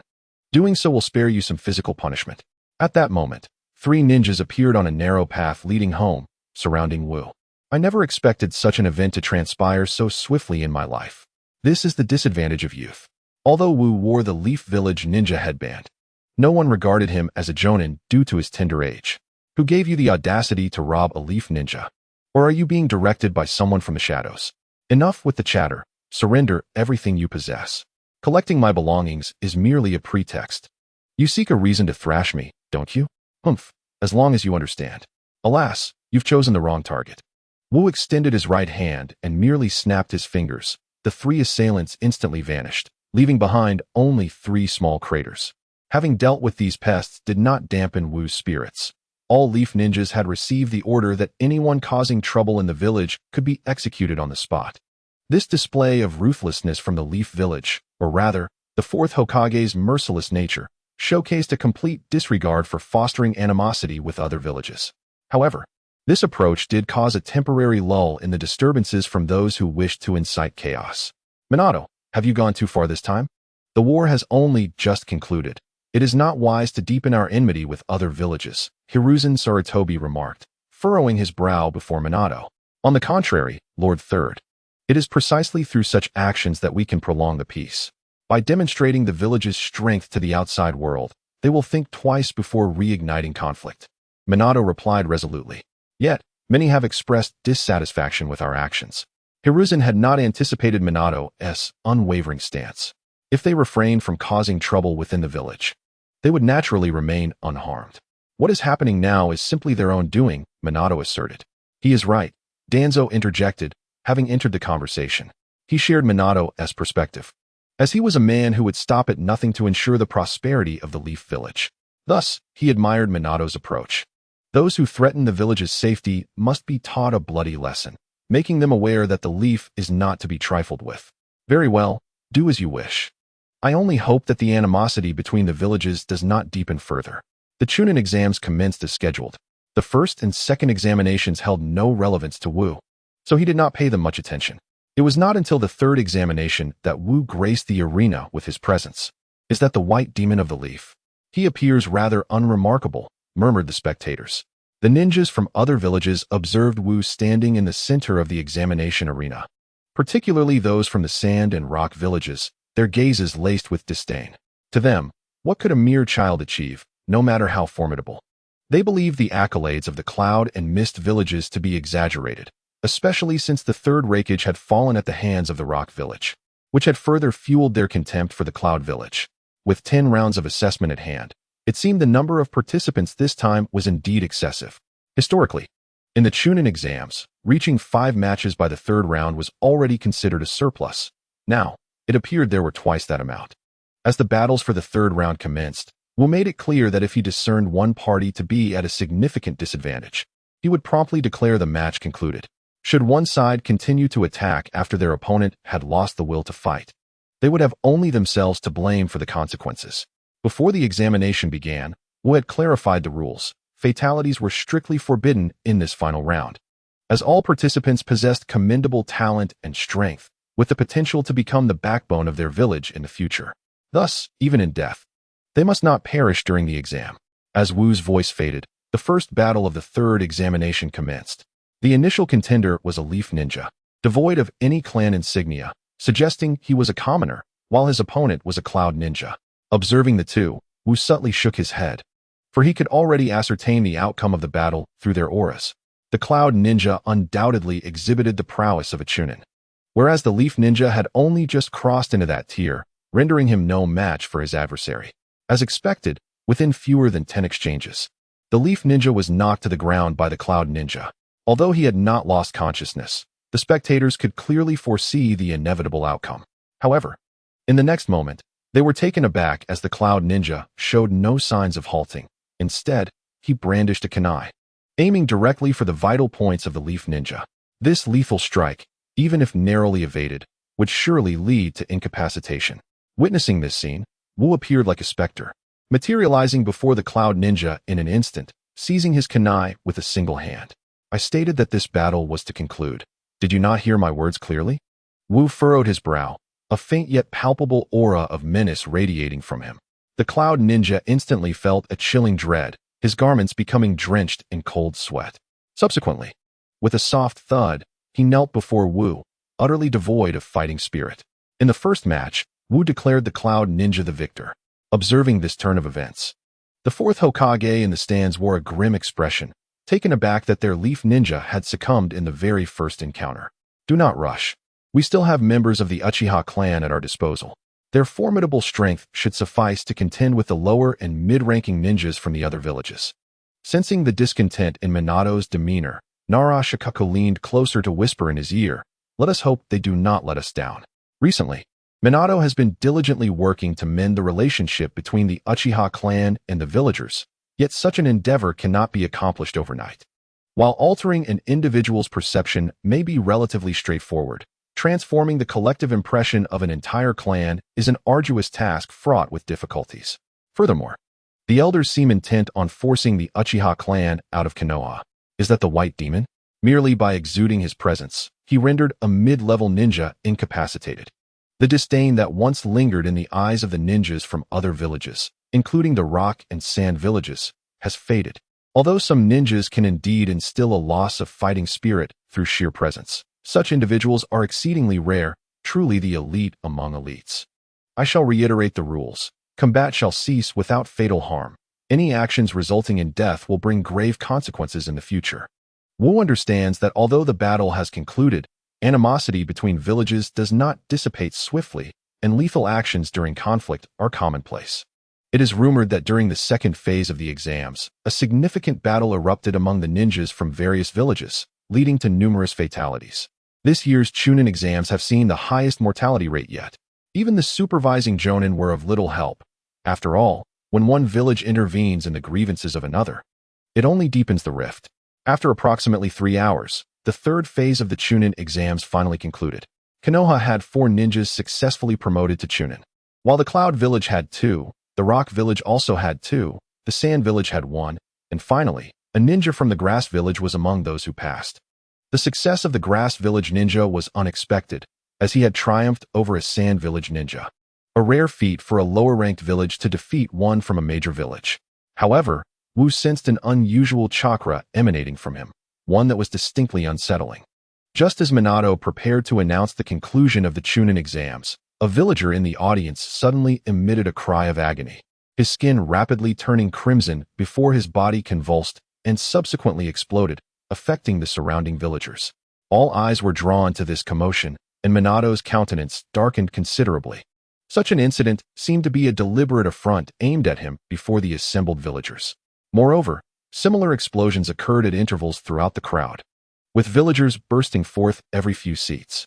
No one was allowed to leave the premises. Investigate this matter. I demand to uncover the mastermind behind this incident.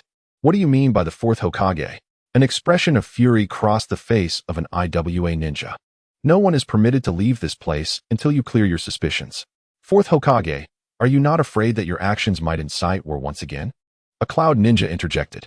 Isn't your conduct now a catalyst for conflict?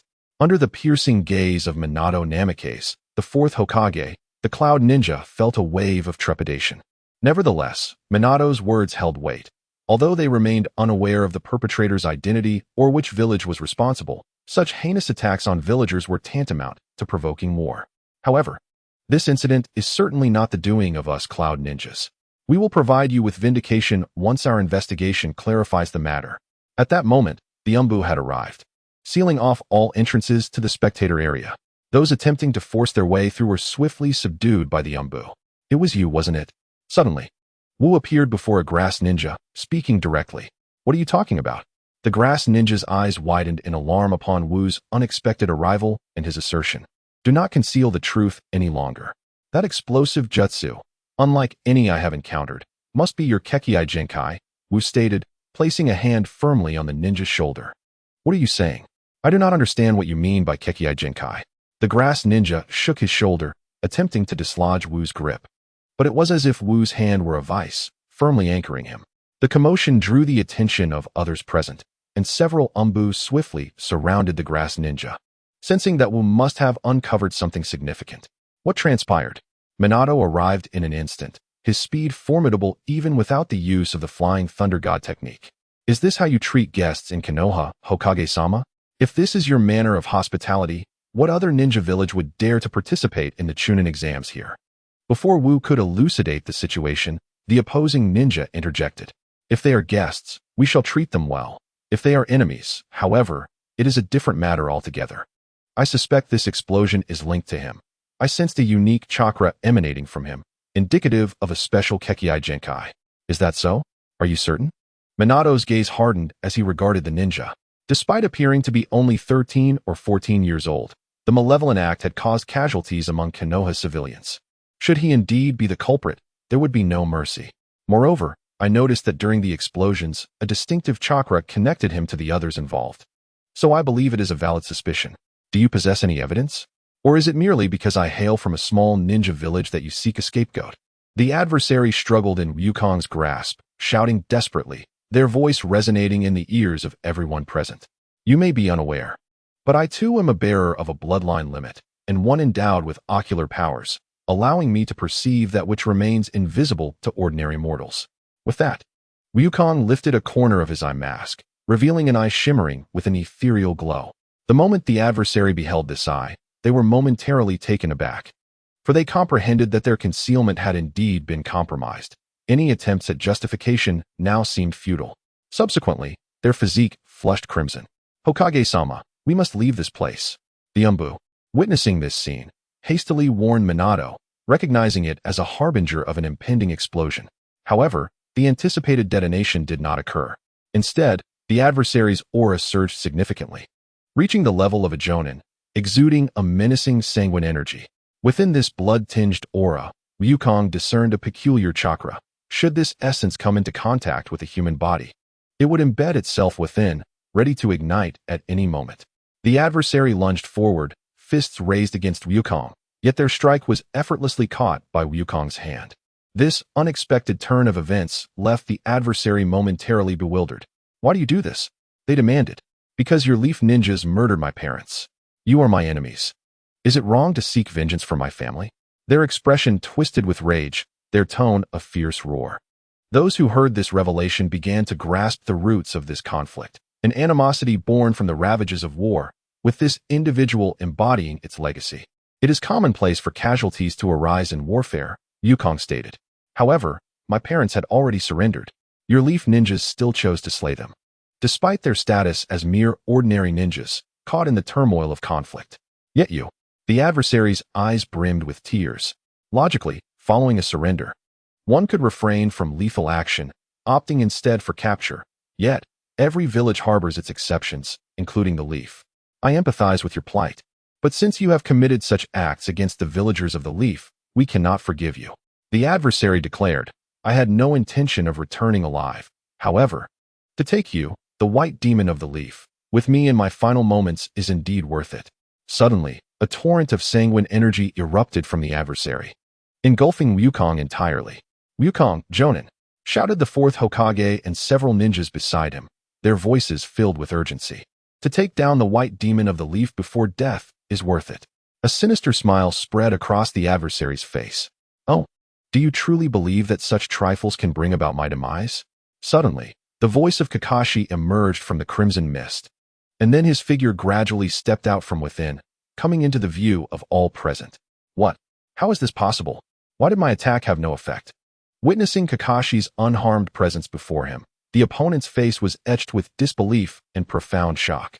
An ANBU immediately employed a sealing scroll to confine the blood mist. While such tactics were ineffective against Kakashi, they were certainly a necessity for the others. Are you all right, Kakashi? Minato Namikaze promptly inquired, his concern evident. Rest assured, Lord Hokage. But how should we deal with this individual? Though he is indeed a pitiable soul, his assault on the people of Konoha constitutes an unforgivable transgression. Thus, we must eliminate him. Minato, despite feeling sympathy for the adversary's plight, recognized that the recent attack had resulted in casualties among the villagers, and he had to provide an account to them. My apologies, but allow me to answer your final question before your demise. It is not that your attack was ineffective, but rather that your strikes never even grazed me. Upon finishing his words, a cerulean orb materialized before the opponent, emanating a terrifying gravitational pull that swiftly engulfed their body. This scene astonished not only the ninjas from other villages, but also those from Konoha. Although they understood Kakashi's formidable strength, most were witnessing his prowess for the first time. Hence, the ninjutsu he displayed left them profoundly impressed. It is concluded, Lord Hokage. Very well. Minato nodded and then declared the conclusion of the Chunin exam, allowing all ninjas from various villages to return home. Following this, Minato convened all the jonin of Konoha for a brief meeting. The scars of war would not be swiftly healed. The incident during the Chunin exam served as a stark lesson. Minato spoke with a grave demeanor. Although he had anticipated that someone might exploit the occasion to create disturbances, he had not foreseen such a significant upheaval. We must enhance our village patrols. Any suspicious individuals encountered should be apprehended immediately, and if they resist, they may be dealt with lethally. Everyone understood that the fourth Hokage was genuinely enraged this time. Indeed, now, on the streets of Konoha, one could observe numerous middle and upper ninjas clad in vests. While the responsibility of village security had always been the duty of the Uchiha clan, this time, all ninjas of Konoha were required to participate. Kakashi, I have a mission for you. Just as Kakashi was about to depart, Minato called out to him unexpectedly. What mission? It concerns the reparations from the village of Cloud for their actions against us. The compensation has yet to arrive, and they wish for Konoha to send someone personally to retrieve it, so I hope you can take on this role. After all, no one knows if the Cloud Ninja might stir up any unforeseen troubles. Other ninjas lack the requisite strength, so after much contemplation, I believe you are the most suitable candidate for this task. No problem, I shall take on this mission. Indeed, it is classified as A rank, but do exercise caution.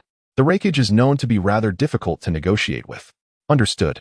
Recalling the raikage's fiery temper, I realize this task will not be easily accomplished.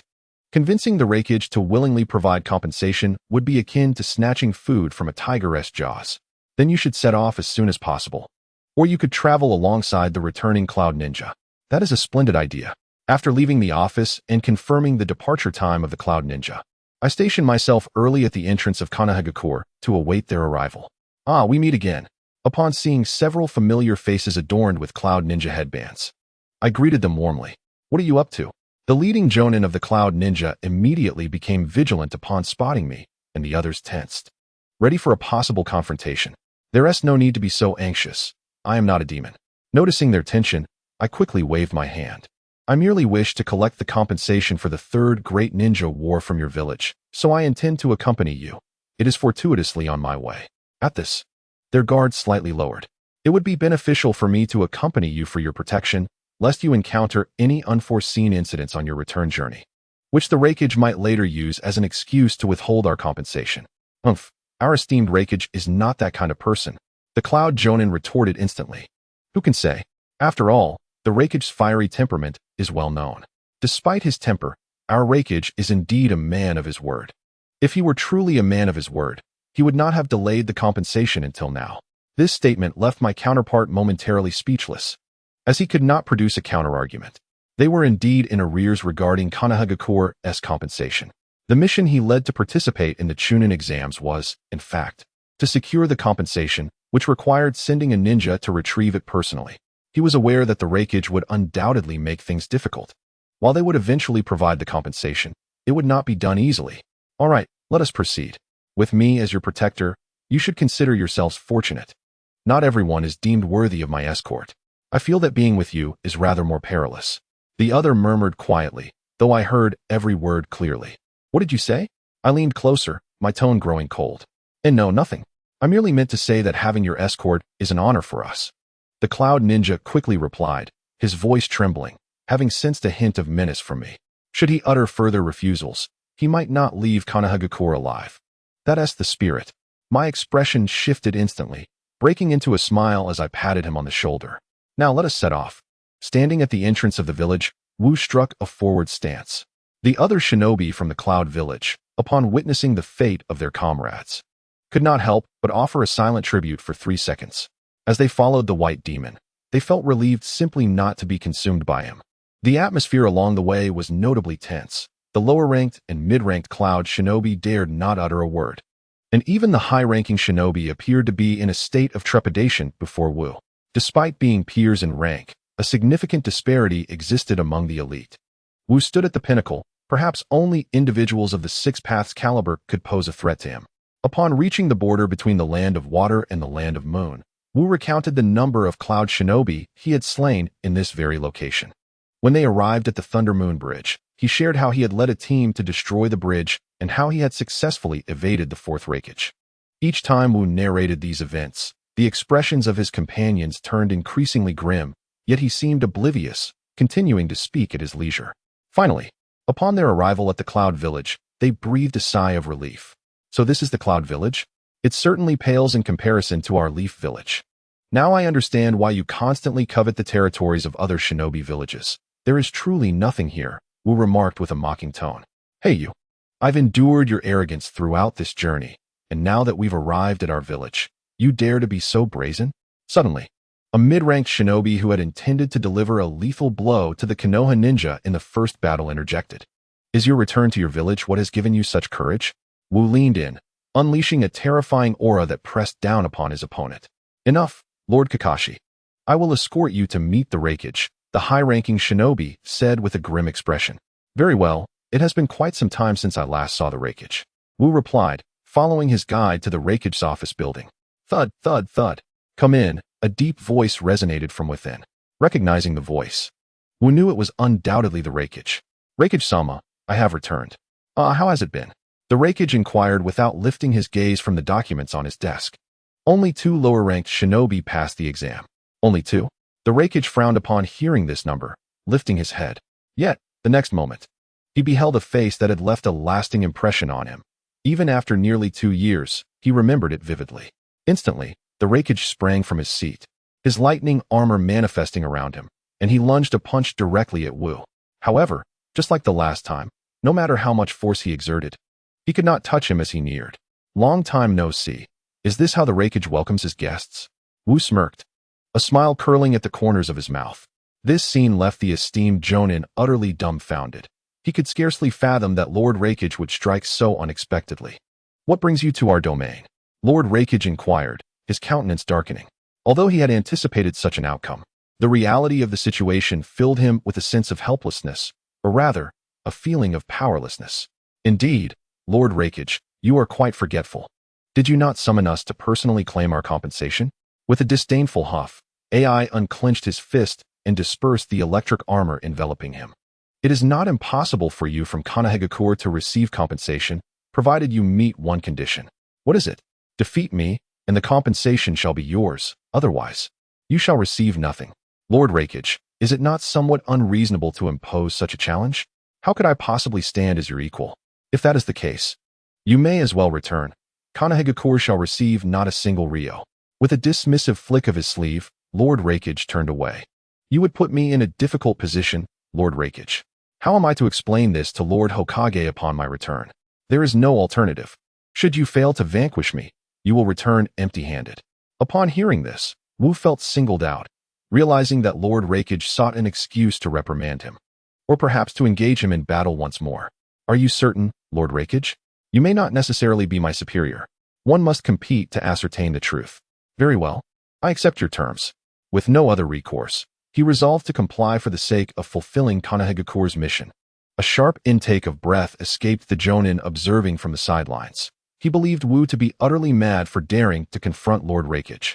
Let us commence. Swift resolution is preferred. Subsequently, Lord Raikage led Wu to a training ground within the Cloud Village, surrounded by towering rock cliffs. If you lose, it shall be quite the embarrassment. I cannot possibly fail. With that, the lightning release armor enveloped him once more. Lightning release, thunderplow. Lord Raikage unleashed his signature technique, his formidable strength striking Wu squarely in the face. Victory seemed assured. Observers noted that the force of Lord Raikage's wrist had propelled Wu through the air.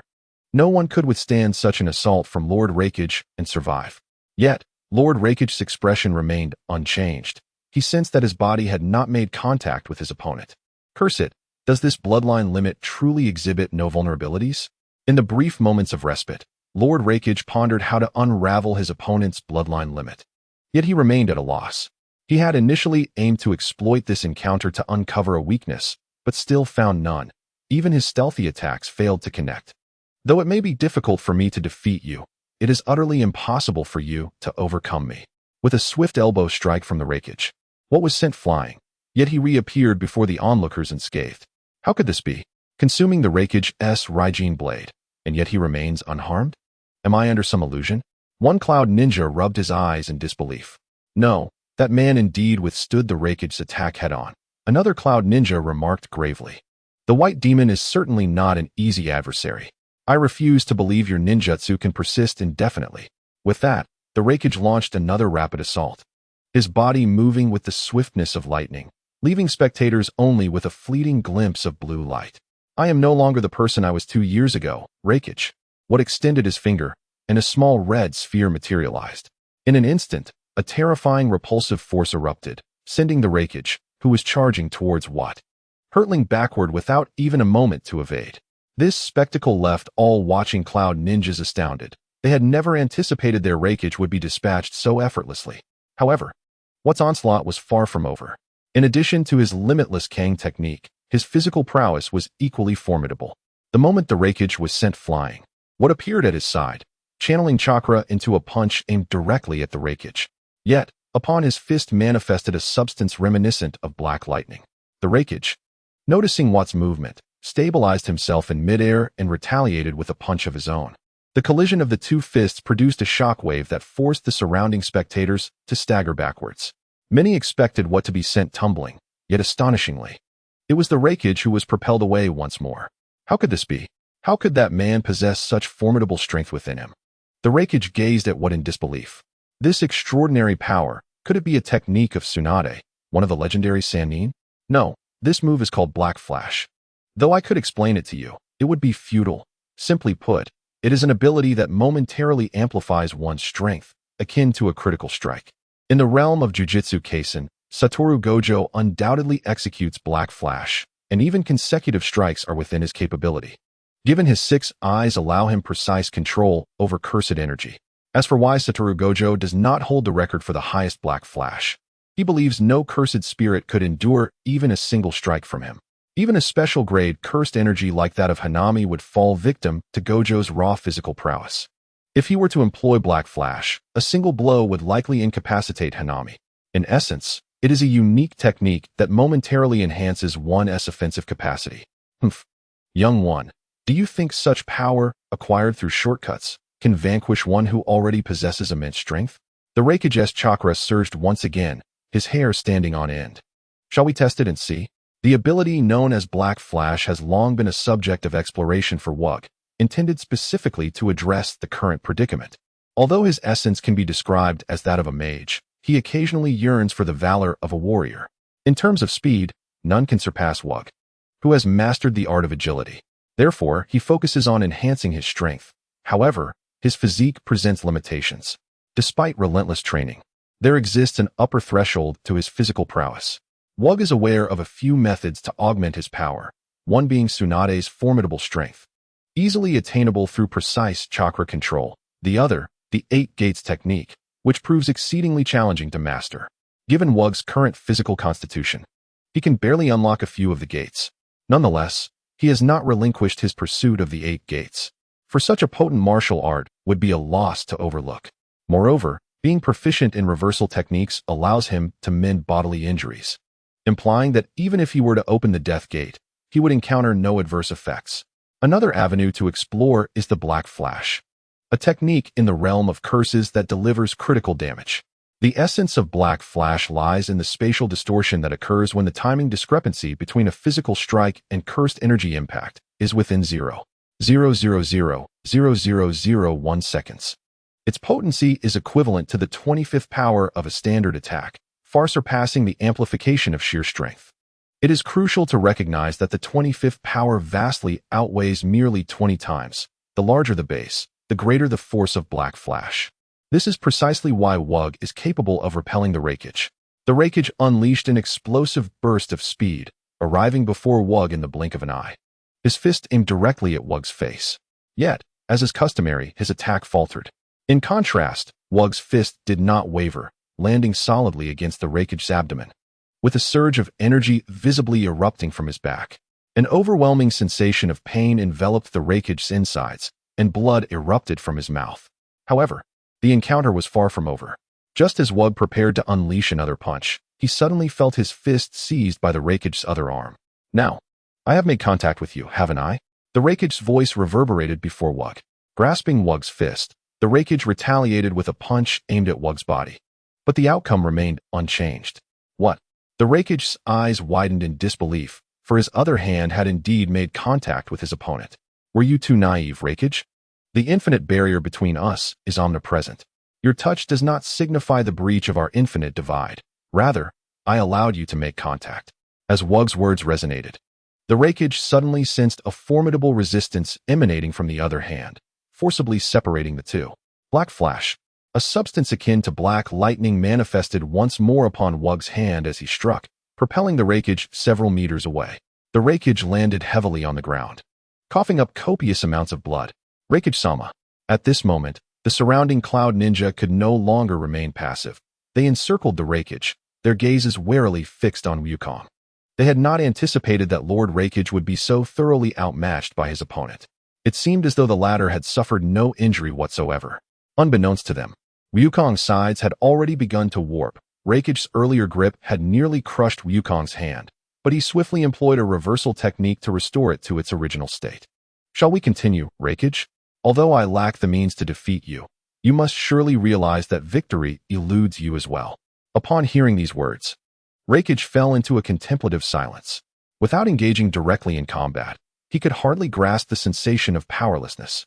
Just as he was about to speak, Wukong suddenly perceived a massive tentacle lunging towards him from behind. Black flash, Wukong swiftly pivoted, delivering a punch that shattered the colossal appendage upon impact. At that moment, a figure leaped over Wukong's head and landed before the Rakige. It was none other than the Eight-Tails Jinchuriki, Killer Bee. The tentacle that Wukong had just obliterated belonged to the Eight-Tails. "Brother, are you alright?" "I'm fine. Did this fiend injure you?" Killer Bee's expression grew grave as he scrutinized Wukong, having discerned the terrifying energy contained within the white-haired youth from that single strike. "B. Exercise caution. This individual exudes an aura of extreme danger." Just then, the Eight-Tails within Killer Bee spoke up. "What is this? Are you Cloud Ninja planning to engage in a war of attrition? If so, I wouldn't mind indulging a bit." "Stand down, B." Just as Killer Bee intended to confront Wukong, Rakige's voice rang out, halting him. "Let us conclude this battle here. I will compensate you for the damages owed by Konoha." Ultimately, Rakige conceded, recognizing that Wukong had yet to unleash his full potential, particularly the terrifying gravitational jutsu he had wielded in their previous encounter. Furthermore, without a means to breach his opponent's bloodline limit, any attack would prove futile. Now that's more like it. It would have been preferable to have done this sooner. Rakige. A smile instantaneously graced Wukong's face. Had he pursued the art of disguise, he would undoubtedly possess remarkable talent. The village of Cloud treated Wukong as though he were a harbinger of calamity, eager for him to depart as swiftly as possible. Moreover, through this confrontation, their fear of Wukong had intensified. Witnessing Rakige's predicament, they now stood before Wukong devoid of the courage to take action against him. "Brother, the Eight-Tails warns that this fellow is exceedingly dangerous." After receiving compensation and departing from the village of Cloud, Killer Bee spoke gravely to Rakige. He had abandoned his usual carefree demeanor, for to be deemed a threat by a tailed beast was no trivial matter. "I am aware that that individual possesses a bloodline limit capable of nullifying all forms of attack.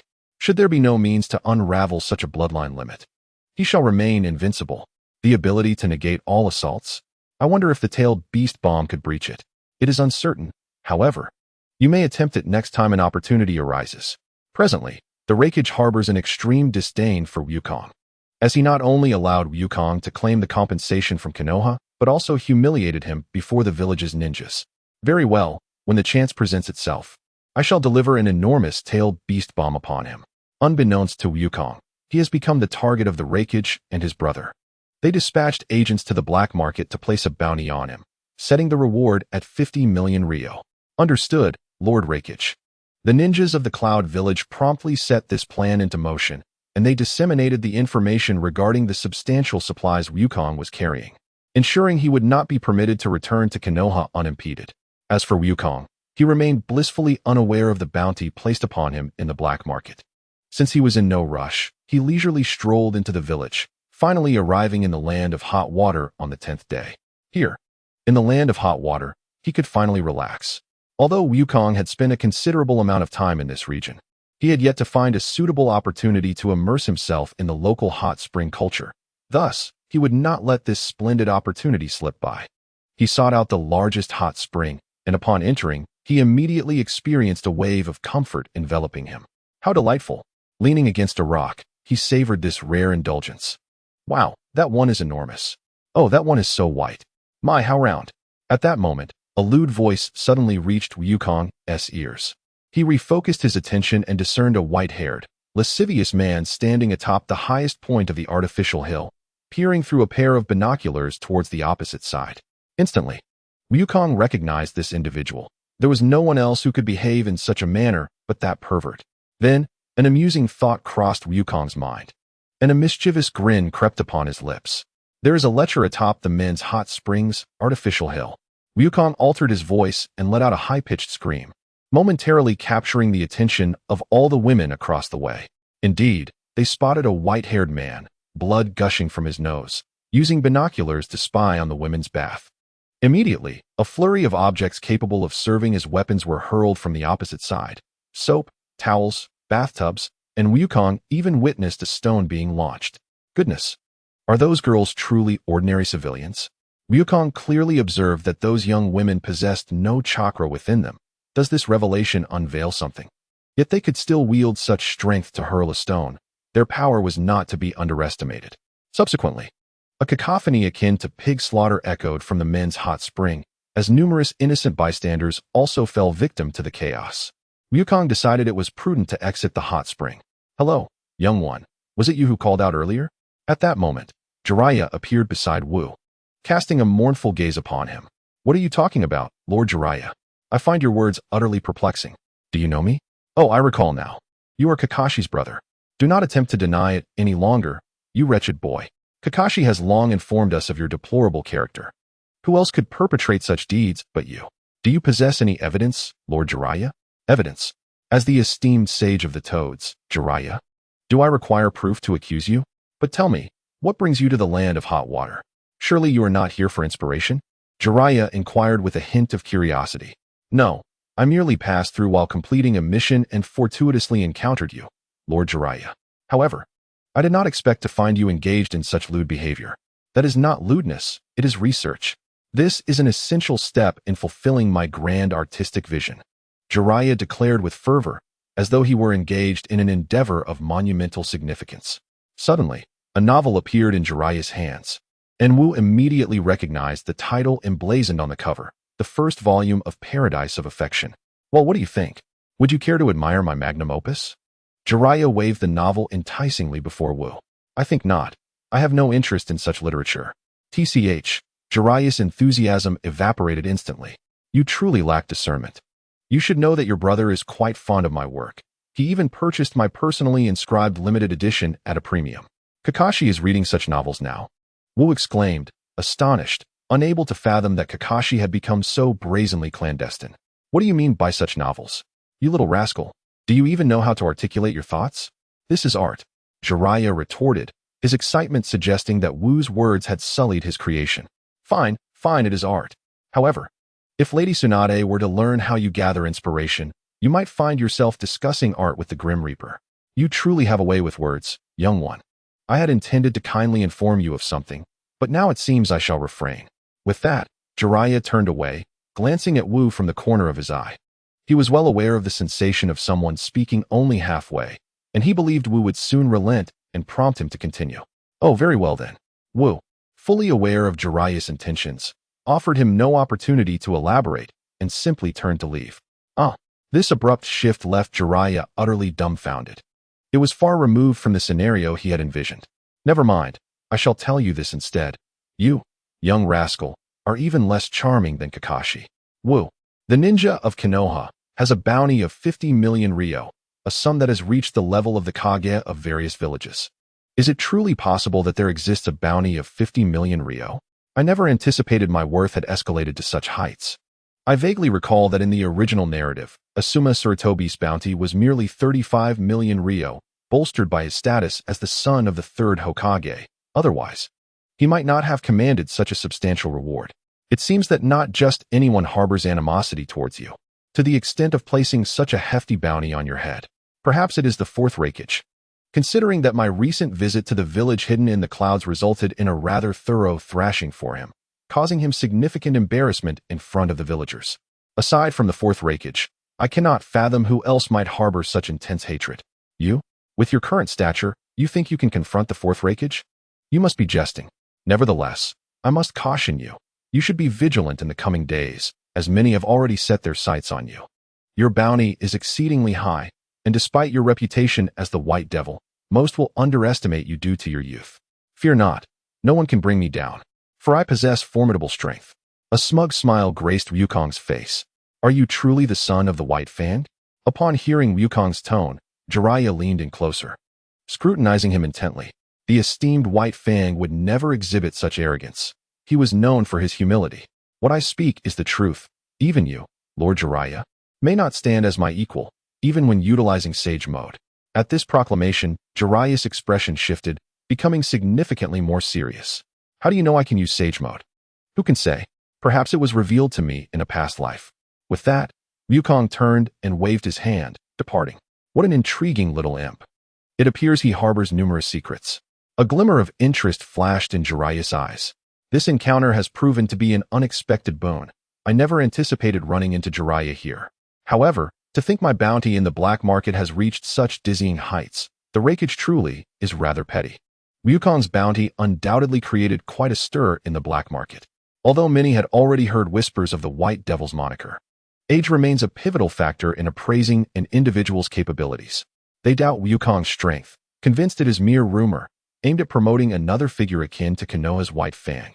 Thus, numerous individuals have grown intrigued by Wukong, a mere boy with a bounty of 50 million ryo, yet not even a Kage. This transaction seems undeniably profitable. This fellow shall be my prey. A sinister-looking man gazed at Wukong's wanted poster, his expression brimming with audacity. Do you truly believe you can take me down? Come on then, if you think you can, give it a try. Soon, a fierce conflict erupted in an underground black market over Wukong's fate. While the more astute individuals had already begun their discreet search for him. What a bunch of fools. Upon witnessing the chaotic black market, the Cloud Ninja who had issued the task muttered to himself, to defeat the fourth Raikage is no trivial feat. They have completely misconstrued Kakashi Hatake as a mere pushover. I can only hope that a few of you will return alive. He was acutely aware that the White Demon was not known for his mercy. It was precisely this fearsome reputation that had earned him such a title. Few ninjas managed to survive an encounter with the White Demon. After resting for a day in the Land of Water, Kakashi prepared to embark on his journey once more. However, a persistent follower had emerged behind him, Jiraiya. Lord Jiraiya, what brings you to follow me? Kakashi inquired as he paused on a narrow path, addressing the surrounding open space. I'm not following you. I merely happen to be traveling the same way, Jiraiya replied, appearing suddenly beside Kakashi. Is that so? How fortuitous. But how did you detect my presence? Your sensory abilities seem remarkably acute, Kakashi remarked, curious, as even average Jonin would struggle to notice his tracks. Lord Jiraiya must be aware that I possess a bloodline limit, which makes detecting your movements rather effortless for me, Kakashi revealed, briefly showing his eyes to Jiraiya. Ah, they resemble the Byakugan, Jiraiya observed after examining Kakashi's eyes. Indeed, I possess the same capabilities as the Byakugan, Kakashi affirmed. Does that mean you spied on the women's bath that day? Jiraiya exclaimed, gripping Kakashi's shoulders tightly, his expression teetering on madness. One could say that, Kakashi replied, scratching his face awkwardly, feeling somewhat embarrassed. Damn it, why don't I have such a bloodline limit? Tears streamed down Jiraiya's face, filled with regret over his lack of such a unique ability. Perhaps it's just a matter of fate. Some things cannot be forced.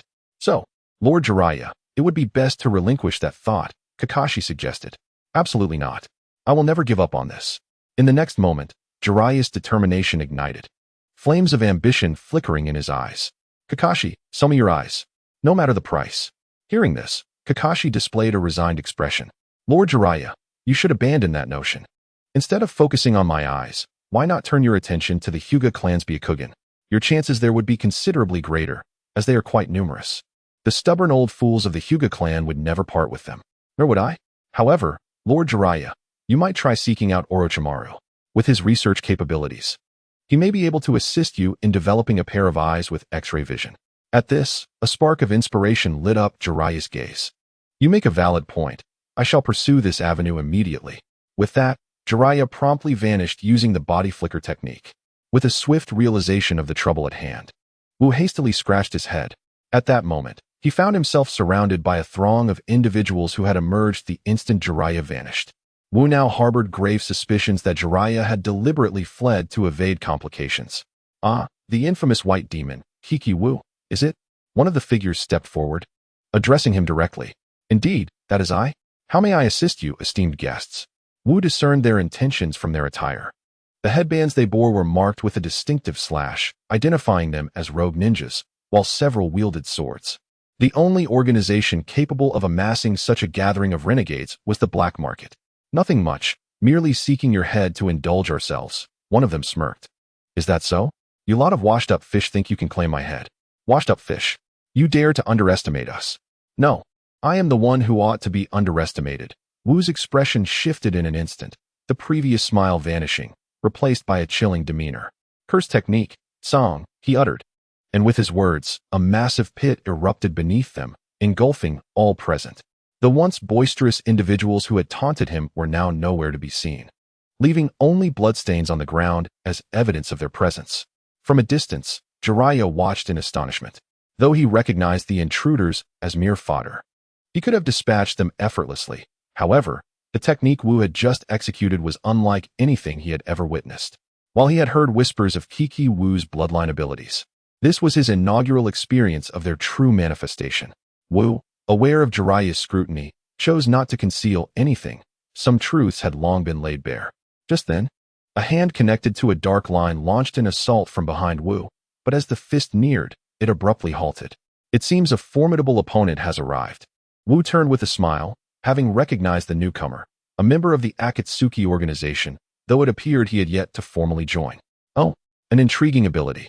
Capable of halting my attack, a masked figure clad in a dark robe emerged from the shadows, his tone laced with admiration for Wu. And you are? Wu inquired. Among the rogue ninjas from Takigakure, I do not recall such a figure. I am Kakazu, the one who has previously assassinated your first Hokage, he proclaimed. What? Jiraiya, concealed in the shadows, was taken aback.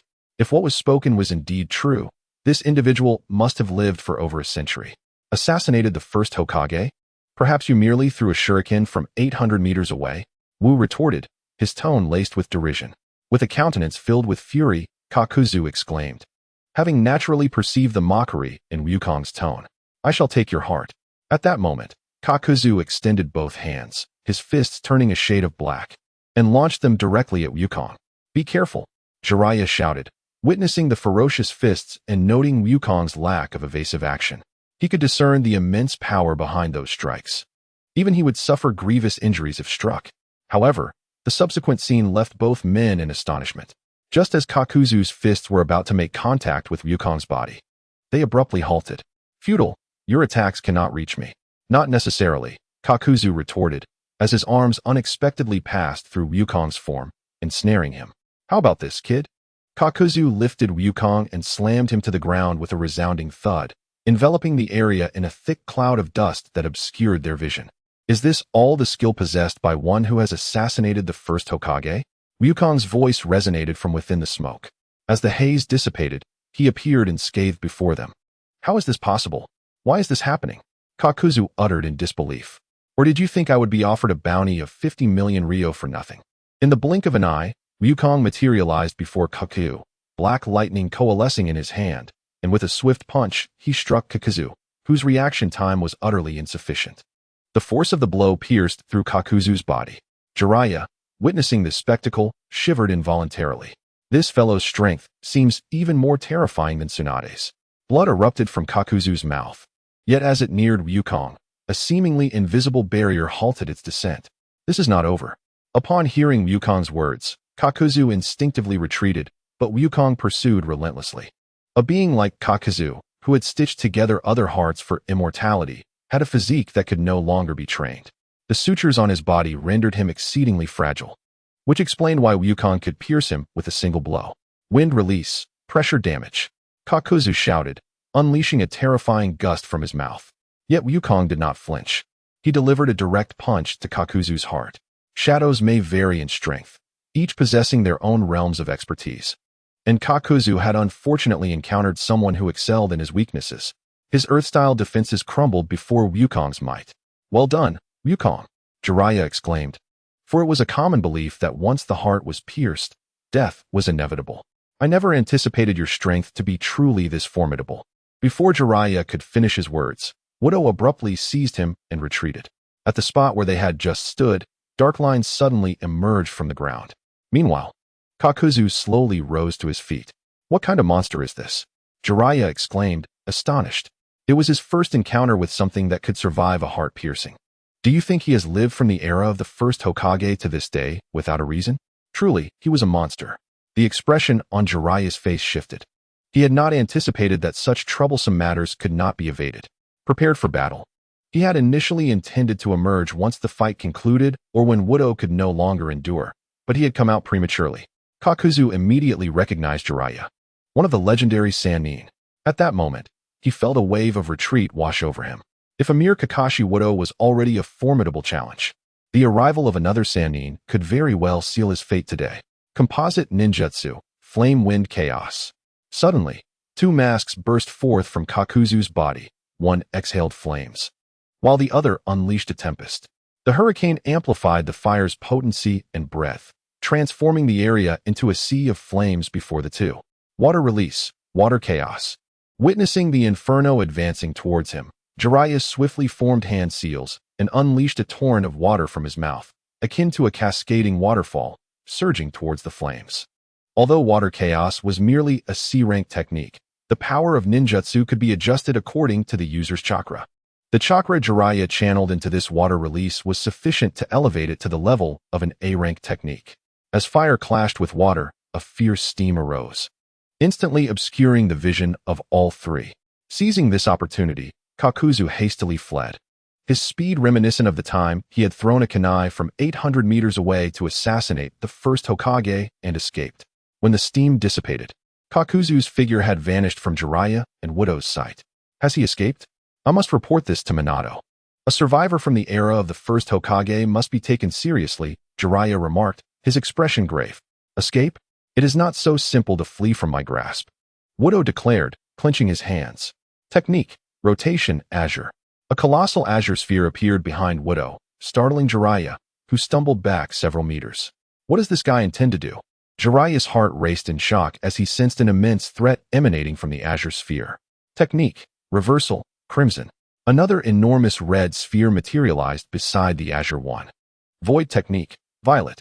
The two colossal spheres began to merge slowly, accompanied by black lightning as the surrounding space warped. After the fusion, they resembled a singular entity, encapsulating the essence of the cosmos itself. Before them, a colossal sphere rapidly expanded, advancing forward with an unstoppable force, obliterating everything in its path, leaving the ground fissured as if it had been struck by a cataclysmic blow. In an instant, the approaching figure felt an overwhelming sense of impending doom. As he turned to look, his pupils dilated in shock, and he was instantly engulfed. With a sense of triumph, Wu turned to Jiraiya, giving him a thumbs up, brimming with pride. At that moment, Jiraiya stood utterly dumbfounded, at a loss for words to describe the scene unfolding before him. Among all the jutsu he had mastered, none possessed such formidable destructive power. Even sage techniques seemed pale in comparison. Had they truly escaped death? Fortune indeed smiled upon them. Wu subtly shifted his gaze, noticing one of Kakuzu's hearts emerging from the earth, burrowing into the forest and vanishing from sight. What manner of creature are you? Jiraiya approached Wu, shock evident on his face, his jaw agape. He could hardly fathom how such a monstrosity had emerged in the Hidden Leaf village. The appearance of Minato had been a once-in-a-generation talent, followed by Kakashi, who had developed an A-rank jutsu at the tender age of 12. Now, Wu's emergence utterly shattered Jiraiya's worldview. The destructive force of that last attack could easily be classified as S-rank jutsu. Did I go too far? Jiraiya mused, gazing at the barren expanse ahead. grappling with an indescribable sensation as he reflected on his decades of existence. Yet, the one struck by that blow should be dead, right? No, he was still alive. Still alive? His resilience rivals that of Orochimaru. Who could say? Perhaps he could not compare to the legendary Orochimaru. Wu felt immense satisfaction with his performance. The technique he had used was his first attempt, yielding unexpectedly impressive results. However, he recognized that to achieve the level of power exhibited by Satoru Gojo, he still had a considerable journey ahead. Meanwhile, Kakuzu, having survived with but one heart, sought out solitary individuals, seizing their hearts and occupying the body of one relatively powerful individual. Fear etched across his face. That figure, the image of the white-haired warrior, flickered in Kakuzu's mind, causing him to shudder involuntarily. Wu had become Kakuzu's nightmare. He no longer felt worthy of standing before him. Upon encountering Wu again, he would surely lose all courage to fight. 50 million Ryo was far too low, utterly unworthy of such a powerhouse. As he recalled Wu's bounty in the black market, Kakuzu shook his head, realizing that his initial thoughts had been as naive as those of the incompetent, nearly costing him his life. Now, Kakuzu finds himself at a loss, pondering who in the entire shinobi world could possibly rival that individual. Although he acknowledges that his own strength may not be the pinnacle, he undoubtedly belongs to the upper echelons of power. Yet, when confronted by that person, he discovers he lacks even the capacity to retaliate. Perhaps the first Hokage would be a worthy opponent? Shaking his head at this absurd notion, Kakuzu dismisses it from his mind. How could that individual possibly warrant the involvement of the first Hokage, having been born in that era? He is acutely aware of the formidable strength of the first Hokage, revered as the god of shinobi, and the sheer hopelessness of facing such power. Upon returning to Konohagakure, Minato Namikaze is elated to see that Wukong has brought back several scrolls filled with supplies. Well done, Wukong, he exclaims. I heard you even had a skirmish with the fourth Raikage to accomplish this. You have certainly upheld our village's honor, and this mission has been a resounding success. Minato promptly marks an S-rank mission on Wukong's record. Shall we entrust you with further assignments concerning the Cloud Village? He inquires with a smile. However, upon witnessing the expression on Wukong's face, Minato realizes that the initial warmth has dissipated, replaced by a demeanor tinged with cunning and intrigue. Please spare me, Lord Hokage. I have no desire to engage further with the fiery temperament of the fourth Raikage, Wukong replies. Having just escaped a bounty placed by the Raikage, he certainly does not wish to revisit the Cloud Village. Yet, aside from you, who could possibly gain the upper hand against the fourth Raikage? You wouldn't want your brother to face such a perilous adversary, would you? Kakashi is currently the strongest user of lightning release in the village. At this, Wukong feels a chill of anger. He realizes that Minato is indeed a crafty figure. After all, no one who ascends to the position of Hokage lacks guile. You certainly are shrewd. Very well, I shall leave the tasks concerning the Cloud Village in your capable hands, Wukong. With that, Minato produces a stack of documents nearly half a meter high and places them directly before Wukong. Witnessing this, Wukong's mouth twitches involuntarily. After Wukong departs, Jiraiya appears before Minato. Sensei, are you certain you weren't mistaken? Does Wukong truly possess such formidable jutsu? Jiraiya has already conveyed this information once, yet even now, Minato struggles to believe it. Isn't the compensation demanded by the land of water sufficient evidence? That boy harbors an immense power within him. Perhaps he is the prophesied child spoken of by the Sage of Toads. If that is the case, Jiraiya-sensei need not traverse the shinobi world in search of him. Minato is also aware that Jiraiya's dual objectives are to gather materials and to seek out the prophesied child, whom Jiraiya is destined to guide. Let us observe for a few days. Given his current strength, he hardly requires my guidance. Perhaps even I may not stand a chance against him. Is even Teacher Lin no match for Wu? It seems I must seek out Kakashi to gain a deeper understanding of Wu's situation. This revelation heightened Minato's vigilance towards Wu. For one must always remain cautious of those with formidable strength, even if they are loyal to Konoha. I hope to glean some valuable information from Kakashi's insights. As time unfolded, Wu embarked on a harrowing journey filled with arduous missions, not limited to those from the Cloud Village. The fourth Hokage entrusted Wu with all high-difficulty tasks. Naturally, Wu was selective, only interested in the most challenging assignments. At this juncture, the moniker White Demon resonated increasingly throughout the ninja world. The black market had long ceased its pursuit of Kakashi Wu, for none who attempted to hunt him had returned alive. The sole survivor was Kakashi, who emerged grievously wounded, barely escaping with his life. Almost everyone in the black market inquired of Kakashi regarding Wu's prowess, to which Kakashi simply replied, "If you wish to die, by all means, proceed with your attempts." It was evident that he had grown fearful. Upon completing yet another mission and returning to Konoha, Wu suddenly noticed an unusual increase in the number of hidden umbu within the village. What could have prompted this? Rarely, Wu lingered in the village for an extended period. After more than half a year of repaying debts, he had nearly settled his obligations, allowing him to believe he could afford a brief respite. However, after several days in the village, he found no trace of Kakashi at home. It appeared that significant events were afoot. 3 days later, Wu finally encountered Kakashi at his residence. What transpired? Why has there been such a surge in the umbu? Wu inquired directly. Kushina-sama is pregnant, Kakashi explained. To prevent any untoward incidents during this crucial time, the village has intensified its defenses threefold. This matter was originally confidential, but given your close relationship with me, I felt no need to withhold this information. Kushina's pregnancy heralded the imminent approach of the Night of the Nine Tails. For the ninjas of Konoha, this event loomed as a calamity far more devastating than the losses incurred during the Third Shinobi World War, for on that fateful night, the village lost a Hokage. Wu pondered whether he should intervene to thwart the Night of the Nine Tails. With his current strength, he could certainly oppose Obito. As the days passed, Wu continued on his path of repaying debts. Before long, 9 months had elapsed, and the time for Kushina's delivery was drawing near. Thus, Wu hastened back to the village. Suddenly, he felt as if he had collided with an invisible wall, obstructing his path. What is this? Wu reached out, discovering a transparent barrier had manifested before him. A barrier? Moments ago, Wu had not observed closely, but now, under the scrutiny of the 6 eyes, he realized that he was encircled by 6 individuals wielding a barrier. It appeared that Uchiha Obito had indeed made thorough preparations for his scheme. The White Demon of Konoha. I shall temporarily request your stay here, Wu murmured to himself. He understood that this barrier had been specifically devised for him by Uchiha Obito. At that moment, a swirling vortex materialized in the void, and a masked man emerged before Wu. Did you genuinely believe that such a barrier could hinder me? Furthermore, to converse with me using a shadow clone, you must be underestimating me gravely. My apologies, but my true self is preoccupied with more pressing matters. As for whether this barrier can restrain you, it is of no concern. Merely confining you for a while suffices. Until we meet again, White Demon. Subsequently, the figure dissipated into a wisp of smoke. How naive, Uchiha Obito, to presume that a barrier of this caliber could detain me. Meanwhile, within Konoha, Obito had successfully unsealed the Nine Tails, which had been imprisoned for decades, re-emerging in the ninja world. Nine Tails?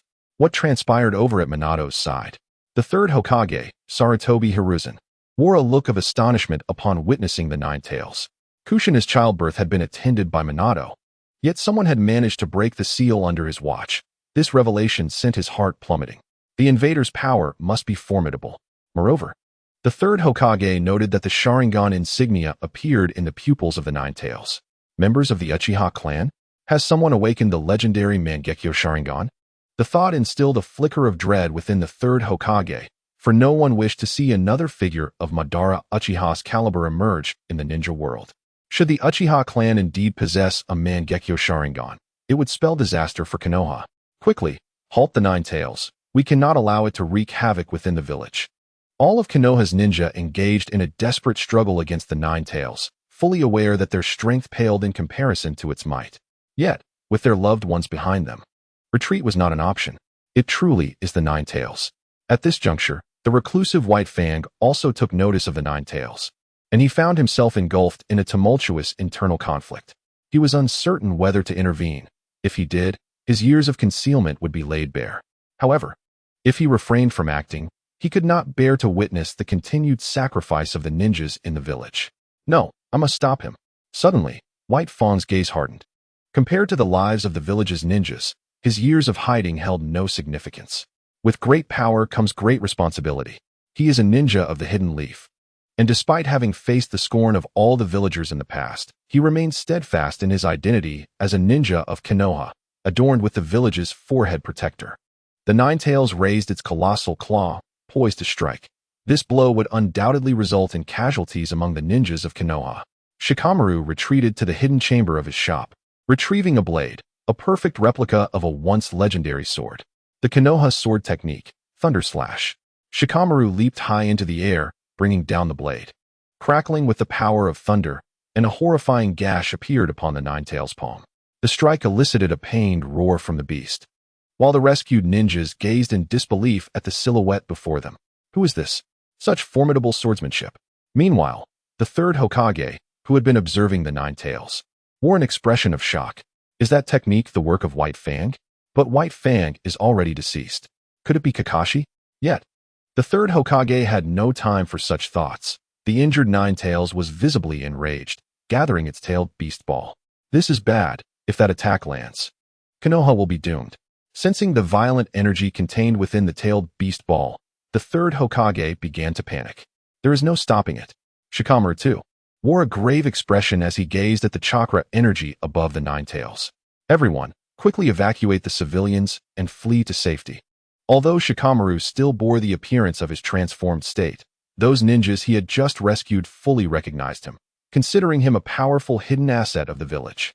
The tailed beast ball quickly formed and was swiftly launched by the Ninetales, creating a smooth trench in the ground wherever it passed.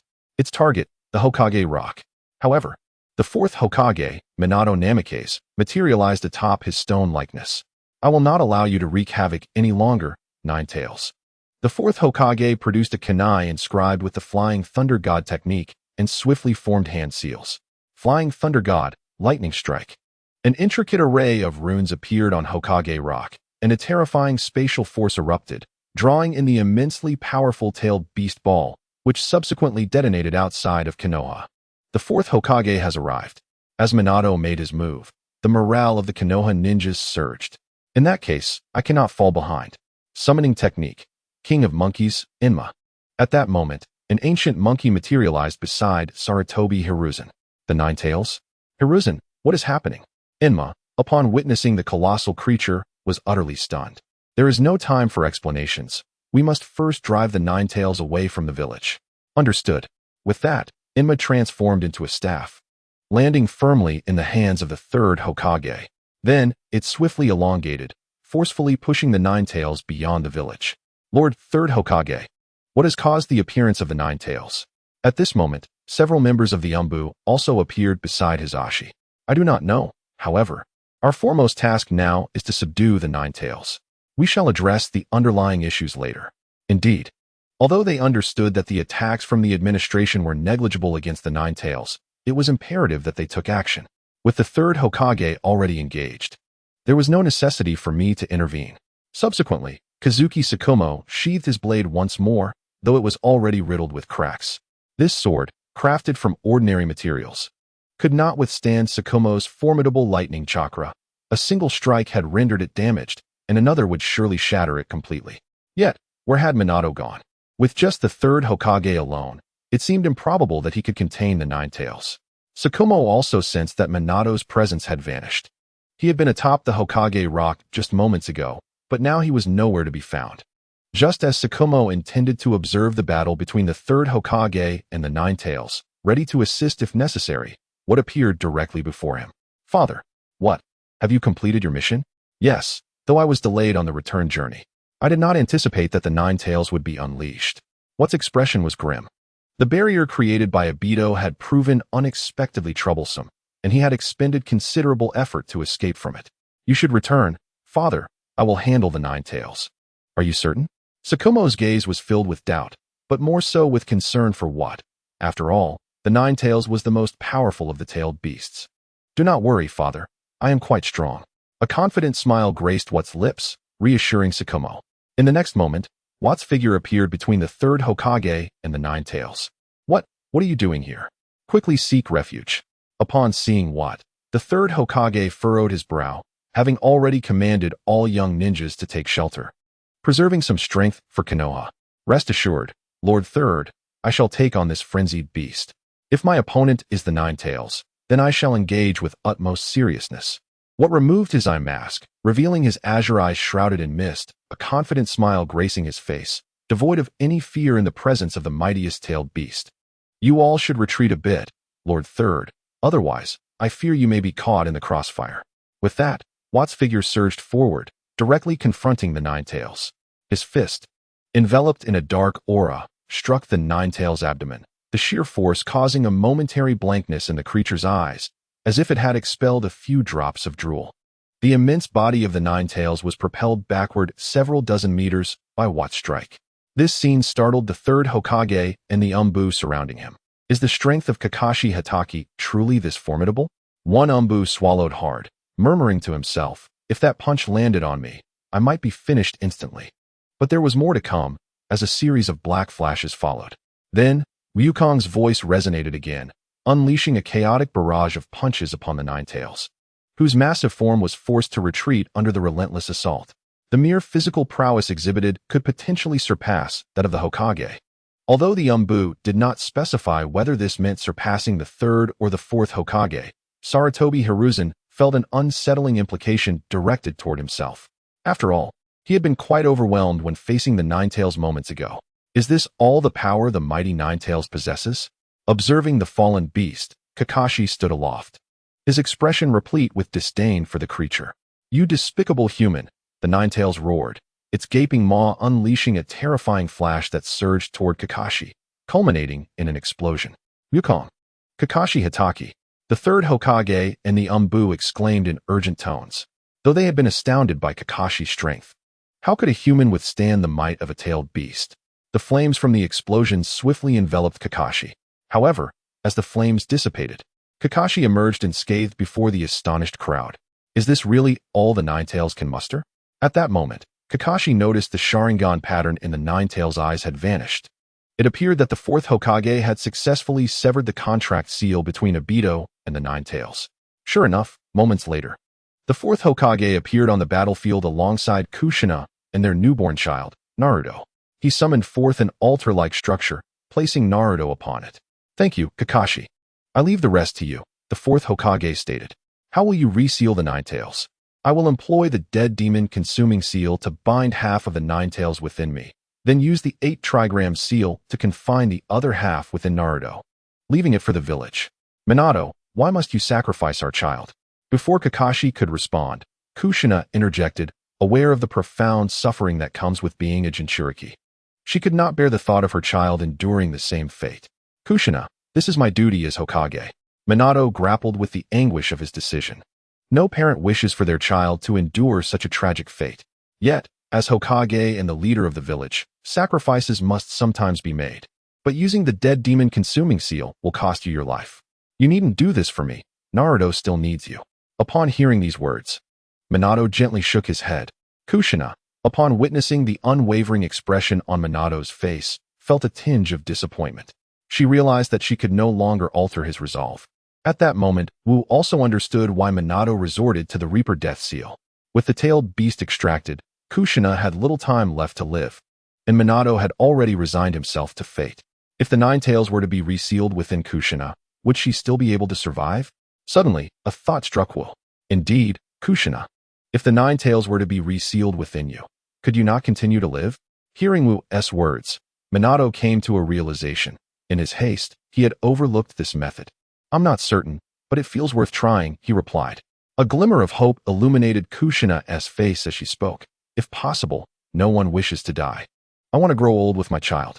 Then let us give it a try, Minato declared with a resolute expression, yearning for a happy life for their family of 3.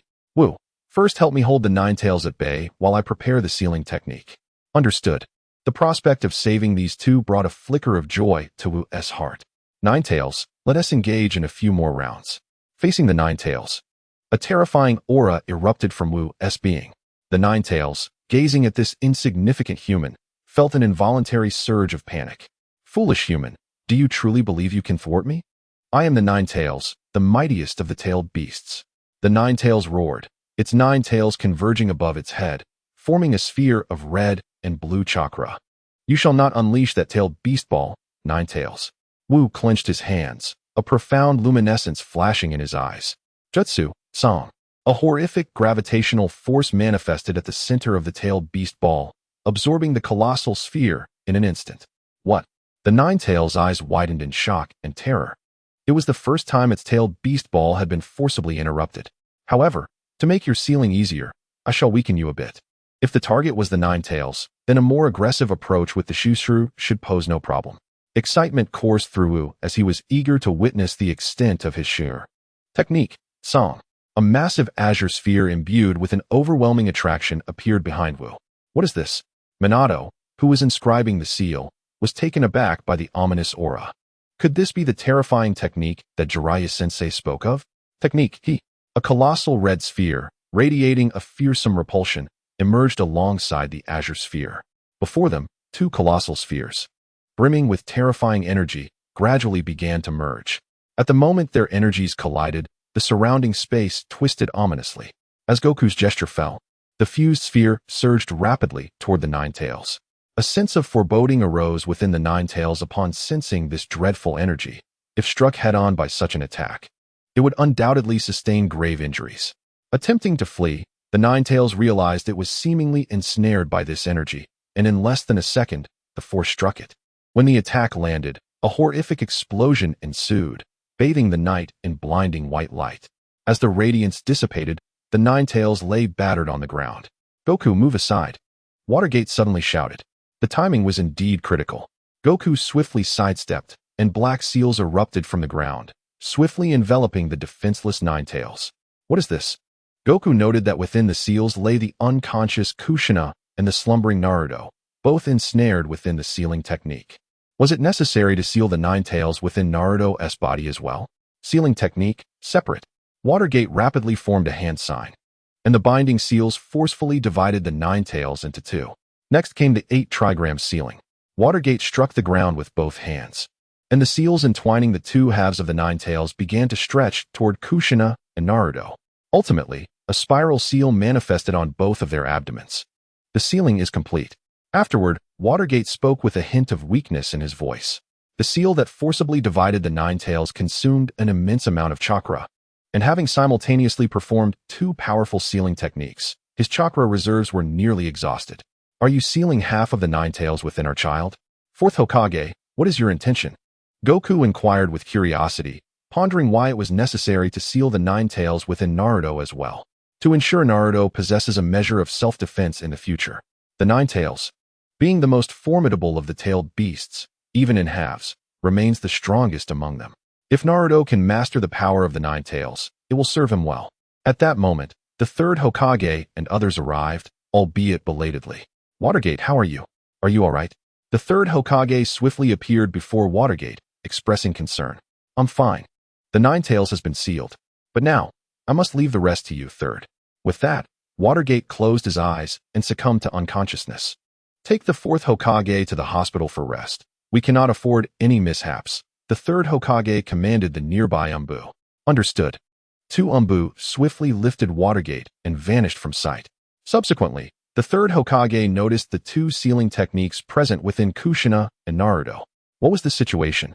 Why were there two sealing techniques? The third Hokage, somewhat perplexed, inquired of Kakashi Hatake, who had been present throughout the ordeal, believing he must possess some insight. The fourth Hokage had divided the Nine Tails, sealing it separately within both Kushina and Naruto. The capability to even disassemble a tailed beast was evidently beyond what Sarutobi Hiruzen could comprehend. He instructed the Umbu to ensure the safety of both individuals and to transport them to the hospital. Yes, Lord Third, the remaining Umbu promptly acknowledged. And soon only Kakashi and the third Hokage remained on the scene. You've endured a great deal during this battle, Kakashi. Indeed. I feel that my future assignments could be somewhat reduced. Kakashi ascended the pole with agility. Upon hearing this, the third Hokage's expression darkened. Such matters are of little use to me. You ought to discuss them with Minato, as he is the Hokage now.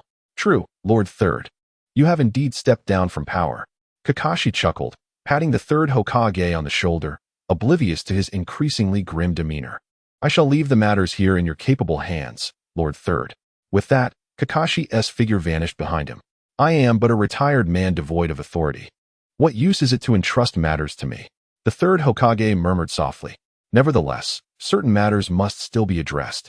Time flew by, and 3 days passed in the blink of an eye. During this time, Minato and Kushina remained in a deep slumber. The strain of the sealing techniques and the ebb and flow of the Nine Tails having drained their vitality.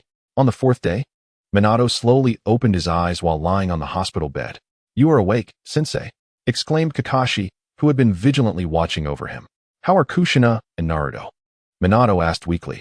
Fear not, sensei. The vital signs of Lady Kushina are stable, and she should awaken shortly. Naruto is in excellent health, crying and making his presence known. That is a relief, Minato replied, finally easing the tension etched on his face after 3 days of unconsciousness, during which he had remained visibly troubled. What of the village? Minato then recalled the safety of their home. Thanks to the timely handling of the Nine Tails, the damage to the village was not severe, and it was gradually recovering. However, several clans had suffered losses to their territories and were now seeking new locations, leading to frequent disputes. Hearing this, Minato's brow furrowed once more. Did the third Hokage say nothing? He mentioned that plans would be made once you awoke. Understood. The fourth Hokage, Minato Namikaze, abruptly sat up, donning his usual attire. Sensei, it is not yet advisable for you to get out of bed. You should rest more, Kakashi urged, but Minato declined. No, first take me to see Kushina and Naruto. Yes, sensei. Kakashi then escorted Minato to the hospital room where Kushina and Naruto were located. Along the way, numerous injured villagers beamed with joy upon witnessing Minato's awakening. Hokage-sama, you have finally awoken. Throughout the journey, many greeted him warmly. Please, take care of your injuries. I will handle all matters from here on. Yes, Hokage-sama. Minato's encouraging words seemed to heal their spirits. The Umbu guard stationed by Kushina and Naruto, upon noticing the fourth Hokage's revival, emerged from the shadows and closely followed him. For the Umbu's duty, aside from executing special missions, was to ensure the Hokage's safety. You stay outside, I will enter alone. Yes, Hokage-sama. The Umbu watched as Minato stepped into the hospital room. Kushina, I'm here. He gently caressed Kushina's cheek as she lay on the bed. This time, I have protected you, Naruto, and the village. Minato's hand shifted to hold Kushina's hand tightly. Then he noticed her eyelids fluttering. Have you awakened, Kushina? His tone was filled with excitement, though he realized she did not respond. Then please rest well. I will return to see you once I have taken care of the village. After gently embracing Naruto, he departed. At that moment, the third Hokage stood outside the hospital room. You are awake, Minato. Yes, I apologize for worrying you. I will take charge of the village from here. You have no idea. These past 3 days have aged me at least 10 years. The third Hokage feigned a stretch, patting his back. Thank you for your hard work. Sensei, Minato and the others then returned to the Hokage building. The first order of business was to hold a memorial for the heroes of Konoha who had fallen. All other matters could wait. As the memorial commenced, the people of Konoha ceased their activities, donning black attire as they gathered at the cemetery. The previously clear sky turned ominous, and a light drizzle began to fall, enveloping everyone in sorrow. The expressions of the villagers varied from stoic to tearful, and Minato's countenance darkened considerably, feeling responsible for the tragedy due to his negligence. The masked man, recalling that figure, tightened Minato's fists, emanating a palpable aura of menace. The ominous aura sent a shiver through the hidden Umbu surrounding the Watergate. Following the conclusion of the memorial service, Watergate summoned the leaders of various factions and the upper echelons of Konoha for a meeting aimed at delineating the territories of each clan. As the theme of the conference became evident, Danzo seemed to have come prepared, unfurling a map of Konoha. He suggested placing the Yamanaka clan adjacent to the forest, as they had long expressed a desire to manage that area. Upon hearing Danzo's proposal, the leader of the Yamanaka clan nodded in agreement, with several other elders of Konoha echoing Danzo's sentiments. The Nara clan would remain unaffected by the disaster and maintain their current status. The damaged headquarters of the security forces would be reconstructed in a specific location on the outskirts of the village, as indicated by Danzo on the map. Upon seeing this location, Uchiha Fugaku furrowed his brow. Before Danzo could finish his statement, Fugaku interrupted him, asserting that the Uchiha clan, serving as the village's security force, required a location closer to the village center to effectively respond to emergencies. Other clan leaders nodded in agreement with Fugaku's perspective. In urgent situations, the Umbu will mobilize. Danzo replied calmly. The security forces require a training ground, do they not? The third Hokage interjected, suggesting that a suitable training area was nearby, designated for the exclusive use of the Uchiha clan. It was evident that Danzo had conferred with the third Hokage prior to this discussion. This decision is ill-advised. The fourth Hokage countered immediately after the third Hokage finished speaking, drawing the attention of all present. Fugaku is correct. The Uchiha clan, as the village's security force, must be able to address any unforeseen circumstances, and positioning them at the village's periphery is indeed problematic. Hearing the fourth Hokage advocate on his behalf brought a sigh of relief to Fugaku's countenance. However, the fourth Hokage continued, "But Hokage, the villagers have harbored deep-seated grievances against the Uchiha clan. If they remain at the village center, it will only exacerbate the existing tensions." The fourth Hokage pondered this statement. "I will discipline my clan," Fugaku declared resolutely. "Are you certain you can maintain control?" Danzo's singular eye bore into Fugaku with intensity. "I can," Fugaku affirmed with unwavering conviction. "Very well. Should there be any further incidents of the security forces bullying civilians, the Uchiha clan's status as a security force will be revoked. Is that acceptable?" Clan leader Fugaku. This ultimatum was issued by Watergate, who felt compelled to consider the ordinary citizens' welfare and impose some restrictions on the Uchiha clan. "No problem," Fugaku replied. "Then, Danzo, please proceed." With the fourth Hokage's endorsement, Danzo glanced at the third Hokage, who subtly shook his head, signaling that Danzo's intentions had been thwarted. After resolving the matters concerning the Uchiha clan, the subsequent allocations proceeded with remarkable ease, as none of the families raised any objections, allowing for a swift conclusion. "Thank you, Lord Fourth." Fujitaka expressed his gratitude to Minato directly after the meeting. "No need for thanks. As the Hokage of the village, my actions are always in consideration of its welfare. If the Uchiha clan fails to fulfill its duties within the guard, I would have no choice but to revoke your qualifications," Minato replied. "I understand. Rest assured that our Uchiha clan will diligently safeguard the village's security," Fujitaka assured him. At that moment, Kakashi, donning his mask, suddenly appeared beside Minato. "Sensei, Kushina has awakened." Upon hearing this, Minato hastily departed using the Flying Thunder God technique. Without even greeting Fujitaka, Kakashi bowed to Fujitaka and was about to leave when Fujitaka called out to him. "Kakashi, clan leader Fujitaka, is there something you need?" Kakashi inquired. Having had some previous encounters with Fujitaka, particularly concerning Uchiha Obito's Sharingan. "Use the Sharingan wisely. Its power exceeds your imagination," Fujitaka advised. "Yes, clan leader Fujitaka. This is a gift from my dear friend, and I will certainly make good use of it." With a nod, Fujitaka turned and departed. "Kushina, you have finally awakened." "Yes." "Are you all right, Minato?" Kushina weakly leaned against the headboard. "Do not worry, I am fine." "That's good. If you are busy, go ahead and attend to village matters. I have Naruto to keep me company." "No, I just finished. I can stay with you for a long while." Kushina smiled sweetly. With her husband and son by her side, what could be more blissful? Days passed, and in the blink of an eye, over a month had elapsed since the Night of the Nine Tails. Fourth, there are leads on the recent child abduction cases, Narashikaku informed Minato. "Who is responsible?" Minato asked gravely, as the child disappearances had become a pressing issue. "It is Orochimaru." Upon hearing that name, Minato's brow furrowed in concern. "Then we should inform the third Hokage and let him handle it. After all, Orochimaru is one of his disciples. It is most fitting for him to address this matter personally." "Understood." When the third Hokage received this news, he was deeply pained and immediately led a team of Umbu to surround Orochimaru's laboratory. "Orochimaru, it is truly you. You have indeed fallen," the third Hokage lamented. Witnessing many missing children submerged in water. "What will you do now, Sensei Sarutobi?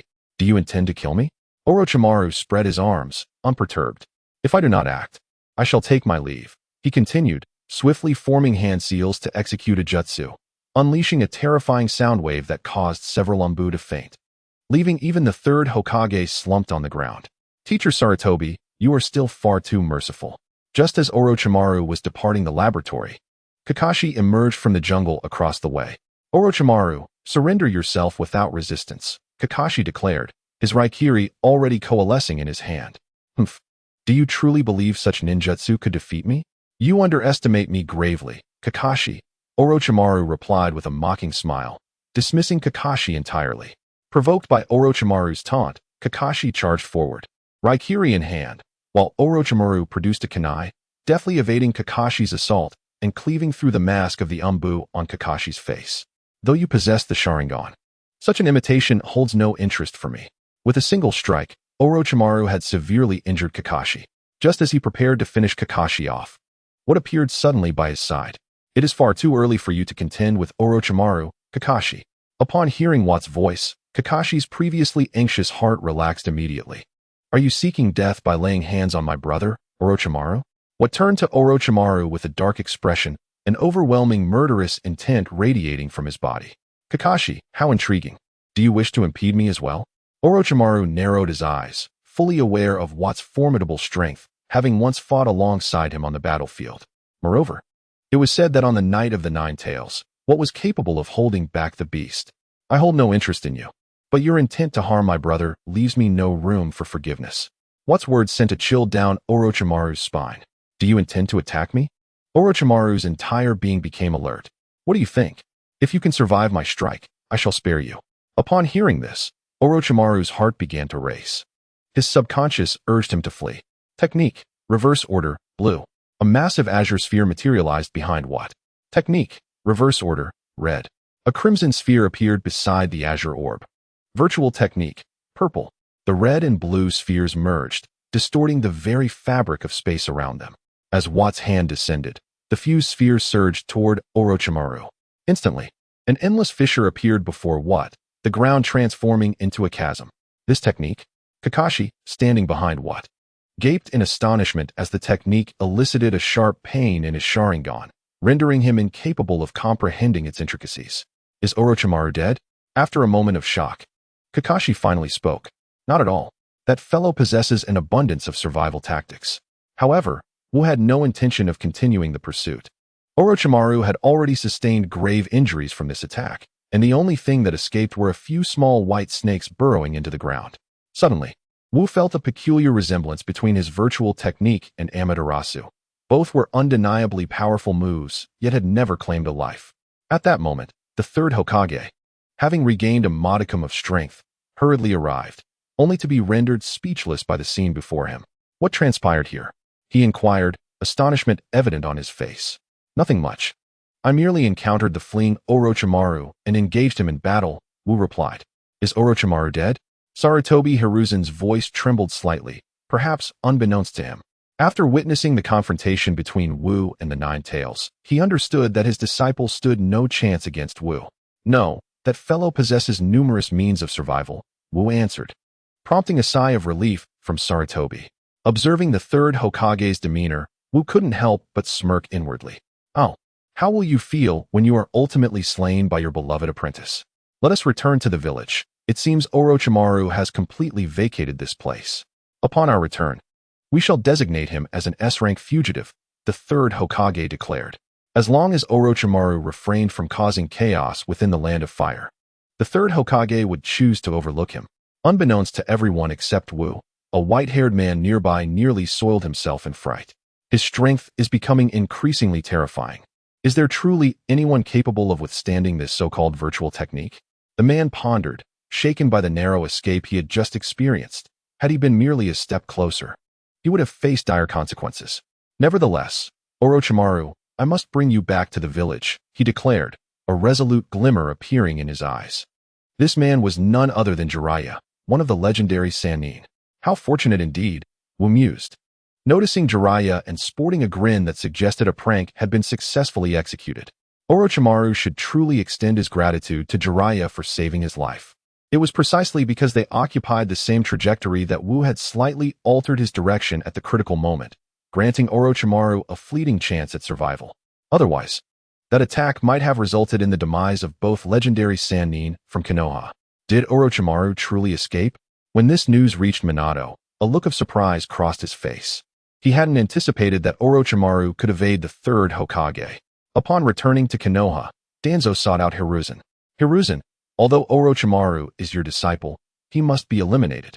He knows far too many of Konoha's secrets, and he cannot be allowed to live. Danzo, do not presume I am unaware of your dealings with Orochimaru. If he were to perish, do you believe you could evade the consequences? Sarutobi Hiruzen shot Danzo a piercing glare, his tone laden with hostility. Suddenly startled by the unexpected eruption of Sarutobi Hiruzen's chakra, he realized it had been quite a while since he had witnessed such a significant display of power from him. This matter should not be mentioned again, otherwise you shall share the same fate as Orochimaru. After gesturing toward Hiruzen, Danzo left in a fit of rage. Hiruzen now found himself regretting the decision to allow Danzo to establish root. Although he had contemplated appointing a different leader for Root in the past, it was an impossible task. Every ninja within Root bore a unique curse mark implanted by Danzo, which outsiders could never unravel. Furthermore, the loyalty of Root's ninjas to Danzo was unwavering. After all, they had even dared to attempt the assassination of the current Hokage. Therefore, no one but Danzo possessed the qualifications to command Root. If you do not eliminate Orochimaru, you will inevitably come to regret it one day. This was the parting remark Danzo left behind before vanishing from sight. Humph, you should be more concerned about your own situation, Sarutobi Hiruzen coldly retorted. Since the night of the Nine Tails incident, Danzo had relentlessly targeted the Uchiha clan, and now, most of its members harbored deep resentment and anger toward him. Moreover, it was not merely the Uchiha clan. Even other families within Konoha held significant grievances against Danzo, as nearly every clan had members within Root, and they were naturally unwilling to witness their kin become puppets under Danzo's control. Even if Danzo were to suddenly perish one day, the third Hokage would not be surprised in the least. The matter concerning Orochimaru remained unresolved. After all, there were few in Konoha capable of confronting him, and Danzo bore no remaining responsibilities. The third Hokage, being a man of sentiment, still held fond memories of their past. As former rivals who had faced life and death together, they had endured countless trials, and the bond between them was beyond words. Time flew swiftly once more, and in the blink of an eye, 2 years had passed. The village had begun to stabilize, although a few spies from enemy nations occasionally surfaced. However, this was of little consequence, as Konoha no longer possessed any vital intelligence worth their scrutiny. Now, Hatake Kakashi was 16 years old, and the extent of his formidable strength was known only to him. Even the fourth Hokage had begun to assign him fewer missions. As long as Kakashi refrained from any outrageous conduct, he was free to act as he pleased, a privilege afforded by his immense power. Ah, what a dull day this is. On this bright and sunny day, Kakashi lay sprawled across the table in his father's shop, lamenting his boredom. Why don't you take on some missions? With you here, I've noticed an increase in the umbu around me. In a few days, I fear it will be my identity that is exposed, not yours. Don't worry. The fourth Hokage has likely already suspected it, Kakashi replied in a languid tone, munching on something with his words somewhat muffled. After the night of the Nine Tails, the fourth Hokage sought out Kakashi Hatake, inquiring whether Tsukumo Hatake still lived. At that time, Kakashi neither confirmed nor denied it. As his strength grew, Kakashi's mindset underwent a transformation. He no longer wished for Tsukumo to remain hidden. You truly have not inherited even a fragment of your father's will of fire, he thought. Despite his current state, Tsukumo continued to love the village he had devoted decades to, a sentiment Kakashi found incomprehensible and had no desire to understand. Humph. Can such inheritance fill one's stomach? Kakashi tossed a confection into his mouth, speaking with indifference. Yet it will make you stronger, Tsukumo replied with gravity. But I'm already quite strong, Kakashi retorted. Upon hearing this, Tsukumo was rendered speechless. He had heard Kakashi say this more than once. The first time, he attempted to humble Kakashi, only to find himself on the receiving end of a lesson that nearly resulted in his own downfall. Just then, a boy with black hair and 2 tear marks on his face entered. I would like a box of glutinous rice balls, he said as he approached the counter. Kakashi, intrigued, turned his gaze to the boy, a regular patron with a notably special identity, the son of Uchiha clan leader, Itachi Uchiha. Ah, back again, Itachi, Tsukumo greeted warmly, harboring fondness for the boy who had contributed significantly to his business. Uncle's glutinous rice balls are the best in the entire Leaf Village, Itachi proclaimed. Hearing this, Tsukumo beamed with delight. Look at him. Unlike you, who only knows how to eat and has no kind words to share. Tsukumo felt a surge of irritation at Kakashi's lazy demeanor. Yes, Uncle's glutinous rice balls are indeed the finest in the Leaf Village, Kakashi echoed. This kid. Tsukumo shook his head, somewhat exasperated with his eldest son, while his youngest son was often absent due to missions. It seemed the son he saw most often was the one who vexed him daily. Seeing you so leisurely every day, why not consider becoming a team leader? That way, you wouldn't be wasting your prowess and could contribute to the Leaf. That boy from earlier was impressive, Itachi Uchiha, a rare talent. He would make an excellent disciple for you. Father is truly loyal to the Leaf, Kakashi mused. After all, our Hatake clan has benefited from the Leaf Village. Without it, we would have perished long ago. There would be no you, and certainly no me. Yes, you are right, father. However, becoming a teacher does sound intriguing. Perhaps I shall give it a try. Wukong yearned to experience the sensation of being a mentor to Itachi, to grasp what it truly entailed. You should depart swiftly. Your presence here is a nuisance, he declared, unceremoniously dismissing Wukong. How heartless indeed. Yet, Itachi Uchiha was undeniably an intriguing young lad. A mere 7 years old, he possessed the capacity to contemplate matters from the perspective of a Hokage. One might say his thoughts were remarkably precocious. Over the past 2 years, Itachi had frequently encountered Kakashi Wukong, yet due to the Uchiha clan's limited knowledge of the young shinobi, he had not gleaned much information from Fuyua. All he knew was that Wukong was exceptionally formidable. What was he pondering? At that moment, a figure suddenly materialized beside Itachi, startling him with the unexpected arrival. It was Shursui. Itachi exhaled a breath of relief. What occupies your mind, so deeply lost in thought that you failed to notice my approach? Inquired Shursui with curiosity. I was contemplating a ninja named Kakashi Wukong. Upon hearing Itachi's words, Shursui's expression shifted slightly, revealing surprise. What of him? Have you had some conflict with him? No. Itachi replied, shaking his head. But from your tone, you seem to be acquainted with him? Indeed, Shursui nodded, though his demeanor had grown somewhat grave. What sort of individual is he? Noticing the seriousness on Shursui's face, Itachi inquired further, for he rarely witnessed such solemnity from his companion. He is an extraordinarily powerful individual. Even I am no match for him. In a confrontation, he could vanquish me without sustaining a scratch. Itachi's pupils involuntarily contracted, disbelief etched across his visage. Even you cannot contend with him? Correct, Shursui affirmed with a nod. During the Third Great Ninja War, he served as our commander. I once sparred with him, but I was defeated without even grazing his attire. He possesses a rather unique bloodline limit. It is said that even the fourth Raikage has faced humiliation at his hands. He is that formidable? Itachi mused. If possible, strive to cultivate a good rapport with him. Even if friendship proves elusive, it is imperative that you never make an enemy of him. After departing from the confectionery, Kakashi Wukong made his way directly to the fourth Hokage. Observing the fourth Hokage, who was engrossed in meticulously handling paperwork, Wukong chose to refrain from interrupting until the moment when Minato took a respite. Ahem. The sound of his cough startled the fourth Hokage, who, upon recognizing the visitor, sighed with relief. You truly are dedicated, handling documents with such focus, Wukong remarked. Oh, it is you, Wukong. Next time, could you please enter through the main door? Your sudden appearances are quite alarming. I feel as though I have lost a decade of my life from the fright you give me, Minato chuckled. Ha ha ha. I shall endeavor to be less startling next time. Ahem. Now tell me, what brings this idler to seek my company?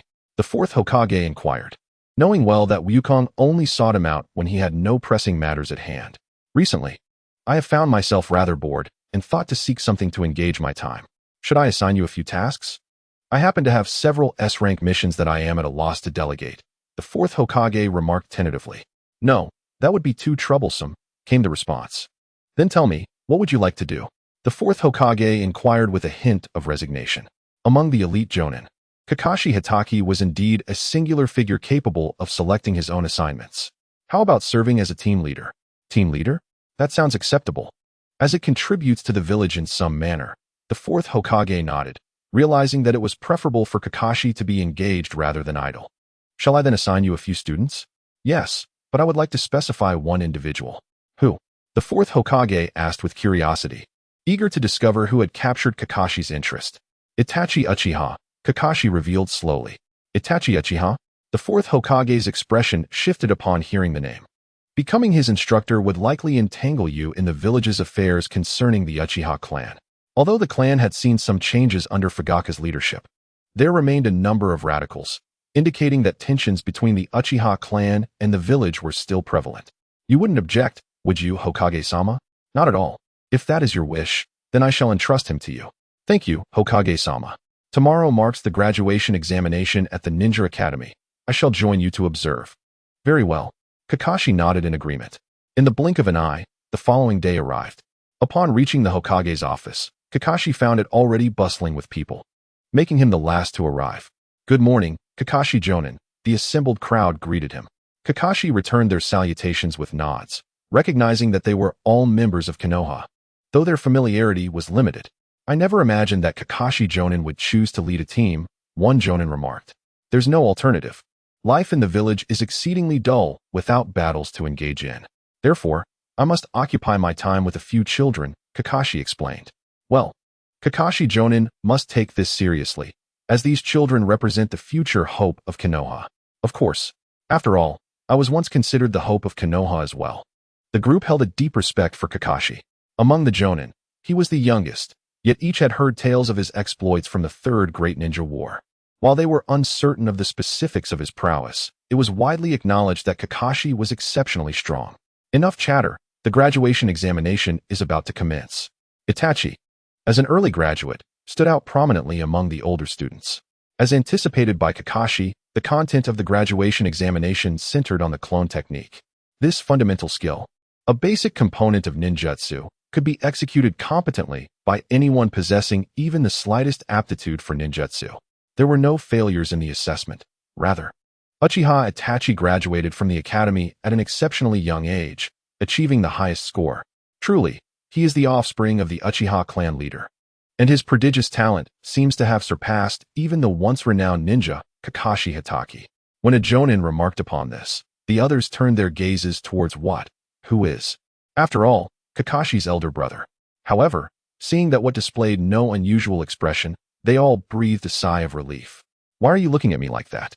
Itachi is inherently an exceptionally gifted ninja, endowed with the Uchiha clan's bloodline limit, the Sharingan. It is entirely plausible that he may surpass Kakashi in the future. What's stated in a casual tone. Currently, Kakashi's Sharingan can autonomously seal, and devoid of the chakra drain from the Sharingan. His strength has significantly increased compared to the original storyline. He has even developed many advanced techniques over the years. However, once Itachi activates his Mangekyo Sharingan, his power will ascend to unprecedented heights, making it difficult for Kakashi to contend with him. Thus, in a bid to enhance Kakashi's strength, What has put forth considerable effort.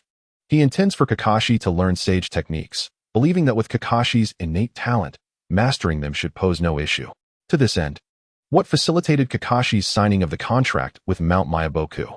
Upon discovering that Kakashi is Minato's disciple, the Toad elders at Mount Myaboku exhibited a warm demeanor towards him. The old Toad welcomed Kakashi's endeavor to learn sage techniques, as few individuals venture to their domain. However, as of now, Kakashi has yet to fully master sage techniques. Their complexity surpasses both his and Watt's expectations. Moreover, Kakashi's frequent returns for missions have made his training a gradual process. It remains uncertain who Uchiha Itachi will ultimately choose as his mentor. At this moment, another Jonin spoke up. Deep down, each of them harbored aspirations of becoming Itachi's teacher, for such a connection would facilitate ties with the Uchiha clan. Although the village's relationship with the Uchiha is well known, there is no denying that the Uchiha clan stands as the most formidable in Konohagakure, and forging a bond with them would yield greater benefits than drawbacks. I have assigned Uchiha Itachi to Hatake what? Minato Namikaze directly answered the inquiry. Upon hearing this, the crowd cast envious glances at Watt. Congratulations, Jonin Hatake, for acquiring such an exceptional disciple.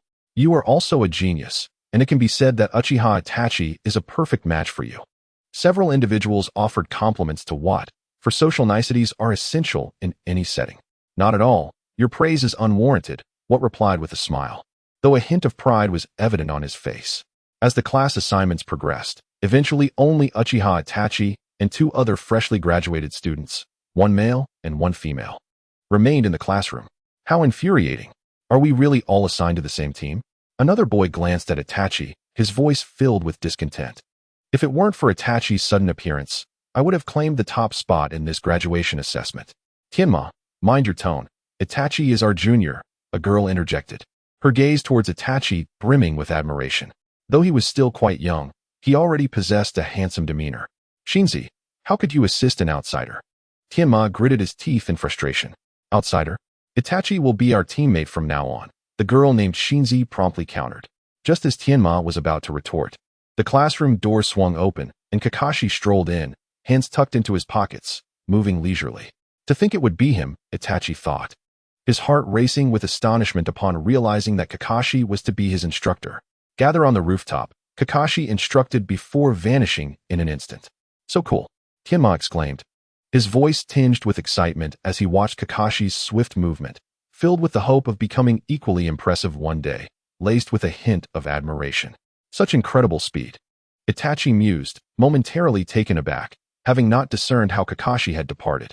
Is this what it means to be a ninja, even stronger than Shursui? It seems that under his guidance, I shall learn a great deal, and perhaps even leverage his strength to resolve the conflicts between my clan and the village.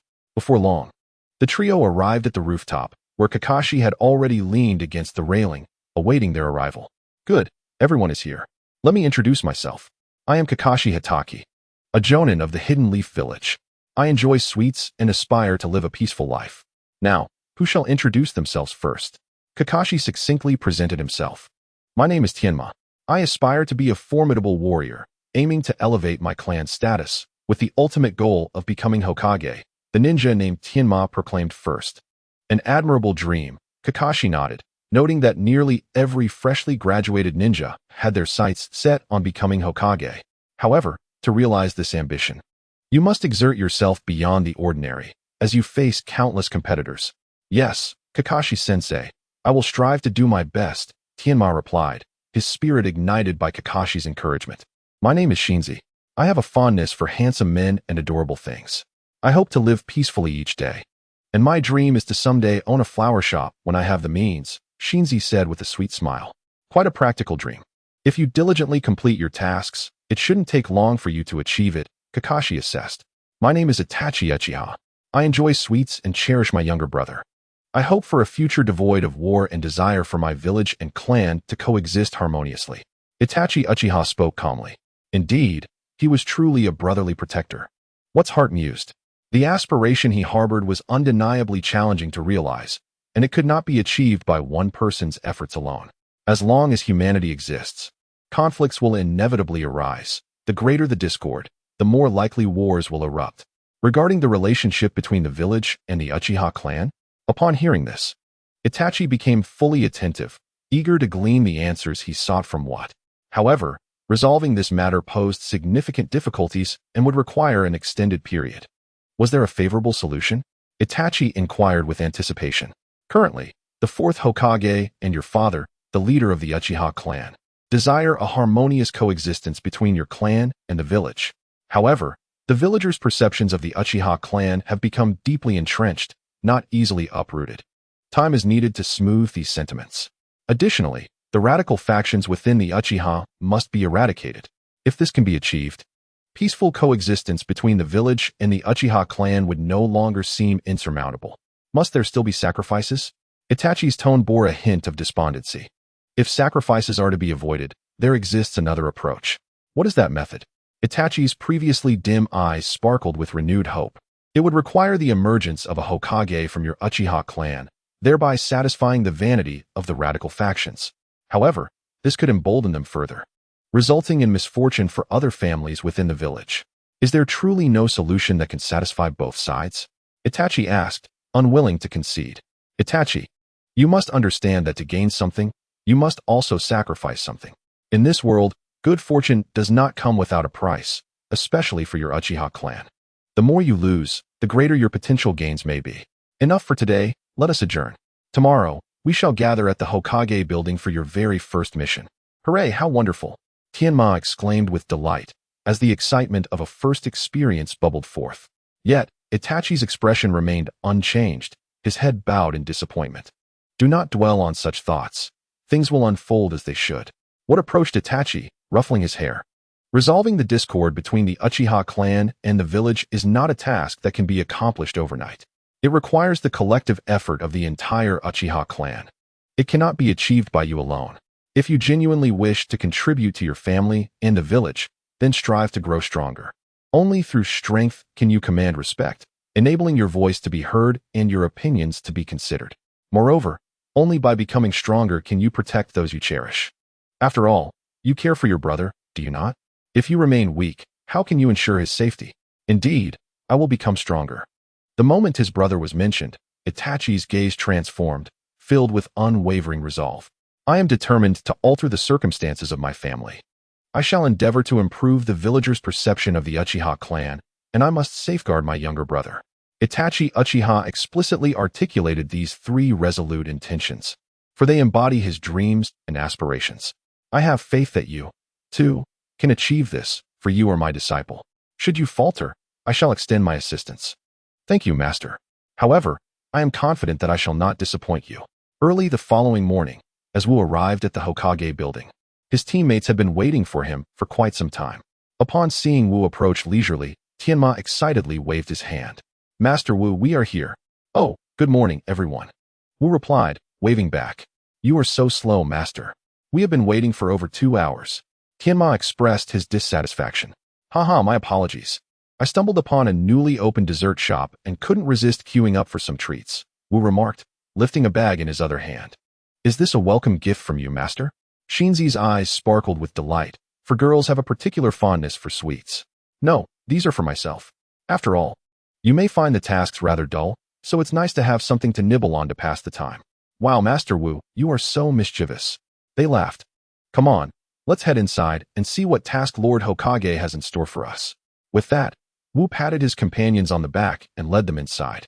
At that moment, Minato Namikaze was in the mission hall, assigning tasks to several other teams. My ninja career officially begins today, Tianma thought with excitement. Envisioning himself as a hero of Konoha, renowned throughout the ninja world. Stop grinning so creepily, Tianma, Shinzi admonished, delivering a playful punch to his head, swiftly pulling him back to reality. Wu, you've arrived. Minato greeted with a smile upon seeing Kakashi.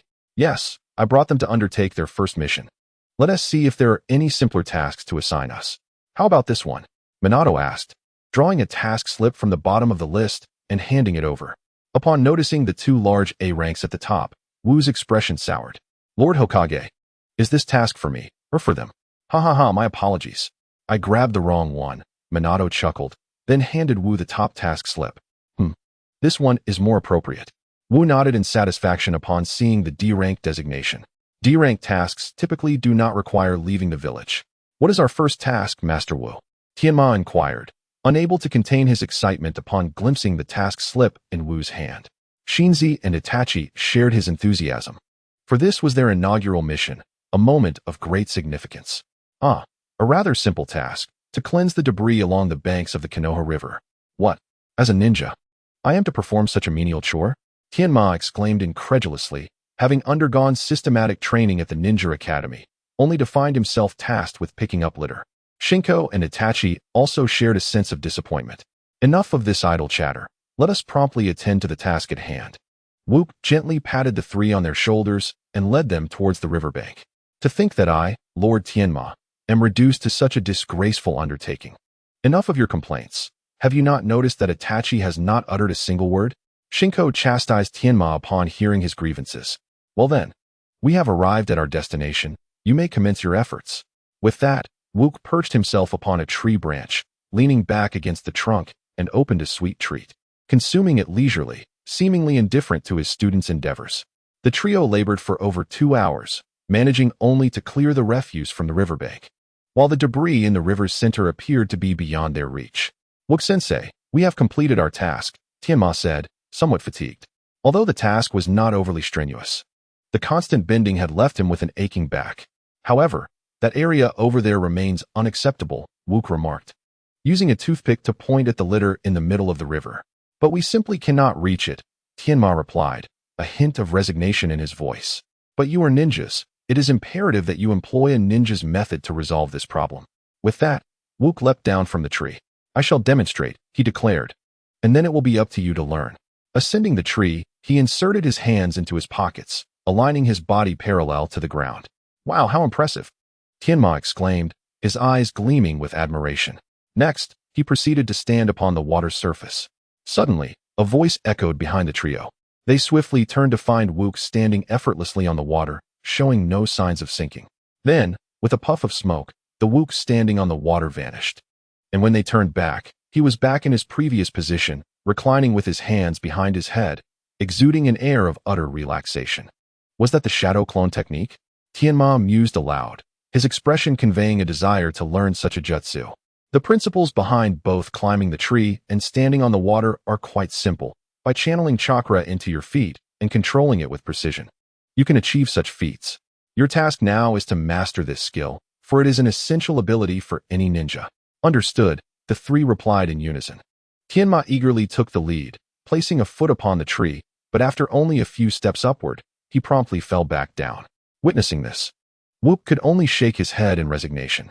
The expression on Shinko's face reflected a hint of fear as he cautiously tested the waters. Yet he hesitated to take a second step. Among them, Itachi naturally stood out, his feet imbued with chakra as he ascended the tree, each step deliberate. His hands outstretched as if to maintain his balance. Indeed, how remarkable Itachi Uchiha is, Wook pondered, nodding in admiration. How infuriating it was to be surpassed by this boy. I cannot afford to concede defeat. Observing Itachi's impressive height, Tenma felt a surge of competitive spirit. He had been a prodigy in school. Had Itachi not joined the graduation assessment at the last minute, he would undoubtedly have secured the top spot. Thus, he vowed internally not to be outdone by Itachi. Meanwhile, witnessing the diligent efforts of the two, Shinko was also resolved and bravely took his second step. Indeed, it is through mutual comparison that growth is inspired. Each of them possessed considerable talent. Itachi succeeded on his first attempt, and the same was true for his foray into the water. However, Tenma and Shinko faced significant challenges, repeatedly climbing upwards only to fall back down, their bodies already marred with countless bruises. Furthermore, they had yet to attempt the water exercise. As the sun dipped below the horizon, Tenma and Shinko finally completed their tree-climbing training.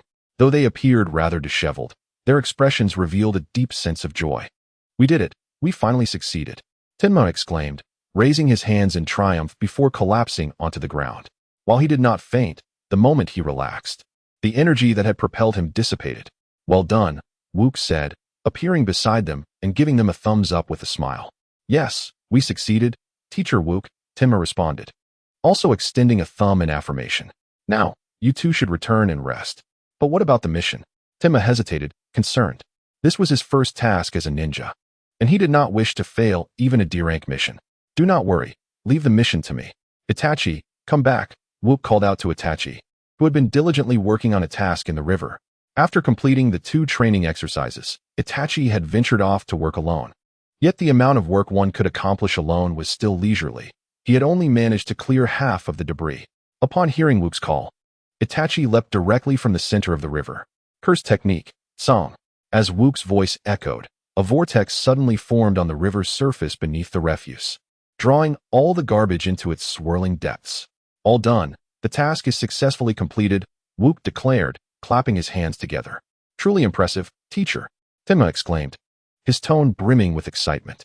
Itachi, too, wore an expression of astonishment. What was that ninjutsu just now? Why is there no record of it? Itachi wondered, perplexed. Just then, a figure suddenly appeared beside him. This individual, Itachi, seems somewhat familiar. "Ah, so you are here. I was wondering why you did not attend the training grounds today." A newcomer addressed Itachi. "I completed my first mission today," Itachi replied succinctly, prompting the newcomer to shift his gaze towards Kakashi. "It has been quite some time, Captain Kakashi." "Indeed, it has been a long while, Shursui. Your strength has grown considerably," Kakashi responded. The newcomer was none other than Uchiha Shursui. Kakashi's 6 eyes scrutinized every corner of Shursui's form, particularly noting the unique chakra emanating from his eyes, which posed a tangible threat to him. "Not at all. There remains a vast chasm between us, Captain Kakashi," Shursui remarked, unsure whether his words were earnest or merely humble. "Haha, you are truly modest, Shursui. Your Sharingan, if I am not mistaken, has evolved to a higher level, has it not?" Upon hearing this, Shursui's heart was seized with astonishment, for he had never disclosed such information to anyone. The emergence of 2 pairs of Mangekyo Sharingan within the Uchiha clan suggested a potential resurgence for your lineage. Whose is the other pair? As this thought crossed his mind, a wave of dread washed over Shursui. If the villagers discovered that 2 pairs of Mangekyo Sharingan had appeared within the Uchiha clan, the consequences would be unimaginable. "Captain Kakashi, may I beseech you to reveal the identity of the other possessor of the Mangekyo Sharingan?" Shursui bowed sincerely, his demeanor earnest. "It is none other than the most powerful figure within your Uchiha clan at present," Kakashi replied, deliberately refraining from naming names. Yet Shursui understood that the clan leader, Fyaake, must be the one. Has clan leader Fyaake awakened the Mangekyo as well? Why would he choose to conceal it? Shursui questioned, perplexed. Itachi, listening attentively beside them, was utterly bewildered, having yet to awaken his Sharingan. let alone comprehend the concept of Mangekyo Sharingan. Who knows? Perhaps it aligns with your own thoughts. Kakashi remarked with a somewhat flippant tone. However, how did Captain Kakashi come to know of this? At this point, Shirsue's expression grew grave, and his Sharingan spun momentarily, transforming into a shape reminiscent of four blades. The air thickened with tension, as if Kakashi were prepared to strike unless he divulged the truth. Do you intend to make a move against me? Do not forget, in our last encounter, you were no match for me. You do not truly believe that after a few years, you could defeat me, do you? Though he spoke with bravado, Kakashi's heart had begun to tread cautiously. Were it not for the extraordinary abilities of Shirsue's eyes, he would have no cause for concern. Upon hearing Shirsue's words, Kakashi's expression darkened. How intriguing. Then come, and give it a try. Upon concluding his words, Kakashi Hatake removed his eye mask, revealing his luminous six-eyed gaze, which met Shirsue's blood-red Sharingan with an intensity that suggested an imminent clash. The atmosphere crackled with tension, as if battle was on the verge of erupting. At that moment, Itachi Uchiha suddenly materialized between them, preventing any further escalation. Shirsue, Kakashi, I implore you both to cease this hostility, Itachi urged. He understood that if Shirsue were to engage in combat with Kakashi now, the precarious balance within the village would tilt unfavorably for the Uchiha clan. Itachi, Shirsue remarked, taken aback by Itachi's resolute demeanor. Our aspiration is for the village and our clan to coexist in harmony. We must not become the instigators of war. Upon hearing these words, Shirsue's Mangekyo Sharingan reverted to its ordinary form. I apologize, Captain Kakashi. I let my emotions get the better of me. After regaining his composure, Shirsue bowed respectfully to Kakashi. For this instance alone, while your eyes are indeed formidable, they may not be effective against me. Should there be a next time? I will not hold back. Kakashi donned his eye mask once more and vanished in an instant. Shirsue, your impulsiveness was excessive this time, Itachi remarked after Kakashi's departure. I am aware, but the matter of the Mangekyo Sharingan is of utmost importance. How could a foreigner know about it when even our own kin are oblivious? What exactly is the Mangekyo Sharingan? Itachi finally voiced his internal doubts. The evolution of the three-tomo Sharingan leads to the Mangekyo Sharingan. Our forebear, Uchiha Madara, possessed extraordinary power due to his Mangekyo, Shirsue explained gravely. If the village were to learn that our clan has produced 2 pairs of Mangekyo Sharingan, the delicate equilibrium between our clan and the village would be shattered. The village would never permit the Uchiha clan to possess another pair of Mangekyo Sharingan. Upon returning home, Kakashi's spirit remained heavy. He was unafraid of ninjutsu or taijutsu. However, jinjutsu was his current vulnerability, and he had yet to discover an effective means to counter it. Ultimately, jinjutsu is a form of mental assault. With a strong mind and unwavering will, most jinjutsu can be dispelled. Yet, techniques like Kodo Amatsukami and Infinite Tsukuyami are beyond mere willpower to withstand. Thus, if Kakashi were to engage in a true contest with Shirsue, he would be swiftly eliminated before Shirsue could even activate his Mangekyo Sharingan. How rare it is to see your countenance so troubled, a voice interrupted his thoughts. Kakashi turned to find Kakashi Hatake had unexpectedly entered the room. It's nothing, merely an unpleasant incident. By the way, are you still unable to wield the Mangekyo Sharingan with ease? Kakashi inquired. At this, Kakashi shook his head. It is not feasible. Each time one activates the kaleidoscopic Sharingan, it necessitates a considerable expenditure of chakra, and one cannot afford to recklessly experiment with the hidden techniques that lie within the eye. With each use, one's vision diminishes. How proficient have you become in Senjutsu? I believe I have mastered approximately 80%. With another 2 months, I should be nearly there. Upon hearing Kakashi's words, Wu nodded. Achieving complete mastery of Senjutsu would significantly enhance your capabilities, undoubtedly elevating you to the level of a Kage. Indeed, at this juncture, Kakashi felt a surge of excitement within. No one desires to remain weak. Meanwhile, Uchiha Shirsue returned to the Uchiha clan and immediately sought out Uchiha Fugaku. The two conversed in a secret chamber for 3 hours. Yet the specifics of their discussion remained unknown to all. It was only evident that Shirsue emerged from Fugaku's chamber with a rather grim expression. Shirsue, what did your father say? Itachi inquired, rushing forward upon seeing Shirsue exit. Hearing this, Shirsue shook his head. Although the clan leader harbored intentions of reconciling with Konoha, the elders of the Uchiha clan vehemently opposed him. Just moments ago, the clan leader revealed a potential future to me. If our kin were to learn that we possess the kaleidoscopic Sharingan, they would surely seek to capture the Nine Tails once more and command us to utilize the Sharingan to seize control of Konoha. Upon hearing this foreboding vision, Itachi felt a jolt of shock, yet he was reminded of the temperament and disposition of the Uchiha elders, which made it plausible they might indeed act in such a manner. This was also the reason Fugaku concealed his own kaleidoscopic Sharingan. Firstly, to prevent Konoha from harboring fear of the Uchiha clan, and secondly, to avert the scenario I just described. Suddenly, a phrase from Kakashi echoed in Itachi's mind. To achieve peace between the village and the Uchiha clan, one need only eliminate all the radicals within the Uchiha. What troubles you, Itachi? What are you pondering? Noticing Itachi's distraction, Shisui inquired.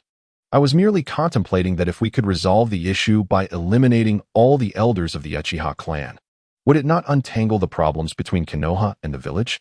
Upon hearing this, Shisui's expression turned grave. Itachi, how could you entertain such thoughts? No, it's merely a possibility. Itachi quickly clarified, perhaps realizing his earlier words were too extreme. If possible, I wish for there to be no sacrifices between our clan and the village. I do not wish to witness such a scene. Both sense determination in each other's gazes. Alas, can the discord between the village and the clan be resolved simply by eliminating one's own kin?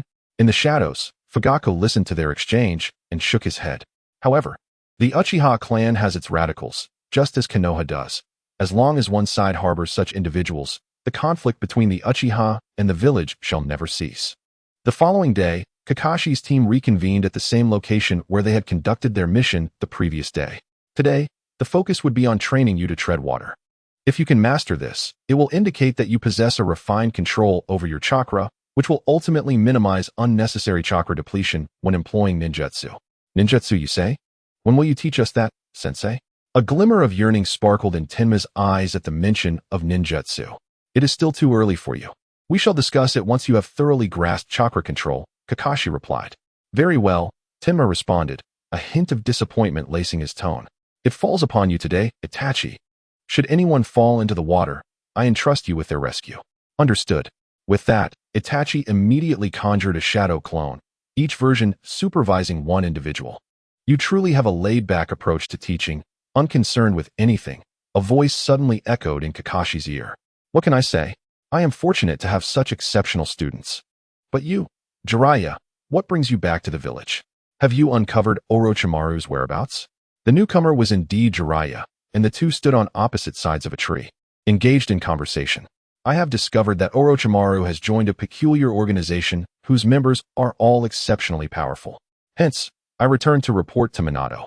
This organization deserves Konoha's attention. Then why are you still here chatting with me? You should report immediately. Would you like to join me in investigating this organization? With your strength combined with mine, we could surely reclaim Orochimaru from them. No, too troublesome. I'm not interested. At this juncture, Jiraiya's thoughts were solely fixated on Orochimaru. Don't be so heartless. I could gift you an autographed, limited edition of Ica Paradise. It is truly a collector's item. Not interested, Kakashi replied. Even if others begged for it, I wouldn't give it to them. It's a pity that you refuse it so readily, Jiraiya lamented, shaking his head with a sigh.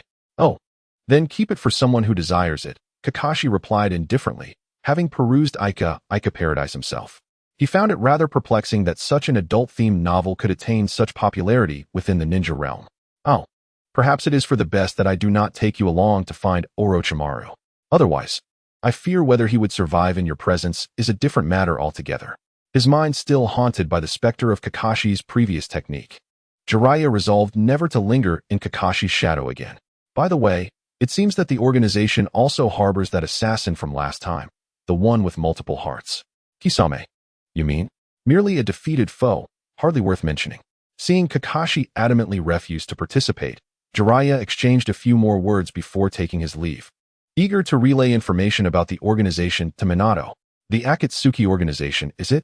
Within the confines of the Hokage's office, Jiraiya listened intently, his expression grave as he absorbed the information relayed to him. The organization in question was named Akatsuki, its members clad in black robes adorned with red clouds. Each individual within this assembly possessed formidable strength, including Orochimaru and Kakazu, who had once attempted to assassinate the first Hokage. Yet, The identity of the organization's leader remained shrouded in mystery. Then, my teacher, I entrust the matter of Orochimaru to you. I shall instruct the Umbu to investigate this Akatsuki organization. Given that it harbors two such perilous figures, the other members must not be underestimated. Based on their composition, they undoubtedly pose a significant threat to the shinobi world. I understand. I will continue to track Orochimaru. If possible, it would be prudent to assign the investigation of the organization to Kakashi Hatake, for his capabilities are well recognized. At the mere mention of Kakashi's name, a bittersweet smile crept onto the fourth Hokage's face. That man is hardly someone I can command. Although I hold the title of Hokage, those of great power often enjoy certain privileges, much like Lady Tsunade. Speaking of Tsunade, Minato felt a familiar ache in his head. He had repeatedly conveyed his desire for her return to the village, for the village sorely needed a medical ninja of her caliber. Yet, his messages seemed to vanish into the void, receiving no response. Ha ha ha, Tsunade. It has indeed been a long time since I last saw her. Upon hearing Tsunade's name, a hint of longing flickered in Jiraiya's eyes, a deep-seated regret that had lingered in his heart. Meanwhile, at the Akatsuki base in the Land of Rain, the members convened for a meeting. It appears that our organization's secrets have been compromised, Pain stated calmly, his tone devoid of emotion. It must be that new arrival. Attracting a pesky tail, Kakuzu remarked, casting a sidelong glance at Orochimaru. Kakuzu's disdain for Konoha's shinobi had grown, fueled by resentment. Do you wish for death, Kakuzu? A serpent slithered down Orochimaru's arm, its movements fluid and menacing. The other members of Akatsuki maintained an indifferent demeanor. Their allegiance lay solely in achieving their personal ambitions. Their loyalty to the organization was negligible, and its survival held no significance for them. Do you truly believe your snake tricks can slay me? Kakuzu retorted defiantly, his fear directed solely toward one individual, Kakashi Hatake. To him, all others, including the legendary Sannin Orochimaru, were mere fodder. However, one could argue that these two were inextricably linked by their shared experience of surviving under Kakashi's formidable prowess. Shall we test that? Orochimaru hissed, extending his long tongue and elongating his neck in a threatening display. Come then. The two hearts of Kakuzu burst forth, as if to determine which of the two was more fearsome, which possessed greater presence. The other members looked on with keen interest, some even cheering, eager for the two to engage in combat, as among them, there existed a mutual defiance.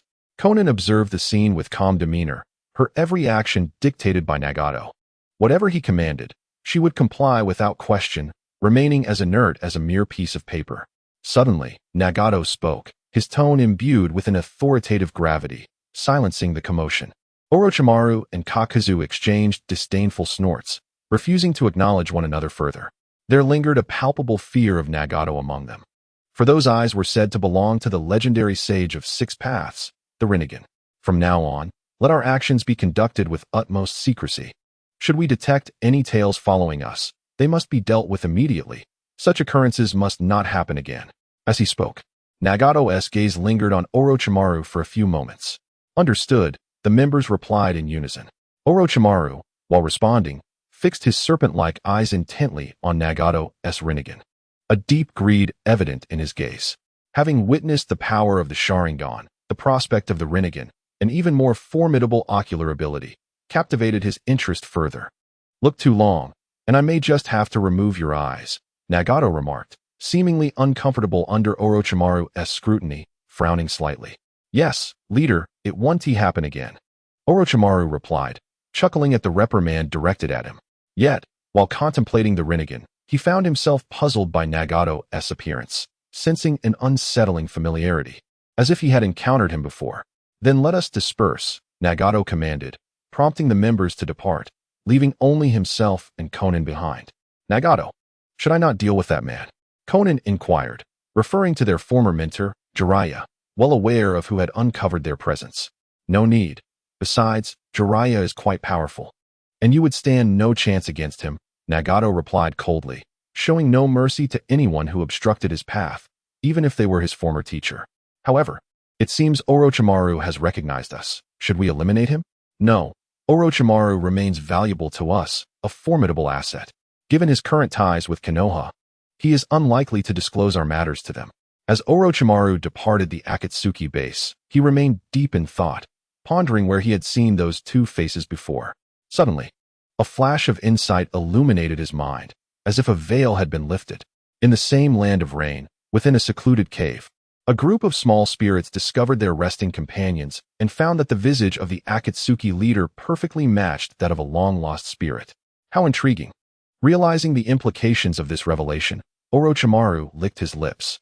Would Jiraiya regret having prevented me from terminating his disciples had he known they would evolve into such beings?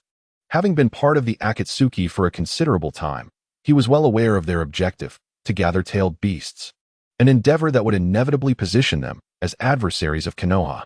Drawing from their experience of climbing trees the previous day, Tenma and Shinko quickly mastered the technique of walking on water, only falling in a little over 10 times before they could effortlessly stand upon the surface and even run across it. Yes, we have finally succeeded, Tenma exclaimed, joyfully leaping and landing securely on the water's surface, leaving no trace of sinking. Impressive, Wudo remarked, appearing before the group with a round of applause. So, Wudo-sensei, are we not remarkable? Tenma proudly wiped his nose. Indeed, quite commendable, Wudo replied. But may I ask how long it took you to master these skills? Upon hearing this question, Wudo raised a finger.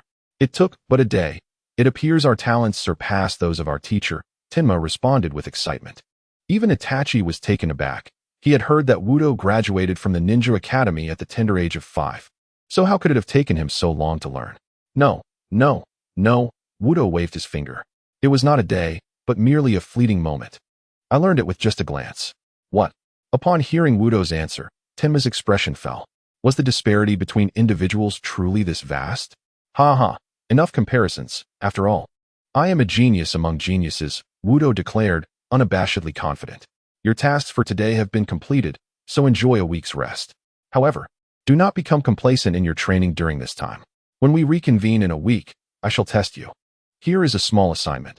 There is a waterfall in our village, and you are to run upstream upon its surface.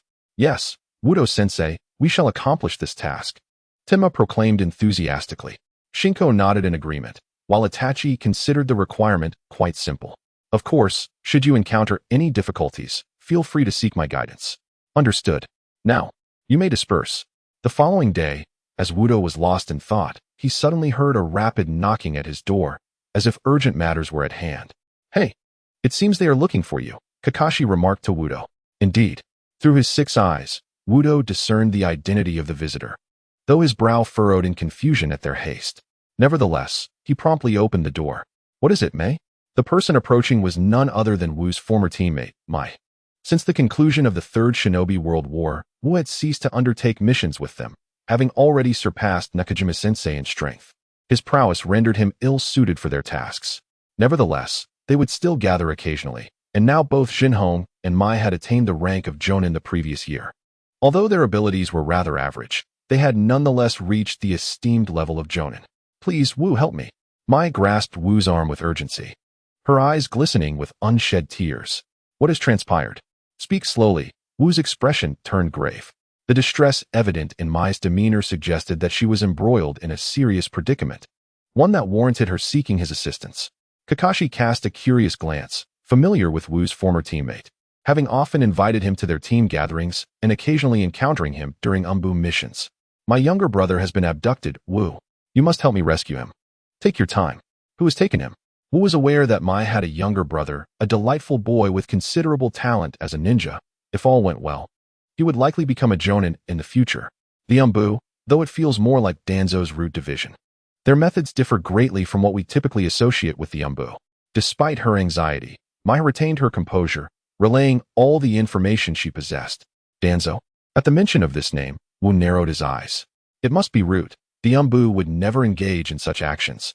At that moment, Kakashi approached, stating, As a leader of the Umbu, I am well aware of their operational protocols. They would never target such a young child. Please, Wu.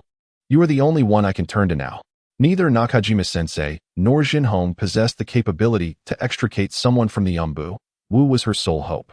Rest assured, I will ensure your brother's safe return, Wu reassured her, patting her hand to provide comfort. Stay here with Kakashi. I will go to Root and bring your brother back. No, I want to accompany you, Mai implored, her expression earnest. Trust me, I promise I will bring your brother back safely. After a moment of contemplation, Mai slowly nodded. Then I leave it in your hands."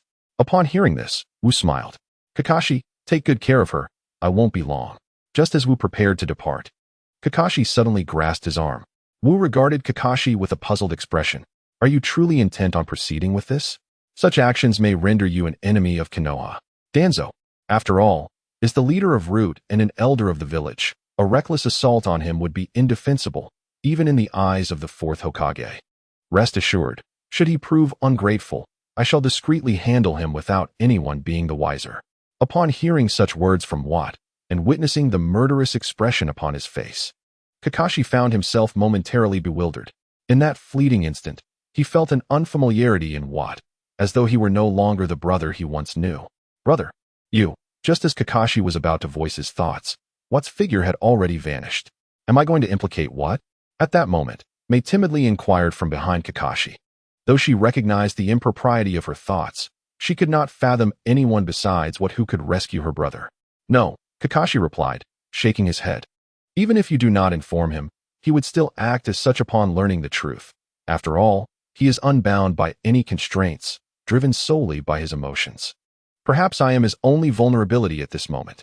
It was precisely this realization that spurred Kakashi to strive for greater strength, not solely for himself, but also for his brother.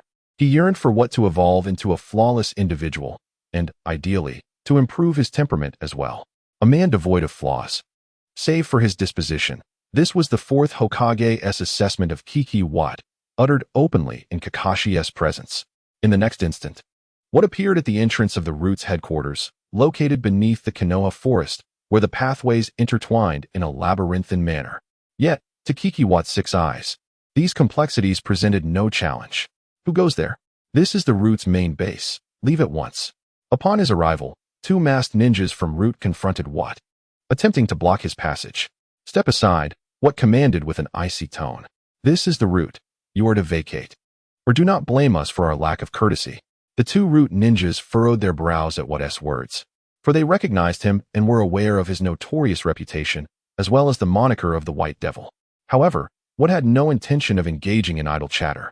In a mere flash, he left 2 imprints of his fists upon their abdomens, causing them to collapse. With a swagger, Wat advanced towards the Root base, prompting the internal members to take notice of the intruder. Enemy attack. Suddenly, several more Root ninjas emerged, surrounding Kiki Wat. "Kiki Wat, this is not a place for your antics. Leave immediately, or we shall not show you mercy." Despite Wat's formidable reputation, the assembled Root ninjas, all elite jonin, were resolute in their disbelief that they could not subdue a single individual. "Where's the child you brought back earlier?" Wat inquired, directly stating his purpose for being there. "You must depart, Kiki Wat. Without Lord Danzo's orders, no one is permitted to enter the Root." A member of the Root spoke coldly, yet his entire demeanor was alert, poised to take action at any moment. Since he refused to speak, I shall inquire directly with Danzo. Subsequently, a terrifying repelling force erupted from within Wat, instantly sending the surrounding members of Root flying, collapsing against the ground and the nearby walls, their fates uncertain. This commotion inevitably drew the attention of Danzo in the hidden chamber below. "What is happening?" Danzo inquired directly. In an instant, a member of the Root appeared before him. "Report, Lord Danzo, Kakashi Wat has arrived." "Kakashi Wat?" At the mention of this name, Danzo's closed eyes snapped open, his expression shifting to one of grave concern. Although Danzo had not had extensive direct encounters with Kakashi Wat, he had heard whispers of his formidable prowess. The third Hokage had issued a stern warning. One must never provoke Kakashi Wat, or face dire consequences. Furthermore, he had received intelligence indicating that half of the 7 ninja swordsmen of the mist had fallen to Kakashi Wat, and even the 4th Raikage of the Cloud Village had suffered losses at his hands.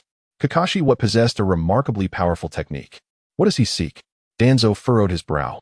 Pondering the matter, he should not have provoked Kakashi Wat. He is after the young boy we recently captured. Lately, we have taken many gifted children with the intent to mold them into loyal servants of Root. Does the boy share any special connection with Kakashi Wat? He is the younger brother of Wat's former teammate. It is surprising that he would cause such an uproar for someone with whom he has virtually no ties. Let us go outside and investigate. Yes, Lord Danzo. Rising, Danzo grasped his cane and ambled forward, surrounded by several Root members in a protective formation. Soon, they ascended to the upper levels of Root. where they beheld the scattered members and Kakashi what standing resolutely at the center. Kakashi what? Your actions have gone too far, Danzo declared, striking the ground with his cane, producing a series of resounding thuds, his anger palpable, while his respect for Kakashi what intensified. Each member of his root was an elite, yet within mere moments, they had all been bested by Kakashi what? A feat even he might struggle to accomplish. Oh, you finally emerged, Elder Danzo. I thought you intended to remain a coward. What taunted? Impudent. A root member immediately retorted, as most of the organization had been thoroughly indoctrinated by Danzo, expressing genuine respect for him. However, no sooner had he uttered those words than he seemed struck by an unseen force, hurtling backward and crashing into the wall, embedding himself within it. I am the one speaking. When did it become your place to interject, you cur? The other members of the root organization instinctively adopted defensive postures, having not witnessed how Wu had struck or how his companion had been thrown aside. What do you want? It is quite simple. Bring me the young boy you just captured. Go, fetch that little brat, Danzo commanded, his face darkened with fury. Yes, one of the root members replied, bowing his head before vanishing using the body flicker technique. Approximately half a minute later, he returned, cradling a small boy. Upon seeing the familiar face, Wu recognized the child as Mei's younger brother. Indeed, it was him. Brother Wu. The moment the boy spotted Kakashi, the panic on his face dissipated, replaced by a smile. Come here, Eiji. Okay. The boy dashed towards Kakashi, but just as he reached him, he suddenly drew a kunai from behind and lunged at Kakashi. However, it was effortlessly blocked by Kakashi's limitless technique. Enough, Kakashi said, placing 2 fingers on Eiji's forehead. Brother Wu? Eiji's voice rang out again, tinged with confusion. Huh. Upon seeing the kunai in his hand, he gasped and dropped it to the ground. To control a child with genjutsu, how despicable you are. Kakashi pulled Eiji behind him, his expression grim as he addressed Danzo and his group. Danzo had not anticipated that his plan would fail so miserably. This serves as a lesson for you. No sooner had Kakashi spoken than the root member who had brought Eiji experienced a grotesque distortion, with all but his head vanishing, leaving behind twisted remnants where his body had once been. After all, they had intended to kill him. Kakashi felt no obligation to show mercy. If you dare to threaten those close to me again, the next victim will be you, Danzo. With that, Kakashi vanished, embracing Eiji as he departed. Damn it! Danzo clenched his fists, seething with anger at having suffered such a significant loss for the first time. Lord Danzo, will we just let him go? One of the remaining root members, his expression dark, questioned. Since the establishment of their organization, they had never faced such an intrusion, let alone allowed an adversary to leave unscathed. Are you suggesting we pursue him? Danzo retorted, although he was equally displeased. He was aware that this incident was fundamentally his fault.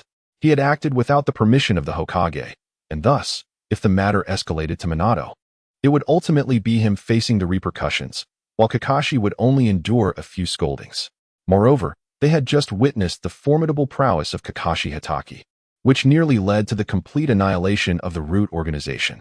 With such overwhelming strength, even if they contemplated taking action against him, they needed to carefully assess their own capabilities.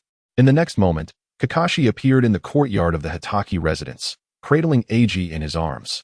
Upon seeing Eiji, Miho rushed forward and embraced him tightly. Sister, it's all right now. Brother Wataru has brought me back, Eiji said with remarkable maturity. Having noticed the weariness etched on Miho's face, he understood that she must have been worried about him for quite some time. Thank you so much, truly, thank you, Miho said, tears streaming down her cheeks. What else with all the gratitude? After all, we are teammates. Helping one another is simply what we should do. Wataru replied with a smile. Brother Wataru, I will strive to become a powerful ninja like you, Eiji declared earnestly. Well then, you must put in the effort and never slacken your training, Wataru encouraged, giving Eiji a thumbs up. Yes, I will train hard and protect my sister, Eiji replied, his expression serious and resolute. You should head back quickly, otherwise, your mother will worry, Wataru reminded.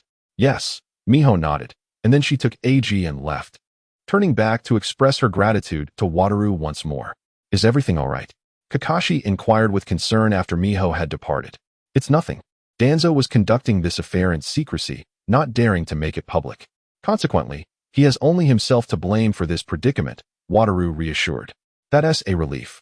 If you were to become an adversary of Konohagakure, I truly wouldn't know how to cope, Kakashi sighed, having been on edge, fearing the worst.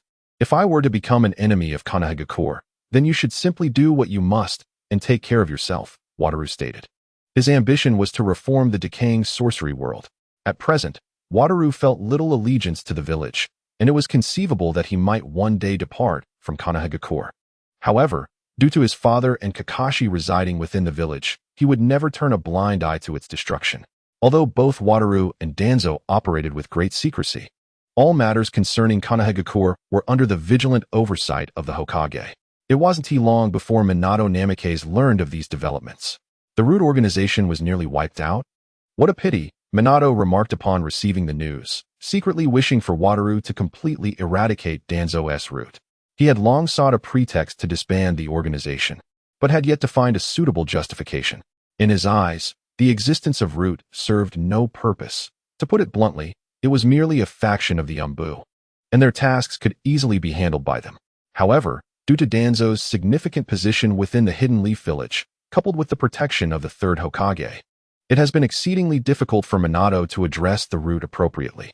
Indeed, the esteemed Jonin of the Hatake clan likely harbors concerns about the potential repercussions of a direct confrontation, which is why he has chosen to exercise restraint. Otherwise, with his formidable strength, he could effortlessly dismantle the Root.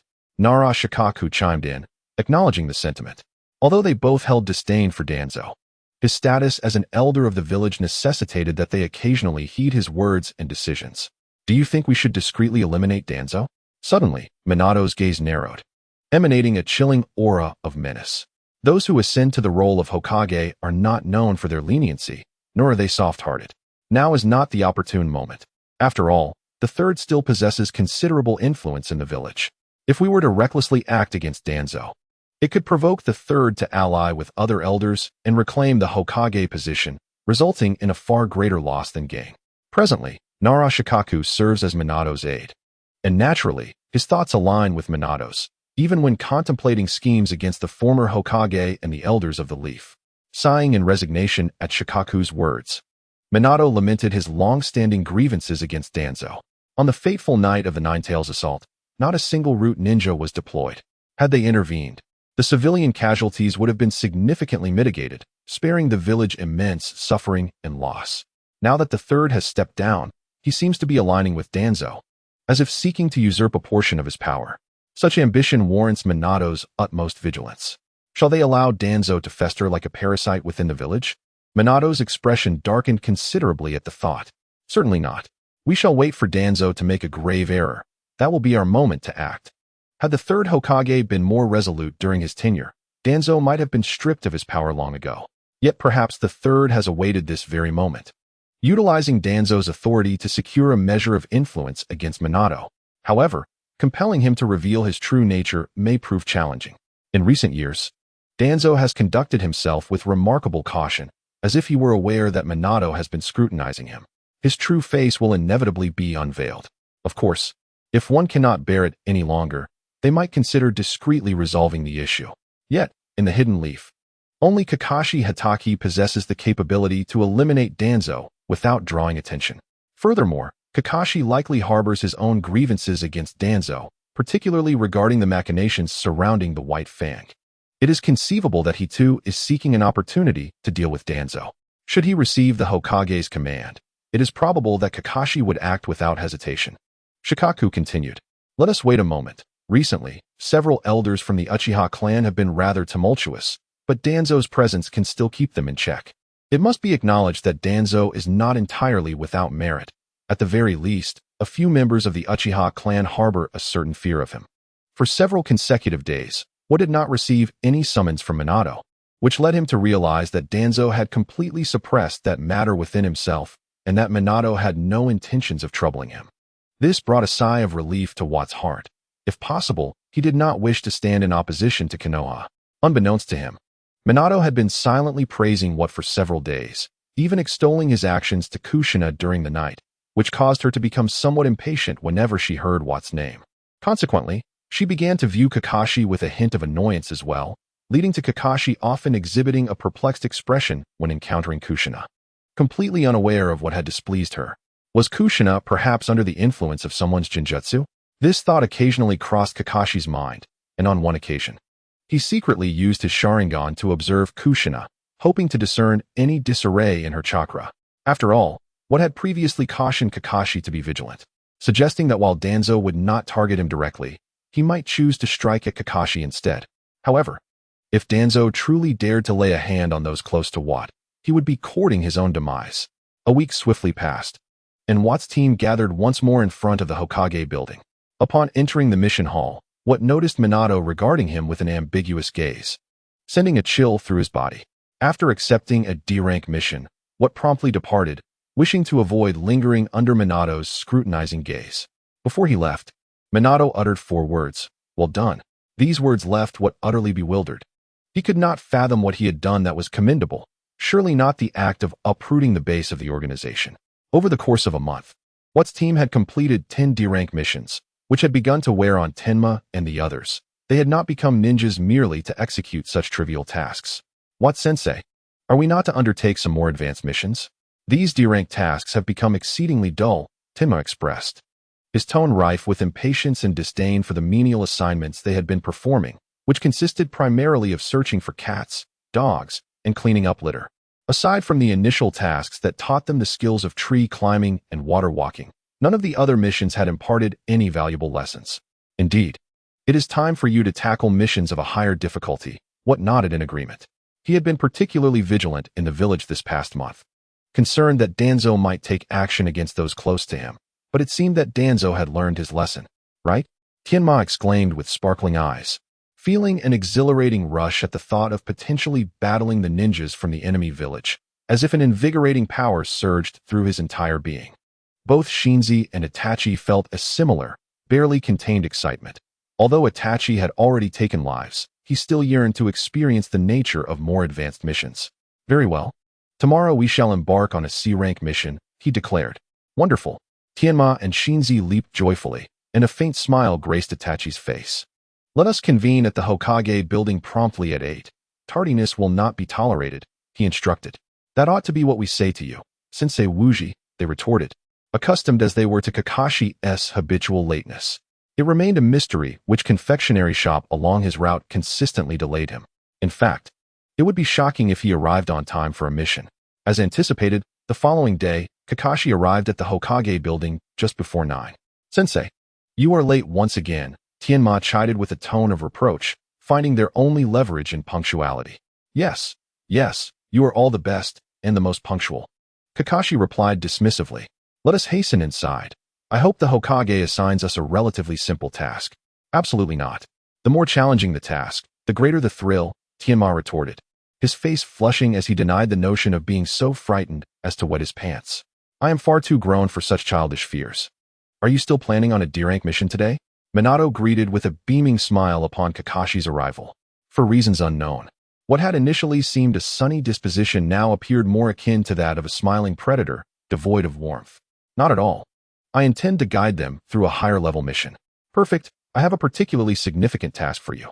A batch of weapons crafted in the Land of Iron has been completed, but it seems others have set their sights on them. I need you to escort these weapons safely back to the village, Minato stated with a serious demeanor. This mission was far from simple. Combat was likely, and encounters with ninjas from rival villages were a distinct possibility. This task is undoubtedly at least B rank, and should we face enemies of Jonin caliber, it could escalate to an A-rank mission, Kakashi acknowledged, his expression growing earnest. Indeed, although your team has only just been formed, I have every confidence in your elite capabilities to execute this mission flawlessly. This task, ostensibly assigned to their team, seemed rather directed solely at Kakashi. After all, if confronted with a powerful enemy, Tianma and the others would be rendered ineffectual. A-rank mission? Sensei, we shall accept this task.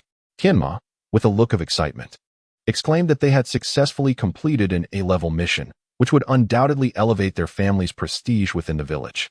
However, Shinzi furrowed his brow, expressing concern that this task might be somewhat premature for them. They were acutely aware of the challenges posed by A-level missions.